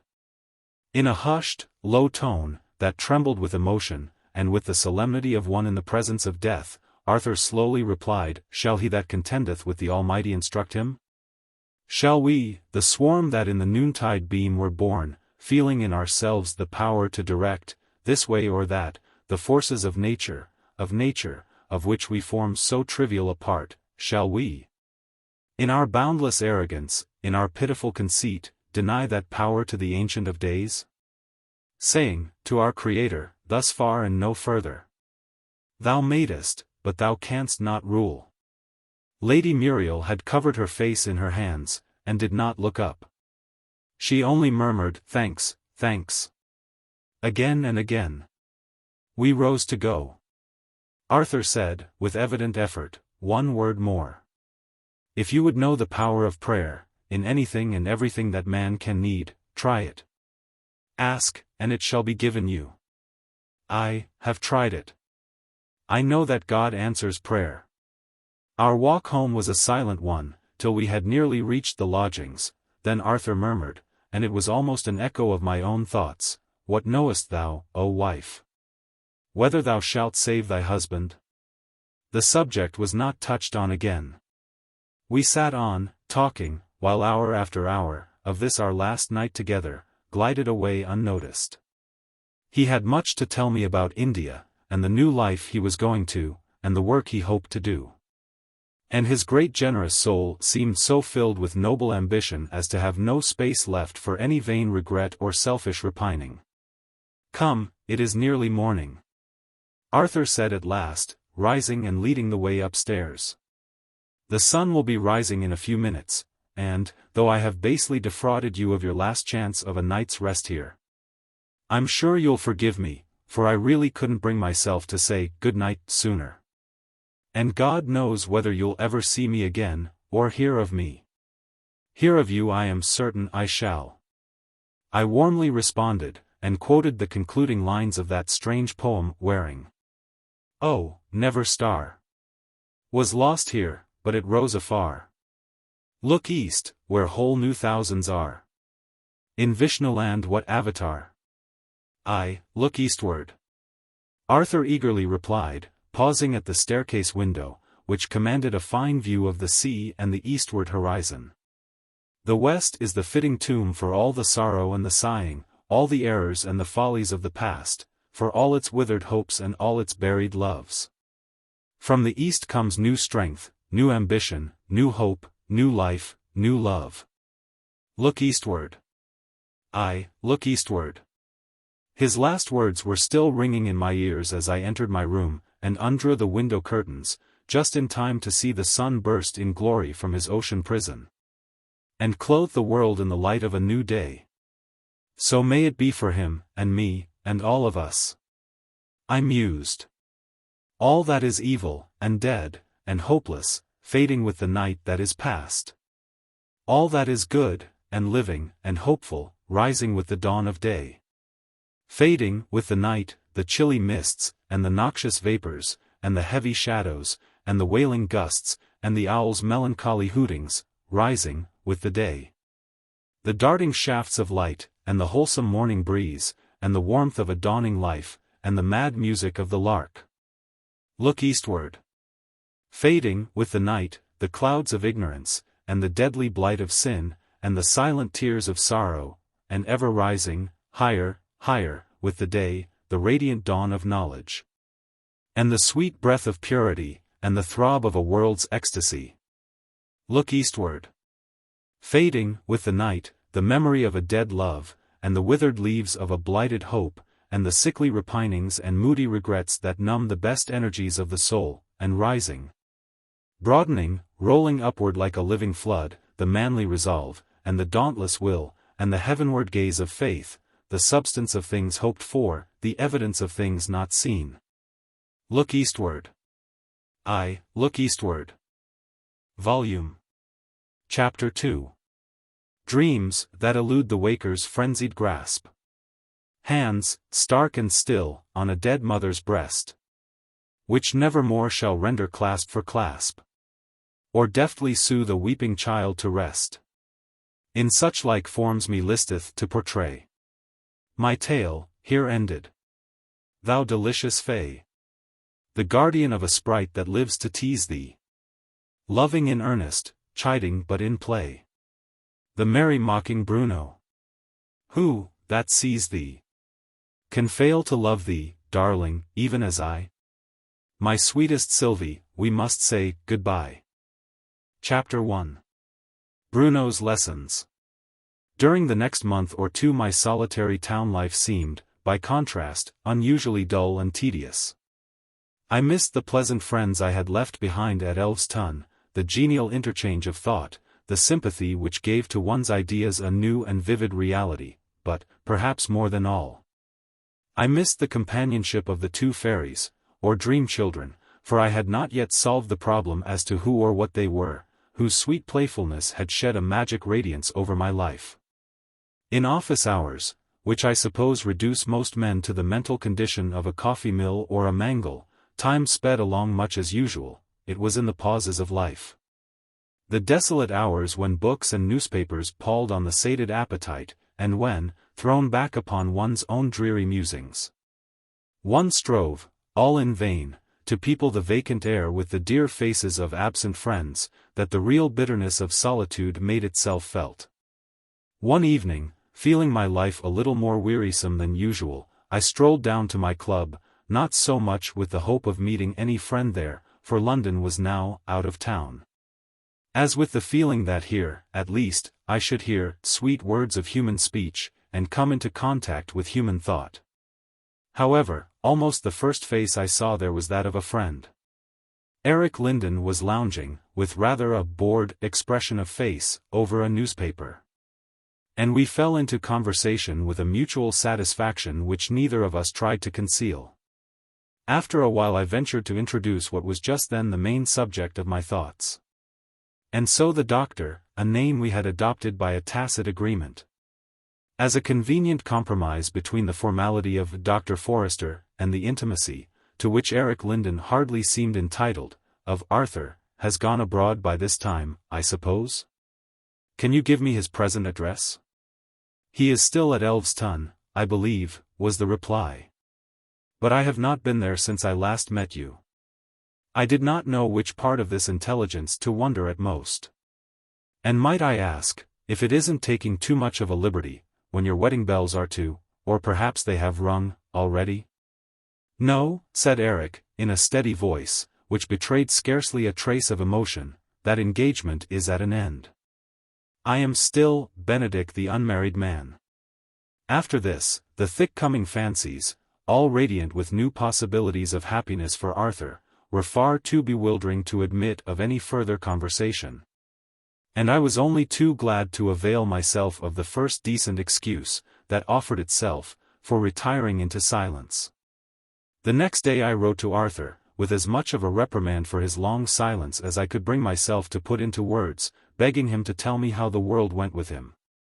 Needs must that 3 or 4 days, possibly more, should elapse before I could receive his reply, and never had I known days drag their slow length along with a more tedious indolence.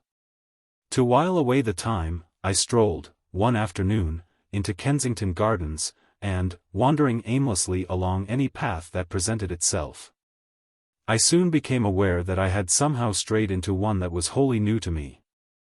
Still, my elfish experiences seemed to have so completely faded out of my life that nothing was further from my thoughts than the idea of again meeting my fairy friends.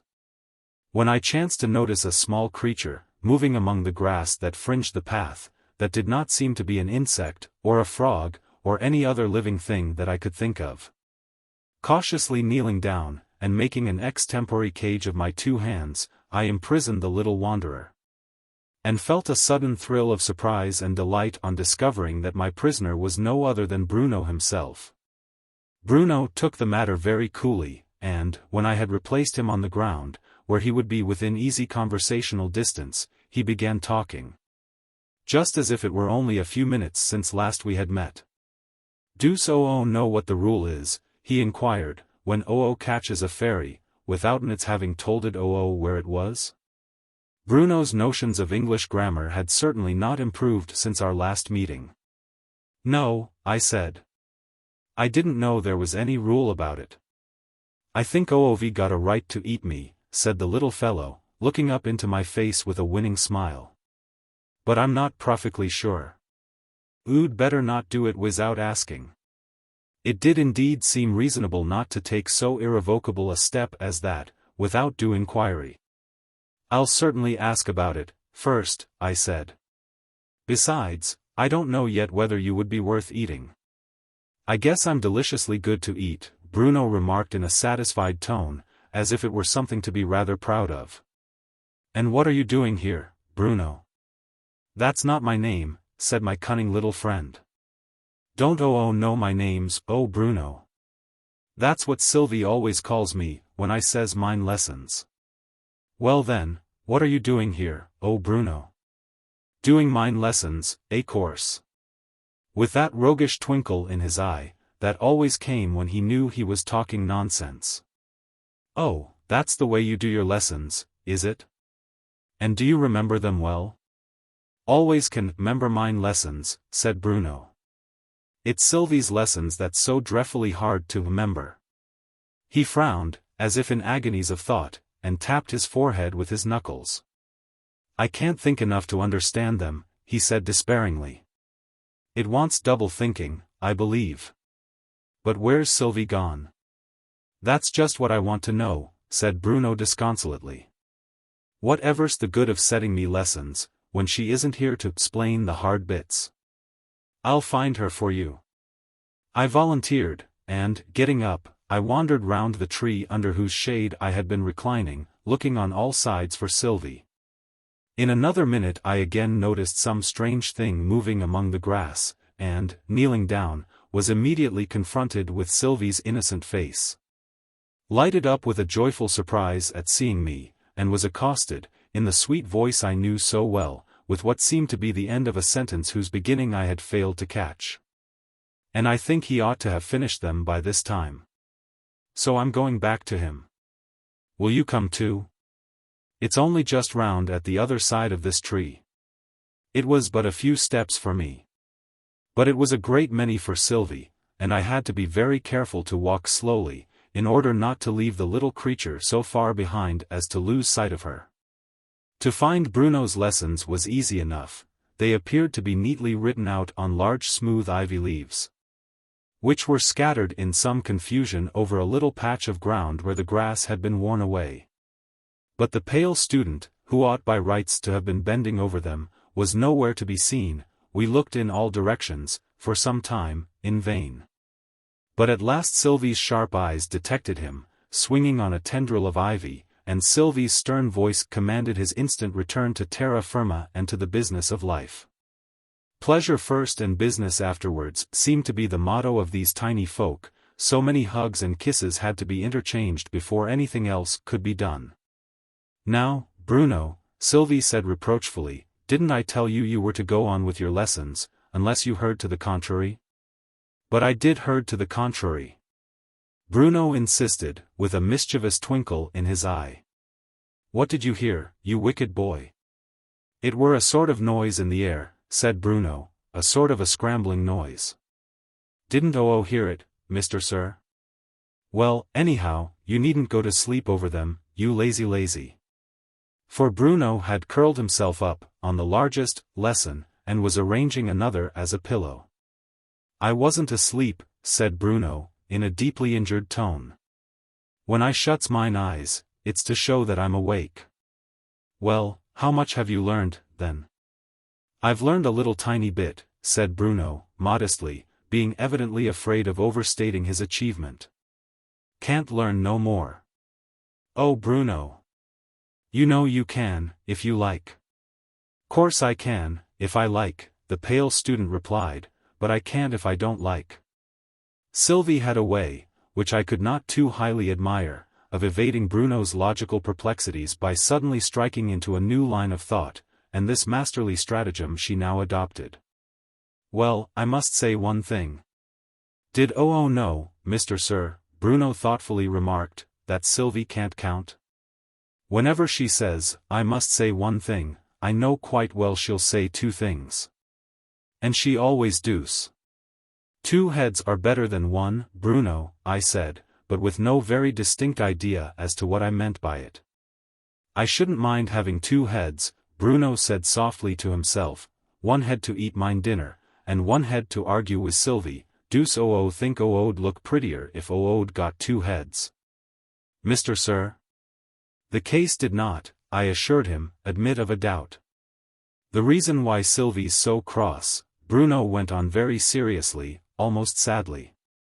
Sylvie's eyes grew large and round with surprise at this new line of inquiry, her rosy face being perfectly radiant with good humor.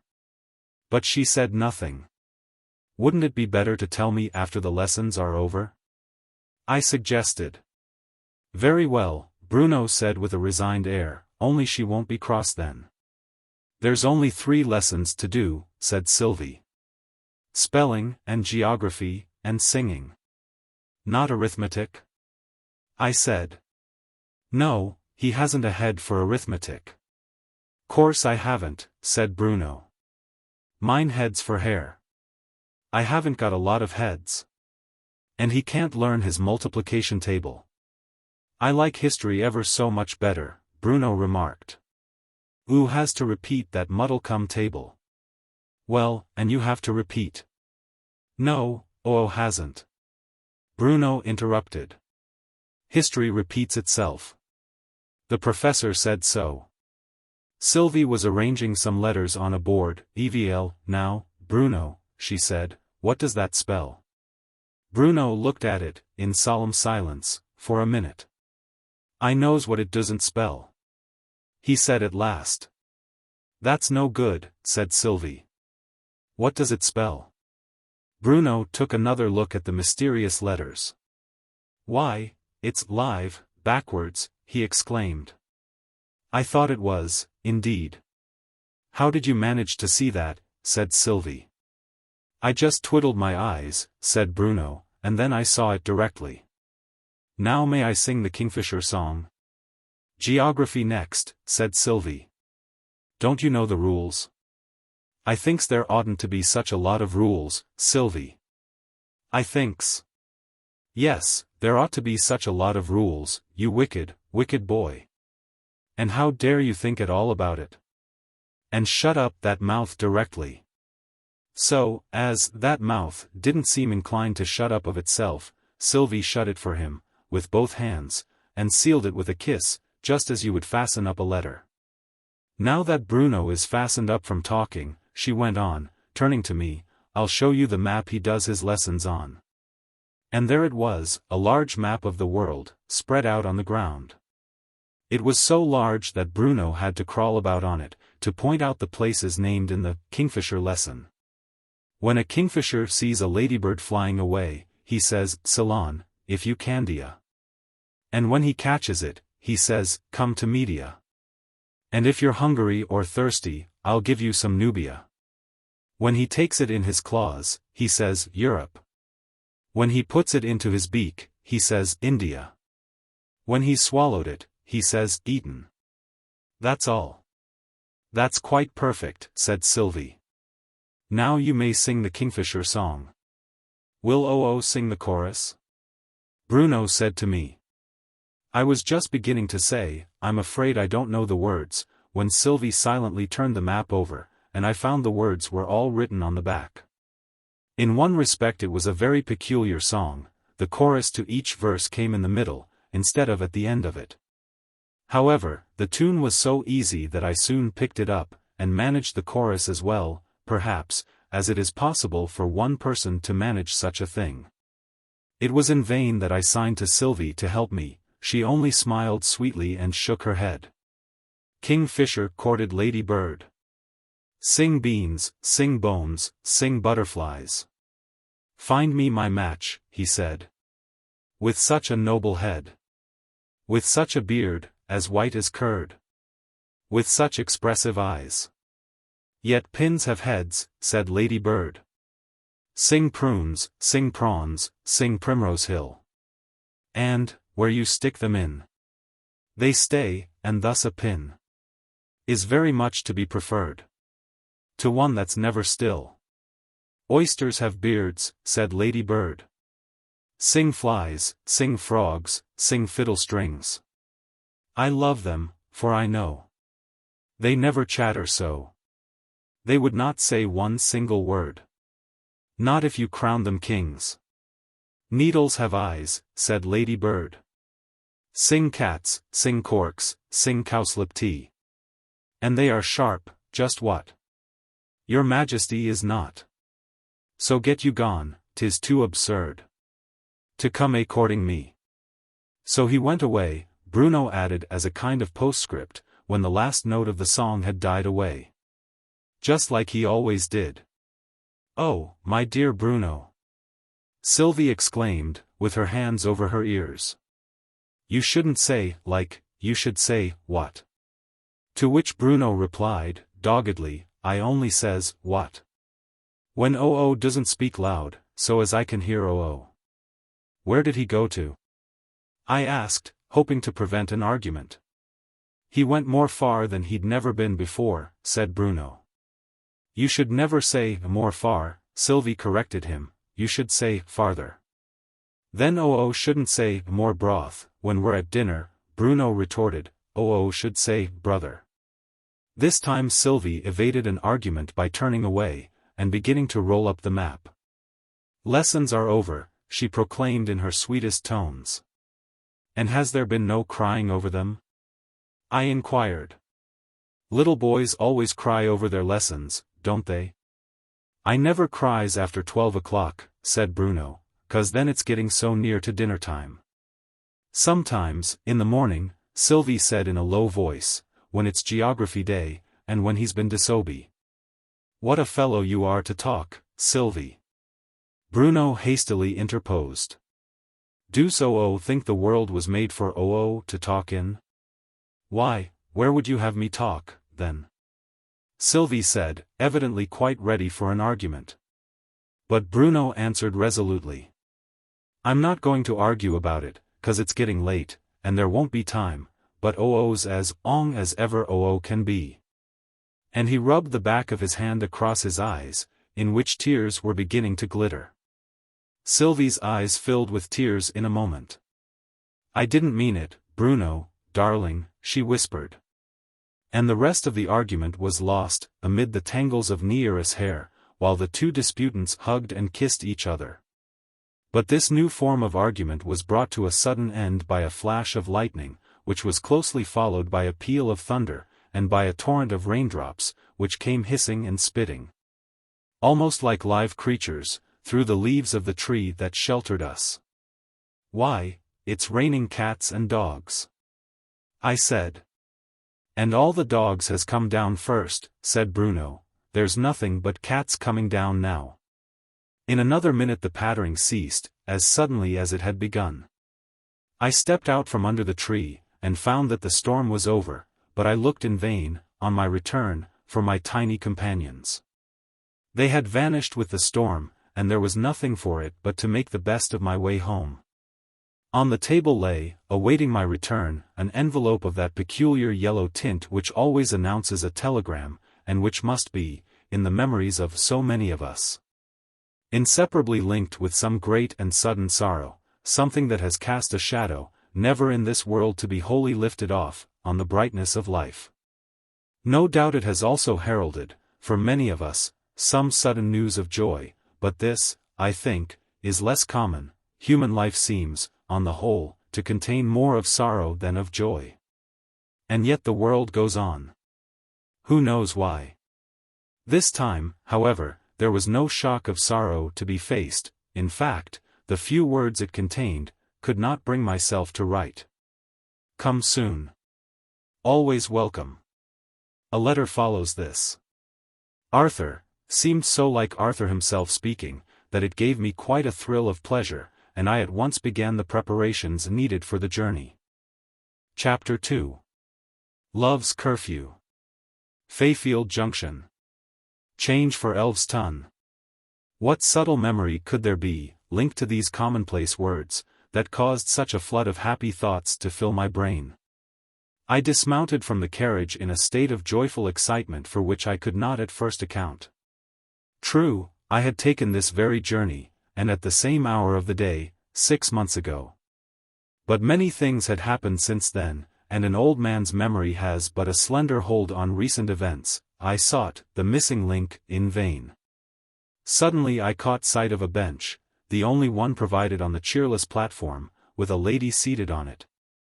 And the whole forgotten scene flashed upon me as vividly as if it were happening over again. Yes, I thought. This bare platform is, for me, rich with the memory of a dear friend. She was sitting on that very bench, and invited me to share it, with some quotation from Shakespeare, I forget what. I'll try the Earl's plan for the dramatization of life, and fancy that figure to be Lady Muriel, and I won't undeceive myself too soon. So I strolled along the platform, resolutely making believe, as children say, that the casual passenger, seated on that bench, was the Lady Muriel I remembered so well. She was facing away from me, which aided the elaborate cheatery I was practicing on myself, but, though I was careful, in passing the spot, to look the other way. In order to prolong the pleasant illusion, it was inevitable that, when I turned to walk back again, should see who it was. It was Lady Muriel herself. The whole scene now returned vividly to my memory. And, to make this repetition of it stranger still, there was the same old man, whom I remembered seeing so roughly ordered off, by the station-master, to make room for his titled passenger. The same, but, with a difference, no longer tottering feebly along the platform, but actually seated at Lady Muriel's side, and in conversation with her. Yes, put it in your purse, she was saying, and remember you're to spend it all for Minnie. And mind you bring her something nice, that'll do her real good. And give her my love. So intent was she on saying these words, that, although the sound of my footstep had made her lift her head and look at me, she did not at first recognize me. I raised my hat as I approached, and then there flashed across her face a genuine look of joy, which so exactly recalled the sweet face of Sylvie, when last we met in Kensington Gardens, that I felt quite bewildered. Rather than disturb the poor old man at her side, she rose from her seat, and joined me in my walk up and down the platform. And for a minute or two our conversation was as utterly trivial and commonplace as if we were merely two casual guests in a London drawing-room. Each of us seemed to shrink, just at first, from touching on the deeper interests which linked our lives together. The Elveston train had drawn up at the platform, while we talked. And, in obedience to the station-master's obsequious hint of, "This way, my lady. Time's up," we were making the best of our way towards the end which contained the sole first-class carriage, and were just passing the now empty bench, when Lady Muriel noticed, lying on it, the purse in which her gift had just been so carefully bestowed, the owner of which, all unconscious of his loss, was being helped into a carriage at the other end of the train. She pounced on it instantly. "Poor old man," she cried. "He mustn't go off, and think he's lost it. Let me run with it. I can go quicker than you," I said. But she was already halfway down the platform, flying, running, is much too mundane a word for such fairy-like motion, at a pace that left all possible efforts of mine hopelessly in the rear. She was back again before I had well completed my audacious boast of speed in running, and was saying, quite demurely, as we entered our carriage. "And you really think you could have done it quicker?" "No indeed," I replied. "I plead guilty of gross exaggeration, and throw myself on the mercy of the court. The court will overlook it, for this once." Then her manner suddenly changed from playfulness to an anxious gravity. "You are not looking your best," she said with an anxious glance. "In fact, I think you look more of an invalid than when you left us. I very much doubt if London agrees with you." "It may be the London air," I said, "or it may be the hard work, or my rather lonely life. Anyhow, I've not been feeling very well, lately. But Elveston will soon set me up again. Arthur's prescription, he's my doctor, you know, and I heard from him this morning, is plenty of ozone, and new milk, and pleasant society." "Pleasant society?" said Lady Muriel, with a pretty make-believe of considering the question. "Well, really I don't know where we can find that for you. We have so few neighbors. But new milk we can manage. Do get it of my old friend Mrs. Hunter, up there, on the hillside. You may rely upon the quality. And her little Bessie comes to school every day, and passes your lodgings. So it would be very easy to send it." "I'll follow your advice, with pleasure," I said, "and I'll go and arrange about it tomorrow. I know Arthur will want a walk." "You'll find it quite an easy walk, under 3 miles, I think." "Well, now that we've settled that point, let me retort your own remark upon yourself. I don't think you're looking quite your best." "I dare say not," she replied in a low voice, and a sudden shadow seemed to overspread her face. "I've had some troubles lately. It's a matter about which I've been long wishing to consult you, but I couldn't easily write about it. I'm so glad to have this opportunity. Do you think," she began again, after a minute's silence, and with a visible embarrassment of manner most unusual in her, "that a promise, deliberately and solemnly given, is always binding, except, of course, where its fulfillment would involve some actual sin?" "I can't think of any other exception at this moment," I said. "That branch of casuistry is usually, I believe, treated as a question of truth and untruth." "Surely that is the principle?" she eagerly interrupted. "I always thought the Bible teaching about it consisted of such texts as, 'Lie not one to another.'" "I have thought about that point," I replied. "And it seems to me that the essence of lying is the intention of deceiving. If you give a promise, fully intending to fulfill it, you are certainly acting truthfully then. And, if you afterwards break it, that does not involve any deception. I cannot call it untruthful." Another pause of silence ensued. Lady Muriel's face was hard to read. She looked pleased, I thought, but also puzzled. And I felt curious to know whether her question had, as I began to suspect, some bearing on the breaking off of her engagement with Captain, now Major, Linden. "You have relieved me from a great fear," she said, "but the thing is of course wrong, somehow." "What texts would you quote, to prove it wrong?" "Any that enforce the payment of debts. If a promise is something to B, B has a claim upon A. And A's sin, if he breaks his promise, seems to me more analogous to stealing than to lying." "It's a new way of looking at it, to me," she said. "But it seems a true way, also. However, I won't deal in generalities, with an old friend like you. For we are old friends, somehow. Do you know, I think we began as old friends?" she said with a playfulness of tone that ill-accorded with the tears that glistened in her eyes.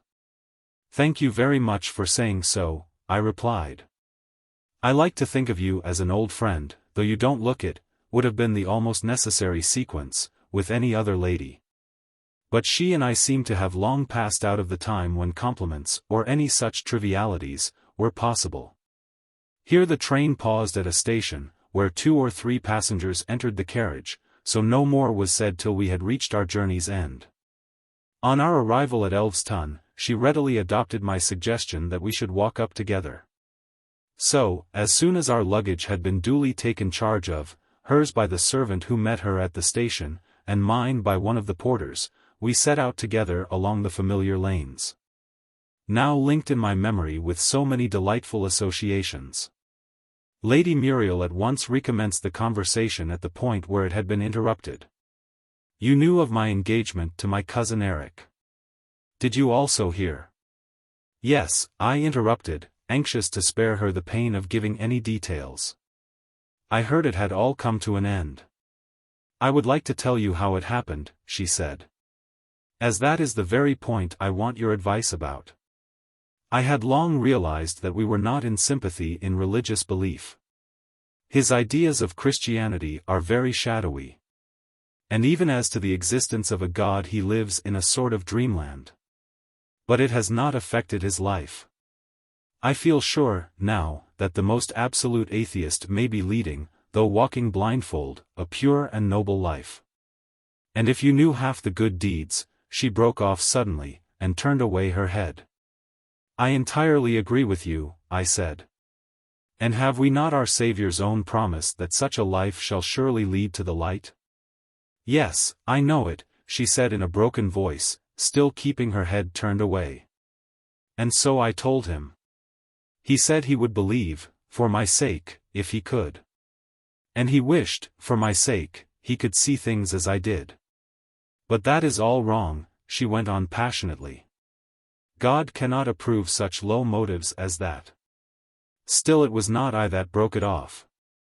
I knew he loved me, and I had promised, and then it was he that broke it off. He released me unconditionally. She faced me again now, having quite recovered her usual calmness of manner. "Then what difficulty remains?" "It is this, that I don't believe he did it of his own free will." "Now, supposing he did it against his will, merely to satisfy my scruples, would not his claim on me remain just as strong as ever? And would not my promise be as binding as ever? My father says no, but I can't help fearing he is biased by his love for me. And I've asked no one else. I have many friends, friends for the bright sunny weather, not friends for the clouds and storms of life, not old friends like you." "Let me think a little," I said, and for some minutes we walked on in silence, while, pained to the heart at seeing the bitter trial that had come upon this pure and gentle soul, I strove in vain to see my way through the tangled skein of conflicting motives. If she loves him truly, I seemed at last to grasp the clue to the problem, is not that, for her, the voice of God? May she not hope that she is sent to him, even as Ananias was sent to Saul in his blindness, that he may receive his sight? Once more I seemed to hear Arthur whispering, "What knowest thou, O wife, whether thou shalt save thy husband?" And I broke the silence with the words, "If you still love him truly." "I do not." She hastily interrupted. "At least, not in that way. I believe I loved him when I promised, but I was very young, it is hard to know. But, whatever the feeling was, it is dead now. The motive on his side is love, on mine it is duty." Again there was a long silence. The whole skein of thought was tangled worse than ever. This time she broke the silence. "Don't misunderstand me," she said. "When I said my heart was not his, I did not mean it was anyone else's. At present I feel bound to him. And, till I know I am absolutely free, in the sight of God, to love any other than him, I'll never even think of anyone else, in that way, I mean. I would die sooner." I had never imagined my gentle friend capable of such passionate utterances. I ventured on no further remark until we had nearly arrived at the hall gate.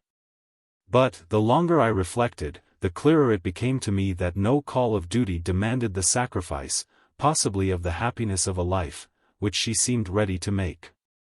I tried to make this clear to her also, adding some warnings on the dangers that surely awaited a union in which mutual love was wanting. "The only argument for it, worth considering," I said in conclusion, "seems to be his supposed reluctance in releasing you from your promise. I have tried to give to that argument its full weight, and my conclusion is that it does not affect the rights of the case, or invalidate the release he has given you. My belief is that you are entirely free to act as now seems right. I am very grateful to you, she said earnestly. Believe it, please. I can't put it into proper words. And the subject was dropped by mutual consent, and I only learned, long afterwards, that our discussion had really served to dispel the doubts that had harassed her so long. We parted at the hall gate, and I found Arthur eagerly awaiting my arrival. And, before we parted for the night, I had heard the whole story, how he had put off his journey from day to day. Feeling that he could not go away from the place till his fate had been irrevocably settled by the wedding taking place, how the preparations for the wedding, and the excitement in the neighborhood, had suddenly come to an end, and he had learned, from Major Linden, who called to wish him goodbye, that the engagement had been broken off by mutual consent, how he had instantly abandoned all his plans for going abroad, and had decided to stay on at XVIII. For a year or two at any rate, till his newly awakened hopes should prove true or false. And how, since that memorable day, he had avoided all meetings with Lady Muriel, fearing to betray his feelings before he had had any sufficient evidence as to how she regarded him. But it is nearly 6 weeks since all that happened, he said in conclusion, and we can meet in the ordinary way, now, with no need for any painful allusions. I would have written to tell you all this, only I kept hoping from day to day, that there would be more to tell. And how should there be more, you foolish fellow, I fondly urged, if you never even go near her? Do you expect the offer to come from her? Arthur was betrayed into a smile. No, he said, I hardly expect that. But I'm a desperate coward. There's no doubt about it. And what reasons have you heard of for breaking off the engagement? A good many, Arthur replied, and proceeded to count them on his fingers. First, it was found that she was dying of something, so he broke it off. Then it was found that he was dying of some other thing, so she broke it off. Then the Major turned out to be a confirmed gamester, so the Earl broke it off. Then the Earl insulted him, so the Major broke it off. It got a good deal broken off, all things considered. You have all this on the very best authority, of course? Oh, certainly. And communicated in the strictest confidence. Whatever defects XVIII society suffers from, want of information isn't one of them. Nor reticence, either, it seems. But, seriously, do you know the real reason? No, I'm quite in the dark. I did not feel that I had any right to enlighten him.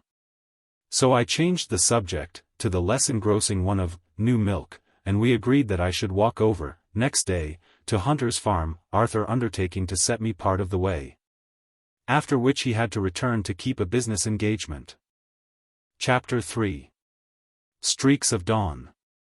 Next day proved warm and sunny, and we started early, to enjoy the luxury of a good long chat before he would be obliged to leave me. This neighborhood has more than its due proportion of the very poor, I remarked, as we passed a group of hovels, too dilapidated to deserve the name of cottages. But the few rich, Arthur replied, give more than their due proportion of help and charity. So the balance is kept. I suppose the Earl does a good deal? He gives liberally. But he has not the health or strength to do more. Lady Muriel does more in the way of school teaching and cottage visiting than she would like me to reveal. Then she, at least, is not one of the idle mouths one so often meets with among the upper classes. I have sometimes thought they would have a hard time of it, if suddenly called on to give their raison d'etre, and to show cause why they should be allowed to live any longer. The whole subject, said Arthur, of what we may call idle mouths, I mean persons who absorb some of the material wealth of a community, in the form of food, clothes, and so on, without contributing its equivalent in the form of productive labor, is a complicated one, no doubt. I've tried to think it out. And it seemed to me that the simplest form of the problem, to start with, is a community without money, who buy and sell by barter only. And it makes it yet simpler to suppose the food and other things to be capable of keeping for many years without spoiling. Yours is an excellent plan, I said. What is your solution of the problem? The commonest type of idle mouths, said Arthur, is no doubt due to money being left by parents to their own children. So I imagined a man, either exceptionally clever, or exceptionally strong and industrious, who had contributed so much valuable labor to the needs of the community that its equivalent, in clothes, etc., was, say, 5 times as much as he needed for himself. We cannot deny his absolute right to give the superfluous wealth as he chooses. So, if he leaves 4 children behind him, say 2 sons and 2 daughters, with enough of all the necessaries of life to last them a lifetime, I cannot see that the community is in any way wronged if they choose to do nothing in life but to eat, drink, and be merry. Most certainly, the community could not fairly say, in reference to them, if a man will not work, neither let him eat. Their reply would be crushing. The labor has already been done, which is a fair equivalent for the food we are eating, and you have had the benefit of it. On what principle of justice can you demand 2 quotas of work for 1 quota of food? Yet surely, I said, there is something wrong somewhere, if these 4 people are well able to do useful work, and if that work is actually needed by the community, and they elect to sit idle? I think there is, said Arthur, but it seems to me to arise from a law of God, that everyone shall do as much as he can to help others, and not from any rights, on the part of the community, to exact labor as an equivalent for food that has already been fairly earned.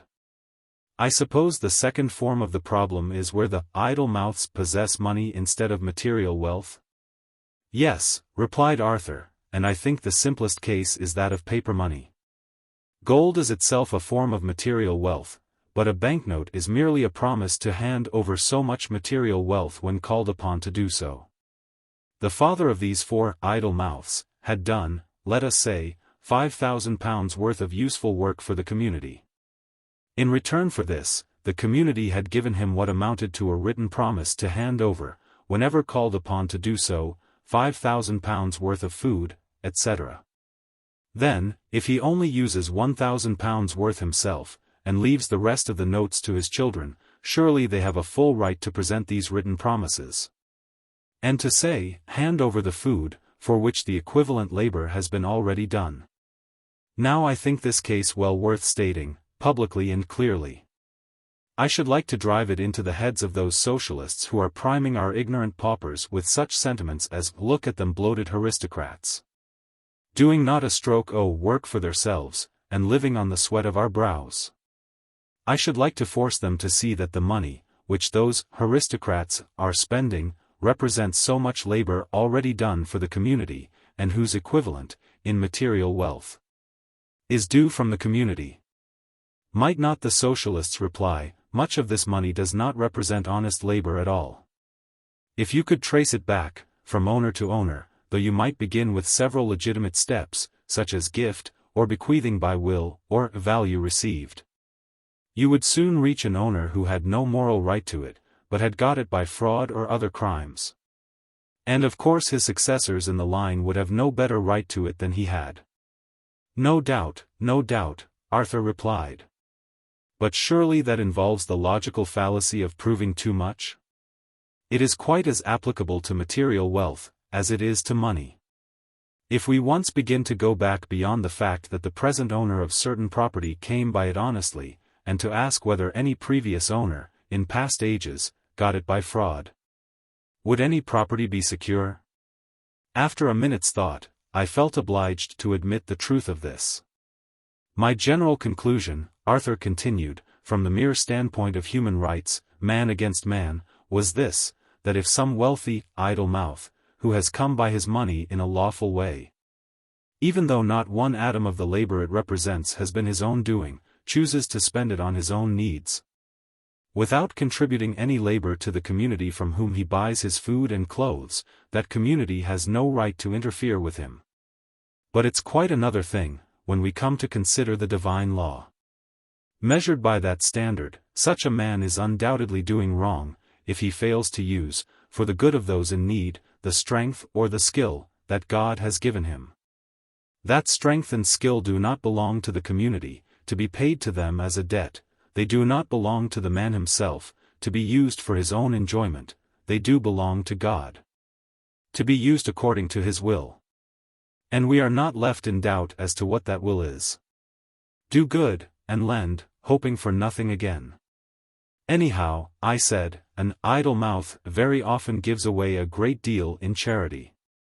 In so-called charity, he corrected me.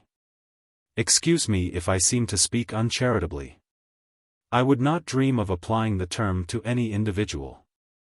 But I would say, generally, that a man who gratifies every fancy that occurs to him, denying himself in nothing, and merely gives to the poor some part, or even all, of his superfluous wealth, is only deceiving himself if he calls it charity. But, even in giving away superfluous wealth, he may be denying himself the miser's pleasure in hoarding. I grant you that, gladly, said Arthur. Given that he has that morbid craving, he is doing a good deed in restraining it. But, even in spending on himself, I persisted, our typical rich man often does good. By employing people who would otherwise be out of work, and that is often better than pauperising them by giving the money. I'm glad you've said that, said Arthur.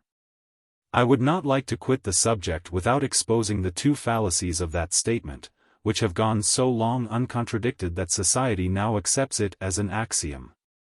What are they? I said. I don't even see one, myself. One is merely the fallacy of ambiguity, the assumption that doing good, that is, benefiting somebody, is necessarily a good thing to do, that is, a right thing.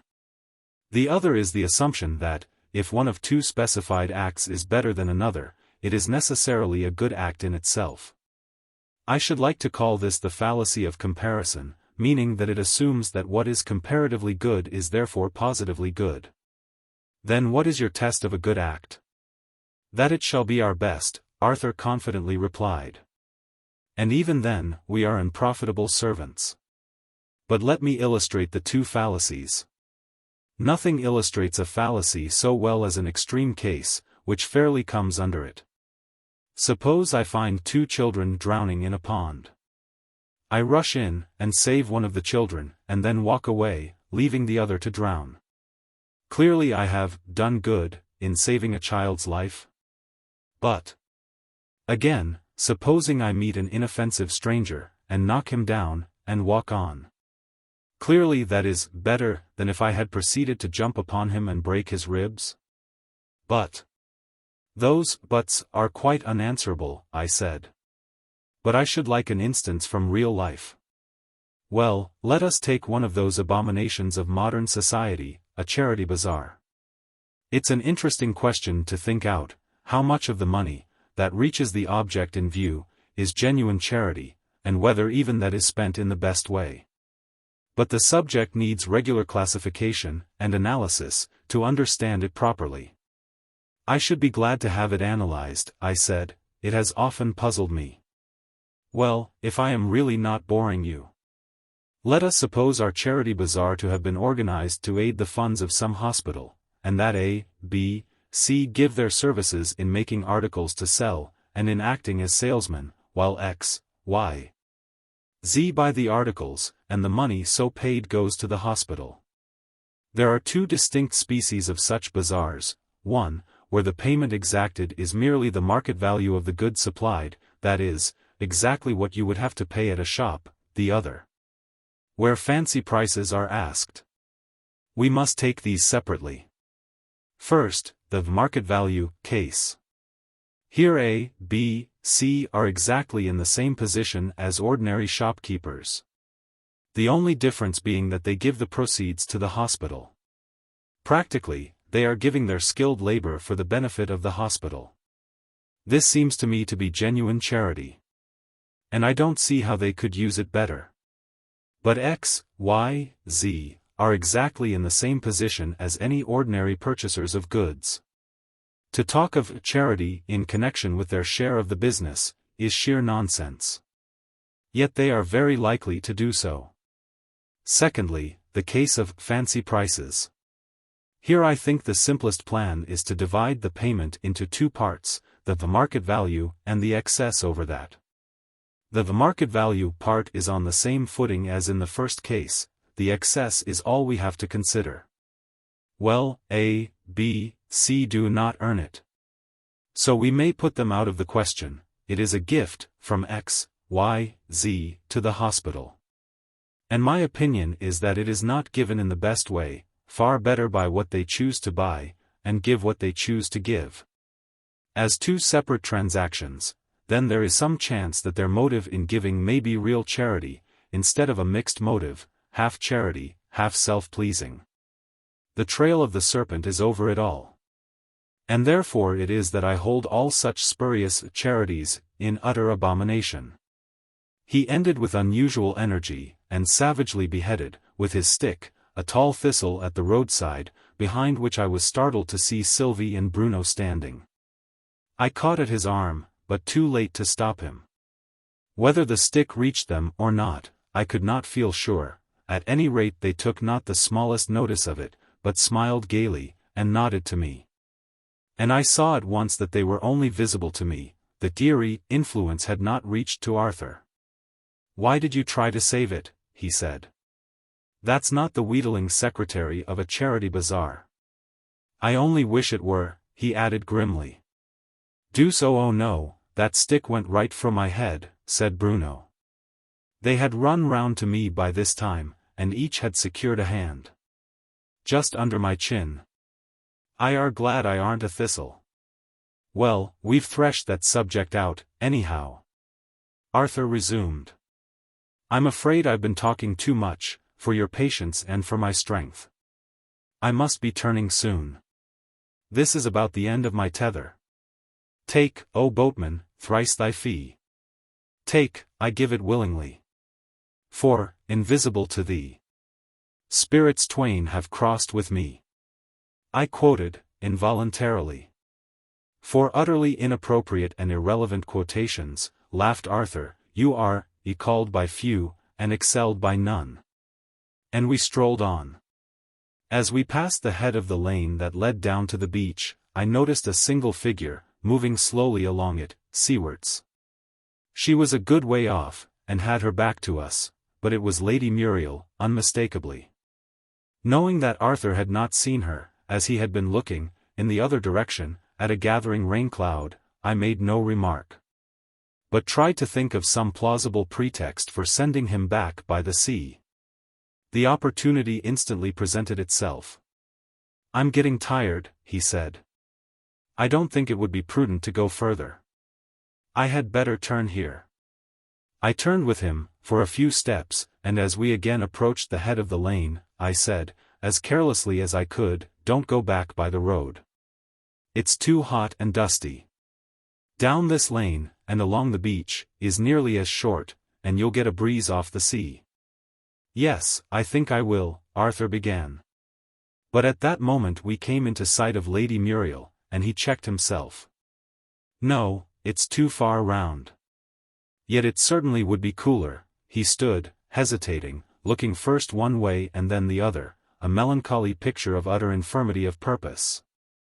How long this humiliating scene would have continued, if I had been the only external influence, it is impossible to say. For at this moment Sylvie, with a swift decision worthy of Napoleon himself, took the matter into her own hands. "You go and drive her, up this way," she said to Bruno. "I'll get him along." And she took hold of the stick that Arthur was carrying, and gently pulled him down the lane. He was totally unconscious that any will but his own was acting on the stick, and appeared to think it had taken a horizontal position simply because he was pointing with it.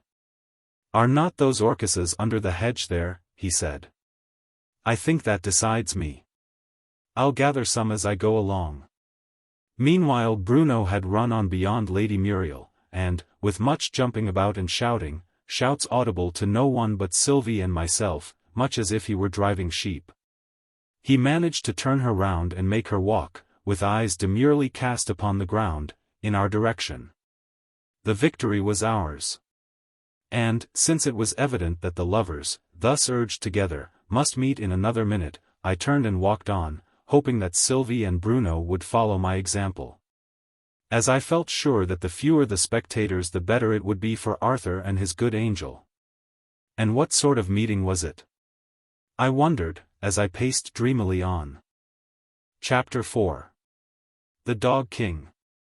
They shook hands, said Bruno, who was trotting at my side, in answer to the unspoken question. And they looked ever so pleased. Sylvie added from the other side. Well, we must get on, now, as quick as we can, I said.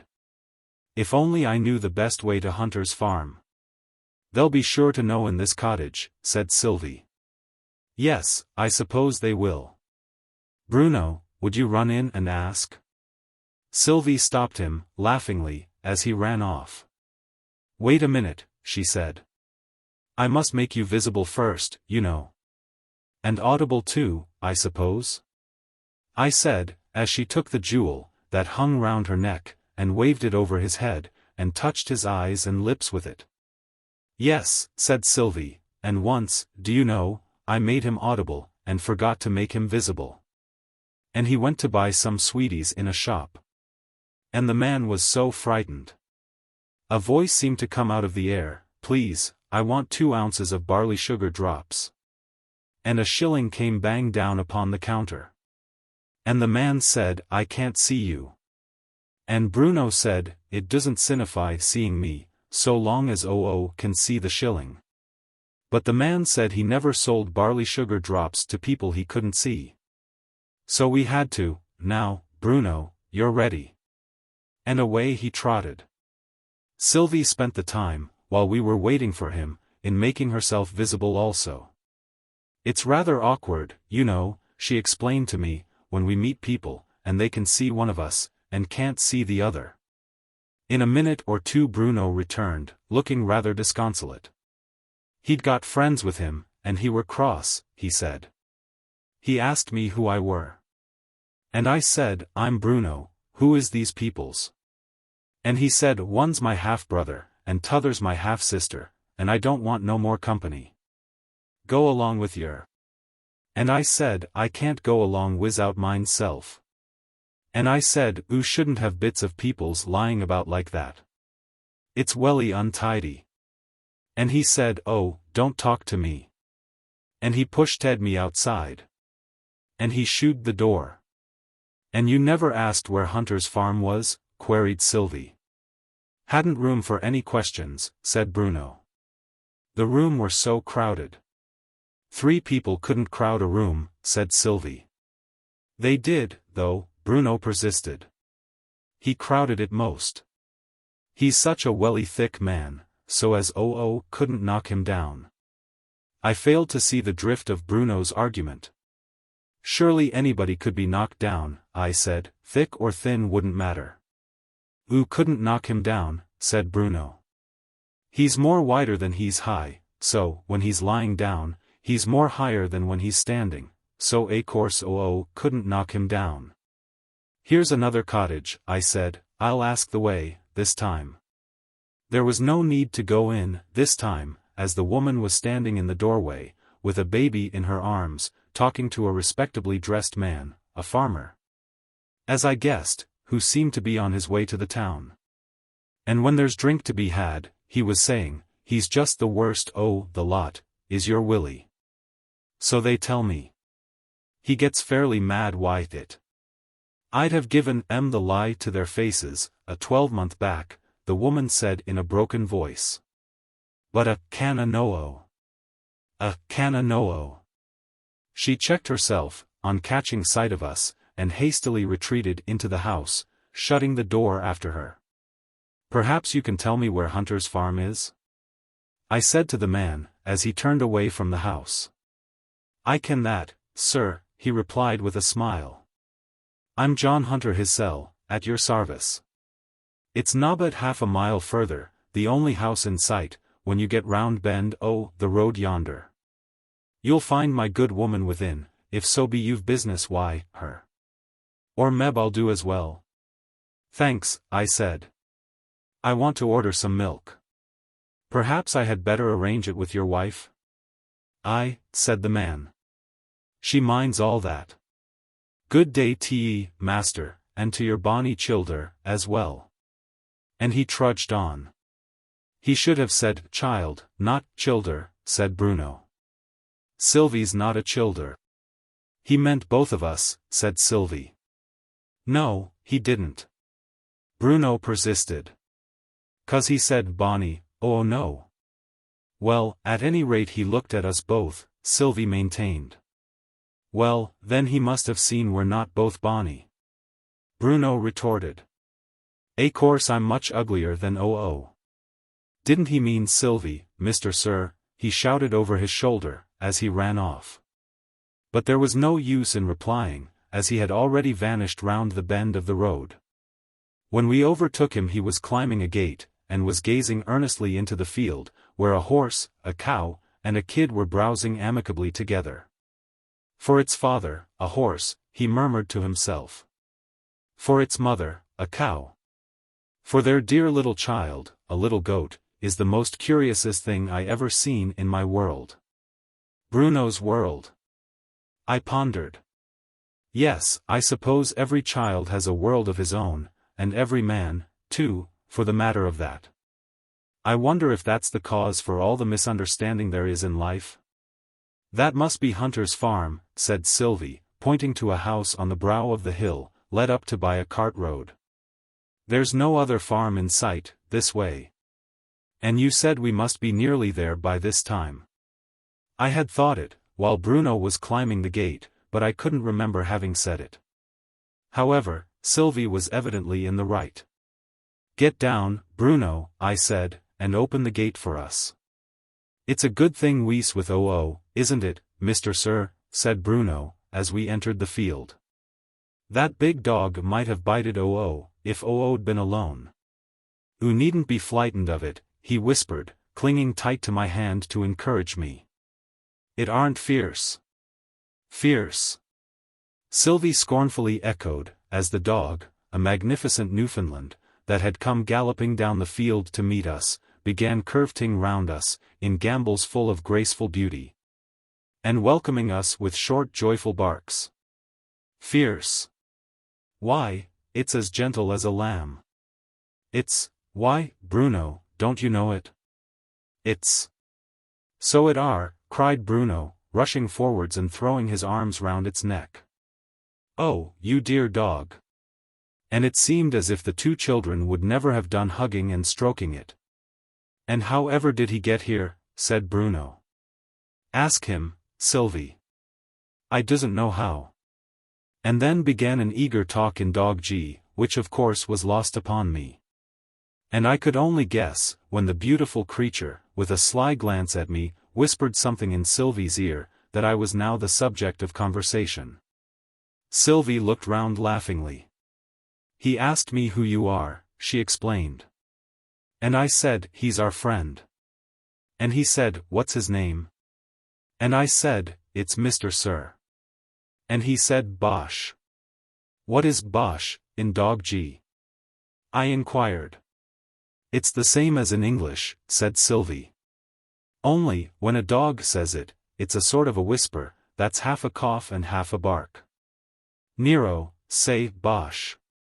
And Nero, who had now begun gambolling round us again, said bosh, several times, and I found that Sylvie's description of the sound was perfectly accurate.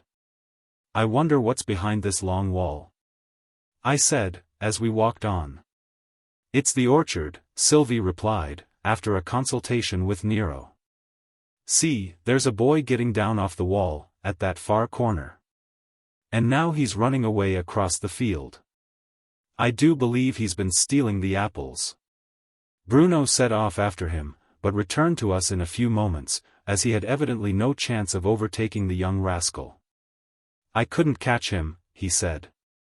I wish I'd started a little sooner.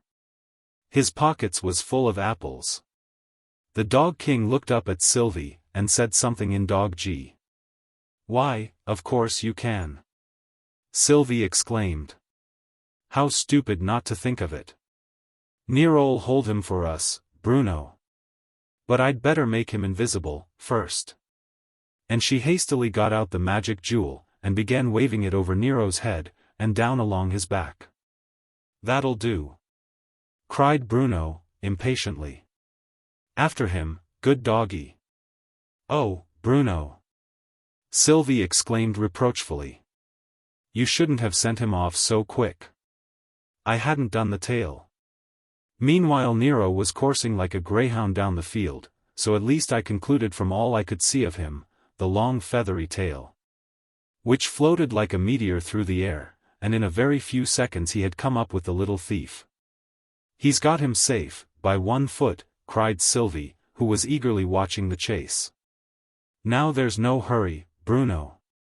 So we walked, quite leisurely, down the field, to where the frightened lad stood. A more curious sight I had seldom seen, in all my eerie experiences. Every bit of him was in violent action, except the left foot, which was apparently glued to the ground, there being nothing visibly holding it, while, at some little distance, the long feathery tail was waving gracefully from side to side, showing that Nero, at least, regarded the whole affair as nothing but a magnificent game of play. "What's the matter with you?" I said, as gravely as I could. "Got the cramp in me ankle," the thief groaned in reply. "And me foot's gone to sleep." And he began to blubber aloud. "Now, look here," Bruno said in a commanding tone, getting in front of him. "You've got to give up those apples." The lad glanced at me, but didn't seem to reckon my interference as worth anything. Then he glanced at Sylvie, she clearly didn't count for very much, either. Then he took courage. "It'll take a better man than any of yer to get them," he retorted defiantly. Sylvie stooped and patted the invisible Nero. "A little tighter," she whispered.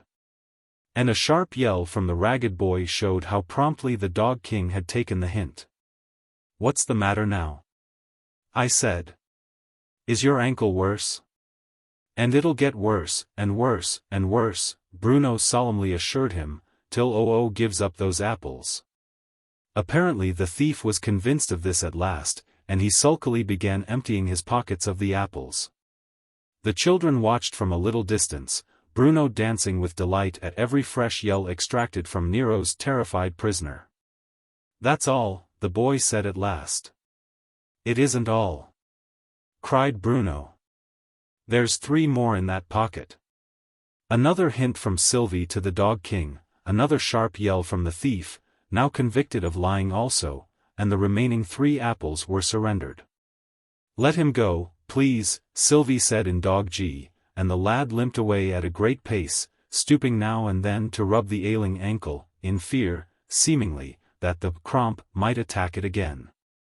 Bruno ran back, with his booty, to the orchard wall, and pitched the apples over it one by one. "I's welly afraid some of them's gone under the wrong trees," he panted, on overtaking us again.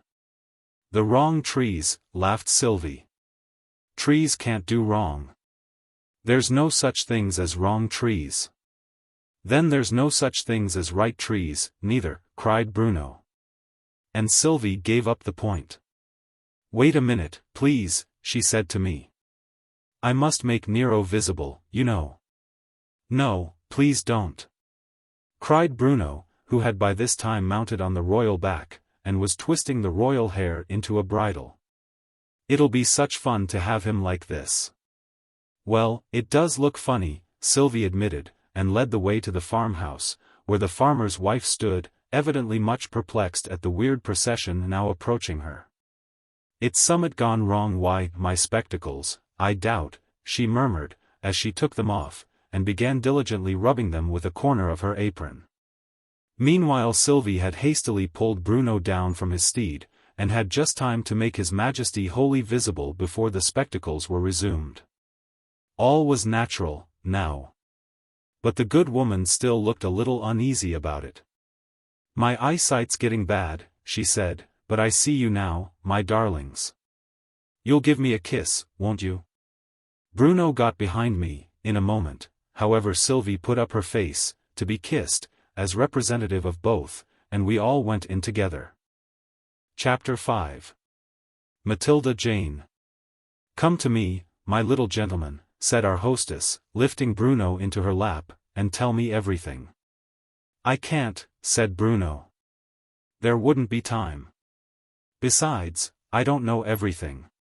The good woman looked a little puzzled, and turned to Sylvie for help. Does he like riding? She asked. Yes, I think so, Sylvie gently replied.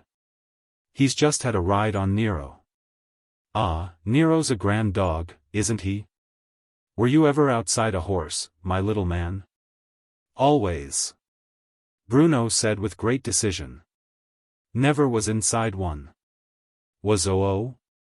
Here I thought it well to interpose, and to mention the business on which we had come, and so relieved her, for a few minutes, from Bruno's perplexing questions. And those dear children will like a bit of cake, I'll warrant, said the farmer's hospitable wife, when the business was concluded, as she opened her cupboard, and brought out a cake. And don't you waste the crust, little gentleman, she added, as she handed a good slice of it to Bruno. You know what the poetry book says about willful waste? No, I don't, said Bruno. What does he say about it? Tell him, Bessie. And the mother looked down, proudly and lovingly, on a rosy little maiden, who had just crept shyly into the room, and was leaning against her knee. What's that your poetry book says about willful waste? For willful waste makes woeful want, Bessie recited, in an almost inaudible whisper, and you may live to say, how much I wish I had the crust that then I threw away. Now try if you can say it, my dear. For willful. For whifful, something or other, Bruno began, readily enough, and then there came a dead pause. Can't remember no more. Well, what do you learn from it, then? You can tell us that, at any rate? Bruno ate a little more cake, and considered, but the moral did not seem to him to be a very obvious one. Always to, Sylvie prompted him in a whisper. Always to, Bruno softly repeated, and then, with sudden inspiration, always to look where it goes to. Where what goes to, darling? Why the crust, of course, said Bruno. Then, if I live to say, how much I wish I had the crust, and all that, I'd know where I threw it to. This new interpretation quite puzzled the good woman. She returned to the subject of Bessie. Wouldn't you like to see Bessie's doll, my dears? Bessie, take the little lady and gentleman to see Matilda Jane. Bessie's shyness thawed away in a moment. Matilda Jane has just woke up, she stated, confidentially, to Sylvie. Won't you help me on with her frock? Them strings is such a bother to tie.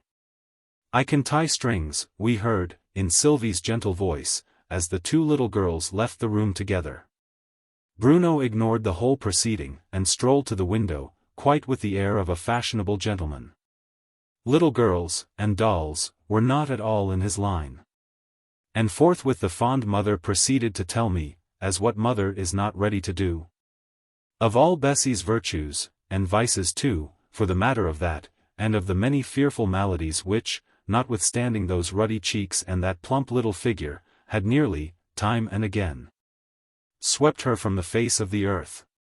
When the full stream of loving memories had nearly run itself out, I began to question her about the working men of that neighborhood, and specially the Willie, whom we had heard of at his cottage.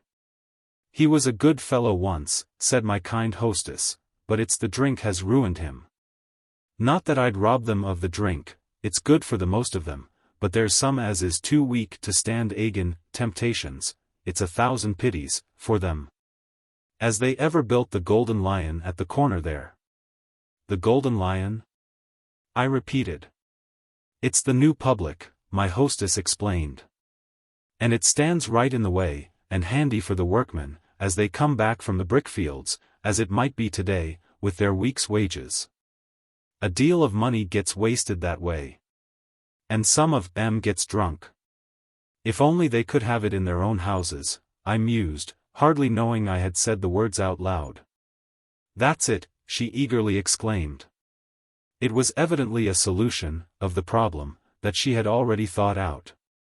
If only you could manage, so's each man to have his own little barrel in his own house, there'd hardly be a drunken man in the length and breadth of the land.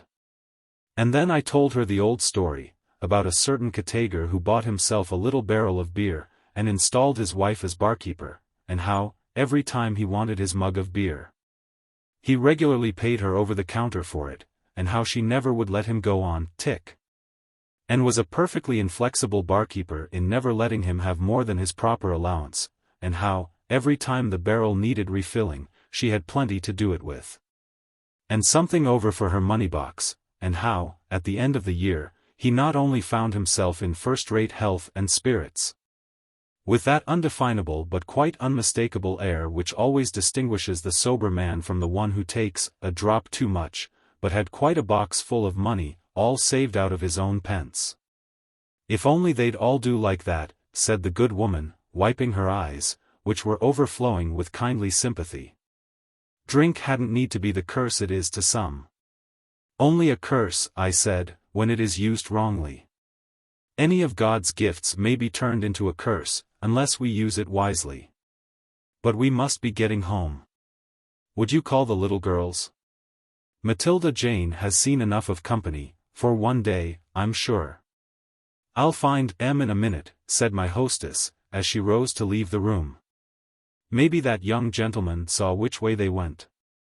"Where are they, Bruno?" I said.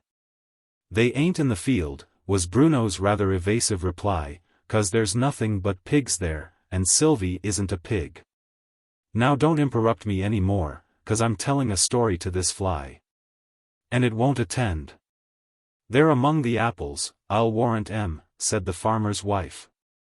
So we left Bruno to finish his story, and went out into the orchard, where we soon came upon the children, walking sedately side by side, Sylvie carrying the doll, while little Bess carefully shaded its face, with a large cabbage leaf for a parasol. As soon as they caught sight of us, little Bess dropped her cabbage leaf and came running to meet us, Sylvie following more slowly, as her precious charge evidently needed great care and attention. "I'm its mamma, and Sylvie's the head nurse," Bessie explained, "and Sylvie's taught me ever such a pretty song, for me to sing to Matilda Jane." "Let's hear it once more, Sylvie," I said, delighted at getting the chance I had long wished for, of hearing her sing. But Sylvie turned shy and frightened in a moment. "No, please not," she said, in an earnest aside to me. "Bessie knows it quite perfect now. Bessie can sing it." I. "Let Bessie sing it," said the proud mother. "Bessie has a bonny voice of her own." This again was an aside to me, though I say it as shouldn't. Bessie was only too happy to accept the encore. So the plump little mamma sat down at our feet, with her hideous daughter reclining stiffly across her lap. It was one of a kind that won't sit down, under any amount of persuasion, and, with a face simply beaming with delight, began the lullaby, in a shout that ought to have frightened the poor baby into fits. The head nurse crouched down behind her, keeping herself respectfully in the background, with her hands on the shoulders of her little mistress, so as to be ready to act as prompter, if required, and to supply each gap in faithless memory void. The shout, with which she began, proved to be only a momentary effort. After a very few notes, Bessie toned down, and sang on in a small but very sweet voice. At first her great black eyes were fixed on her mother, but soon her gaze wandered upwards, among the apples, and she seemed to have quite forgotten that she had any other audience than her baby. And her head nurse, who once or twice supplied, almost inaudibly, the right note, when the singer was getting a little flat. "Matilda Jane, you never look at any toy or picture book. I show you pretty things in vain. You must be blind, Matilda Jane. I ask you riddles, tell you tales, but all our conversation fails. You never answer me again. I fear you're dumb, Matilda Jane. Matilda, darling, when I call, you never seem to hear at all. I shout with all my might and main, but you're so deaf, Matilda Jane. Matilda Jane, you needn't mind. For, though you're deaf, and dumb, and blind, there's someone loves you, it is plain. And that is me, Matilda Jane. She sang 3 of the verses in a rather perfunctory style, but the last stanza evidently excited the little maiden. Her voice rose, ever clearer and louder, she had a rapt look on her face, as if suddenly inspired, and, as she sang the last few words, she clasped to her heart the inattentive Matilda Jane. "Kiss it now," prompted the head nurse. And in a moment the simpering meaningless face of the baby was covered with a shower of passionate kisses. "What a bonny song," cried the farmer's wife. "Who made the words, dearie?" I think I'll look for Bruno," Sylvie said demurely, and left us hastily. The curious child seemed always afraid of being praised, or even noticed. Sylvie planned the words, Bessie informed us, proud of her superior information, and Bruno planned the music, and I sang it. This last circumstance, by the way, we did not need to be told. So we followed Sylvie, and all entered the parlor together.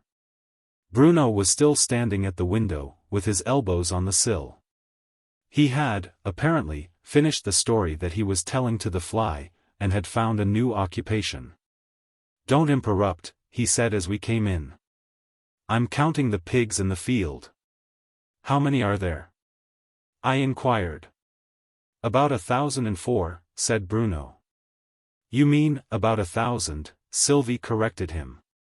"There's no good saying and 4, you can't be sure about the 4.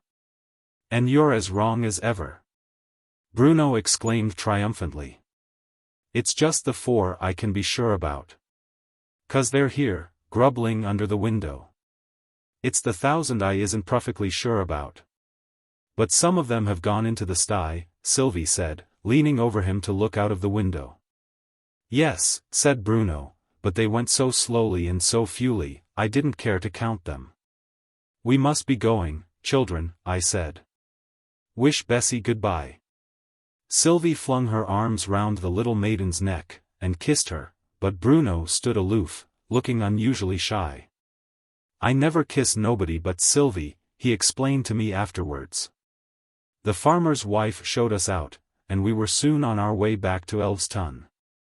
"And that's the new public house that we were talking about, I suppose?" I said, as we came in sight of a long low building, with the words, "The Golden Lion," over the door. "Yes, that's it," said Sylvie. "I wonder if her Willie's inside?" "Run in, Bruno, and see if he's there," I interposed, feeling that Bruno was, in a sort of way, in my care. That's not a place to send a child into. For already the revelers were getting noisy, and a wild discord of singing, shouting, and meaningless laughter came to us through the open windows. "They won't see him, you know," Sylvie explained. "Wait a minute, Bruno." She clasped the jewel, that always hung round her neck, between the palms of her hands, and muttered a few words to herself. What they were I could not at all make out, but some mysterious change seemed instantly to pass over us. My feet seemed to me no longer to press the ground, and the dreamlike feeling came upon me, that I was suddenly endowed with the power of floating in the air. I could still just see the children, but their forms were shadowy and unsubstantial, and their voices sounded as if they came from some distant place and time, they were so unreal.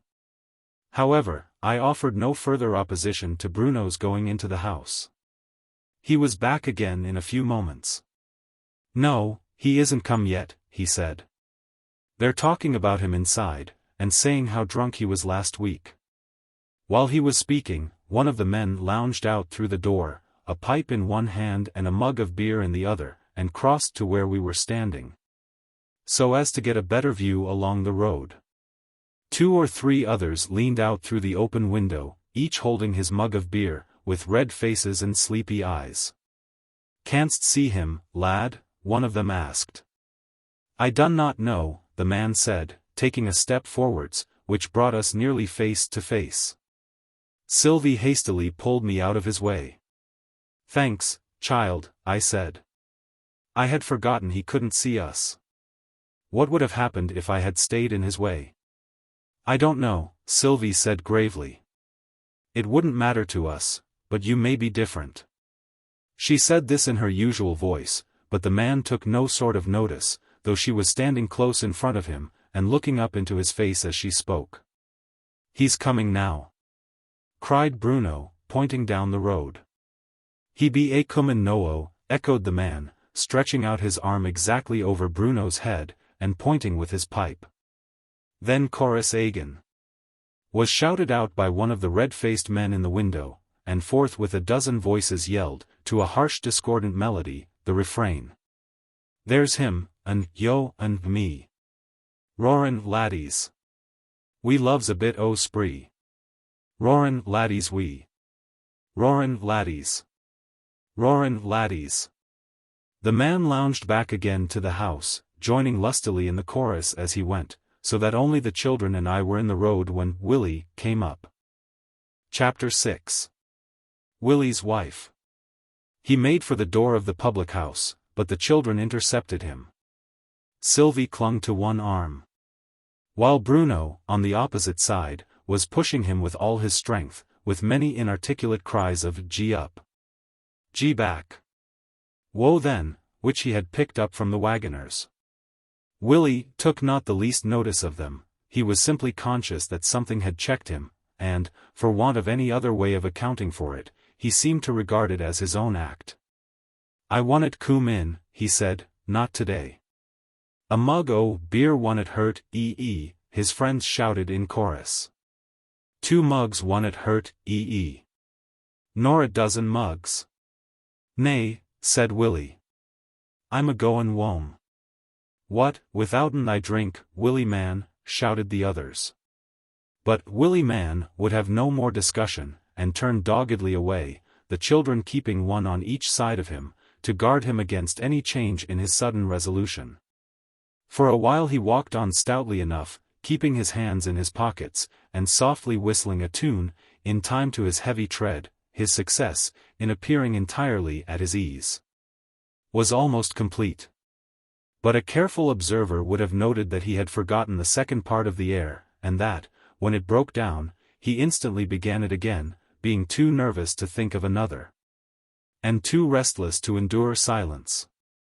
It was not the old fear that possessed him now, the old fear that had been his dreary companion every Saturday night he could remember, as he had reeled along, steadying himself against gates and garden palings, and when the shrill reproaches of his wife had seemed to his dazed brain only the echo of a yet more piercing voice within, the intolerable wail of a hopeless remorse. It was a wholly new fear that had come to him now. Life had taken on itself a new set of colors, and was lighted up with a new and dazzling radiance.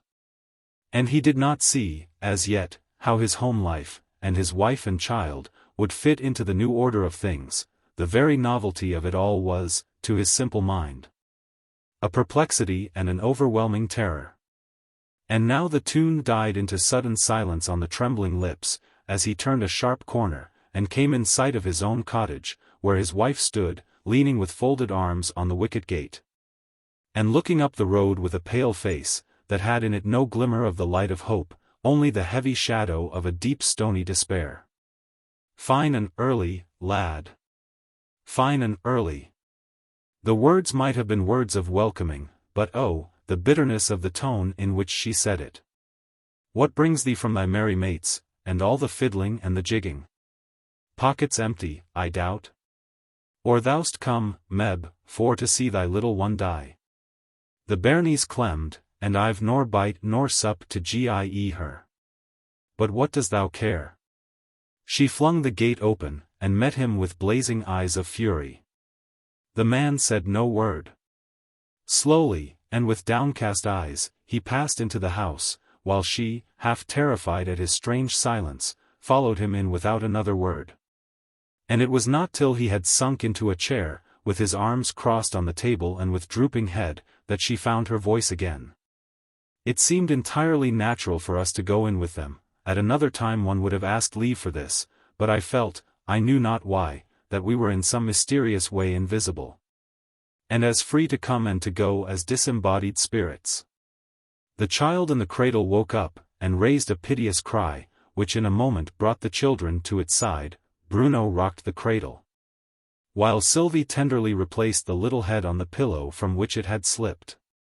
But the mother took no heed of the cry, nor yet of the satisfied coo that it set up when Sylvie had made it happy again. She only stood gazing at her husband, and vainly trying, with white quivering lips, I believe she thought he was mad, to speak in the old tones of shrill upbraiding that he knew so well.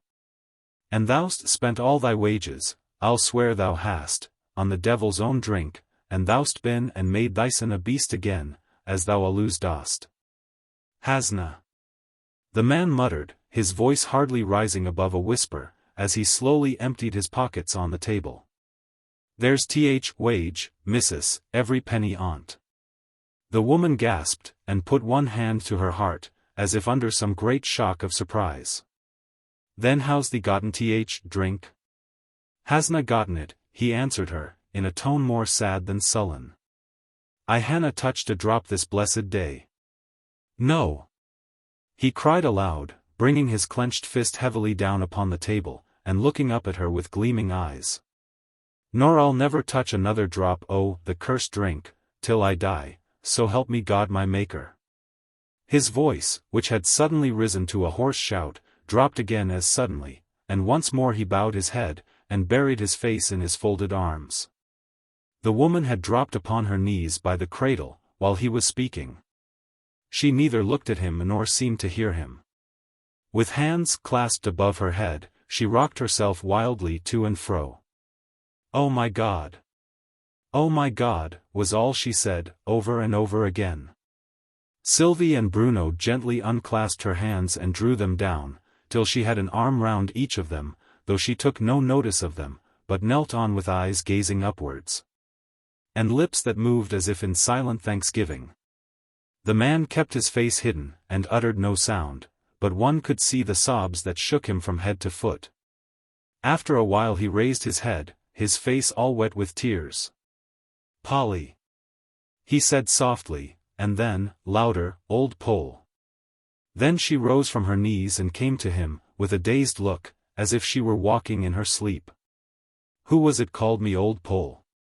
she asked. Her voice took on it a tender playfulness, her eyes sparkled, and the rosy light of youth flushed her pale cheeks, till she looked more like a happy girl of 17 than a worn woman of 40. "Was that my own lad, my Willie, awaiting for me at the stile?"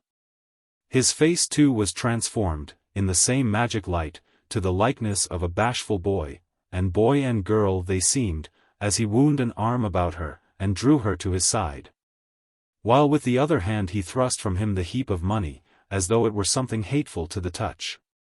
"Tak it, lass," he said, "tak it all. And fetch us summat to eat, but get a sup o' milk, first, for tea, bairn." "My little bairn," she murmured as she gathered up the coins. "My own little lassie." Then she moved to the door, and was passing out, but a sudden thought seemed to arrest her. She hastily returned, first to kneel down and kiss the sleeping child, and then to throw herself into her husband's arms and be strained to his heart.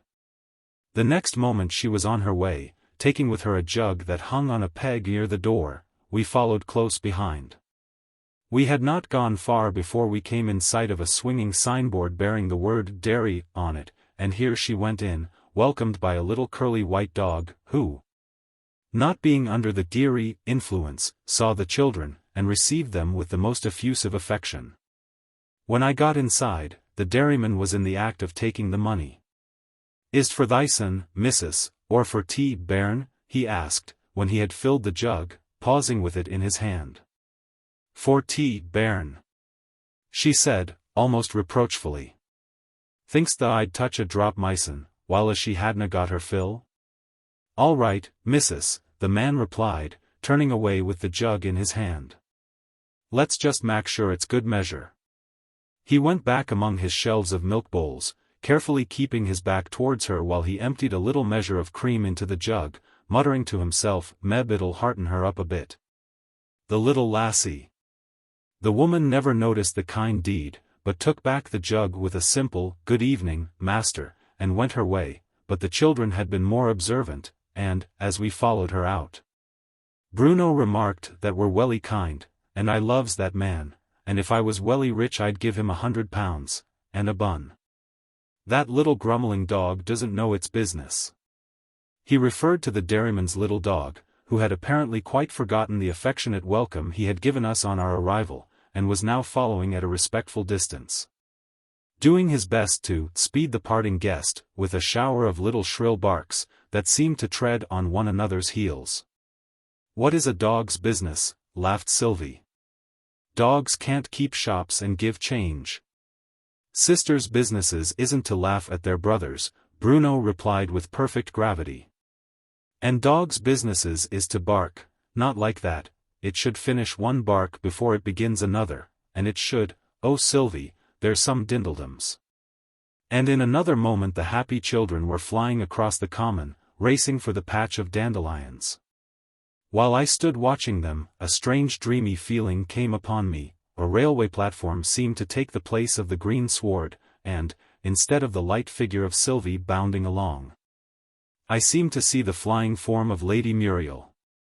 But whether Bruno had also undergone a transformation, and had become the old man whom she was running to overtake, I was unable to judge, so instantaneously did the feeling come and go. When I re-entered the little sitting room which I shared with Arthur, he was standing with his back to me, looking out of the open window, and evidently had not heard me enter.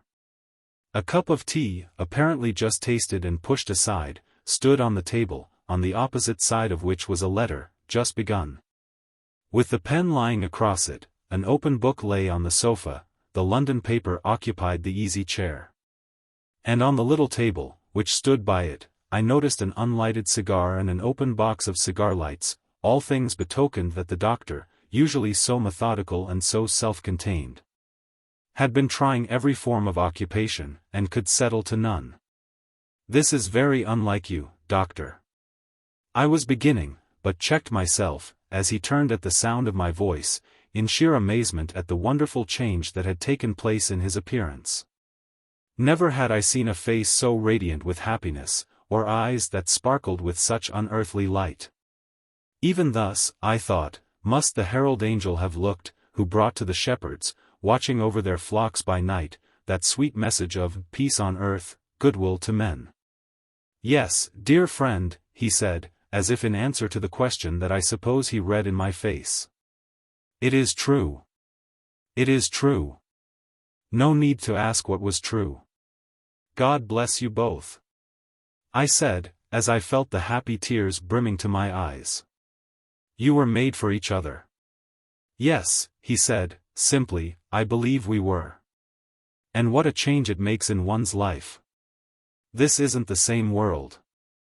That isn't the sky I saw yesterday. Those clouds, I never saw such clouds in all my life before. They look like troops of hovering angels. To me they looked very ordinary clouds indeed, but then I had not fed on honeydew, and drunk the milk of paradise. She wants to see you, at once," he continued, descending suddenly to the things of earth. "She says that is the one drop yet wanting in her cup of happiness." "I'll go at once," I said, as I turned to leave the room. "Won't you come with me?" "No, sir," said the doctor, with a sudden effort, which proved an utter failure, to resume his professional manner. "Do I look like coming with you? Have you never heard that two is company, Anne?" "Yes," I said, "I have heard it, and I'm painfully aware that I am number 3. But, when shall we three meet again?" "When the hurly-burly's done," he answered with a happy laugh, such as I had not heard from him for many a year. Chapter 7. Main Her. So I went on my lonely way, and, on reaching the hall, I found Lady Muriel standing at the garden gate waiting for me. "No need to give you joy, or to wish you joy," I began. "None whatever," she replied, with the joyous laugh of a child. "We give people what they haven't got, we wish for something that is yet to come. For me, it's all here. It's all mine. Dear friend," she suddenly broke off, "do you think heaven ever begins on earth, for any of us?" "For some," I said. "For some, perhaps, who are simple and childlike. You know," he said, "of such is the kingdom of heaven."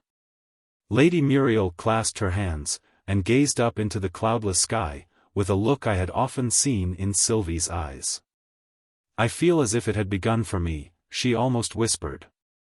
I feel as if I were one of the happy children, whom he bid them bring near to him, though the people would have kept them back. Yes, he has seen me in the throng. He has read the wistful longing in my eyes. He has beckoned me to him. They have had to make way for me. He has taken me up in his arms. He has put his hands upon me and blessed me. She paused, breathless in her perfect happiness. Yes, I said. I think he has. You must come and speak to my father, she went on, as we stood side by side at the gate, looking down the shady lane. But, even as she said the words, the deary sensation came over me like a flood. I saw the dear old professor approaching us, and also saw, what was stranger still, that he was visible to Lady Muriel. What was to be done? Had the fairy life been merged in the real life? Or was Lady Muriel deary also, and thus able to enter into the fairy world along with me? The words were on my lips. I see an old friend of mine in the lane. If you don't know him, may I introduce him to you? When the strangest thing of all happened, Lady Muriel spoke. I see an old friend of mine in the lane, she said. If you don't know him, may I introduce him to you? I seemed to wake out of a dream, for the deary feeling was still strong upon me, and the figure outside seemed to be changing at every moment. Like one of the shapes in a kaleidoscope, now he was the professor, and now he was somebody else. By the time he had reached the gate, he certainly was somebody else, and I felt that the proper course was for Lady Muriel, not for me, to introduce him. She greeted him kindly, and, opening the gate, admitted the venerable old man, a German, obviously, who looked about him with dazed eyes, as if he, too, had but just awaked from a dream. No, it was certainly not the professor. My old friend could not have grown that magnificent beard since last we met. Moreover, he would have recognized me, for I was certain that I had not changed much in the time. As it was, he simply looked at me vaguely, and took off his hat in response to Lady Muriel's words, "Let me introduce Mainher to you." While in the words, spoken in a strong German accent, "Proud to make your acquaintance, sir," I could detect no trace of an idea that we had ever met before. Lady Muriel led us to the well-known shady nook, where preparations for afternoon tea had already been made, and, while she went in to look for the Earl, we seated ourselves in 2 easy chairs. And Mainher took up Lady Muriel's work, and examined it through his large spectacles, one of the adjuncts that made him so provokingly like the professor. "Hemming pocket handkerchiefs," he said, musingly. "So that is what the English miladies occupy themselves with, is it?" "It is the one accomplishment," I said, "in which man has never yet rivaled woman." Here Lady Muriel returned with her father. And, after he had exchanged some friendly words with Mainher, and we had all been supplied with the needful creature comforts, the newcomer returned to the suggestive subject of pocket handkerchiefs. "You have heard of Fortunatus's purse, milady?" "Ah, so. Would you be surprised to hear that, with 3 of these little handkerchiefs, you shall make the purse of Fortunatus, quite soon, quite easily?" "Shall I indeed?" Lady Muriel eagerly replied, as she took a heap of them into her lap, and threaded her needle. "Please tell me how, Mainher. I'll make one before I touch another drop of tea." "You shall first," said Mainher, possessing himself of 2 of the handkerchiefs, spreading one upon the other, and holding them up by 2 corners. "You shall first join together these upper corners, the right to the right, the left to the left. And the opening between them shall be the mouth of the purse." A very few stitches sufficed to carry out this direction. "Now, if I sew the other 3 edges together," she suggested, "the bag is complete?" "Not so, milady, the lower edges shall first be joined." "Ah, not so." As she was beginning to sew them together. "Turn one of them over, and join the right lower corner of the one to the left lower corner of the other, and sew the lower edges together in what you would call the wrong way." "I see," said Lady Muriel, as she deftly executed the order. "And a very twisted, uncomfortable, uncanny-looking bag it makes. But the moral is a lovely one. Unlimited wealth can only be attained by doing things in the wrong way. And how are we to join up these mysterious, this mysterious opening? Twisting the thing round and round with a puzzled air. Yes, it is one opening. I thought it was two, at first. You have seen the puzzle of the paper ring? Maynher said, addressing the Earl. Where you take a slip of paper, and join its ends together, first twisting one, so as to join the upper corner of one end to the lower corner of the other? I saw one made, only yesterday, the Earl replied. Muriel, my child, were you not making one, to amuse those children you had to tea? Yes, I know that puzzle, said Lady Muriel. The ring has only one surface, and only one edge. It's very mysterious. The bag is just like that, isn't it? I suggested. Is not the outer surface of one side of it continuous with the inner surface of the other side? So it is, she exclaimed. Only it isn't a bag, just yet. How shall we fill up this opening, Maynher? Thus, said the old man impressively, taking the bag from her, and rising to his feet in the excitement of the explanation. The edge of the opening consists of 4 handkerchief edges, and you can trace it continuously, round and round the opening, down the right edge of one handkerchief, up the left edge of the other. And then down the left edge of the one, and up the right edge of the other. So you can. Lady Muriel murmured thoughtfully, leaning her head on her hand, and earnestly watching the old man. And that proves it to be only one opening. She looked so strangely like a child, puzzling over a difficult lesson, and Maynher had become, for the moment, so strangely like the old professor, that I felt utterly bewildered. The deary feeling was on me in its full force, and I felt almost impelled to say, "Do you understand it, Sylvie?" However, I checked myself by a great effort, and let the dream, if indeed it was a dream, go on to its end. Now, this third handkerchief, Maynher proceeded, has also 4 edges, which you can trace continuously round and round. All you need do is to join its 4 edges to the 4 edges of the opening. The purse is then complete, and its outer surface. I see. Lady Muriel eagerly interrupted. Its outer surface will be continuous with its inner surface. But it will take time. I'll sew it up after tea. She laid aside the bag and resumed her cup of tea. But why do you call it Fortunatus's purse, Maynher? The dear old man beamed upon her, with a jolly smile, looking more exactly like the professor than ever. Don't you see, my child, I should say Milady. Whatever is inside that purse, is outside it. And whatever is outside it, is inside it. So you have all the wealth of the world in that little purse. His pupil clapped her hands, in unrestrained delight. I'll certainly sew the third handkerchief in, some time, she said, but I won't take up your time by trying it now. Tell us some more wonderful things, please. And her face and her voice so exactly recalled Sylvie, that I could not help glancing round, half expecting to see Bruno also. Maynher began thoughtfully balancing his spoon on the edge of his teacup, while he pondered over this request. Something wonderful, like Fortunatus's purse? That will give you, when it is made, wealth beyond your wildest dreams, but it will not give you time. A pause of silence ensued, utilized by Lady Muriel for the very practical purpose of refilling the teacups. In your country, Maynher began with a startling abruptness, what becomes of all the wasted time? Lady Muriel looked grave. Who can tell, she half whispered to herself. All one knows is that it is gone, past recall. Well, in a country I have visited, said the old man, they store it up, and it comes in very useful, years afterwards. For example, suppose you have a long tedious evening before you, nobody to talk to, nothing you care to do, and yet hours too soon to go to bed. How do you behave then? I get very cross, she frankly admitted, and I want to throw things about the room. When that happens to the people I have visited, they never act so.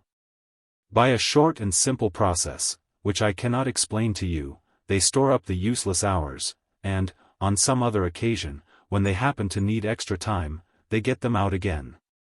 The Earl was listening with a slightly incredulous smile. "Why cannot you explain the process?" he inquired. Mainher was ready with a quite unanswerable reason. "Because you have no words, in your language, to convey the ideas which are needed. I could explain it but you would not understand it." "No indeed," said Lady Muriel, graciously dispensing with the name of the unknown language. "I never learned it, at least, not to speak it fluently, you know. Please tell us some more wonderful things."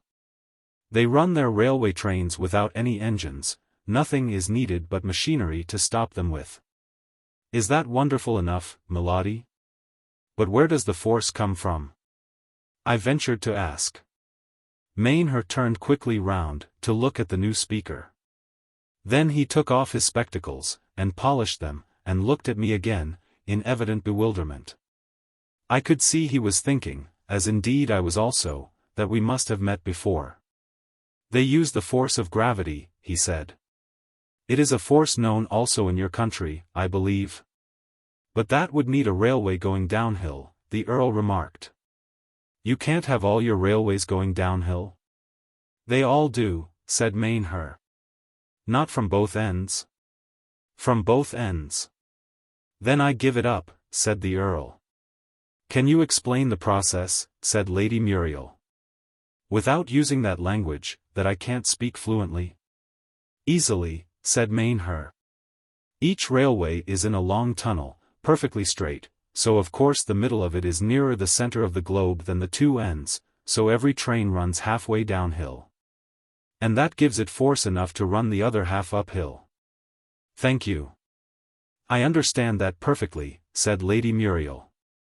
"But the velocity, in the middle of the tunnel, must be something fearful." Mainher was evidently much gratified at the intelligent interest Lady Muriel took in his remarks.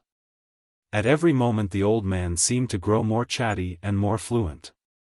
"You would like to know our methods of driving?" he smilingly inquired. "To us, a runaway horse is of no import at all."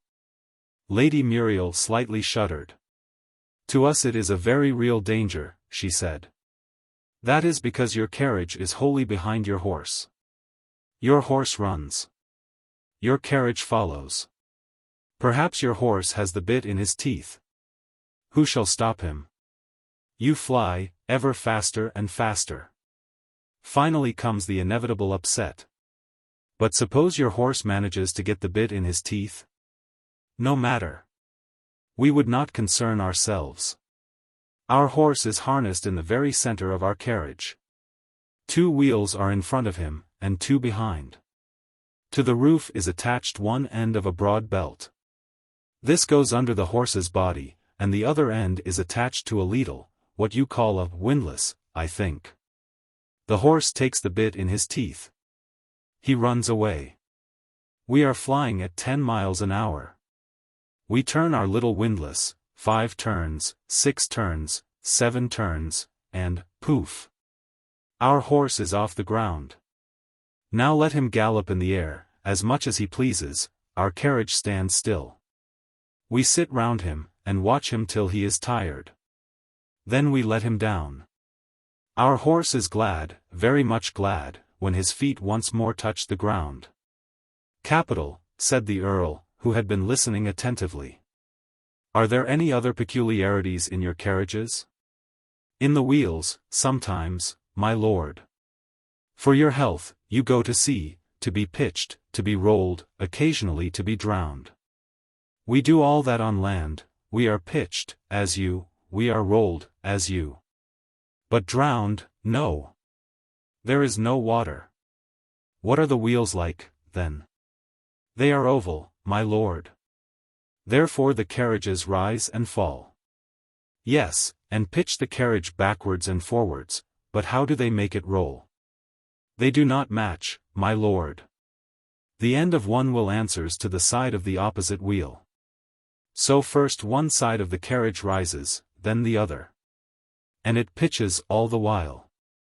Ah, you must be a good sailor, to drive in our boat carriages." I can easily believe it, said the Earl. Maynher rose to his feet. I must leave you now, milady, he said, consulting his watch. I have another engagement. I only wish we had stored up some extra time. Lady Muriel said, as she shook hands with him. Then we could have kept you a little longer. In that case I would gladly stay, replied Maynher. As it is, I fear I must say goodbye. Where did you first meet him? I asked Lady Muriel, when Maynher had left us. And where does he live? And what is his real name? We first met him, she musingly replied, really, I can't remember where. And I've no idea where he lives. And I never heard any other name. It's very curious. It never occurred to me before to consider what a mystery he is. I hope we shall meet again, I said, he interests me very much. He will be at our farewell party, this day fortnight, said the Earl. Of course you will come? Muriel is anxious to gather all our friends around us once more, before we leave the place. And then he explained to me, as Lady Muriel had left us together, that he was so anxious to get his daughter away from a place full of so many painful memories connected with the now cancelled engagement with Major Linden. That they had arranged to have the wedding in a month's time, after which Arthur and his wife were to go on a foreign tour. Don't forget Tuesday week, he said as we shook hands at parting. I only wish you could bring with you those charming children, that you introduced to us in the summer. Talk of the mystery of Maynher. That's nothing to the mystery that seems to attend them. I shall never forget those marvelous flowers. I will bring them if I possibly can, I said. But how to fulfill such a promise, I mused to myself on my way back to our lodgings, was a problem entirely beyond my skill. Chapter 8. In a shady place. The 10 days glided swiftly away, and, the day before the great party was to take place, Arthur proposed that we should stroll down to the hall, in time for afternoon tea. Hadn't you better go alone? I suggested. Surely I shall be very much de trop? Well, it'll be a kind of experiment, he said. Fiat experimentum in corpore vili. He added, with a graceful bow of mock politeness towards the unfortunate victim. You see I shall have to bear the sight, tomorrow night, of my ladylove making herself agreeable to everybody except the right person. And I shall bear the agony all the better if we have a dress rehearsal beforehand. My part in the play being, apparently, that of the sample wrong person? Well, no, Arthur said musingly, as we set forth, there's no such part in a regular company. Heavy father? That won't do, that's filled already. Singing chambermaid?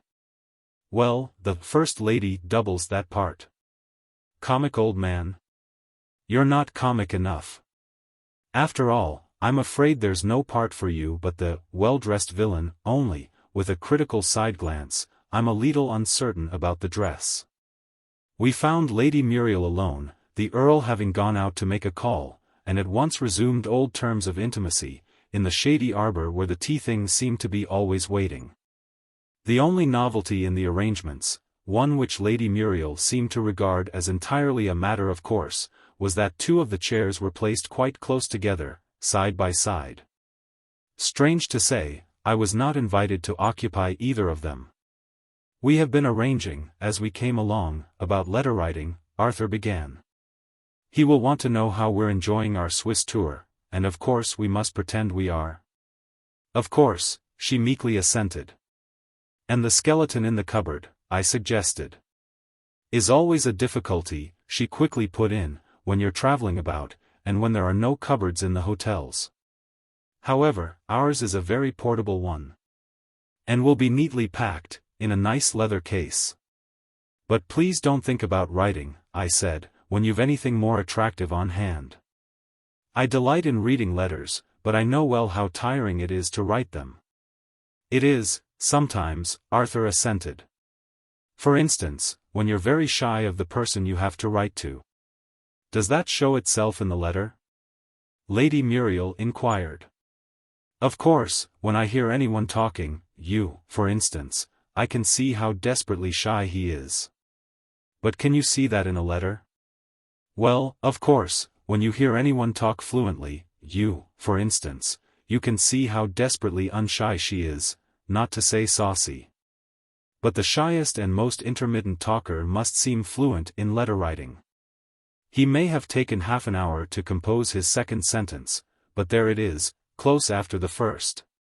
Then letters don't express all that they might express. That's merely because our system of letter writing is incomplete. A shy writer ought to be able to show that he is so. Why shouldn't he make pauses in writing, just as he would do in speaking? He might leave blank spaces, say half a page at a time.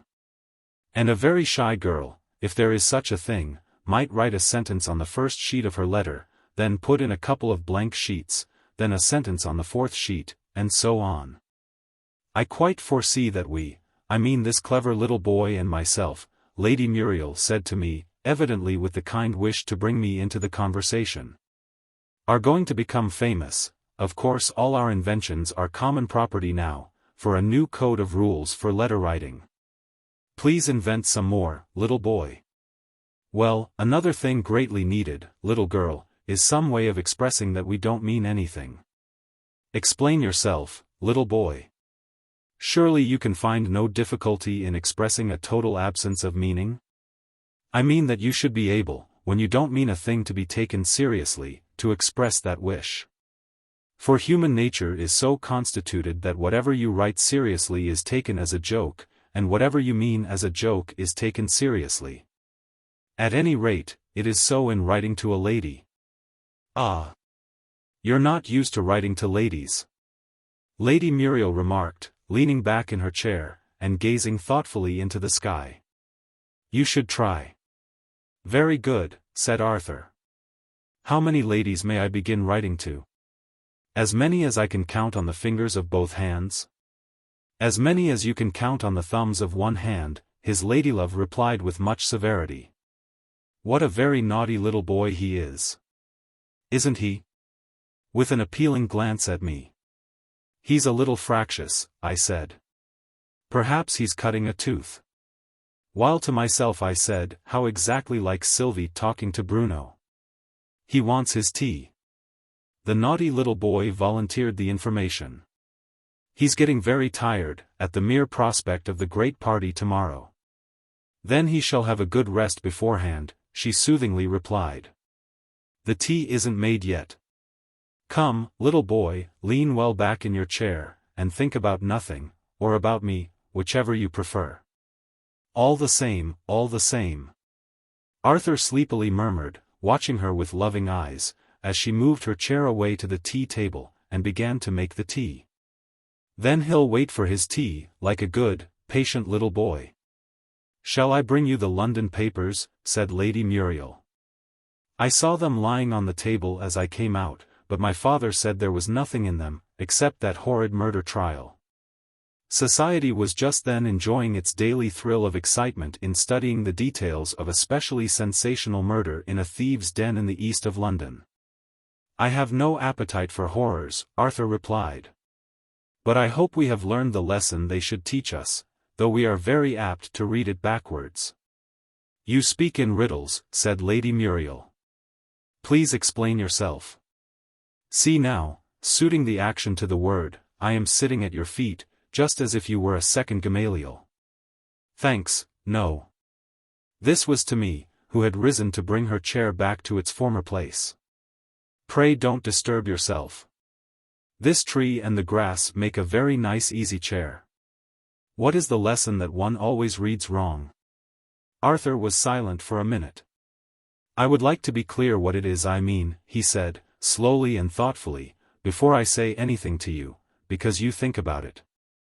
Anything approaching to a compliment was so unusual an utterance for Arthur, that it brought a flush of pleasure to her cheek, as she replied, It is you, that give me the ideas to think about. One's first thought, Arthur proceeded, in reading of anything specially vile or barbarous, as done by a fellow creature, is apt to be that we see a new depth of sin revealed beneath us, and we seem to gaze down into that abyss from some higher ground, far apart from it. I think I understand you now.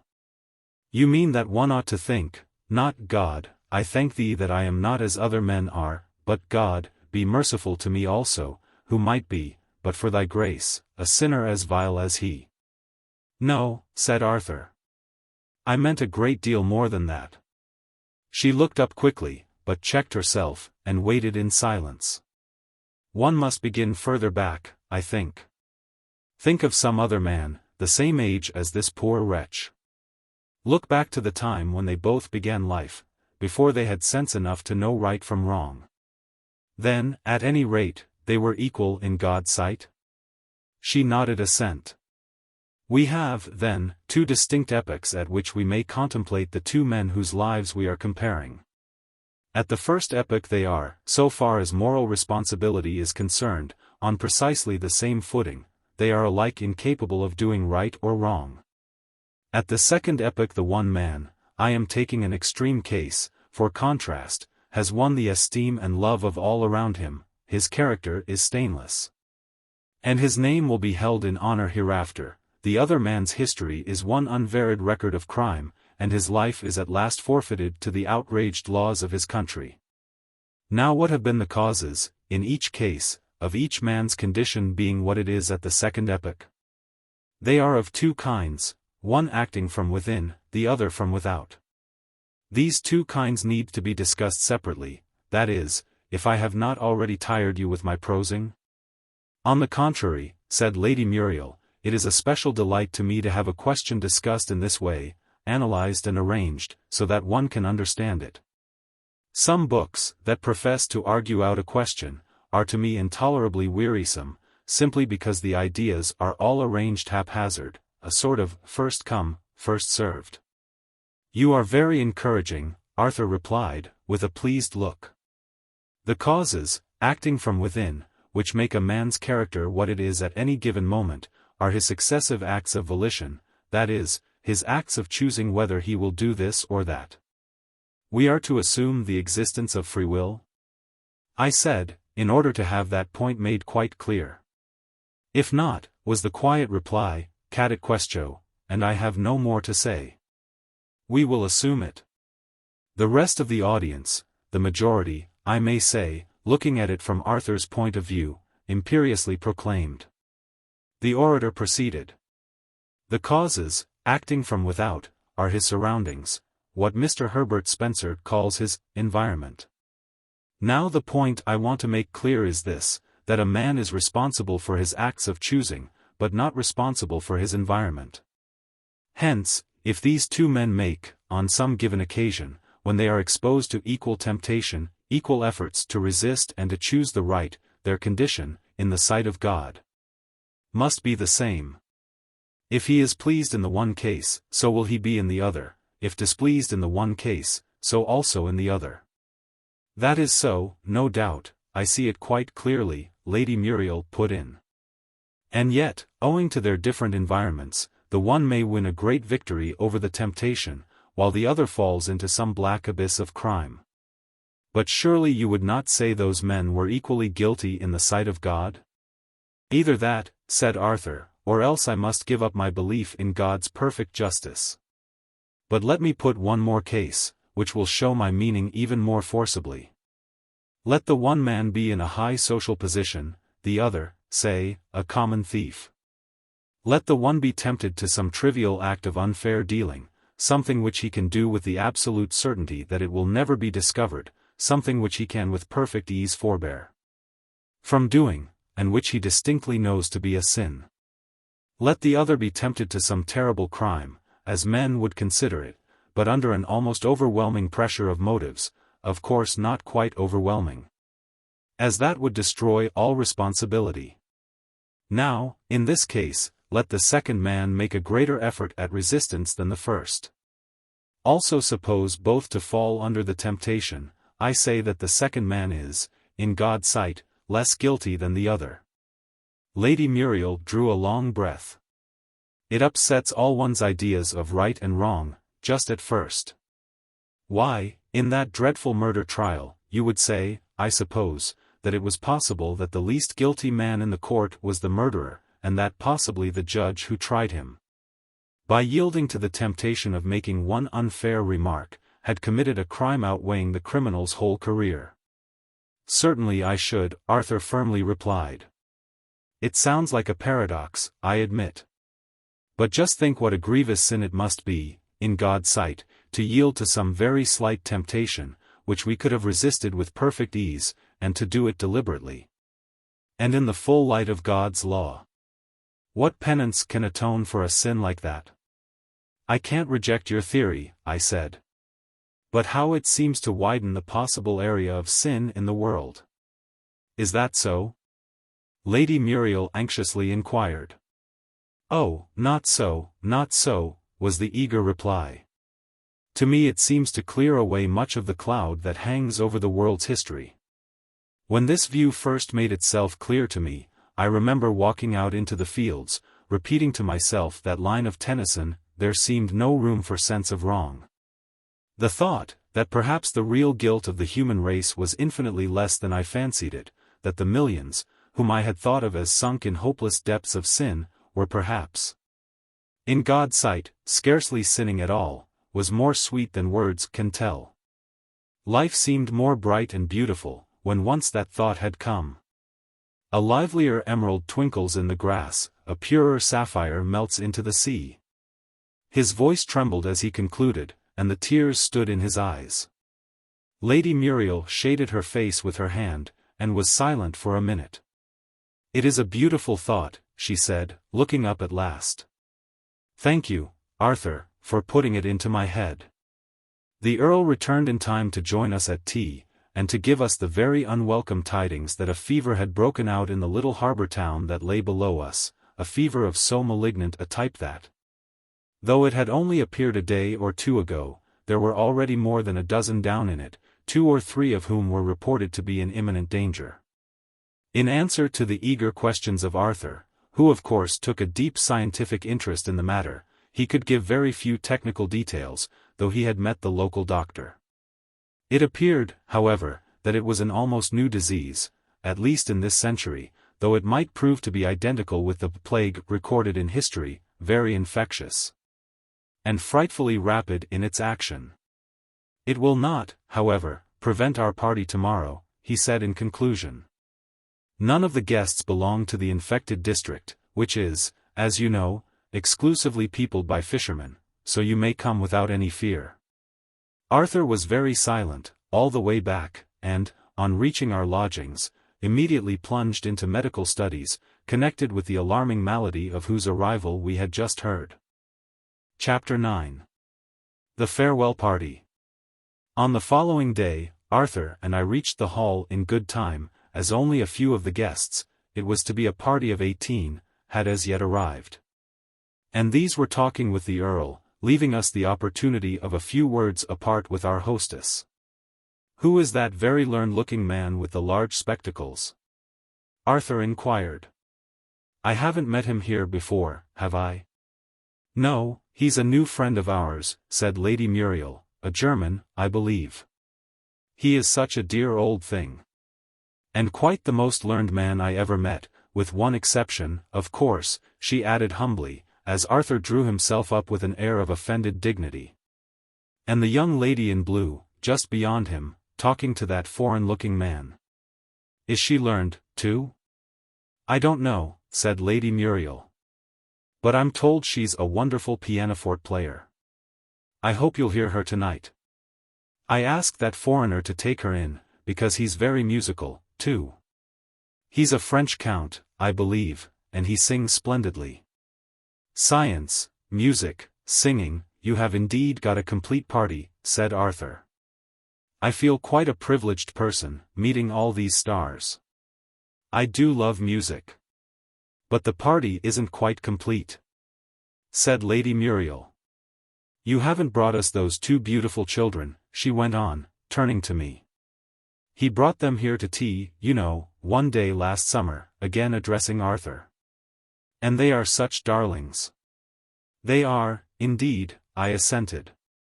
But why haven't you brought them with you? You promised my father you would. I'm very sorry, I said. But really it was impossible to bring them with me. Here I most certainly meant to conclude the sentence, and it was with a feeling of utter amazement, which I cannot adequately describe, that I heard myself going on speaking. But they are to join me here in the course of the evening, were the words, uttered in my voice, and seeming to come from my lips. I'm so glad. Lady Muriel joyfully replied. I shall enjoy introducing them to some of my friends here. When do you expect them? I took refuge in silence. The only honest reply would have been, that was not my remark. I didn't say it, and it isn't true. But I had not the moral courage to make such a confession. The character of a lunatic is not, I believe, very difficult to acquire, but it is amazingly difficult to get rid of, and it seemed quite certain that any such speech as that would quite justify the issue of a writ de lunatico inquirendo. Lady Muriel evidently thought I had failed to hear her question, and turned to Arthur with a remark on some other subject. And I had time to recover from my shock of surprise, or to awake out of my momentary deary condition, whichever it was. When things around me seemed once more to be real, Arthur was saying, I'm afraid there's no help for it, they must be finite in number. I should be sorry to have to believe it, said Lady Muriel. Yet, when one comes to think of it, there are no new melodies, nowadays. What people talk of as the last new song always recalls to me some tune I've known as a child. The day must come, if the world lasts long enough, said Arthur, when every possible tune will have been composed, every possible pun perpetrated. Lady Muriel wrung her hands. Like a tragedy queen, and, worse than that, every possible book written. For the number of words is finite. It'll make very little difference to the authors, I suggested. Instead of saying, what book shall I write? An author will ask himself, which book shall I write? A mere verbal distinction. Lady Muriel gave me an approving smile. But lunatics would always write new books, surely, she went on. They couldn't write the same books over again. True, said Arthur. But their books would come to an end, also. The number of lunatic books is as finite as the number of lunatics. And that number is becoming greater every year, said a pompous man, whom I recognized as the self-appointed showman on the day of the picnic. So they say, replied Arthur. And, when 90% of us are lunatics, he seemed to be in a wildly nonsensical mood, the asylums will be put to their proper use. And that is? The pompous man gravely inquired. To shelter the sane, said Arthur. We shall bar ourselves in. The lunatics will have it all their own way, outside. They'll do it a little queerly, no doubt. Railway collisions will be always happening, steamers always blowing up, most of the towns will be burnt down, most of the ships sunk. And most of the men killed. Murmured the pompous man, who was evidently hopelessly bewildered. Certainly, Arthur assented. Till at last there will be fewer lunatics than sane men. Then we come out, they go in, and things return to their normal condition. The pompous man frowned darkly, and bit his lip, and folded his arms, vainly trying to think it out. He is jesting. He muttered to himself at last, in a tone of withering contempt, as he stalked away. By this time the other guests had arrived, and dinner was announced. Arthur of course took down Lady Muriel, and I was pleased to find myself seated at her other side, with a severe-looking old lady, whom I had not met before, and whose name I had, as is usual in introductions, entirely failed to catch, merely gathering that it sounded like a compound name, as my partner for the banquet. She appeared, however, to be acquainted with Arthur, and confided to me in a low voice her opinion that he was a very argumentative young man. Arthur, for his part, seemed well inclined to show himself worthy of the character she had given him, and, hearing her say, I never take wine with my soup. This was not a confidence to me, but was launched upon society, as a matter of general interest. He at once challenged a combat by asking her, when would you say that property commence in a plate of soup? This is my soup, she sternly replied, and what is before you is yours. No doubt, said Arthur, but when did I begin to own it? Up to the moment of its being put into the plate, it was the property of our host, while being offered round the table, it was, let us say, held in trust by the waiter. Did it become mine when I accepted it? Or when it was placed before me? Or when I took the first spoonful? He is a very argumentative young man, was all the old lady would say, but she said it audibly, this time, feeling that society had a right to know it. Arthur smiled mischievously. I shouldn't mind betting you a shilling, he said, that the eminent barrister next you, it certainly is possible to say words so as to make them begin with capitals. Can't answer me. I never bet, she sternly replied. Not even sixpenny points at whist?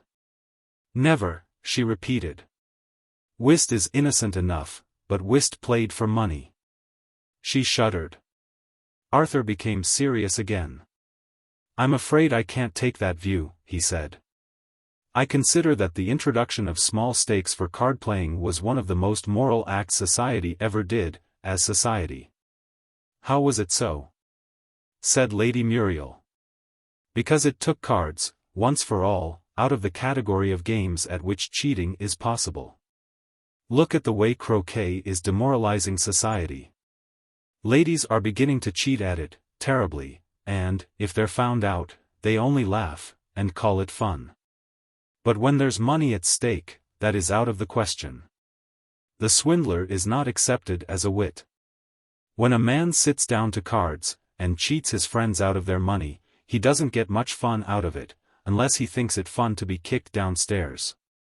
If all gentlemen thought as badly of ladies as you do, my neighbor remarked with some bitterness, there would be very few, very few. She seemed doubtful how to end her sentence, but at last took honeymoons as a safe word. On the contrary, said Arthur, the mischievous smile returning to his face, if only people would adopt my theory, the number of honeymoons, quite of a new kind, would be greatly increased. May we hear about this new kind of honeymoon? Said Lady Muriel. Let X be the gentleman, Arthur began, in a slightly raised voice, as he now found himself with an audience of 6, including Mainher, who was seated at the other side of my polynomial partner. Let X be the gentleman, and why the lady to whom he thinks of proposing. He applies for an experimental honeymoon. It is granted. Forthwith the young couple, accompanied by the great-aunt of Y, to act as chaperone, start for a month's tour, during which they have many a moonlight walk, and many a tête-à-tête conversation. And each can form a more correct estimate of the other's character, in 4 weeks, than would have been possible in as many years, when meeting under the ordinary restrictions of society. And it is only after their return that X finally decides whether he will, or will not, put the momentous question to Y. In 9 cases out of 10, the pompous man proclaimed, he would decide to break it off. Then, in 9 cases out of 10, Arthur rejoined, an unsuitable match would be prevented, and both parties saved from misery. The only really unsuitable matches, the old lady remarked, are those made without sufficient money. Love may come afterwards. Money is needed to begin with. This remark was cast loose upon society, as a sort of general challenge. And, as such, it was at once accepted by several of those within hearing. Money became the keynote of the conversation for some time. And a fitful echo of it was again heard, when the dessert had been placed upon the table, the servants had left the room, and the Earl had started the wine in its welcome progress round the table. I'm very glad to see you keep up the old customs, I said to Lady Muriel as I filled her glass. It's really delightful to experience, once more, the peaceful feeling that comes over one when the waiters have left the room, when one can converse without the feeling of being overheard. And without having dishes constantly thrust over one's shoulder. How much more sociable it is to be able to pour out the wine for the ladies, and to hand the dishes to those who wish for them. In that case, kindly send those peaches down here, said a fat red-faced man, who was seated beyond our pompous friend. I've been wishing for them, diagonally, for some time. Yes, it is a ghastly innovation, Lady Muriel replied, letting the waiters carry round the wine at dessert. For one thing, they always take it the wrong way round, which of course brings bad luck to everybody present. Better go the wrong way than not go at all, said our host. Would you kindly help yourself? This was to the fat red-faced man. You are not a teetotaler, I think? Indeed, but I am, he replied, as he pushed on the bottles. Nearly twice as much money is spent in England on drink, as on any other article of food. Read this card. What faddist ever goes about without a pocketful of the appropriate literature? The stripes of different colors represent the amount spent on various articles of food. Look at the highest three. Money spent on butter and on cheese, 35 millions, on bread, 70 millions, on intoxicating liquors, 136 millions. If I had my way, I would close every public house in the land. Look at that card, and read the motto. That's where all the money goes to. Have you seen the anti-teetotal card? Arthur innocently inquired. No, sir, I have not, the orator savagely replied. What is it like? Almost exactly like this one. The colored stripes are the same. Only, instead of the words, money spent on, it has, incomes derived from sale of, and, instead of, that's where all the money goes to, its motto is, that's where all the money comes from. The red-faced man scowled, but evidently considered Arthur beneath his notice. So Lady Muriel took up the cudgels. Do you hold the theory, she inquired, that people can preach teetotalism more effectually by being teetotalers themselves? Certainly I do, replied the red-faced man. Now, here is a case in point, unfolding a newspaper cutting. Let me read you this letter from a teetotaler. To the editor. Sir, I was once a moderate drinker, and knew a man who drank to excess. I went to him. Give up this drink, I said. It will ruin your health. You drink, he said, why shouldn't I? Yes, I said, but I know when to leave off. He turned away from me. You drink in your way, he said, let me drink in mine. Be off. Then I saw that, to do any good with him, I must forswear drink. From that hour I haven't touched a drop. There. What do you say to that? He looked round triumphantly, while the cutting was handed round for inspection.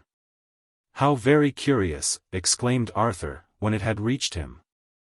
Did you happen to see a letter, last week, about early rising? It was strangely like this one. The red-faced man's curiosity was roused. Where did it appear? He asked. Let me read it to you, said Arthur. He took some papers from his pocket, opened one of them, and read as follows. To the editor. Sir, I was once a moderate sleeper, and knew a man who slept to excess. I pleaded with him.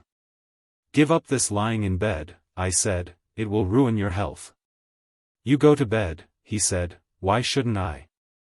Yes, I said, but I know when to get up in the morning. He turned away from me. You sleep in your way, he said, let me sleep in mine. Be off. Then I saw that to do any good with him, I must forswear sleep. From that hour I haven't been to bed. Arthur folded and pocketed his paper, and passed on the newspaper cutting. None of us dared to laugh, the red-faced man was evidently so angry. Your parallel doesn't run on all fours, he snarled. Moderate drinkers never do so. Arthur quietly replied. Even the stern old lady laughed at this. But it needs many other things to make a perfect dinner, said Lady Muriel, evidently anxious to change the subject. Main her. What is your idea of a perfect dinner party? The old man looked round smilingly, and his gigantic spectacles seemed more gigantic than ever. A perfect dinner party, he repeated. First, it must be presided over by our present hostess. That, of course, she gaily interposed. But what else, Mainher? I can but tell you what I have seen, said Mainher, in mine own, in the country I have travelled in. He paused for a full minute, and gazed steadily at the ceiling, with so dreamy an expression on his face, that I feared he was going off into a reverie, which seemed to be his normal state. However, after a minute, he suddenly began again. That which chiefly causes the failure of a dinner party, is the running short, not of meat, nor yet of drink, but of conversation. In an English dinner party, I remarked, I have never known small talk run short. Pardon me, Mainher respectfully replied, I did not say small talk. I said conversation. All such topics as the weather, or politics, or local gossip, are unknown among us. They are either vapid or controversial. What we need for conversation is a topic of interest and of novelty. To secure these things we have tried various plans, moving pictures, wild creatures, moving guests, and a revolving humorist. But this last is only adapted to small parties.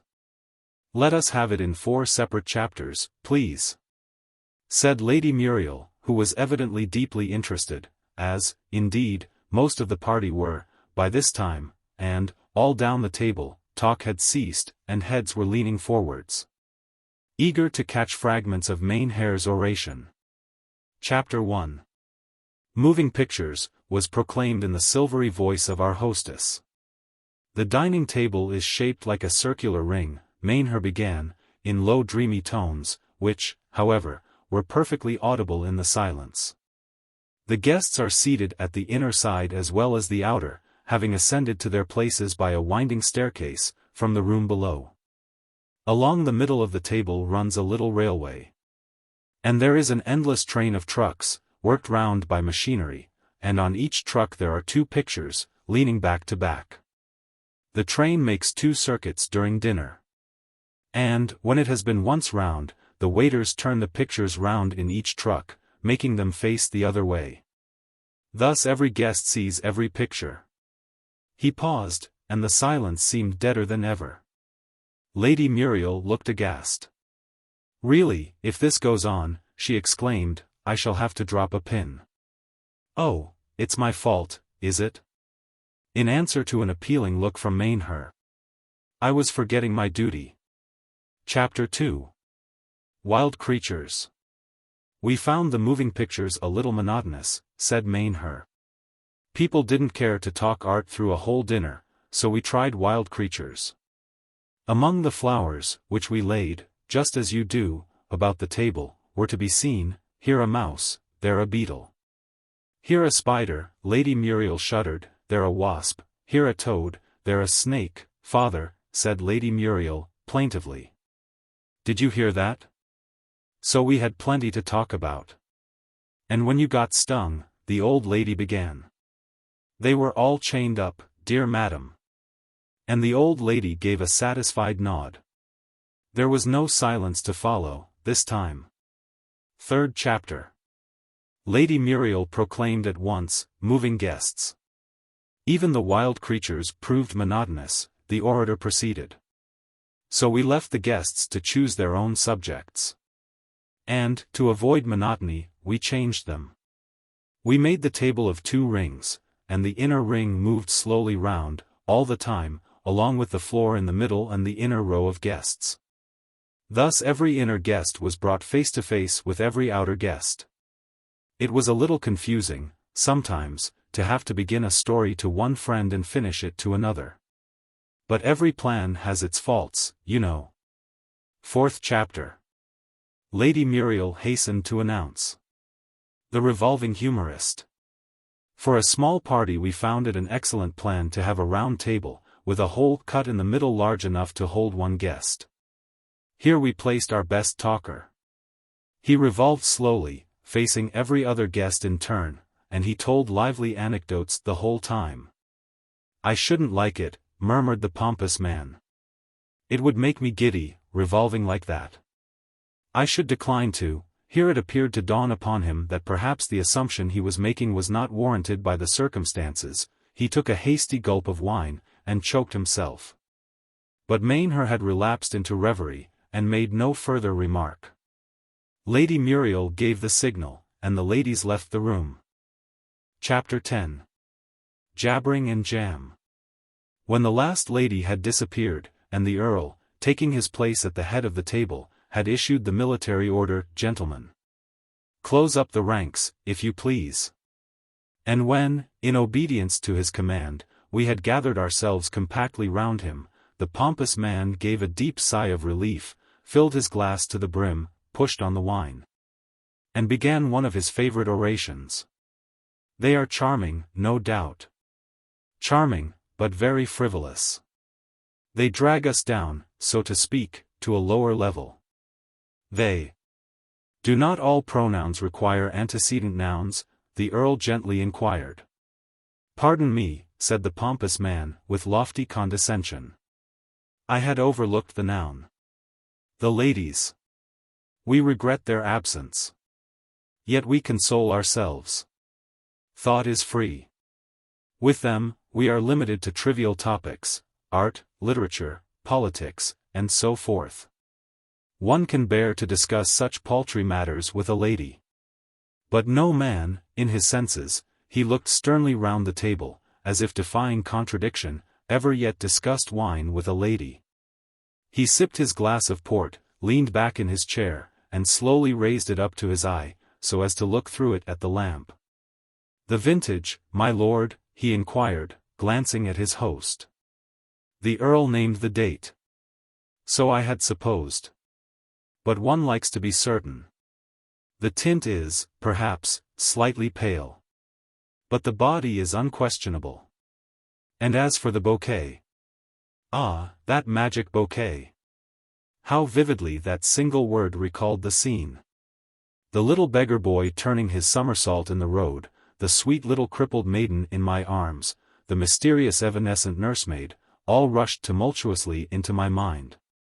Like the creatures of a dream, and through this mental haze there still boomed on, like the tolling of a bell, the solemn voice of the great connoisseur of wine. Even his utterances had taken on themselves a strange and dreamlike form. No, he resumed, and why is it, I pause to ask, that, in taking up the broken thread of a dialogue, one always begins with this cheerless monosyllable? After much anxious thought, I have come to the conclusion that the object in view is the same as that of the schoolboy, when the sum he is working has got into a hopeless muddle. And when in despair he takes the sponge, washes it all out, and begins again.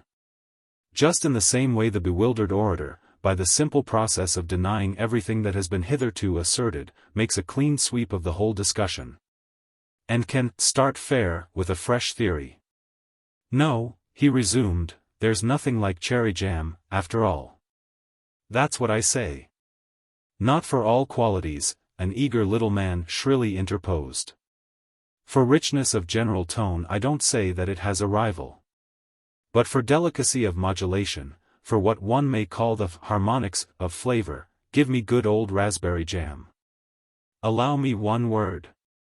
The fat red-faced man, quite hoarse with excitement, broke into the dialogue. It's too important a question to be settled by amateurs. I can give you the views of a professional, perhaps the most experienced jam taster now living.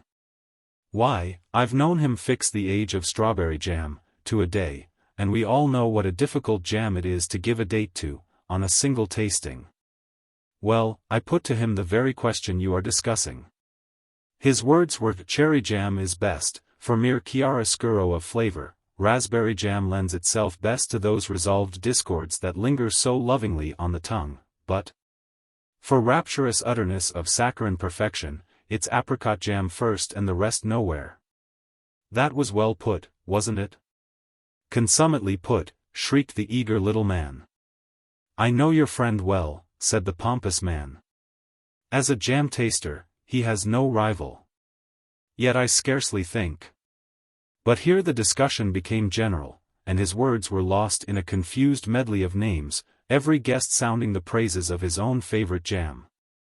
At length, through the din, our host's voice made itself heard. Let us join the ladies. These words seemed to recall me to waking life. And I felt sure that, for the last few minutes, I had relapsed into the geary state. A strange dream. I said to myself as we trooped upstairs. Grown men discussing, as seriously as if they were matters of life and death, the hopelessly trivial details of mere delicacies. That appeal to no higher human function than the nerves of the tongue and palate. What a humiliating spectacle such a discussion would be in waking life.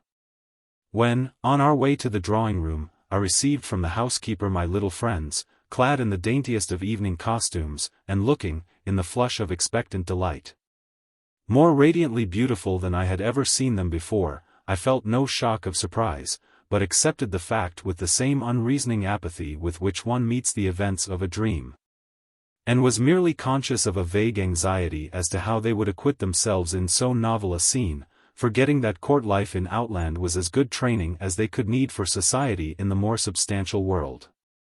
It would be best, I thought, to introduce them as soon as possible to some good-natured lady guest, and I selected the young lady whose pianoforte playing had been so much talked of.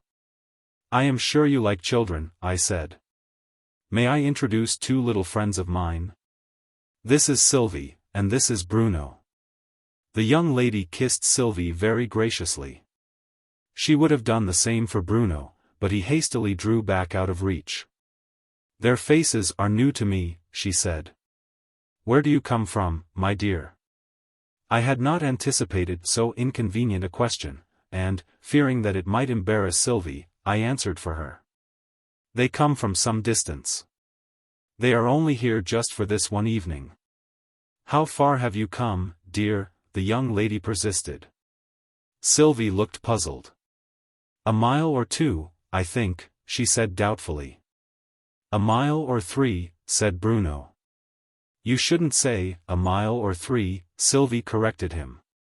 The young lady nodded approval. "Sylvie's quite right. It isn't usual to say, a mile or 3. It would be usual, if we said it often enough," said Bruno. It was the young lady's turn to look puzzled now.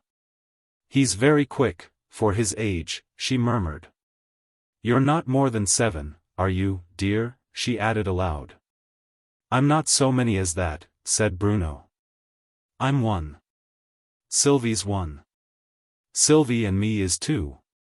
Sylvie taught me to count." "Oh, I wasn't counting you, you know," the young lady laughingly replied. "Hasn't Oo learnt to count?" said Bruno. The young lady bit her lip. "Dear!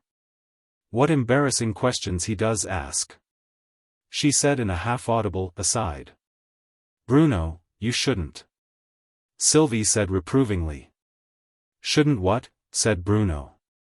"You shouldn't ask that sort of questions." "What sort of questions?" Bruno mischievously persisted. "What she told you not," Sylvie replied, with a shy glance at the young lady, and losing all sense of grammar in her confusion. "Oo can't pronounce it," Bruno triumphantly cried. And he turned to the young lady, for sympathy in his victory. "I knewed she couldn't pronounce umbrella sting." The young lady thought it best to return to the arithmetical problem. "When I asked if you were 7, you know, I didn't mean, how many children. I meant, how many years." "Only got 2 ears, said Bruno. "Nobody's got 7 ears.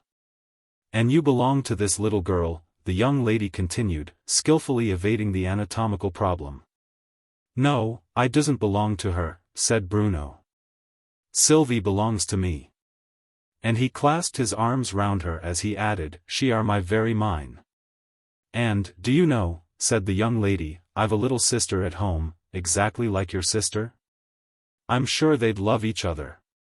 "They'd be very extremely useful to each other," Bruno said, thoughtfully.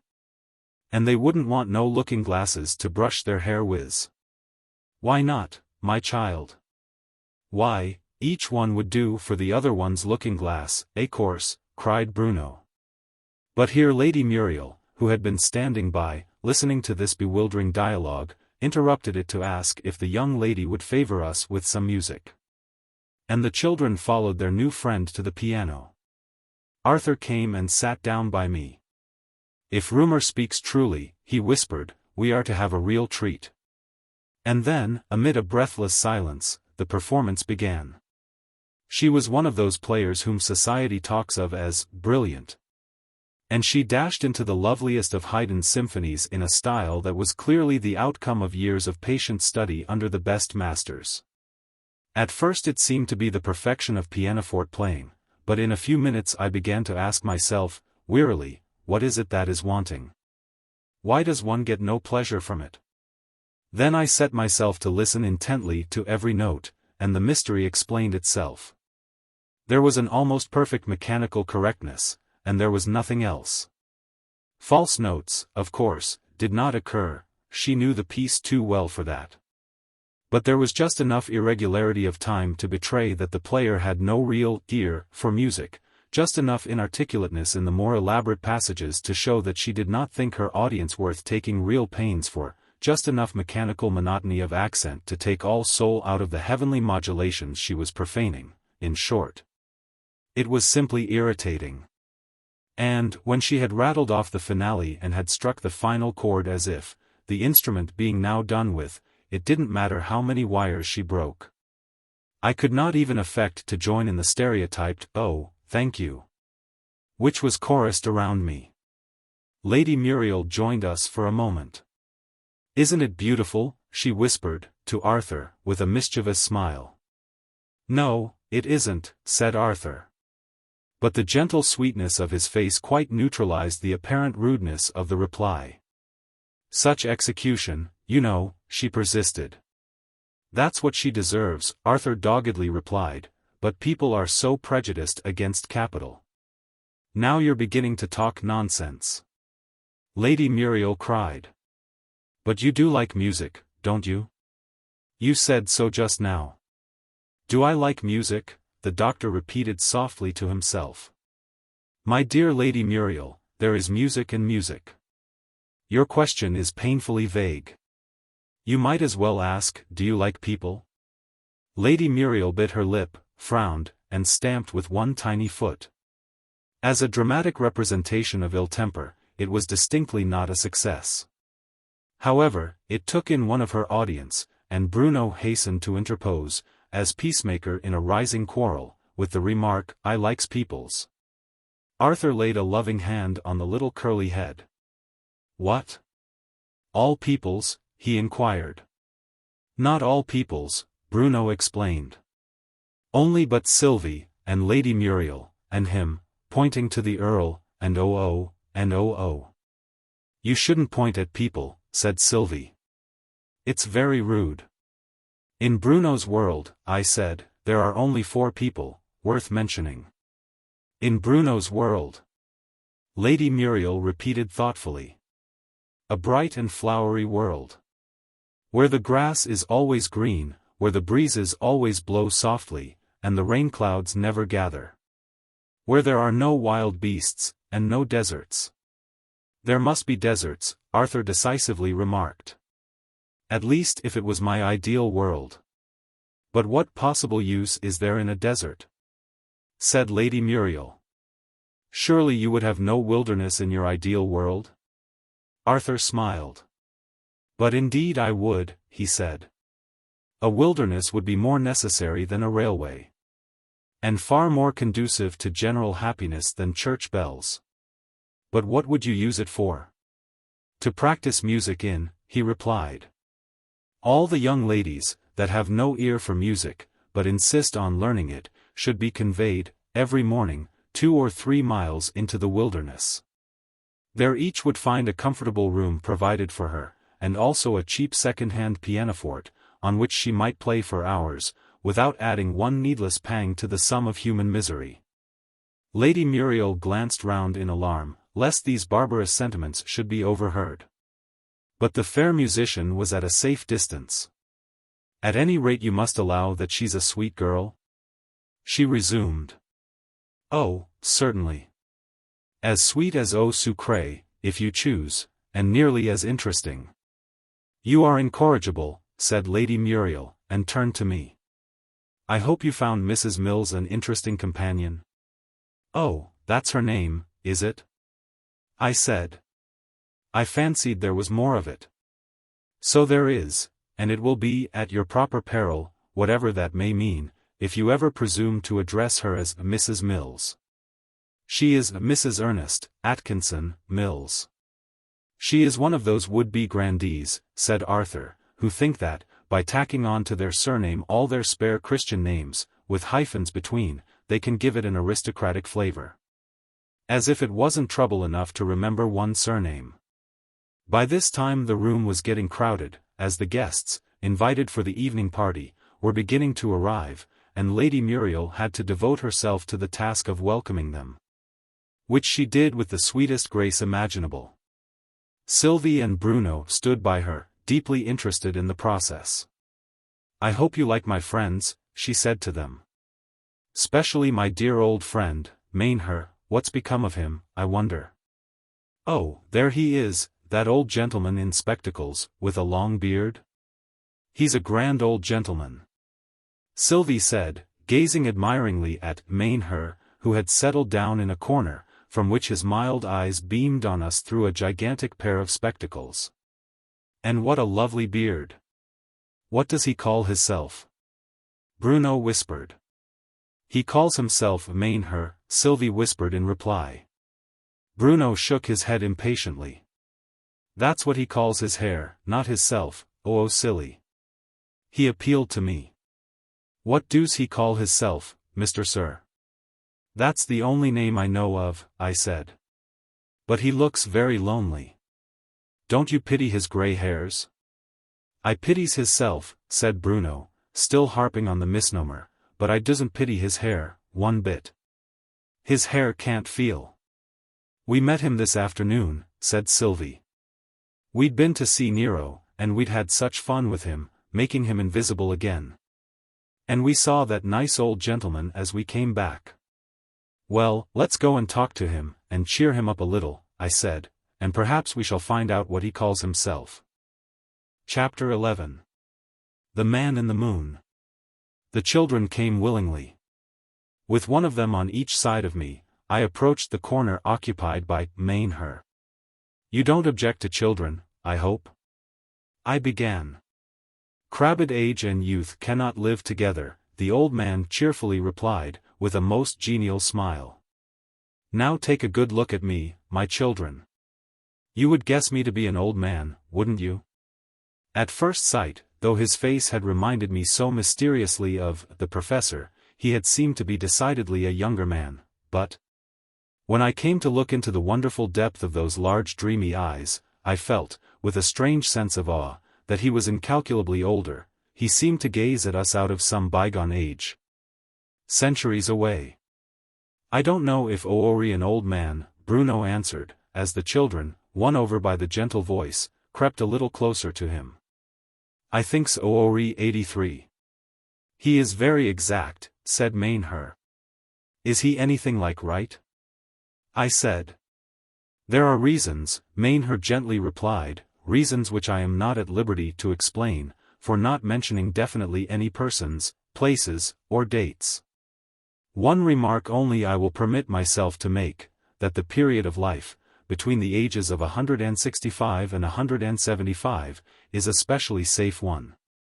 "How do you make that out?" I said. "Thus. You would consider swimming to be a very safe amusement, if you scarcely ever heard of anyone dying of it. Am I not right in thinking that you never heard of anyone dying between those two ages?" "I see what you mean," I said, "but I'm afraid you can't prove swimming to be safe, on the same principle. It is no uncommon thing to hear of someone being drowned." "In my country," said Mainher, "no one is ever drowned." "Is there no water deep enough?" "Plenty. But we can't sink. We are all lighter than water. Let me explain," he added, seeing my look of surprise. "Suppose you desire a race of pigeons of a particular shape or color, do you not select, from year to year, those that are nearest to the shape or color you want, and keep those? And part with the others?" "We do," I replied. "We call it artificial selection." "Exactly so," said Mainher. "Well, we have practiced that for some centuries, constantly selecting the lightest people, so that, now, everybody is lighter than water." "Then you never can be drowned at sea?" "Never. It is only on the land, for instance, when attending a play in a theater, that we are in such a danger." "How can that happen at a theater?" "Our theaters are all underground. Large tanks of water are placed above. If a fire breaks out, the taps are turned, and in 1 minute the theater is flooded, up to the very roof. Thus the fire is extinguished. And the audience, I presume? That is a minor matter, Mainher carelessly replied. But they have the comfort of knowing that, whether drowned or not, they are all lighter than water. We have not yet reached the standard of making people lighter than air, but we are aiming at it, and, in another 1,000 years or so. What deuce do with the peoples that's too heavy? Bruno solemnly inquired. We have applied the same process, Mainher continued, not noticing Bruno's question, to many other purposes. We have gone on selecting walking sticks, always keeping those that walked best, till we have obtained some, that can walk by themselves. We have gone on selecting cotton wool, till we have got some lighter than air. You've no idea what a useful material it is. We call it imponderal. What do you use it for? Well, chiefly for packing articles, to go by parcel post. It makes them weigh less than nothing, you know. And how do the post office people know what you have to pay? That's the beauty of the new system. Mainher cried exultingly. They pay us, we don't pay them. I've often got as much as 5 shillings for sending a parcel. But doesn't your government object? Well, they do object, a little. They say it comes so expensive, in the long run. But the thing's as clear as daylight, by their own rules. If I send a parcel, that weighs a pound more than nothing, I pay 3d, so, of course, if it weighs a pound less than nothing, I ought to receive 3d. It is indeed a useful article. I said. Yet even imponderal has its disadvantages, he resumed. I bought some, a few days ago, and put it into my hat, to carry it home, and the hat simply floated away. Had some of that funny stuff in your hat today? Bruno inquired. Sylvie and me saw in the road, and your hat were ever so high up. Weren't it, Sylvie? No, that was quite another thing, said Mainher. There was a drop or two of rain falling, so I put my hat on the top of my stick, as an umbrella, you know. As I came along the road, he continued, turning to me, I was overtaken by. A shower of rain, said Bruno. Well, it looked more like the tail of a dog, Mainher replied. It was the most curious thing. Something rubbed affectionately against my knee. And I looked down. And I could see nothing. Only, about a yard off, there was a dog's tail, wagging, all by itself. Oh, Sylvie. Bruno murmured reproachfully. Didn't finish making him visible. I'm so sorry. Sylvie said, looking very penitent. I meant to rub it along his back, but we were in such a hurry. We'll go and finish him tomorrow. Poor thing. Perhaps he'll get no supper tonight. Course he won't, said Bruno. Nobody never gives bones to a dog's tail. Mainher looked from one to the other in blank astonishment. I do not understand you, he said. I had lost my way, and I was consulting a pocket map, and somehow I had dropped one of my gloves, and this invisible something, that had rubbed against my knee, actually brought it back to me. Course he did, said Bruno. He's welly fond of fetching things. Mainher looked so thoroughly bewildered that I thought it best to change the subject. What a useful thing a pocket map is, I remarked. That's another thing we've learned from your nation, said Mainher, map-making. But we've carried it much further than you. What do you consider the largest map that would be really useful? About 6 inches to the mile. Only 6 inches, exclaimed Mainher. We very soon got to 6 yards to the mile. Then we tried 100 yards to the mile. And then came the grandest idea of all. We actually made a map of the country, on the scale of a mile to the mile. Have you used it much? I inquired. It has never been spread out, yet, said Mainher. The farmers objected, they said it would cover the whole country, and shut out the sunlight.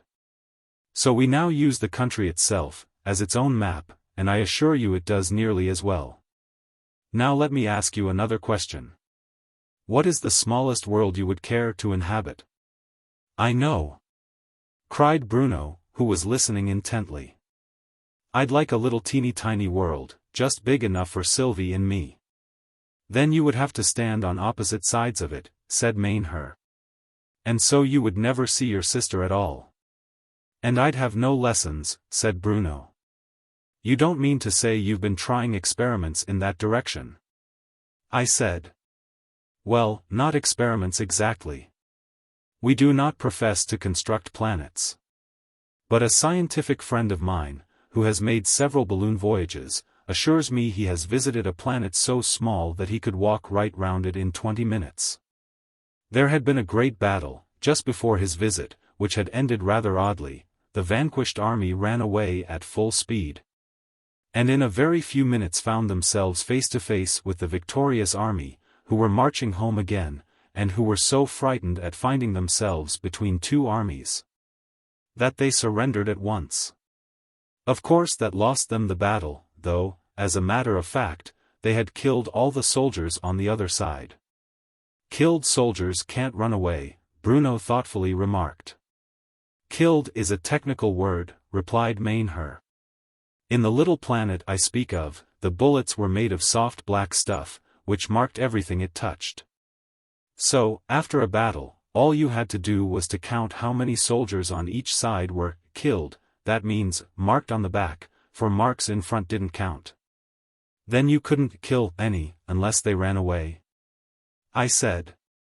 My scientific friend found out a better plan than that. He pointed out that, if only the bullets were sent the other way round the world, they would hit the enemy in the back. After that, the worst marksmen were considered the best soldiers. And the very worst of all always got first prize. And how did you decide which was the very worst of all? Easily. The best possible shooting is, you know, to hit what is exactly in front of you, so of course the worst possible is to hit what is exactly behind you. They were strange people in that little planet. I said. They were indeed. Perhaps their method of government was the strangest of all.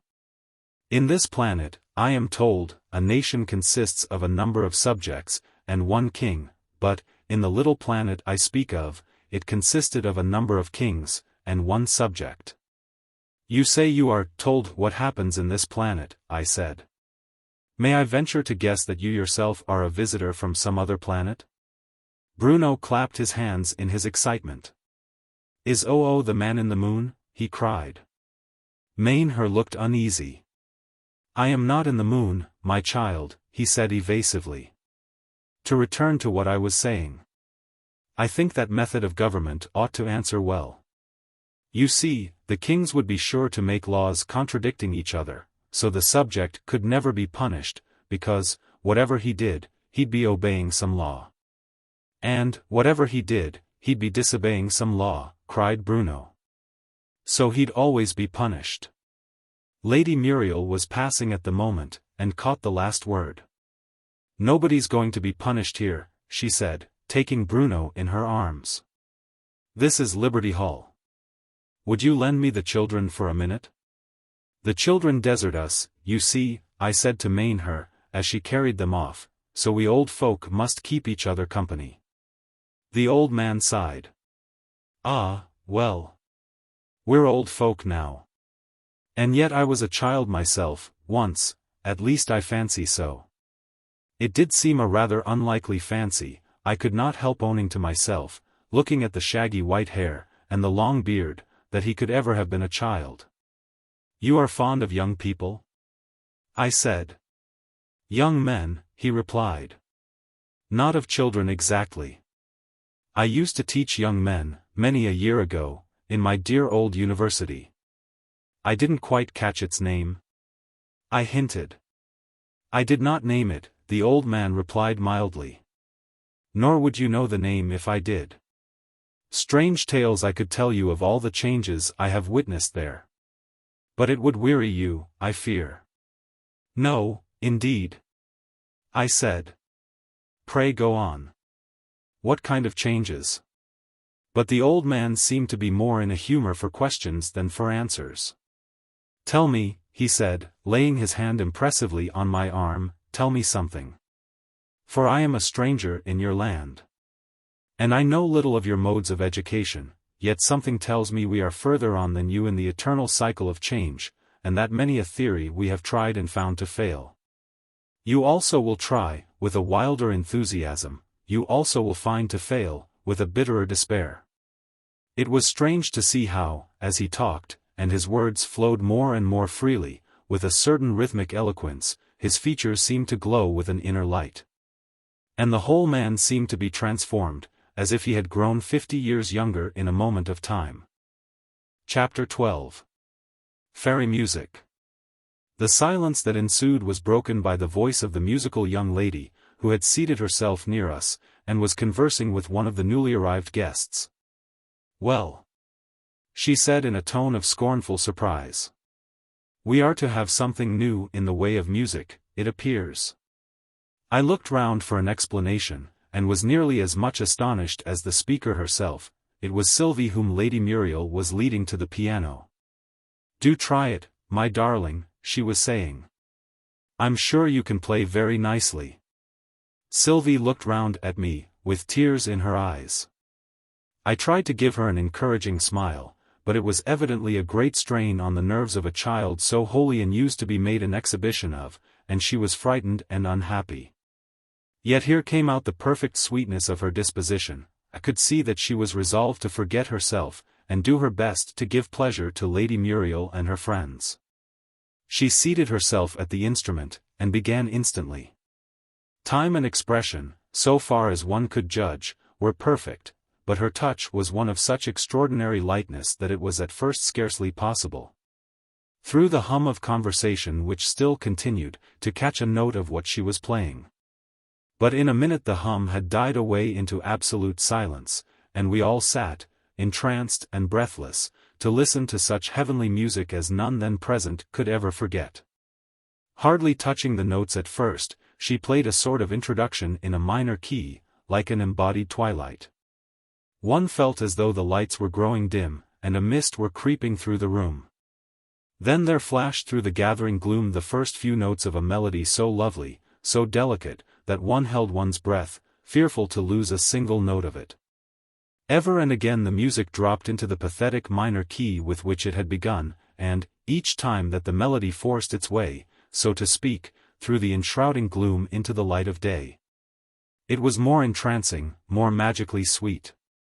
Under the airy touch of the child, the instrument actually seemed to warble, like a bird. "Rise up, my love, my fair one," it seemed to sing, "and come away. For lo, the winter is past, the rain is over and gone, the flowers appear on the earth, the time of the singing of birds is come." One could fancy one heard the tinkle of the last few drops, shaken from the trees by a passing gust, that one saw the first glittering rays of the sun, breaking through the clouds. The Count hurried across the room in great excitement. "I cannot remember myself," he exclaimed, "of the name of this so charming an air. It is of an opera, most surely. Yet not even will the opera remind his name to me. What you call him, dear child?" Sylvie looked round at him with a rapt expression of face. She had ceased playing, but her fingers still wandered fitfully over the keys. All fear and shyness had quite passed away now, and nothing remained but the pure joy of the music that had thrilled our hearts. "The title of it," the Count repeated impatiently. "How call you the opera?" "I don't know what an opera is," Sylvie half whispered. "How, then, call you the air?" "I don't know any name for it," Sylvie replied, as she rose from the instrument. "But this is marvelous," exclaimed the Count, following the child, and addressing himself to me, as if I were the proprietor of this musical prodigy, and so must know the origin of her music. "You have heard her play this, sooner, I would say, before this occasion. How call you the air?" I shook my head, but was saved from more questions by Lady Muriel, who came up to petition the Count for a song. The Count spread out his hands apologetically, and ducked his head. "But, milady, I have already respected, I would say prospected, all your songs, and there shall be none fitted to my voice. They are not for basso voices. Won't you look at them again? Lady Muriel implored. Let's help him. Bruno whispered to Sylvie. Let's get him, you know. Sylvie nodded. Shall we look for a song for you, she said sweetly to the Count. Mais oui. The little man exclaimed. Of course we may, said Bruno, while, each taking a hand of the delighted Count, they led him to the music stand. There is still hope, said Lady Muriel over her shoulder, as she followed them. I turned to her, hoping to resume our interrupted conversation. You were remarking, I began, but at this moment Sylvie came to call Bruno, who had returned to my side, looking unusually serious. Do come, Bruno, she entreated. You know we've nearly found it. Then, in a whisper, the locket's in my hand, now. I couldn't get it out while they were looking. But Bruno drew back. The man called me names, he said with dignity. What names? I inquired with some curiosity. I asked him, said Bruno, which sort of song he liked. And he said, a song of a man, not of a lady. And I said, shall Sylvie and me find you the song of Mr. Toddles? And he said, wait, eel. And I'm not an eel, oh no. I'm sure he didn't mean it. Sylvie said earnestly. It's something French, you know he can't talk English so well as. Bruno relented visibly. Course he knows no better, if he's French. Frenchmen never can speak English so goodly as us. And Sylvie led him away, a willing captive. Nice children, said the old man, taking off his spectacles and rubbing them carefully. Then he put them on again, and watched with an approving smile, while the children tossed over the heap of music, and we just caught Sylvie's reproving words, we're not making hay, Bruno. This has been a long interruption to our conversation, I said. Pray let us go on. Willingly, replied the gentle old man. I was much interested in what you, he paused a moment, and passed his hand uneasily across his brow. One forgets, he murmured. What was I saying? Oh. Something you were to tell me. Yes. Which of your teachers do you value the most highly, those whose words are easily understood, or those who puzzle you at every turn? I felt obliged to admit that we generally admired most the teachers we couldn't quite understand. Just so, said her. That's the way it begins. Well, we were at that stage some 80 years ago, or was it 90? Our favorite teacher got more obscure every year. And every year we admired him more, just as your art fanciers call mist the fairest feature in a landscape, and admire a view with frantic delight when they can see nothing. Now I'll tell you how it ended. It was moral philosophy that our idol lectured on. Well, his pupils couldn't make head or tail of it, but they got it all by heart. And, when examination time came, they wrote it down, and the examiners said, beautiful. What depth! But what good was it to the young men afterwards? Why, don't you see, replied her. They became teachers in their turn, and they said all these things over again, and their pupils wrote it all down, and the examiners accepted it. And nobody had the ghost of an idea what it all meant. And how did it end? It ended this way. We woke up one fine day, and found there was no one in the place that knew anything about moral philosophy. So we abolished it, teachers, classes, examiners, and all. And if anyone wanted to learn anything about it, he had to make it out for himself, and after another 20 years or so there were several men that really knew something about it. Now tell me another thing. How long do you teach a youth before you examine him, in your universities? I told him, 3 or 4 years. Just so, just what we did, he exclaimed. We taught them a bit, and, just as they were beginning to take it in, we took it all out again. We pumped our wells dry before they were a quarter full, we stripped our orchards while the apples were still in blossom, we applied the severe logic of arithmetic to our chickens. while peacefully slumbering in their shells. Doubtless it's the early bird that picks up the worm, but if the bird gets up so outrageously early that the worm is still deep underground, what then is its chance of a breakfast? Not much, I admitted. Now see how that works, he went on eagerly. If you want to pump your wells so soon, and I suppose you tell me that is what you must do? We must, I said. In an overcrowded country like this, nothing but competitive examinations. Mainher threw up his hands wildly. What, again, he cried. I thought it was dead, 50 years ago. Oh, this upas tree of competitive examinations. Beneath whose deadly shade all the original genius, all the exhaustive research, all the untiring lifelong diligence by which our forefathers have so advanced human knowledge, must slowly but surely wither away, and give place to a system of cookery, in which the human mind is a sausage, and all we ask is, how much indigestible stuff can be crammed into it. Always, after these bursts of eloquence, he seemed to forget himself for a moment, and only to hold on to the thread of thought by some single word. Yes, crammed, he repeated. We went through all that stage of the disease, had it bad, I warrant you. Of course, as the examination was all in all, we tried to put in just what was wanted, and the great thing to aim at was that the candidate should know absolutely nothing beyond the needs of the examination. I don't say it was ever quite achieved, but one of my own pupils, pardon an old man's egotism, came very near it. After the examination, he mentioned to me the few facts which he knew but had not been able to bring in, and I can assure you they were trivial, sir, absolutely trivial. I feebly expressed my surprise and delight. The old man bowed, with a gratified smile, and proceeded.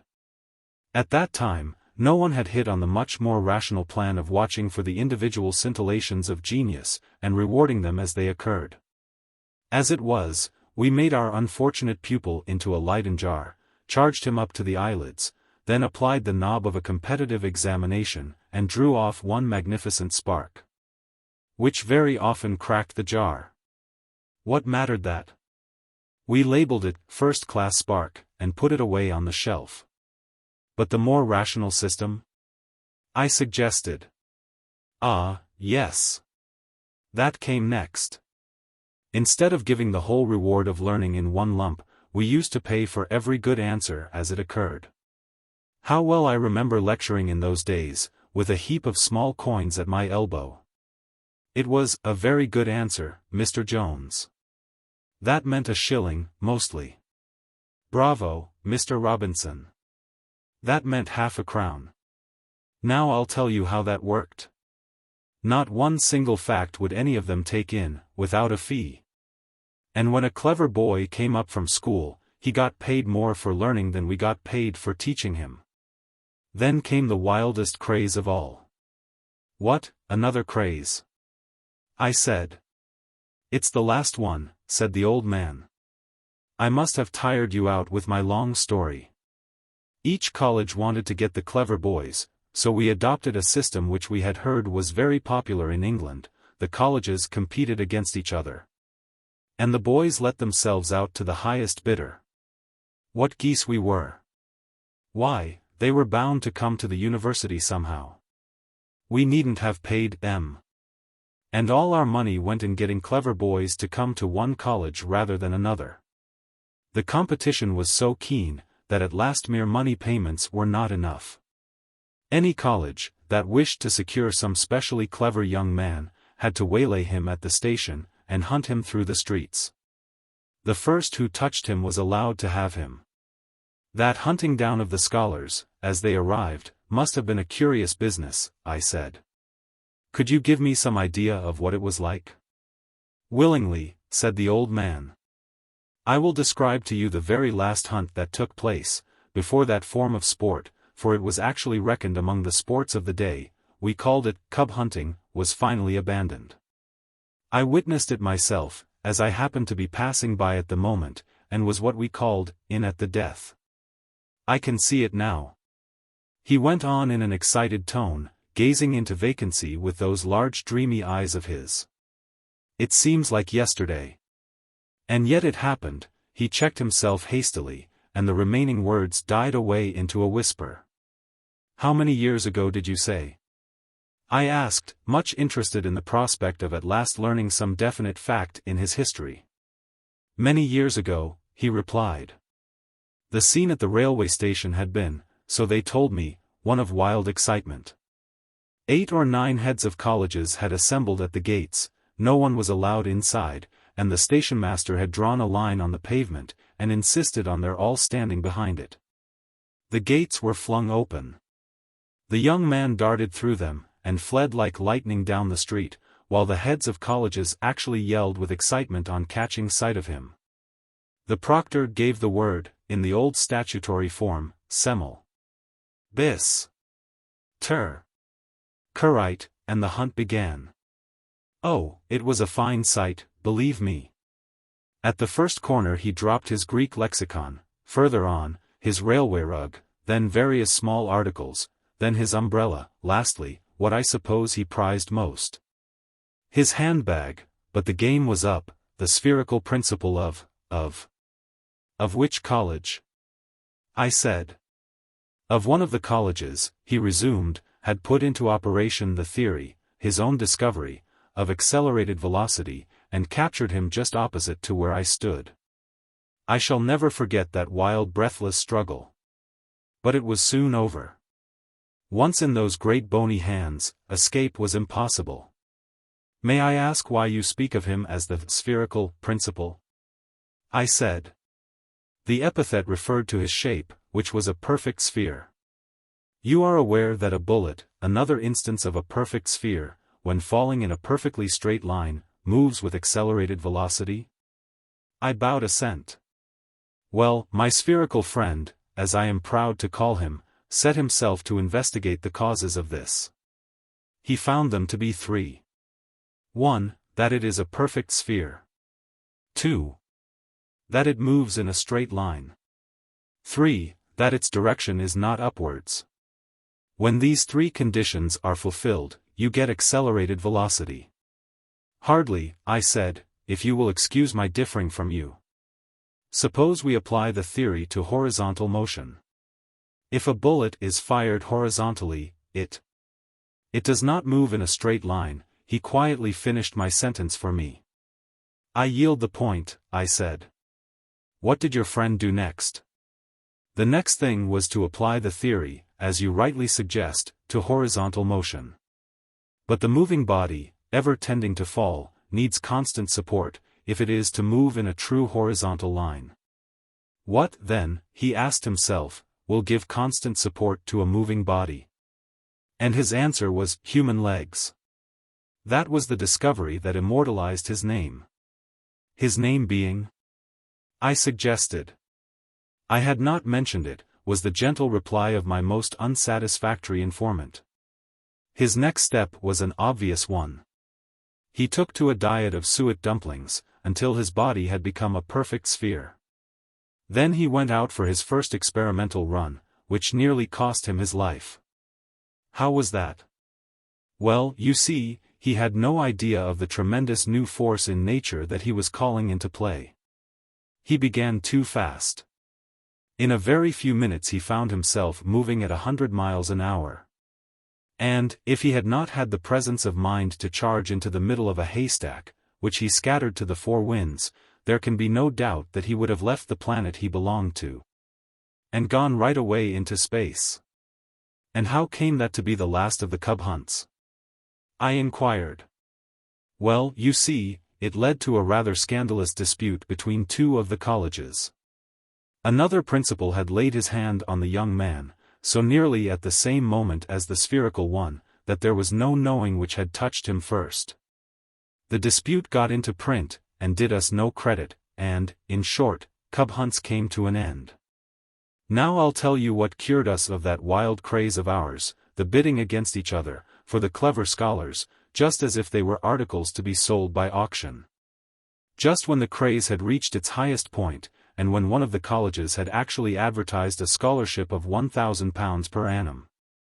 One of our tourists brought us the manuscript of an old African legend. I happened to have a copy of it in my pocket. Shall I translate it for you? Pray go on, I said, though I felt I was getting very sleepy. Chapter 13. What Toddles Meant. Mainher unrolled the manuscript, but, to my great surprise, instead of reading it, he began to sing it, in a rich mellow voice that seemed to ring through the room. £1,000 per annum. Is not so bad a figure, come, cried Toddles. And I tell you, flat, a man may marry well on that. To say, the husband needs the wife, is not the way to represent it. The crowning joy of woman's life is man, said Toddles, and he meant it. The blissful honeymoon is past. The pair have settled down at last. Mamma-in-law their home will share, and make their happiness her care. Your income is an ample one. Go it, my children. And they went it. I rather think this kind of fun won't last, said Toddles, and he meant it. They took a little country box.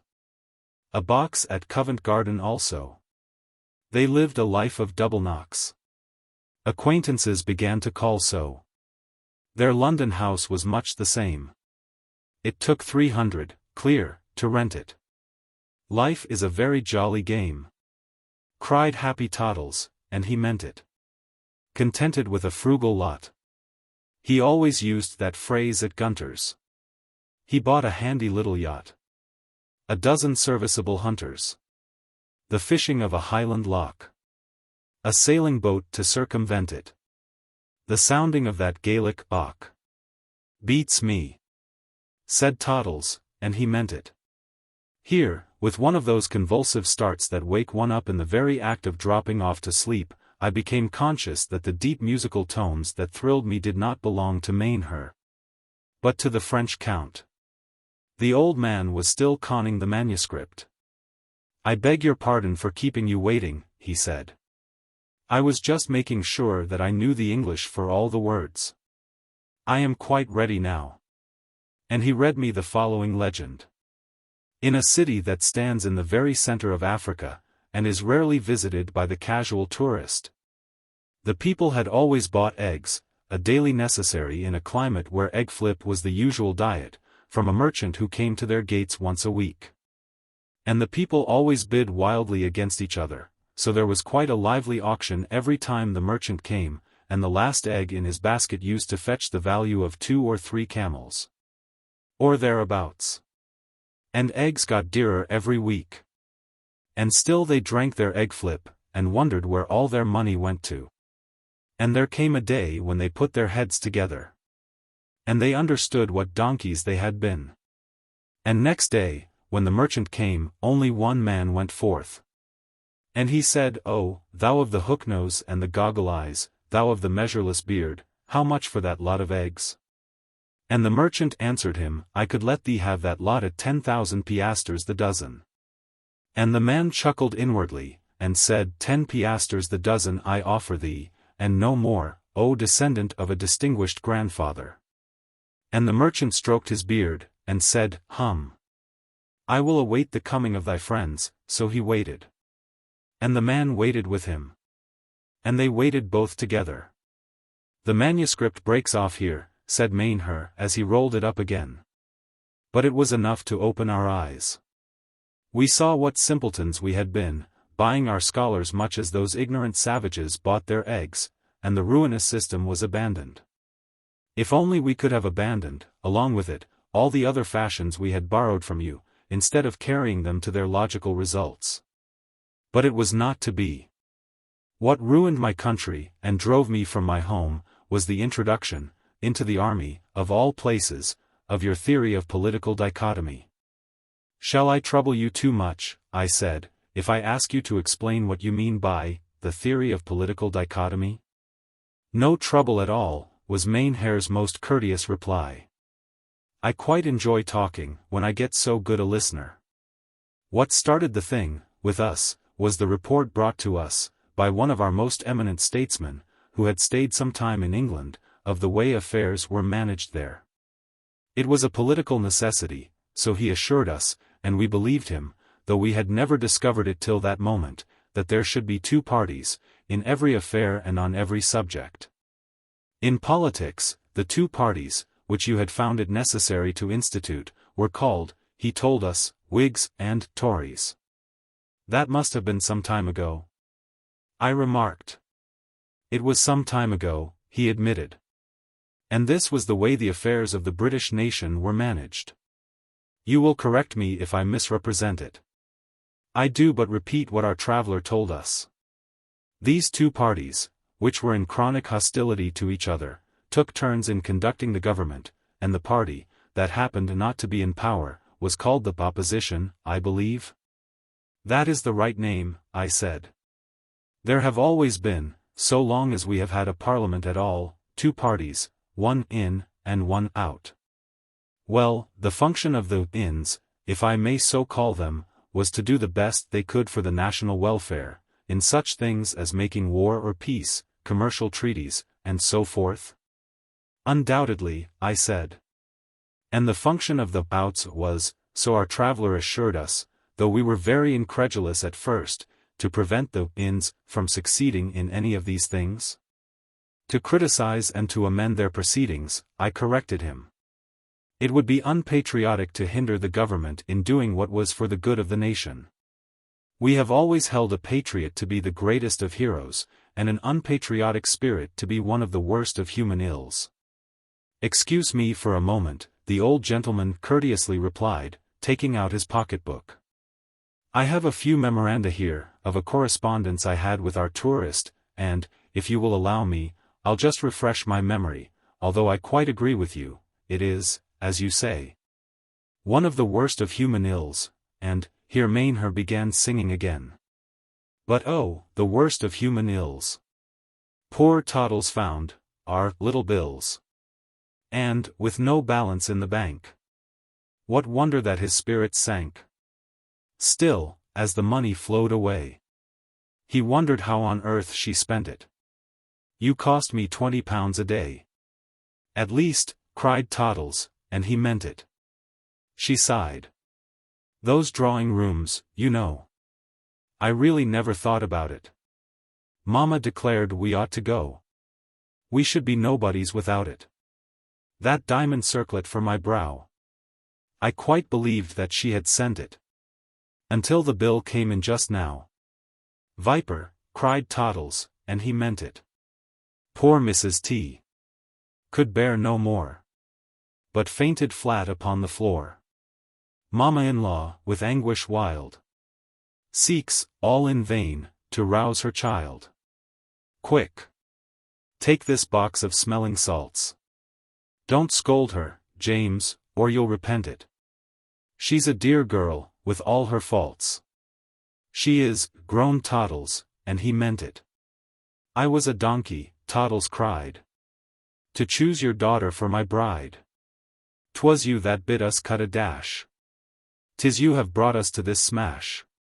You don't suggest one single thing that can in any way prevent it. Then what's the use of arguing? Shut up, cried Toddles, and he meant it. Once more I started into wakefulness, and realized that Mainher was not the singer. He was still consulting his memoranda. It is exactly what my friend told me, he resumed, after conning over various papers. Unpatriotic is the very word I had used, in writing to him, and hinder is the very word he used in his reply. Allow me to read you a portion of his letter. I can assure you, he writes, that, unpatriotic as you may think it, the recognized function of the opposition is to hinder, in every manner not forbidden by the law, the action of the government. This process is called legitimate obstruction, and the greatest triumph the opposition can ever enjoy, is when they are able to point out that, owing to their obstruction, the government have failed in everything they have tried to do for the good of the nation. Your friend has not put it quite correctly, I said. The opposition would no doubt be glad to point out that the government had failed through their own fault, but not that they had failed on account of obstruction. You think so? He gently replied. Allow me now to read to you this newspaper cutting, which my friend enclosed in his letter. It is part of the report of a public speech, made by a statesman who was at the time a member of the opposition. At the close of the session, he thought they had no reason to be discontented with the fortunes of the campaign. They had routed the enemy at every point. But the pursuit must be continued. They had only to follow up a disordered and dispirited foe. Now, to what portion of your national history would you guess that the speaker was referring? Really, the number of successful wars we have waged during the last century, I replied, with a glow of British pride, is far too great for me to guess, with any chance of success. Which it was we were then engaged in. However, I will name India as the most probable. The mutiny was no doubt all but crushed at the time that speech was made. What a fine, manly, patriotic speech it must have been! I exclaimed in an outburst of enthusiasm. You think so? He replied, in a tone of gentle pity. Yet my friend tells me that the disordered and dispirited foe simply meant the statesman who happened to be in power at the moment, that the pursuit simply meant obstruction. And that the words, they had routed the enemy, simply meant that the opposition had succeeded in hindering the government from doing any of the work which the nation had empowered them to do. I thought it best to say nothing. It seemed queer to us, just at first, he resumed, after courteously waiting a minute for me to speak, but, when once we had mastered the idea, our respect for your nation was so great that we carried it into every department of life. It was the beginning of the end with us. My country never held up its head again. And the poor old gentleman sighed deeply. Let us change the subject, I said. Do not distress yourself, I beg. No, no, he said, with an effort to recover himself. I had rather finish my story. The next step, after reducing our government to impotence, and putting a stop to all useful legislation, which did not take us long to do, was to introduce what we called the glorious British principle of dichotomy into agriculture.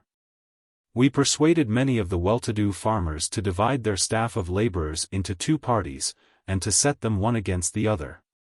They were called, like our political parties, the ins and the outs. The business of the ins was to do as much of ploughing, sowing, or whatever might be needed, as they could manage in a day.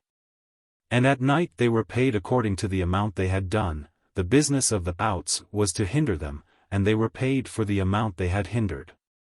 The farmers found they had to pay only half as much wages as they did before. And they didn't observe that the amount of work done was only a quarter as much as was done before, so they took it up quite enthusiastically, at first. And afterwards? I inquired. Well, afterwards they didn't like it quite so well. In a very short time, things settled down into a regular routine. No work at all was done. So the ins got no wages, and the outs got full pay. And the farmers never discovered, till most of them were ruined, that the rascals had agreed to manage it so, and had shared the pay between them. While the thing lasted, there were funny sights to be seen. Why, I've often watched a ploughman, with 2 horses harnessed to the plough, doing his best to get it forwards, while the opposition ploughman, with 3 donkeys harnessed at the other end, was doing his best to get it backwards. And the plough never moving an inch either way. But we never did anything like that, I exclaimed. Simply because you were less logical than we were, replied Mainher. There is sometimes an advantage in being a donk, excuse me. No personal allusion intended. All this happened long ago, you know. Did the dichotomy principle succeed in any direction? I inquired. In none, Mainher candidly confessed. It had a very short trial in commerce.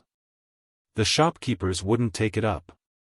After once trying the plan of having half the attendants busy in folding up and carrying away the goods which the other half were trying to spread out upon the counters, they said the public didn't like it. I don't wonder at it, I remarked. Well, we tried the British principle for some years. And the end of it all was, his voice suddenly dropped, almost to a whisper, and large tears began to roll down his cheeks. The end was that we got involved in a war. And there was a great battle, in which we far outnumbered the enemy. But what could one expect, when only half of our soldiers were fighting, and the other half pulling them back? It ended in a crushing defeat, an utter rout. This caused a revolution, and most of the government were banished. I myself was accused of treason, for having so strongly advocated the British principle. My property was all forfeited, and I was driven into exile. Now the mischief's done, they said, perhaps you'll kindly leave the country. It nearly broke my heart, but I had to go. The melancholy tone became a wail, the wail became a chant, the chant became a song, though whether it was Mainher that was singing, this time, or somebody else, I could not feel certain. And, now the mischief's done, perhaps you'll kindly go and pack your traps? Since two, your daughter and your son, are company, but three are none. A course of saving will begin. When change is needed, I'll invent it. Don't think to put your finger in this pie, cried Toddles, and he meant it. The music seemed to die away. Mainher was again speaking in his ordinary voice. Now tell me one thing more, he said. Am I right in thinking that in your universities, though a man may reside some 30 or 40 years, you examine him, once for all, at the end of the first 3 or 4? That is so, undoubtedly, I admitted. Practically, then, you examine a man at the beginning of his career, the old man said to himself rather than to me. And what guarantee have you that he retains the knowledge for which you have rewarded him, beforehand, as we should say? None, I admitted, feeling a little puzzled at the drift of his remarks. How do you secure that object? By examining him at the end of his 30 or 40 years, not at the beginning, he gently replied. On an average, the knowledge then found is about 1/5 of what it was at first, the process of forgetting going on at a very steady uniform rate, and he, who forgets least, gets most honor. And most rewards.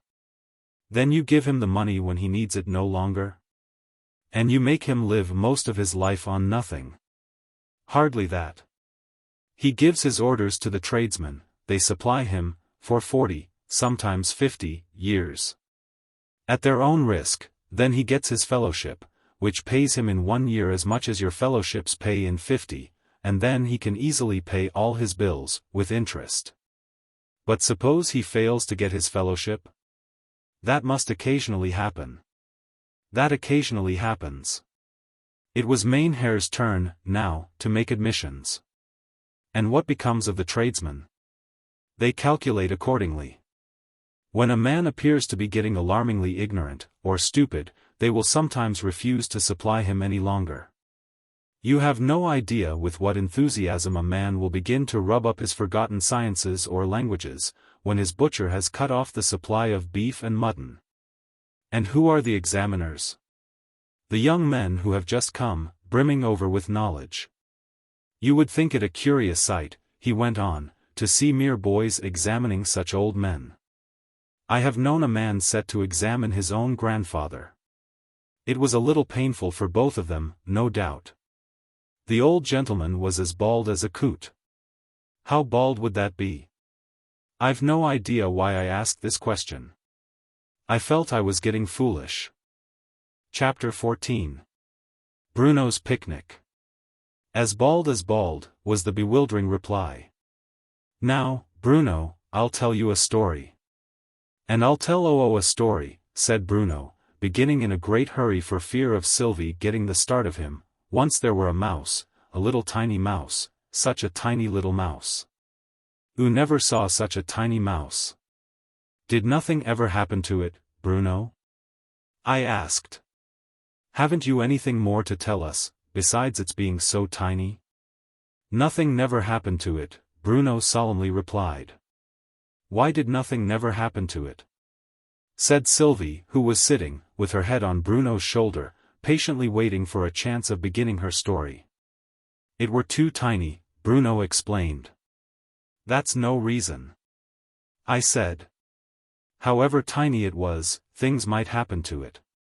Bruno looked pityingly at me, as if he thought me very stupid. It were too tiny, he repeated.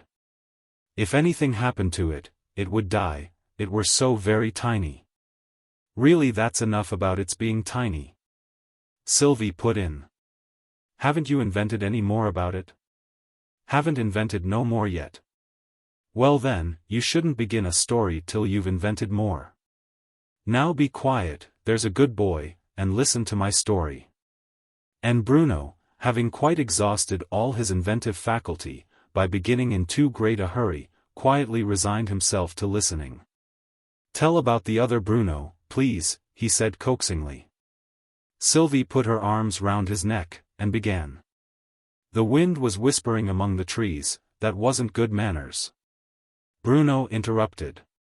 Never mind about manners, said Sylvie, and it was evening, a nice moony evening, and the owls were hooting. Pretend they weren't owls. Bruno pleaded, stroking her cheek with his fat little hand. I don't like owls. Owls have such great big eyes. Pretend they were chickens. Are you afraid of their great big eyes, Bruno? I said. Aren't afraid of nothing, Bruno answered in as careless a tone as he could manage. They're ugly with their great big eyes. I think if they cried, the tears would be as big, oh, as big as the moon. And he laughed merrily. Do's owls cry ever, Mr. Sir? Owls cry never, I said gravely, trying to copy Bruno's way of speaking. They've got nothing to be sorry for, you know. Oh, but they have. Bruno exclaimed. They're ever so sorry, 'cause they killed the poor little mouses. But they're not sorry when they're hungry, I suppose? Oo don't know nothing about owls. Bruno scornfully remarked. When they're hungry, they're very, very sorry they killed the little mouses, 'cause if they hadn't killed them there'd be some fin for supper, oh no. Bruno was evidently getting into a dangerously inventive state of mind, so Sylvie broke in with, now I'm going on with the story. So the owls, the chickens, I mean, were looking to see if they could find a nice fat mouse for their supper.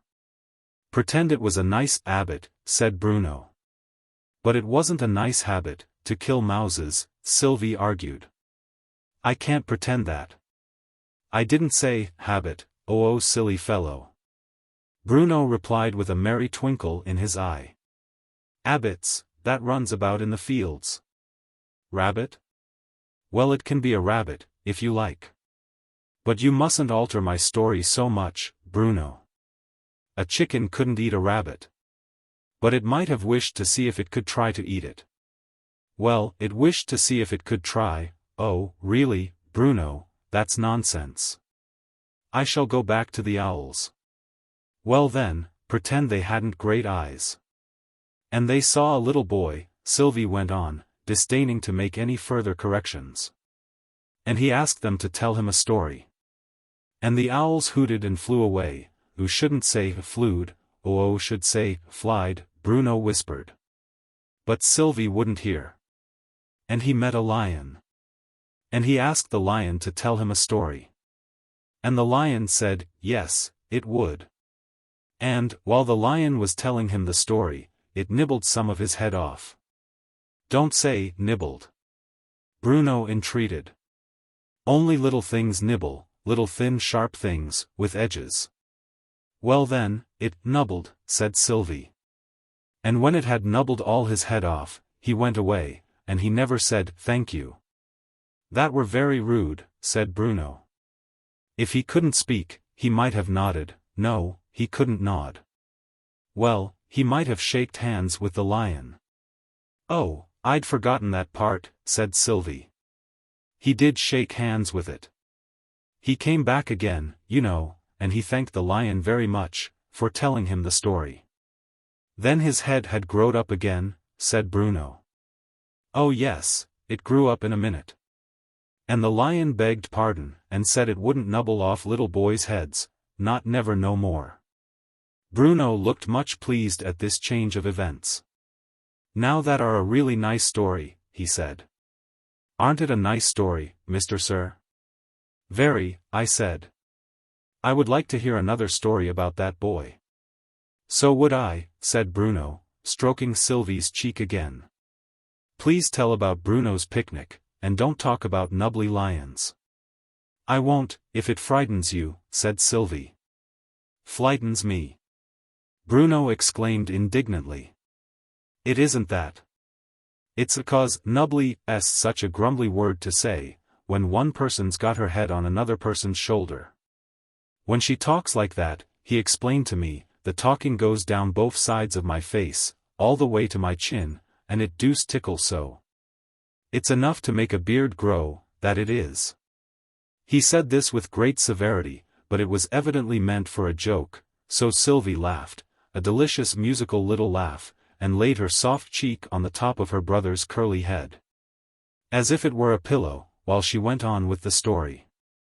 So this boy. But it wasn't me, oh no. Bruno interrupted. And oh needn't try to look as if it was, Mr. Sir.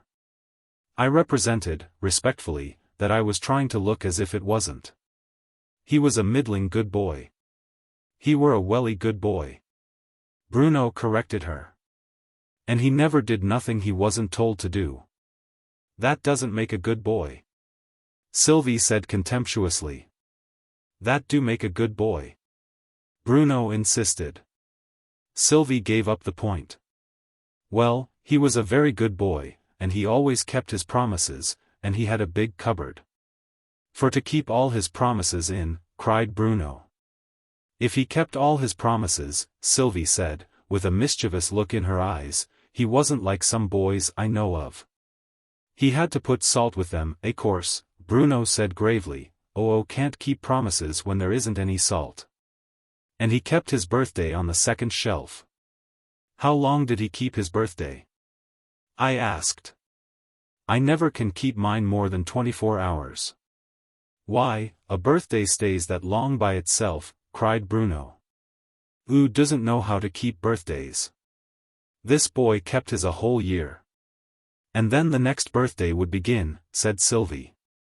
So it would be his birthday always. So it were, said Bruno.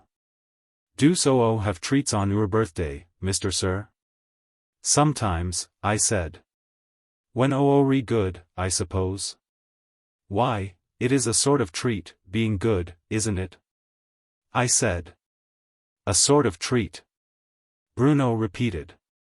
It's a sort of punishment, I think. Oh, Bruno. Sylvie interrupted, almost sadly. How can you? Well, but it is, Bruno persisted. Why, look here, Mr. Sir. This is being good. And he sat bolt upright, and put on an absurdly solemn face. First must sit up as straight as pokers. As a poker, Sylvie corrected him. As straight as pokers, Bruno firmly repeated. Then must clasp her hands, so. Then, why hasn't brushed her hair? Go and brush it torically. Then, Bruno, mustn't dog's ear the daisies. Did learn her spelling was daisies, Mr. Sir? I want to hear about that boy's birthday, I said. Bruno returned to the story instantly. Well, so this boy said, now it's my birthday. And so, I'm tired. He suddenly broke off, laying his head in Sylvie's lap. Sylvie knows it best. Sylvie's grown-upper than me. Go on, Sylvie. Sylvie patiently took up the thread of the story again. So he said, now it's my birthday. Whatever shall I do to keep my birthday? All good little boys. Sylvie turned away from Bruno. And made a great pretense of whispering to me, all good little boys, boys that learn their lessons quite perfect, they always keep their birthdays, you know. So of course this little boy kept his birthday. Oo may call him Bruno, if like, the little fellow carelessly remarked.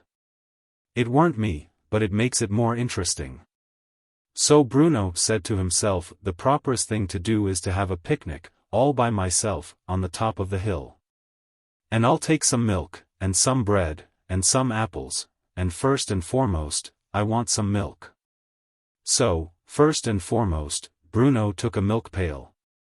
And he went and milked Ted the cow. Bruno put in. Yes, said Sylvie, meekly accepting the new verb.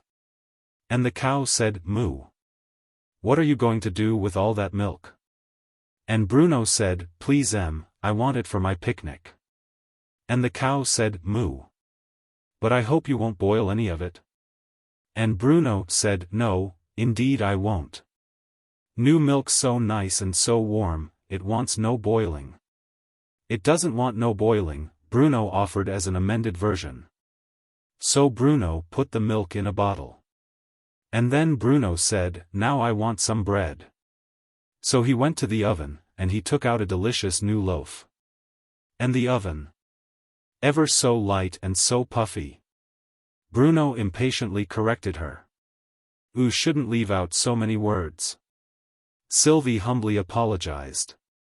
A delicious new loaf, ever so light and so puffy.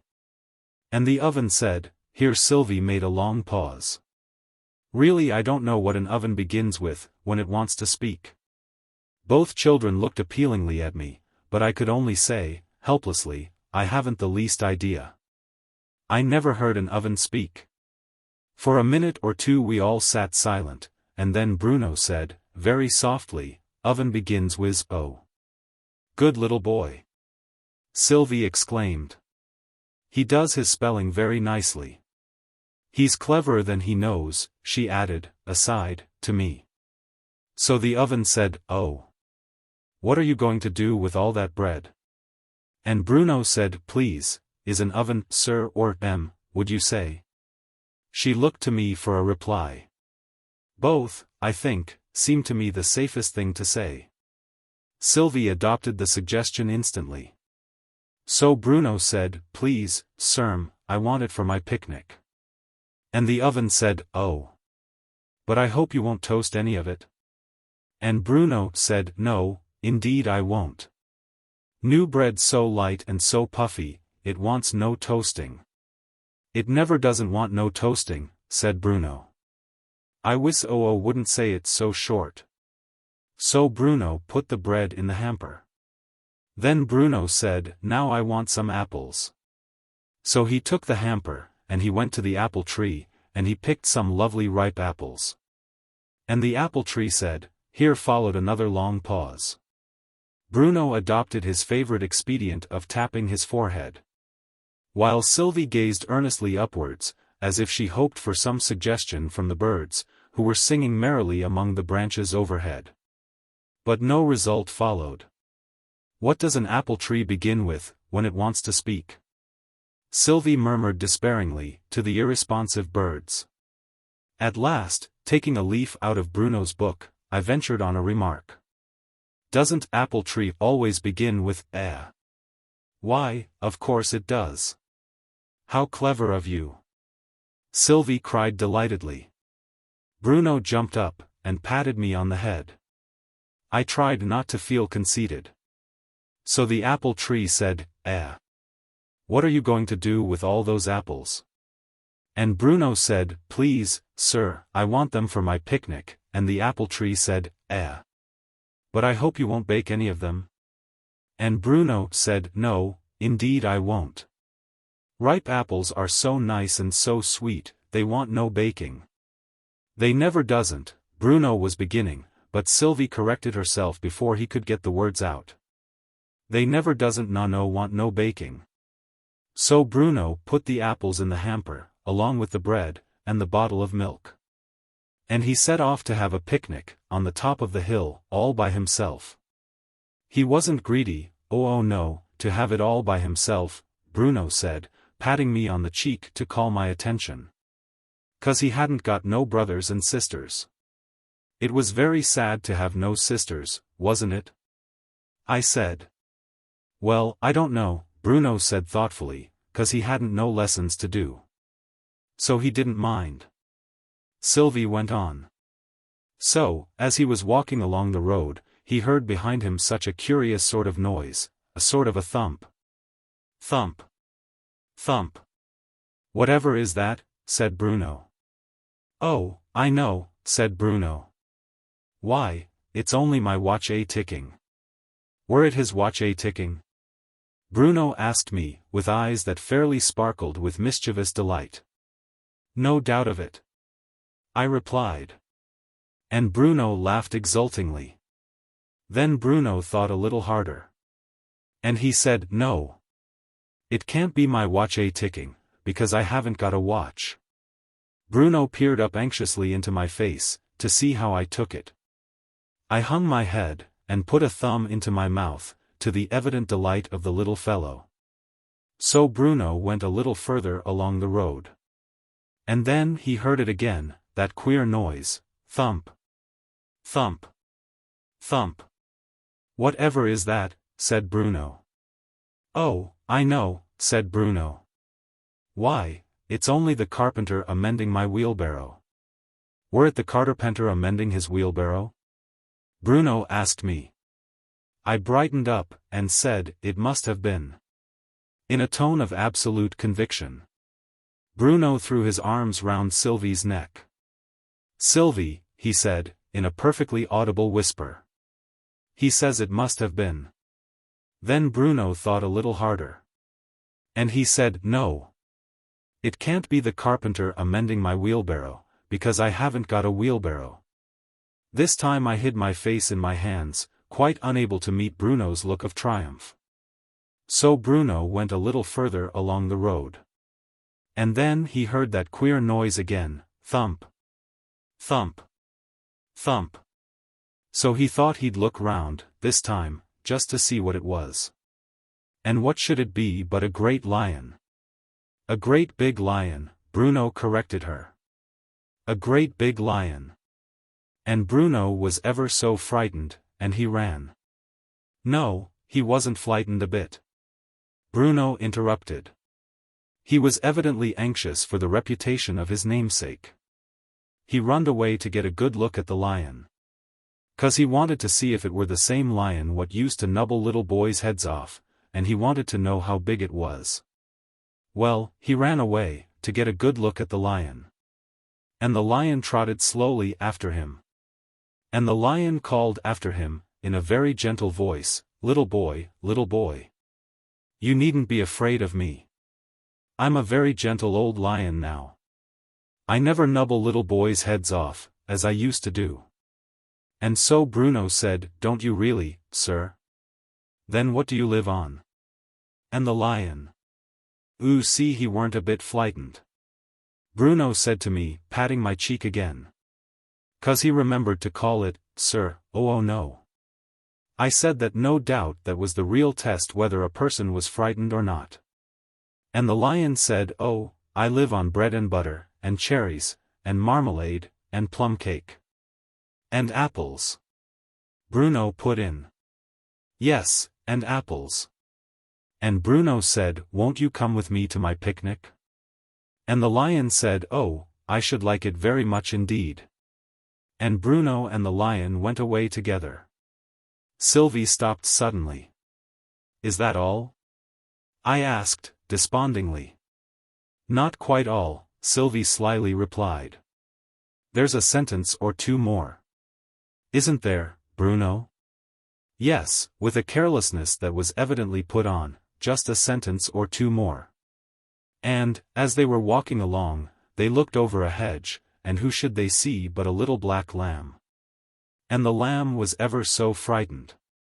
And it ran. It were really frightened. Bruno put in. It ran away. And Bruno ran after it. And he called, little lamb. You needn't be afraid of this lion. It never kills things. It lives on cherries, and marmalade. And apples, said Bruno.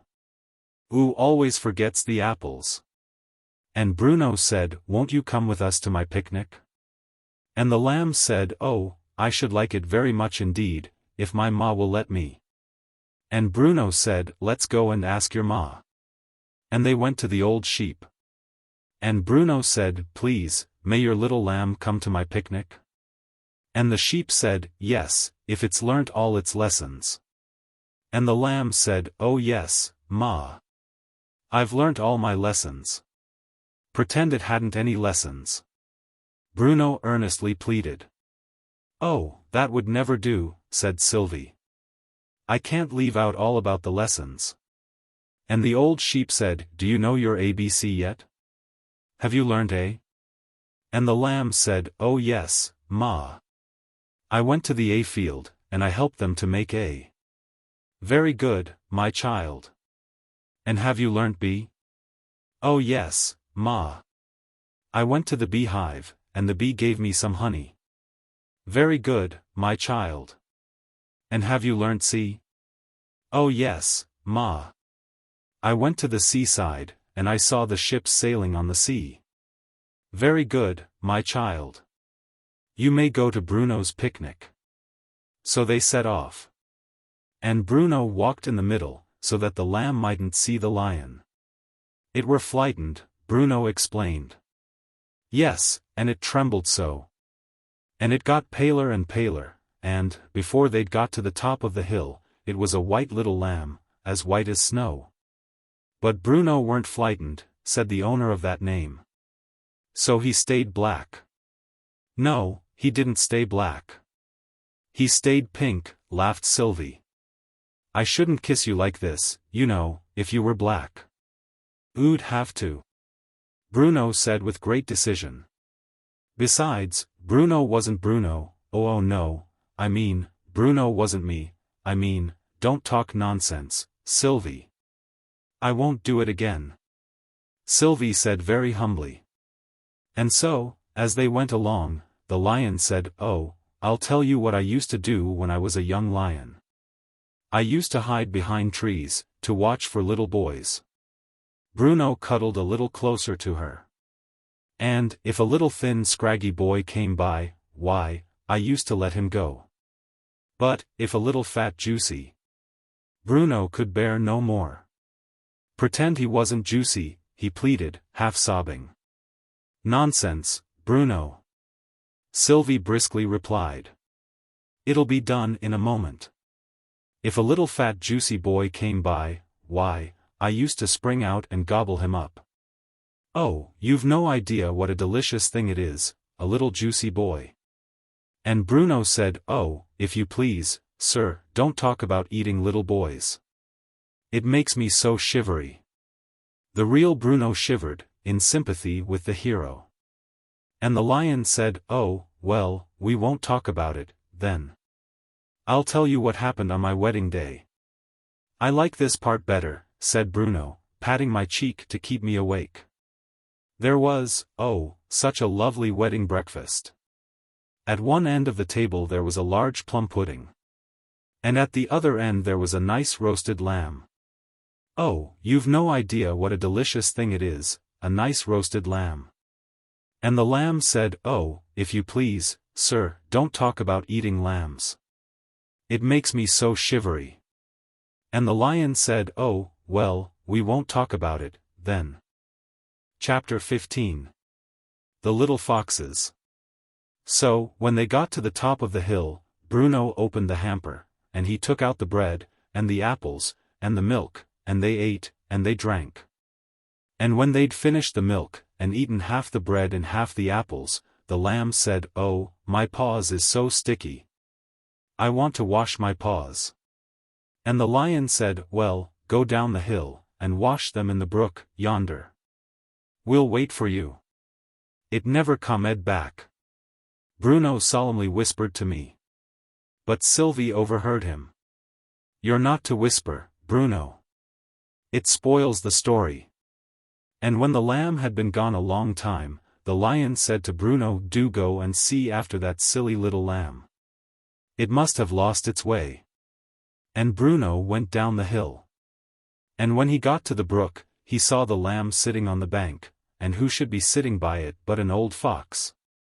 "Don't know who should be sitting by it," Bruno said thoughtfully to himself. "A old fox were sitting by it."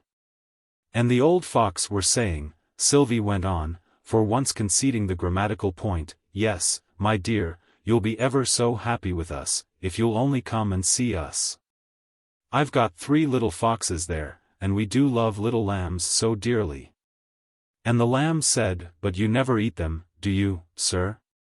And the fox said, "Oh, no. What, eat a lamb?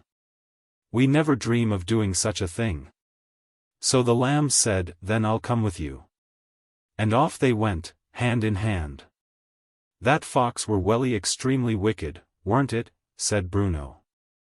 No, no, said Sylvie, rather shocked at such violent language. It wasn't quite so bad as that. Well, I mean, it wasn't nice, the little fellow corrected himself. And so Bruno went back to the lion. Oh, come quick, he said. The fox has taken the lamb to his house with him. I'm sure he means to eat it. And the lion said, I'll come as quick as ever I can. And they trotted down the hill.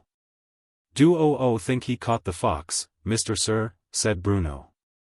I shook my head, not liking to speak, and Sylvie went on. And when they got to the house, Bruno looked in at the window. And there he saw the 3 little foxes sitting round the table, with their clean pinafores on, and spoons in their hands. Spoons in their hands, Bruno repeated in an ecstasy of delight. And the fox had got a great big knife, all ready to kill the poor little lamb, who needn't be frightened, Mr. Sir. Bruno put in a hasty whisper. And just as he was going to do it, Bruno heard a great roar. The real Bruno put his hand into mine, and held tight, and the lion came bang through the door. And the next moment it had bitten off the old fox's head. And Bruno jumped in at the window, and went leaping round the room, and crying out, Hooray! Hooray! The old fox is dead! The old fox is dead! Bruno got up in some excitement. May I do it now? He inquired. Sylvie was quite decided on this point. Wait till afterwards, she said. The speeches come next, don't you know? You always love the speeches, don't you? Yes, I do, said Bruno, and sat down again. The lion's speech. Now, you silly little lamb, go home to your mother, and never listen to old foxes again. And be very good and obedient. The lamb's speech.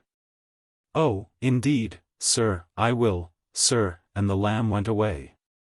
But needn't go away. Bruno explained. It's quite the nicest part, what's coming now. Sylvie smiled. She liked having an appreciative audience. The lion's speech to Bruno. Now, Bruno, take those little foxes home with you, and teach them to be good obedient little foxes. Not like that wicked old thing there, that's got no head. That hasn't got no head, Bruno repeated. Bruno's speech to the lion. Oh, indeed, sir, I will, sir. And the lion went away. It gets better and better, now, Bruno whispered to me, right away to the end. Bruno's speech to the little foxes.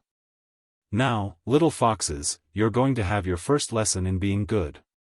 I'm going to put you into the hamper. Along with the apples and the bread, and you're not to eat the apples, and you're not to eat the bread, and you're not to eat anything, till we get to my house, and then you'll have your supper.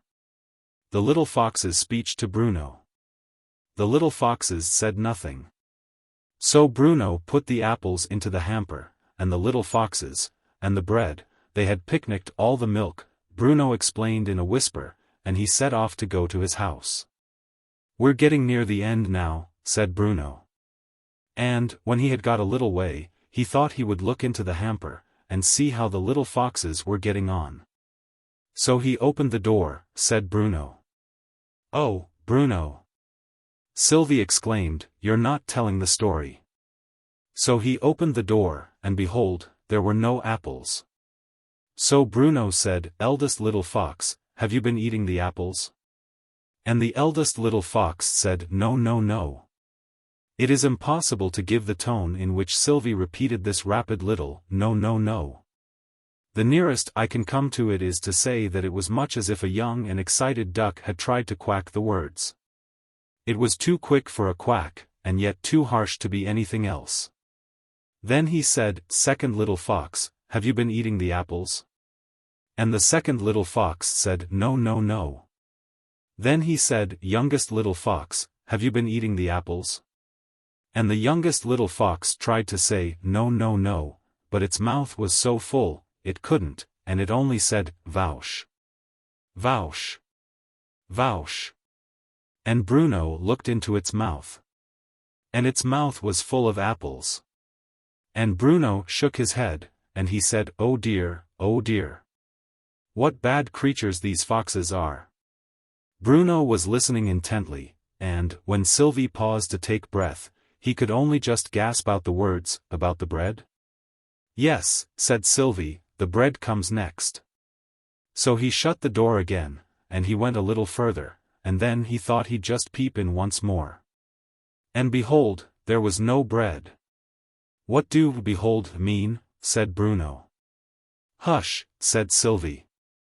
And he said, eldest little fox, have you been eating the bread? And the eldest little fox said, no no no. Second little fox, have you been eating the bread? And the second little fox only said, vouch. Vouch. Vouch. And Bruno looked into its mouth, and its mouth was full of bread. It might have choked at it, said Bruno. So he said, oh dear, oh dear. What shall I do with these foxes? And he went a little further. Now comes the most interesting part, Bruno whispered. And when Bruno opened the hamper again, what do you think he saw? Only 2 foxes. Bruno cried in a great hurry. You shouldn't tell it so quick. However, he did see only 2 foxes. And he said, eldest little fox, have you been eating the youngest little fox? And the eldest little fox said, no no no. Second little fox, have you been eating the youngest little fox? And the second little fox did its very best to say, no no no. But it could only say, woochk. Woochk. Woochk. And when Bruno looked into its mouth, it was half full of bread, and half full of fox. Bruno said nothing in the pause this time. He was beginning to pant a little, as he knew the crisis was coming. And when he'd got nearly home, he looked once more into the hamper, and he saw. Only, Bruno began, but a generous thought struck him, and he looked at me. "You may say it, this time, Mr. Sir," he whispered. It was a noble offer, but I wouldn't rob him of the treat. "Go on, Bruno," I said, "you say it much the best." "Only, but, one, fox," Bruno said with great solemnity. "Eldest little fox," Sylvie said, dropping the narrative form in her eagerness. "You've been so good that I can hardly believe you've been disobedient, but I'm afraid you've been eating your little sister." And the eldest little fox said, "We hooch. We hooch," and then it choked. And Bruno looked into its mouth, and it was full. Sylvie paused to take breath, and Bruno lay back among the daisies, and looked at me triumphantly. "Isn't it grand, Mr. Sir?" said he. I tried hard to assume a critical tone. "It's grand," I said, "but it frightens one so." "You may sit a little closer to me, if like," said Bruno. And so Bruno went home, and took the hamper into the kitchen, and opened it. And he saw, Sylvie looked at me, this time, as if she thought I had been rather neglected and ought to be allowed one guess, at any rate. "He can't guess," Bruno cried eagerly. "I'm afraid I must tell him. There weren't nuffin in the hamper." I shivered in terror, and Bruno clapped his hands with delight. "He is frightened, Sylvie. Tell the rest." So Bruno said, "Eldest little fox, have you been eating yourself, you wicked little fox?" And the eldest little fox said, "We hooch." And then Bruno saw there was only its mouth in the hamper. So he took the mouth, and he opened it, and shook, and shook. And at last he shook the little fox out of its own mouth. And then he said, "Open your mouth again, you wicked little thing." And he shook, and shook. And he shook out the second little fox. And he said, "Now open your mouth." And he shook, and shook. And he shook out the youngest little fox, and all the apples, and all the bread. And then Bruno stood the little foxes up against the wall, and he made them a little speech. Now, little foxes, you've begun very wickedly, and you'll have to be punished. First you'll go up to the nursery, and wash your faces, and put on clean pinafores.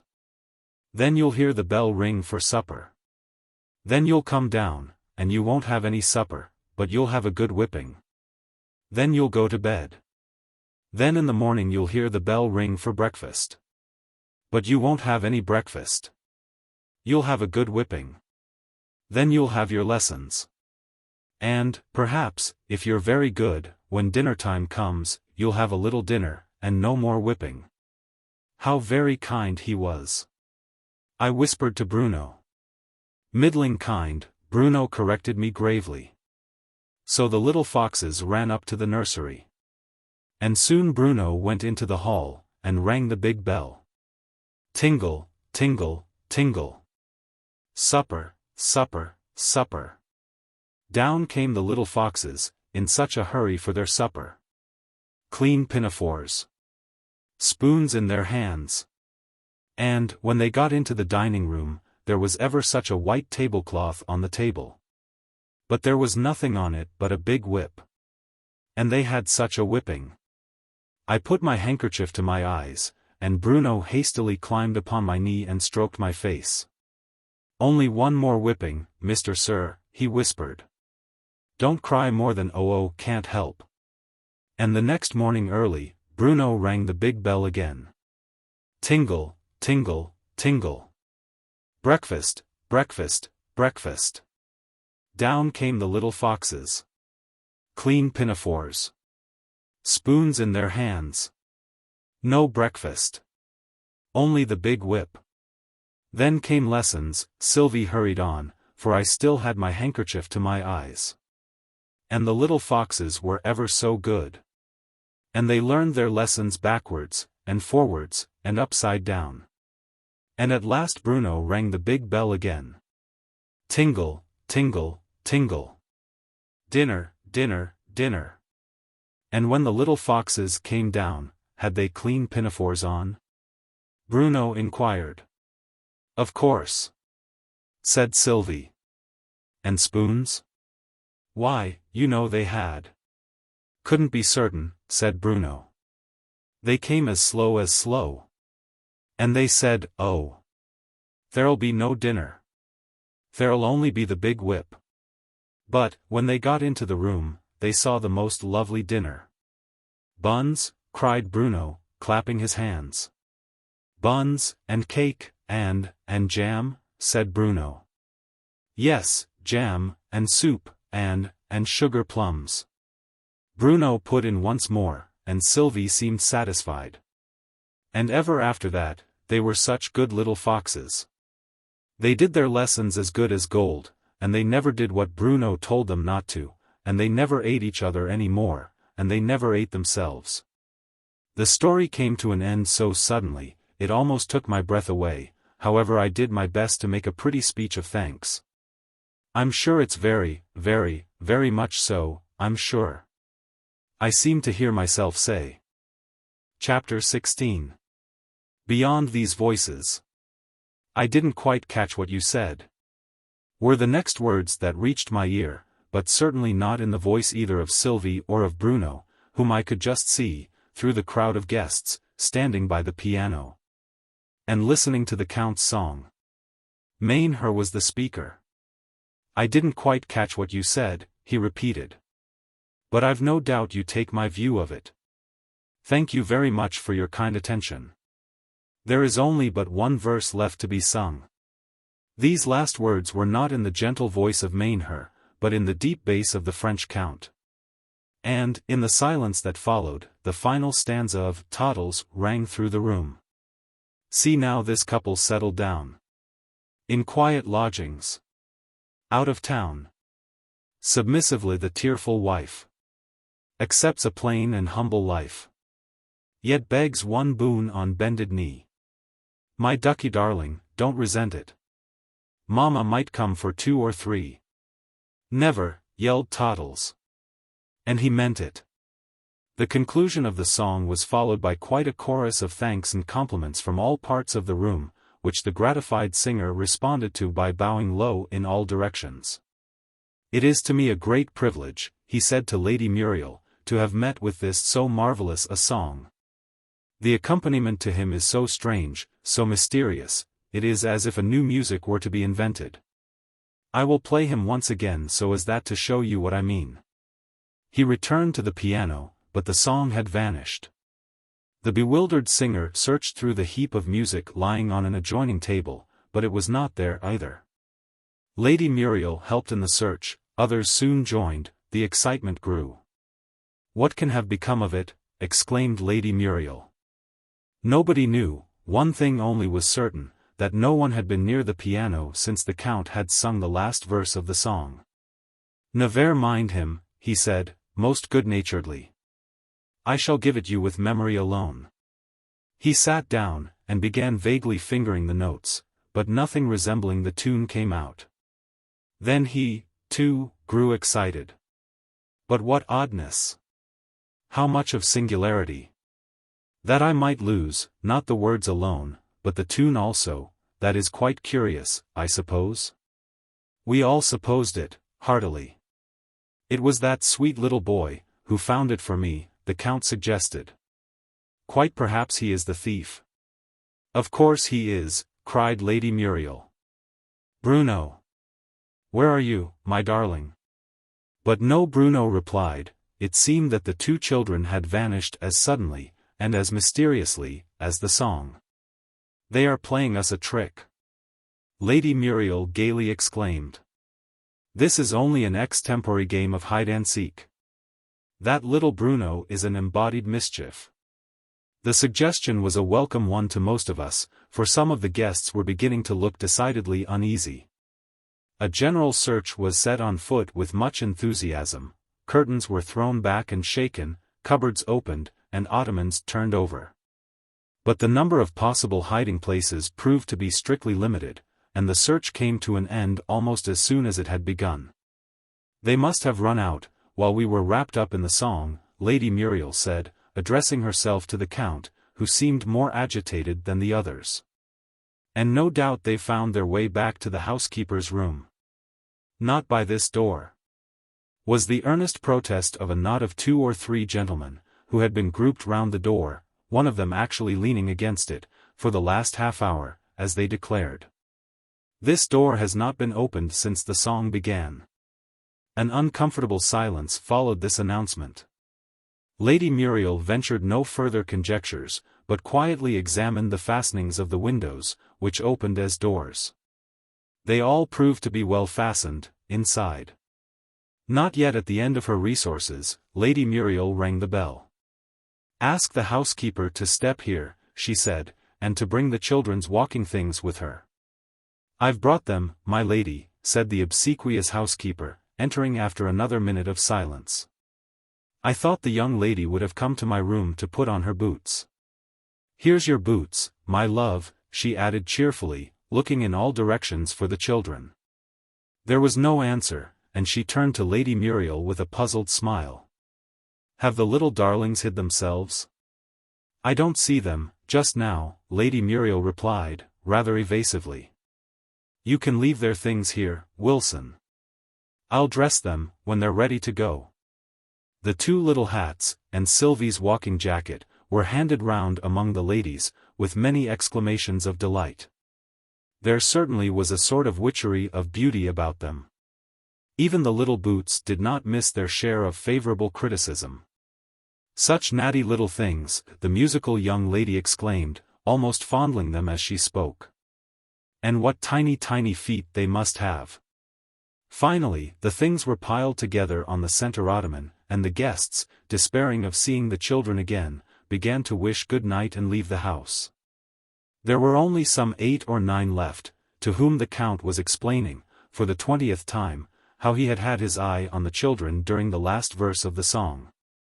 How he had then glanced round the room, to see what effect the great chest note had had upon his audience. And how, when he looked back again, they had both disappeared. When exclamations of dismay began to be heard on all sides, the Count hastily bringing his story to an end to join in the outcry. The walking things had all disappeared. After the utter failure of the search for the children, there was a very half-hearted search made for their apparel. The remaining guests seemed only too glad to get away, leaving only the Count and our 4 selves. The Count sank into an easy chair, and panted a little. "Who then are these dear children, I pray you?" he said. "Why come they, why go they, in this so little ordinary a fashion? That the music should make itself to vanish, that the hats, the boots, should make themselves to vanish, how is it, I pray you? I've no idea where they are," was all I could say, on finding myself appealed to, by general consent, for an explanation. The Count seemed about to ask further questions, but checked himself. "The hour makes himself to become late," he said. "I wish to you a very good night, my lady. I betake myself to my bed, to dream, if that indeed I be not dreaming now." And he hastily left the room. Stay a while," said the Earl, as I was about to follow the Count. "You are not a guest, you know. Arthur's friend is at home here." "Thanks," I said, as, with true English instincts, we drew our chairs together round the fireplace, though no fire was burning, Lady Muriel having taken the heap of music on her knee. "To have one more search for the strangely vanished song. Don't you sometimes feel a wild longing," she said, addressing herself to me, "to have something more to do with your hands, while you talk, than just holding a cigar? And now and then knocking off the ash? Oh, I know all that you're going to say." This was to Arthur, who appeared about to interrupt her. The majesty of thought supersedes the work of the fingers. A man's severe thinking, plus the shaking off a cigar ash, comes to the same total as a woman's trivial fancies, plus the most elaborate embroidery. That's your sentiment, isn't it, only better expressed? Arthur looked into the radiant, mischievous face, with a grave and very tender smile. "Yes," he said resignedly, "that is my sentiment, exactly. Rest of body, and activity of mind," I put in. "Some writer tells us that is the acme of human happiness. Plenty of bodily rest, at any rate," Lady Muriel replied, glancing at the 3 recumbent figures around her. "But what you call activity of mind is the privilege of young physicians only," said the Earl. "We old men have no claim to be active. What can an old man do but die?" "A good many other things, I should hope," Arthur said earnestly. "Well, maybe. Still you have the advantage of me in many ways, dear boy. Not only that your day is dawning while mine is setting, but your interest in life, somehow I can't help envying you that. It will be many a year before you lose your hold of that. Yet surely many human interests survive human life?" I said. "Many do, no doubt. And some forms of science, but only some, I think. Mathematics, for instance, that seems to possess an endless interest. One can't imagine any form of life, or any race of intelligent beings, where mathematical truth would lose its meaning. But I fear medicine stands on a different footing.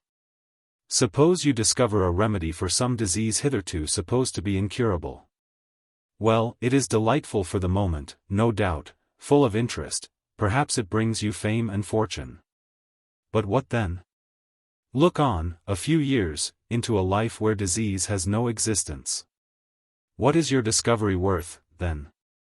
Milton makes Jove promise too much. Of so much fame in heaven expect thy meed.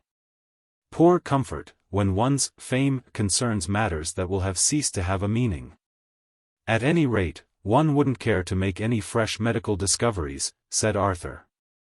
I see no help for that, though I shall be sorry to give up my favorite studies. Still, medicine, disease, pain, sorrow, sin, I fear they're all linked together. Banish sin, and you banish them all. Military science is a yet stronger instance, said the Earl. Without sin, war would surely be impossible. Still any mind, that has had in this life any keen interest, not in itself sinful, will surely find itself some congenial line of work hereafter. Wellington may have no more battles to fight, and yet. We doubt not that, for one so true. There must be other, nobler work to do than when he fought at Waterloo. And victor he must ever be. He lingered over the beautiful words, as if he loved them, and his voice, like distant music, died away into silence. After a minute or two he began again. If I'm not wearying you, I would like to tell you an idea of the future life which has haunted me for years, like a sort of waking nightmare. I can't reason myself out of it. Pray do, Arthur and I replied, almost in a breath. Lady Muriel put aside the heap of music, and folded her hands together. The one idea, the Earl resumed, that has seemed to me to overshadow all the rest, is that of eternity, involving, as it seems to do, the necessary exhaustion of all subjects of human interest. Take pure mathematics, for instance, a science independent of our present surroundings. I have studied it, myself, a little. Take the subject of circles and ellipses, what we call curves of the second degree. In a future life, it would only be a question of so many years, or hundreds of years, if you like, for a man to work out all their properties. Then he might go to curves of the third degree. Say that took 10 times as long. You see we have unlimited time to deal with. I can hardly imagine his interest in the subject holding out even for those. And, though there is no limit to the degree of the curves he might study, yet surely the time, needed to exhaust all the novelty and interest of the subject, would be absolutely finite? And so of all other branches of science. And, when I transport myself, in thought, through some thousands or millions of years, and fancy myself possessed of as much science as one created reason can carry, I ask myself, what then? With nothing more to learn, can one rest content on knowledge, for the eternity yet to be lived through? It has been a very wearying thought to me. I have sometimes fancied one might, in that event, say, it is better not to be, and pray for personal annihilation, the nirvana of the Buddhists. But that is only half the picture, I said. Besides working for oneself, may there not be the helping of others? Surely, surely. Lady Muriel exclaimed in a tone of relief, looking at her father with sparkling eyes. Yes, said the Earl, so long as there were any others needing help. But, given ages and ages more, surely all created reasons would at length reach the same dead level of satiety. And then what is there to look forward to? I know that weary feeling, said the young doctor. I have gone through it all, more than once. Now let me tell you how I have put it to myself. I have imagined a little child, playing with toys on his nursery floor, and yet able to reason, and to look on, 30 years ahead. Might he not say to himself, by that time I shall have had enough of bricks and ninepins? How weary life will be! Yet, if we look forward through those 30 years, we find him a great statesman. Full of interests and joys far more intense than his baby life could give, joys wholly inconceivable to his baby mind, joys such as no baby language could in the faintest degree describe.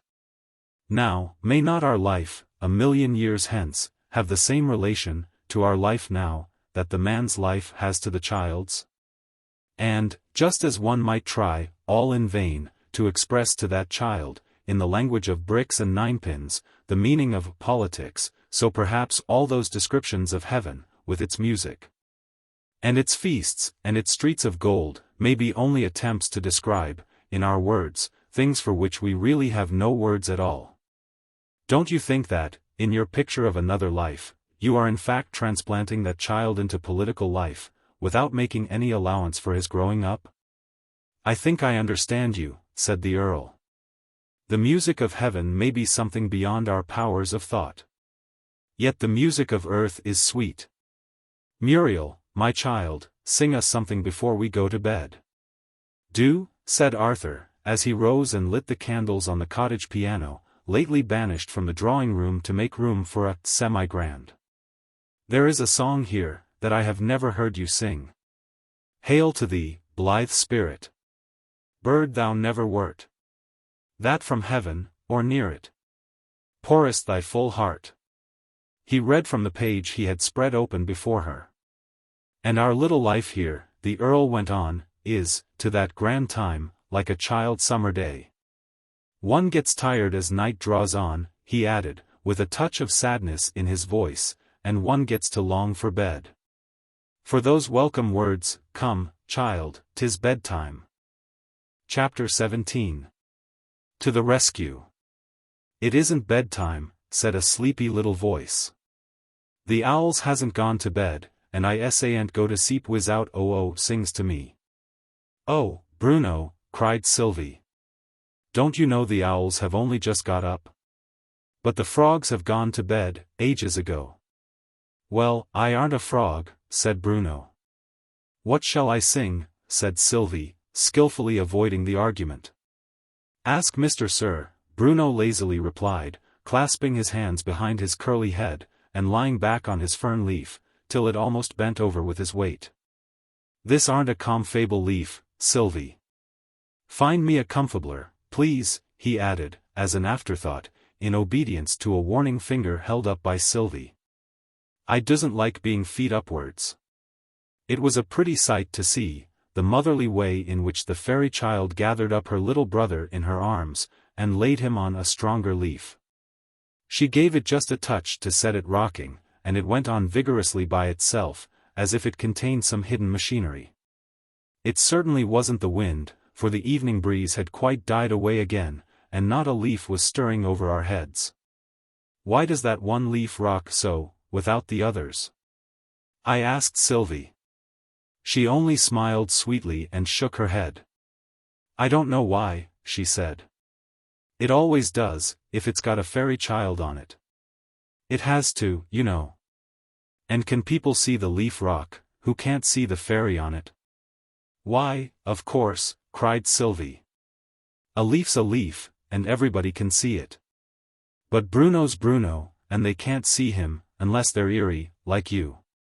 Then I understood how it was that one sometimes sees, going through the woods in a still evening, one fern leaf rocking steadily on, all by itself. Haven't you ever seen that? Try if you can see the fairy sleeper on it, next time, but don't pick the leaf. Whatever you do, let the little one sleep on. But all this time Bruno was getting sleepier and sleepier.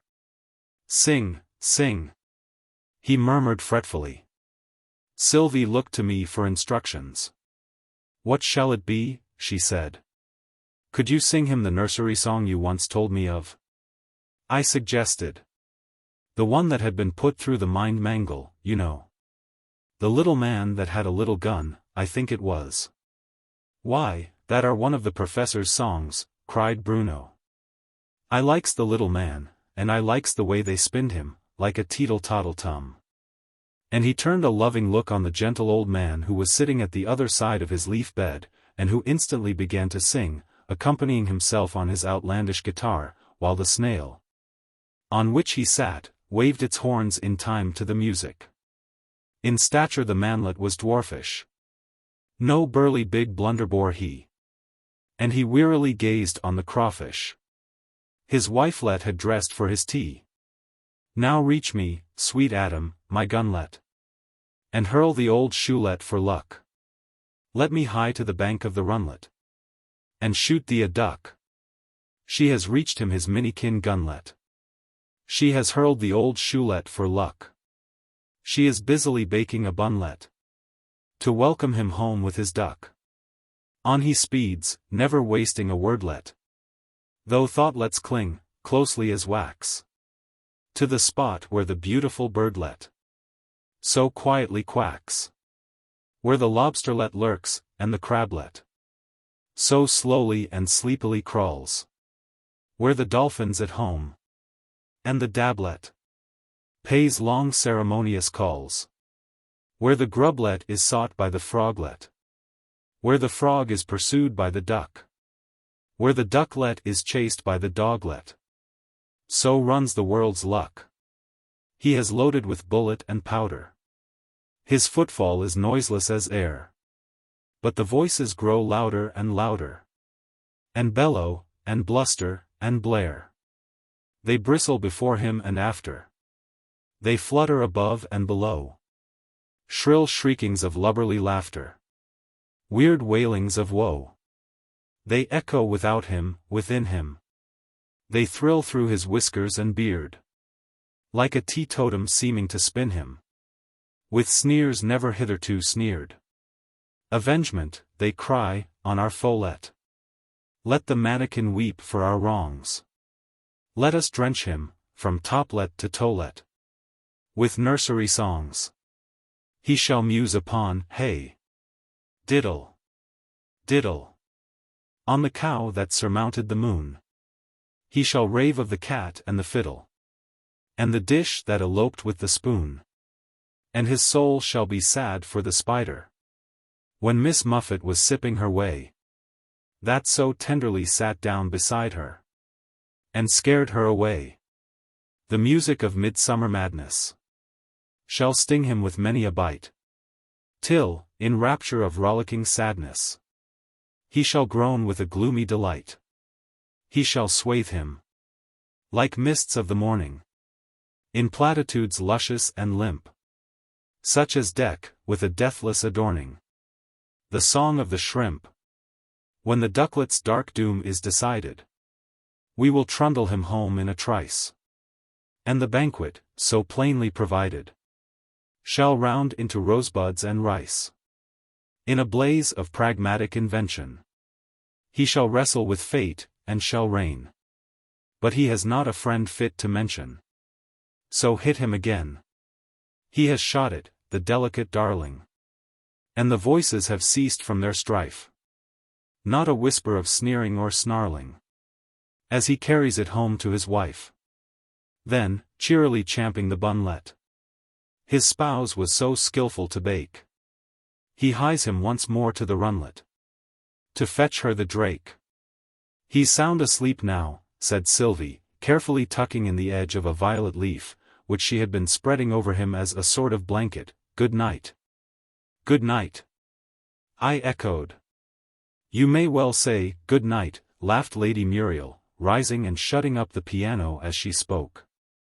When you've been NID, nodding all the time I've been singing for your benefit. What was it all about, now? She demanded imperiously. Something about a duck? I hazarded. Well, a bird of some kind? I corrected myself, perceiving at once that that guess was wrong, at any rate. Something about a bird of some kind. Lady Muriel repeated, with as much withering scorn as her sweet face was capable of conveying. And that's the way he speaks of Shelley's skylark, is it? When the poet particularly says, "Hail to thee, blithe spirit. Bird thou never wert." She led the way to the smoking room, where, ignoring all the usages of society and all the instincts of chivalry, the three lords of the creation reposed at their ease in low rocking chairs. And permitted the one lady who was present to glide gracefully about among us, supplying our wants in the form of cooling drinks, cigarettes, and lights. Nay, it was only one of the three who had the chivalry to go beyond the commonplace, thank you, and to quote the poet's exquisite description of how Geraint, when waited on by Enid, was moved to stoop and kiss the tender little thumb that crossed the platter as she laid it down.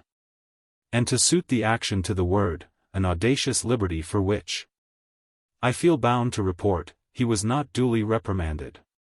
As no topic of conversation seemed to occur to anyone, and as we were, all four, on those delightful terms with one another, the only terms, I think, on which any friendship that deserves the name of intimacy, can be maintained, which involve no sort of necessity for speaking for mere speaking's sake, we sat in silence for some minutes.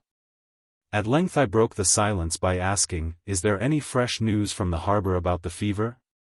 None since this morning, the Earl said, looking very grave. But that was alarming enough. The fever is spreading fast, the London doctor has taken fright and left the place, and the only one now available isn't a regular doctor at all, he is apothecary, and doctor, and dentist. And I don't know what other trades, all in one. It's a bad outlook for those poor fishermen, and a worse one for all the women and children. How many are there of them altogether? Arthur asked. There were nearly 100, a week ago, said the Earl, but there have been 20 or 30 deaths since then. And what religious ministrations are there to be had? There are 3 brave men down there, the Earl replied, his voice trembling with emotion, gallant heroes as ever won the Victoria Cross. I am certain that no one of the 3 will ever leave the place merely to save his own life. There's the curate, his wife is with him, they have no children. Then there's the Roman Catholic priest. And there's the Wesleyan minister. They go amongst their own flocks, mostly, but I'm told that those who are dying like to have any of the 3 with them. How slight the barriers seem to be that part Christian from Christian, when one has to deal with the great facts of life and the reality of death. So it must be, and so it should be, Arthur was beginning, when the front door bell rang, suddenly and violently. We heard the front door hastily opened, and voices outside, then a knock at the door of the smoking room, and the old housekeeper appeared, looking a little scared. 2 persons, my lord, to speak with Dr. Forrester. Arthur stepped outside at once, and we heard his cheery, "Well, my men?" But the answer was less audible, the only words I could distinctly catch being, 10 since morning, and 2 more just. "But there is a doctor there?" We heard Arthur say, and a deep voice, that we had not heard before, replied, "Dead, sir. Died 3 hours ago." Lady Muriel shuddered, and hid her face in her hands, but at this moment the front door was quietly closed, and we heard no more. For a few minutes we sat quite silent, then the Earl left the room, and soon returned to tell us that Arthur had gone away with the 2 fishermen, leaving word that he would be back in about an hour.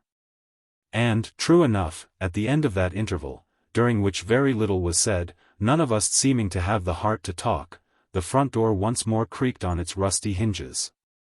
And a step was heard in the passage, hardly to be recognized as Arthur's, so slow and uncertain was it, like a blind man feeling his way. He came in, and stood before Lady Muriel, resting one hand heavily on the table, and with a strange look in his eyes, as if he were walking in his sleep. "Muriel, my love," he paused, and his lips quivered, but after a minute he went on more steadily. "Muriel, my darling, they want me, down in the harbor. Must you go?" She pleaded, rising and laying her hands on his shoulders, and looking up into his face with her great eyes brimming over with tears. "Must you go, Arthur? It may mean death." He met her gaze without flinching. "It does mean death," he said, in a husky whisper, "but, darling, I am called. And even my life itself." His voice failed him, and he said no more. For a minute she stood quite silent, looking upwards with a helpless gaze, as if even prayer were now useless, while her features worked and quivered with the great agony she was enduring. Then a sudden inspiration seemed to come upon her and light up her face with a strange sweet smile. "Your life," she repeated. "It is not yours to give."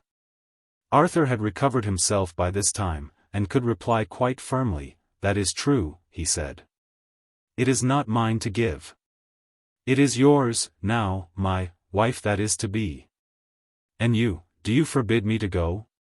Will you not spare me, my own beloved one?" Still clinging to him, she laid her head softly on his breast. She had never done such a thing in my presence before, and I knew how deeply she must be moved. "I will spare you," she said, calmly and quietly, "to God." "And to God's poor," he whispered. "And to God's poor," she added. "When must it be, sweet love?" "Tomorrow morning," he replied. "And I have much to do before then." And then he told us how he had spent his hour of absence. He had been to the vicarage, and had arranged for the wedding to take place at 8 the next morning. There was no legal obstacle, as he had, some time before this, obtained a special license, in the little church we knew so well. "My old friend here," indicating me, "will act as best man, I know. Your father will be there to give you away, and you will dispense with bridesmaids, my darling?" She nodded, no words came. "And then I can go with a willing heart, to do God's work, knowing that we are one, and that we are together in spirit, though not in bodily presence, and are most of all together when we pray. Our prayers will go up together. Yes, yes, sobbed Lady Muriel. But you must not stay longer now, my darling. Go home and take some rest. You will need all your strength tomorrow. Well, I will go, said Arthur. We will be here in good time tomorrow. Good night, my own darling. I followed his example, and we two left the house together. As we walked back to our lodgings, Arthur sighed deeply once or twice, and seemed about to speak, but no words came, till we had entered the house, and had lit our candles. And were at our bedroom doors. Then Arthur said, "Good night, old fellow. God bless you." God bless you. I echoed, from the very depths of my heart. We were back again at the hall by 8 in the morning, and found Lady Muriel and the Earl, and the old vicar, waiting for us. It was a strangely sad and silent party that walked up to the little church and back. And I could not help feeling that it was much more like a funeral than a wedding. To Lady Muriel it was in fact, a funeral rather than a wedding. So heavily did the presentiment weigh upon her, as she told us afterwards, that her newly won husband was going forth to his death. Then we had breakfast. And, all too soon, the vehicle was at the door, which was to convey Arthur, first to his lodgings, to pick up the things he was taking with him. And then as far towards the death-stricken hamlet as it was considered safe to go. One or two of the fishermen were to meet him on the road, to carry his things the rest of the way. "And are you quite sure you are taking all that you will need?" Lady Muriel asked. "All that I shall need as a doctor, certainly. And my own personal needs are few. I shall not even take any of my own wardrobe. There is a fisherman's suit, ready-made, that is waiting for me at my lodgings. I shall only take my watch, and a few books, and, stay, there is one book I should like to add, a pocket testament, to use at the bedsides of the sick and dying." "Take mine," said Lady Muriel, and she ran upstairs to fetch it. "It has nothing written in it but, Muriel," she said as she returned with it, "shall I inscribe?" "No, my own one," said Arthur, taking it from her. "What could you inscribe better than that? Could any human name mark it more clearly as my own individual property? Are you not mine? Are you not, with all the old playfulness of manner, as Bruno would say, my very mine?" He bade a long and loving adieu to the Earl and to me, and left the room, accompanied only by his wife, who was bearing up bravely, and was, outwardly, at least, less overcome than her old father. We waited in the room a minute or two, till the sound of wheels had told us that Arthur had driven away. And even then we waited still, for the step of Lady Muriel, going upstairs to her room, to die away in the distance. Her step, usually so light and joyous, now sounded slow and weary, like one who plods on under a load of hopeless misery, and I felt almost as hopeless, and almost as wretched, as she. Are we foredestined ever to meet again, on this side the grave? I asked myself, as I walked to my home. And the tolling of a distant bell seemed to answer me, no. No. No. Chapter 18. A newspaper cutting. Extract from the Fayfield Chronicle. Our readers will have followed with painful interest the accounts we have from time to time published of the terrible epidemic which has, during the last 2 months, carried off most of the inhabitants of the little fishing harbour adjoining the village of Elveston. The last survivors, numbering 23 only, out of a population which, 3 short months ago, exceeded 120, were removed on Wednesday last. Under the authority of the local board, and safely lodged in the county hospital, and the place is now veritably a city of the dead, without a single human voice to break its silence. The rescuing party consisted of 6 sturdy fellows, fishermen from the neighborhood, directed by the resident physician of the hospital, who came over for that purpose, heading a train of hospital ambulances. The 6 men had been selected, from a much larger number who had volunteered for this peaceful, forlorn hope, for their strength and robust health, as the expedition was considered to be, even now, when the malady has expended its chief force, not unattended with danger. Every precaution that science could suggest, against the risk of infection, was adopted, and the sufferers were tenderly carried on litters, one by one, up the steep hill, and placed in the ambulances which, each provided with a hospital nurse, were waiting on the level road. The 15 miles, to the hospital, were done at a walking pace, as some of the patients were in too prostrate a condition to bear jolting, and the journey occupied the whole afternoon.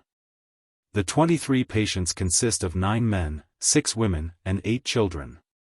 It has not been found possible to identify them all, as some of the children, left with no surviving relatives, are infants. And 2 men and 1 woman are not yet able to make rational replies, the brain powers being entirely in abeyance. Among a more well-to-do race, there would no doubt have been names marked on the clothes, but here no such evidence is forthcoming. Besides the poor fishermen and their families, there were but 5 persons to be accounted for, and it was ascertained, beyond a doubt, that all 5 are numbered with the dead. It is a melancholy pleasure to place on record the names of these genuine martyrs, than whom none, surely, are more worthy to be entered on the glory roll of England's heroes. They are as follows: the Reverend James Burgess, M.A., and Emma his wife. He was the curate at the harbour, not 30 years old, and had been married only 2 years. A written record was found in their house, of the dates of their deaths. Next to theirs we will place the honoured name of Dr. Arthur Forrester, who, on the death of the local physician, nobly faced the imminent peril of death, rather than leave these poor folk uncared for in their last extremity. No record of his name, or of the date of his death, was found, but the corpse was easily identified. Although dressed in the ordinary fisherman's suit, which he was known to have adopted when he went down there, by a copy of the New Testament, the gift of his wife, which was found placed next his heart, with his hands crossed over it. It was not thought prudent to remove the body, for burial elsewhere, and accordingly it was at once committed to the ground, along with 4 others found in different houses, with all due reverence. His wife, whose maiden name was Lady Muriel Orme, had been married to him on the very morning on which he undertook his self-sacrificing mission. Next we record the Rev. Walter Saunders, Wesleyan minister. His death is believed to have taken place 2 or 3 weeks ago, as the words, "Died October 5th, were found written on the wall of the room which he is known to have occupied, the house being shut up, and apparently not having been entered for some time. Last, though not a whit behind the other 4 in glorious self-denial and devotion to duty, let us record the name of Father Francis, a young Jesuit priest who had been only a few months in the place. He had not been dead many hours when the exploring party came upon the body, which was identified, beyond the possibility of doubt, by the dress, and by the crucifix which was, like the young doctor's testament, clasped closely to his heart. Since reaching the hospital, 2 of the men and 1 of the children have died. Hope is entertained for all the others, though there are 2 or 3 cases where the vital powers seem to be so entirely exhausted that it is but hoping against hope to regard ultimate recovery as even possible.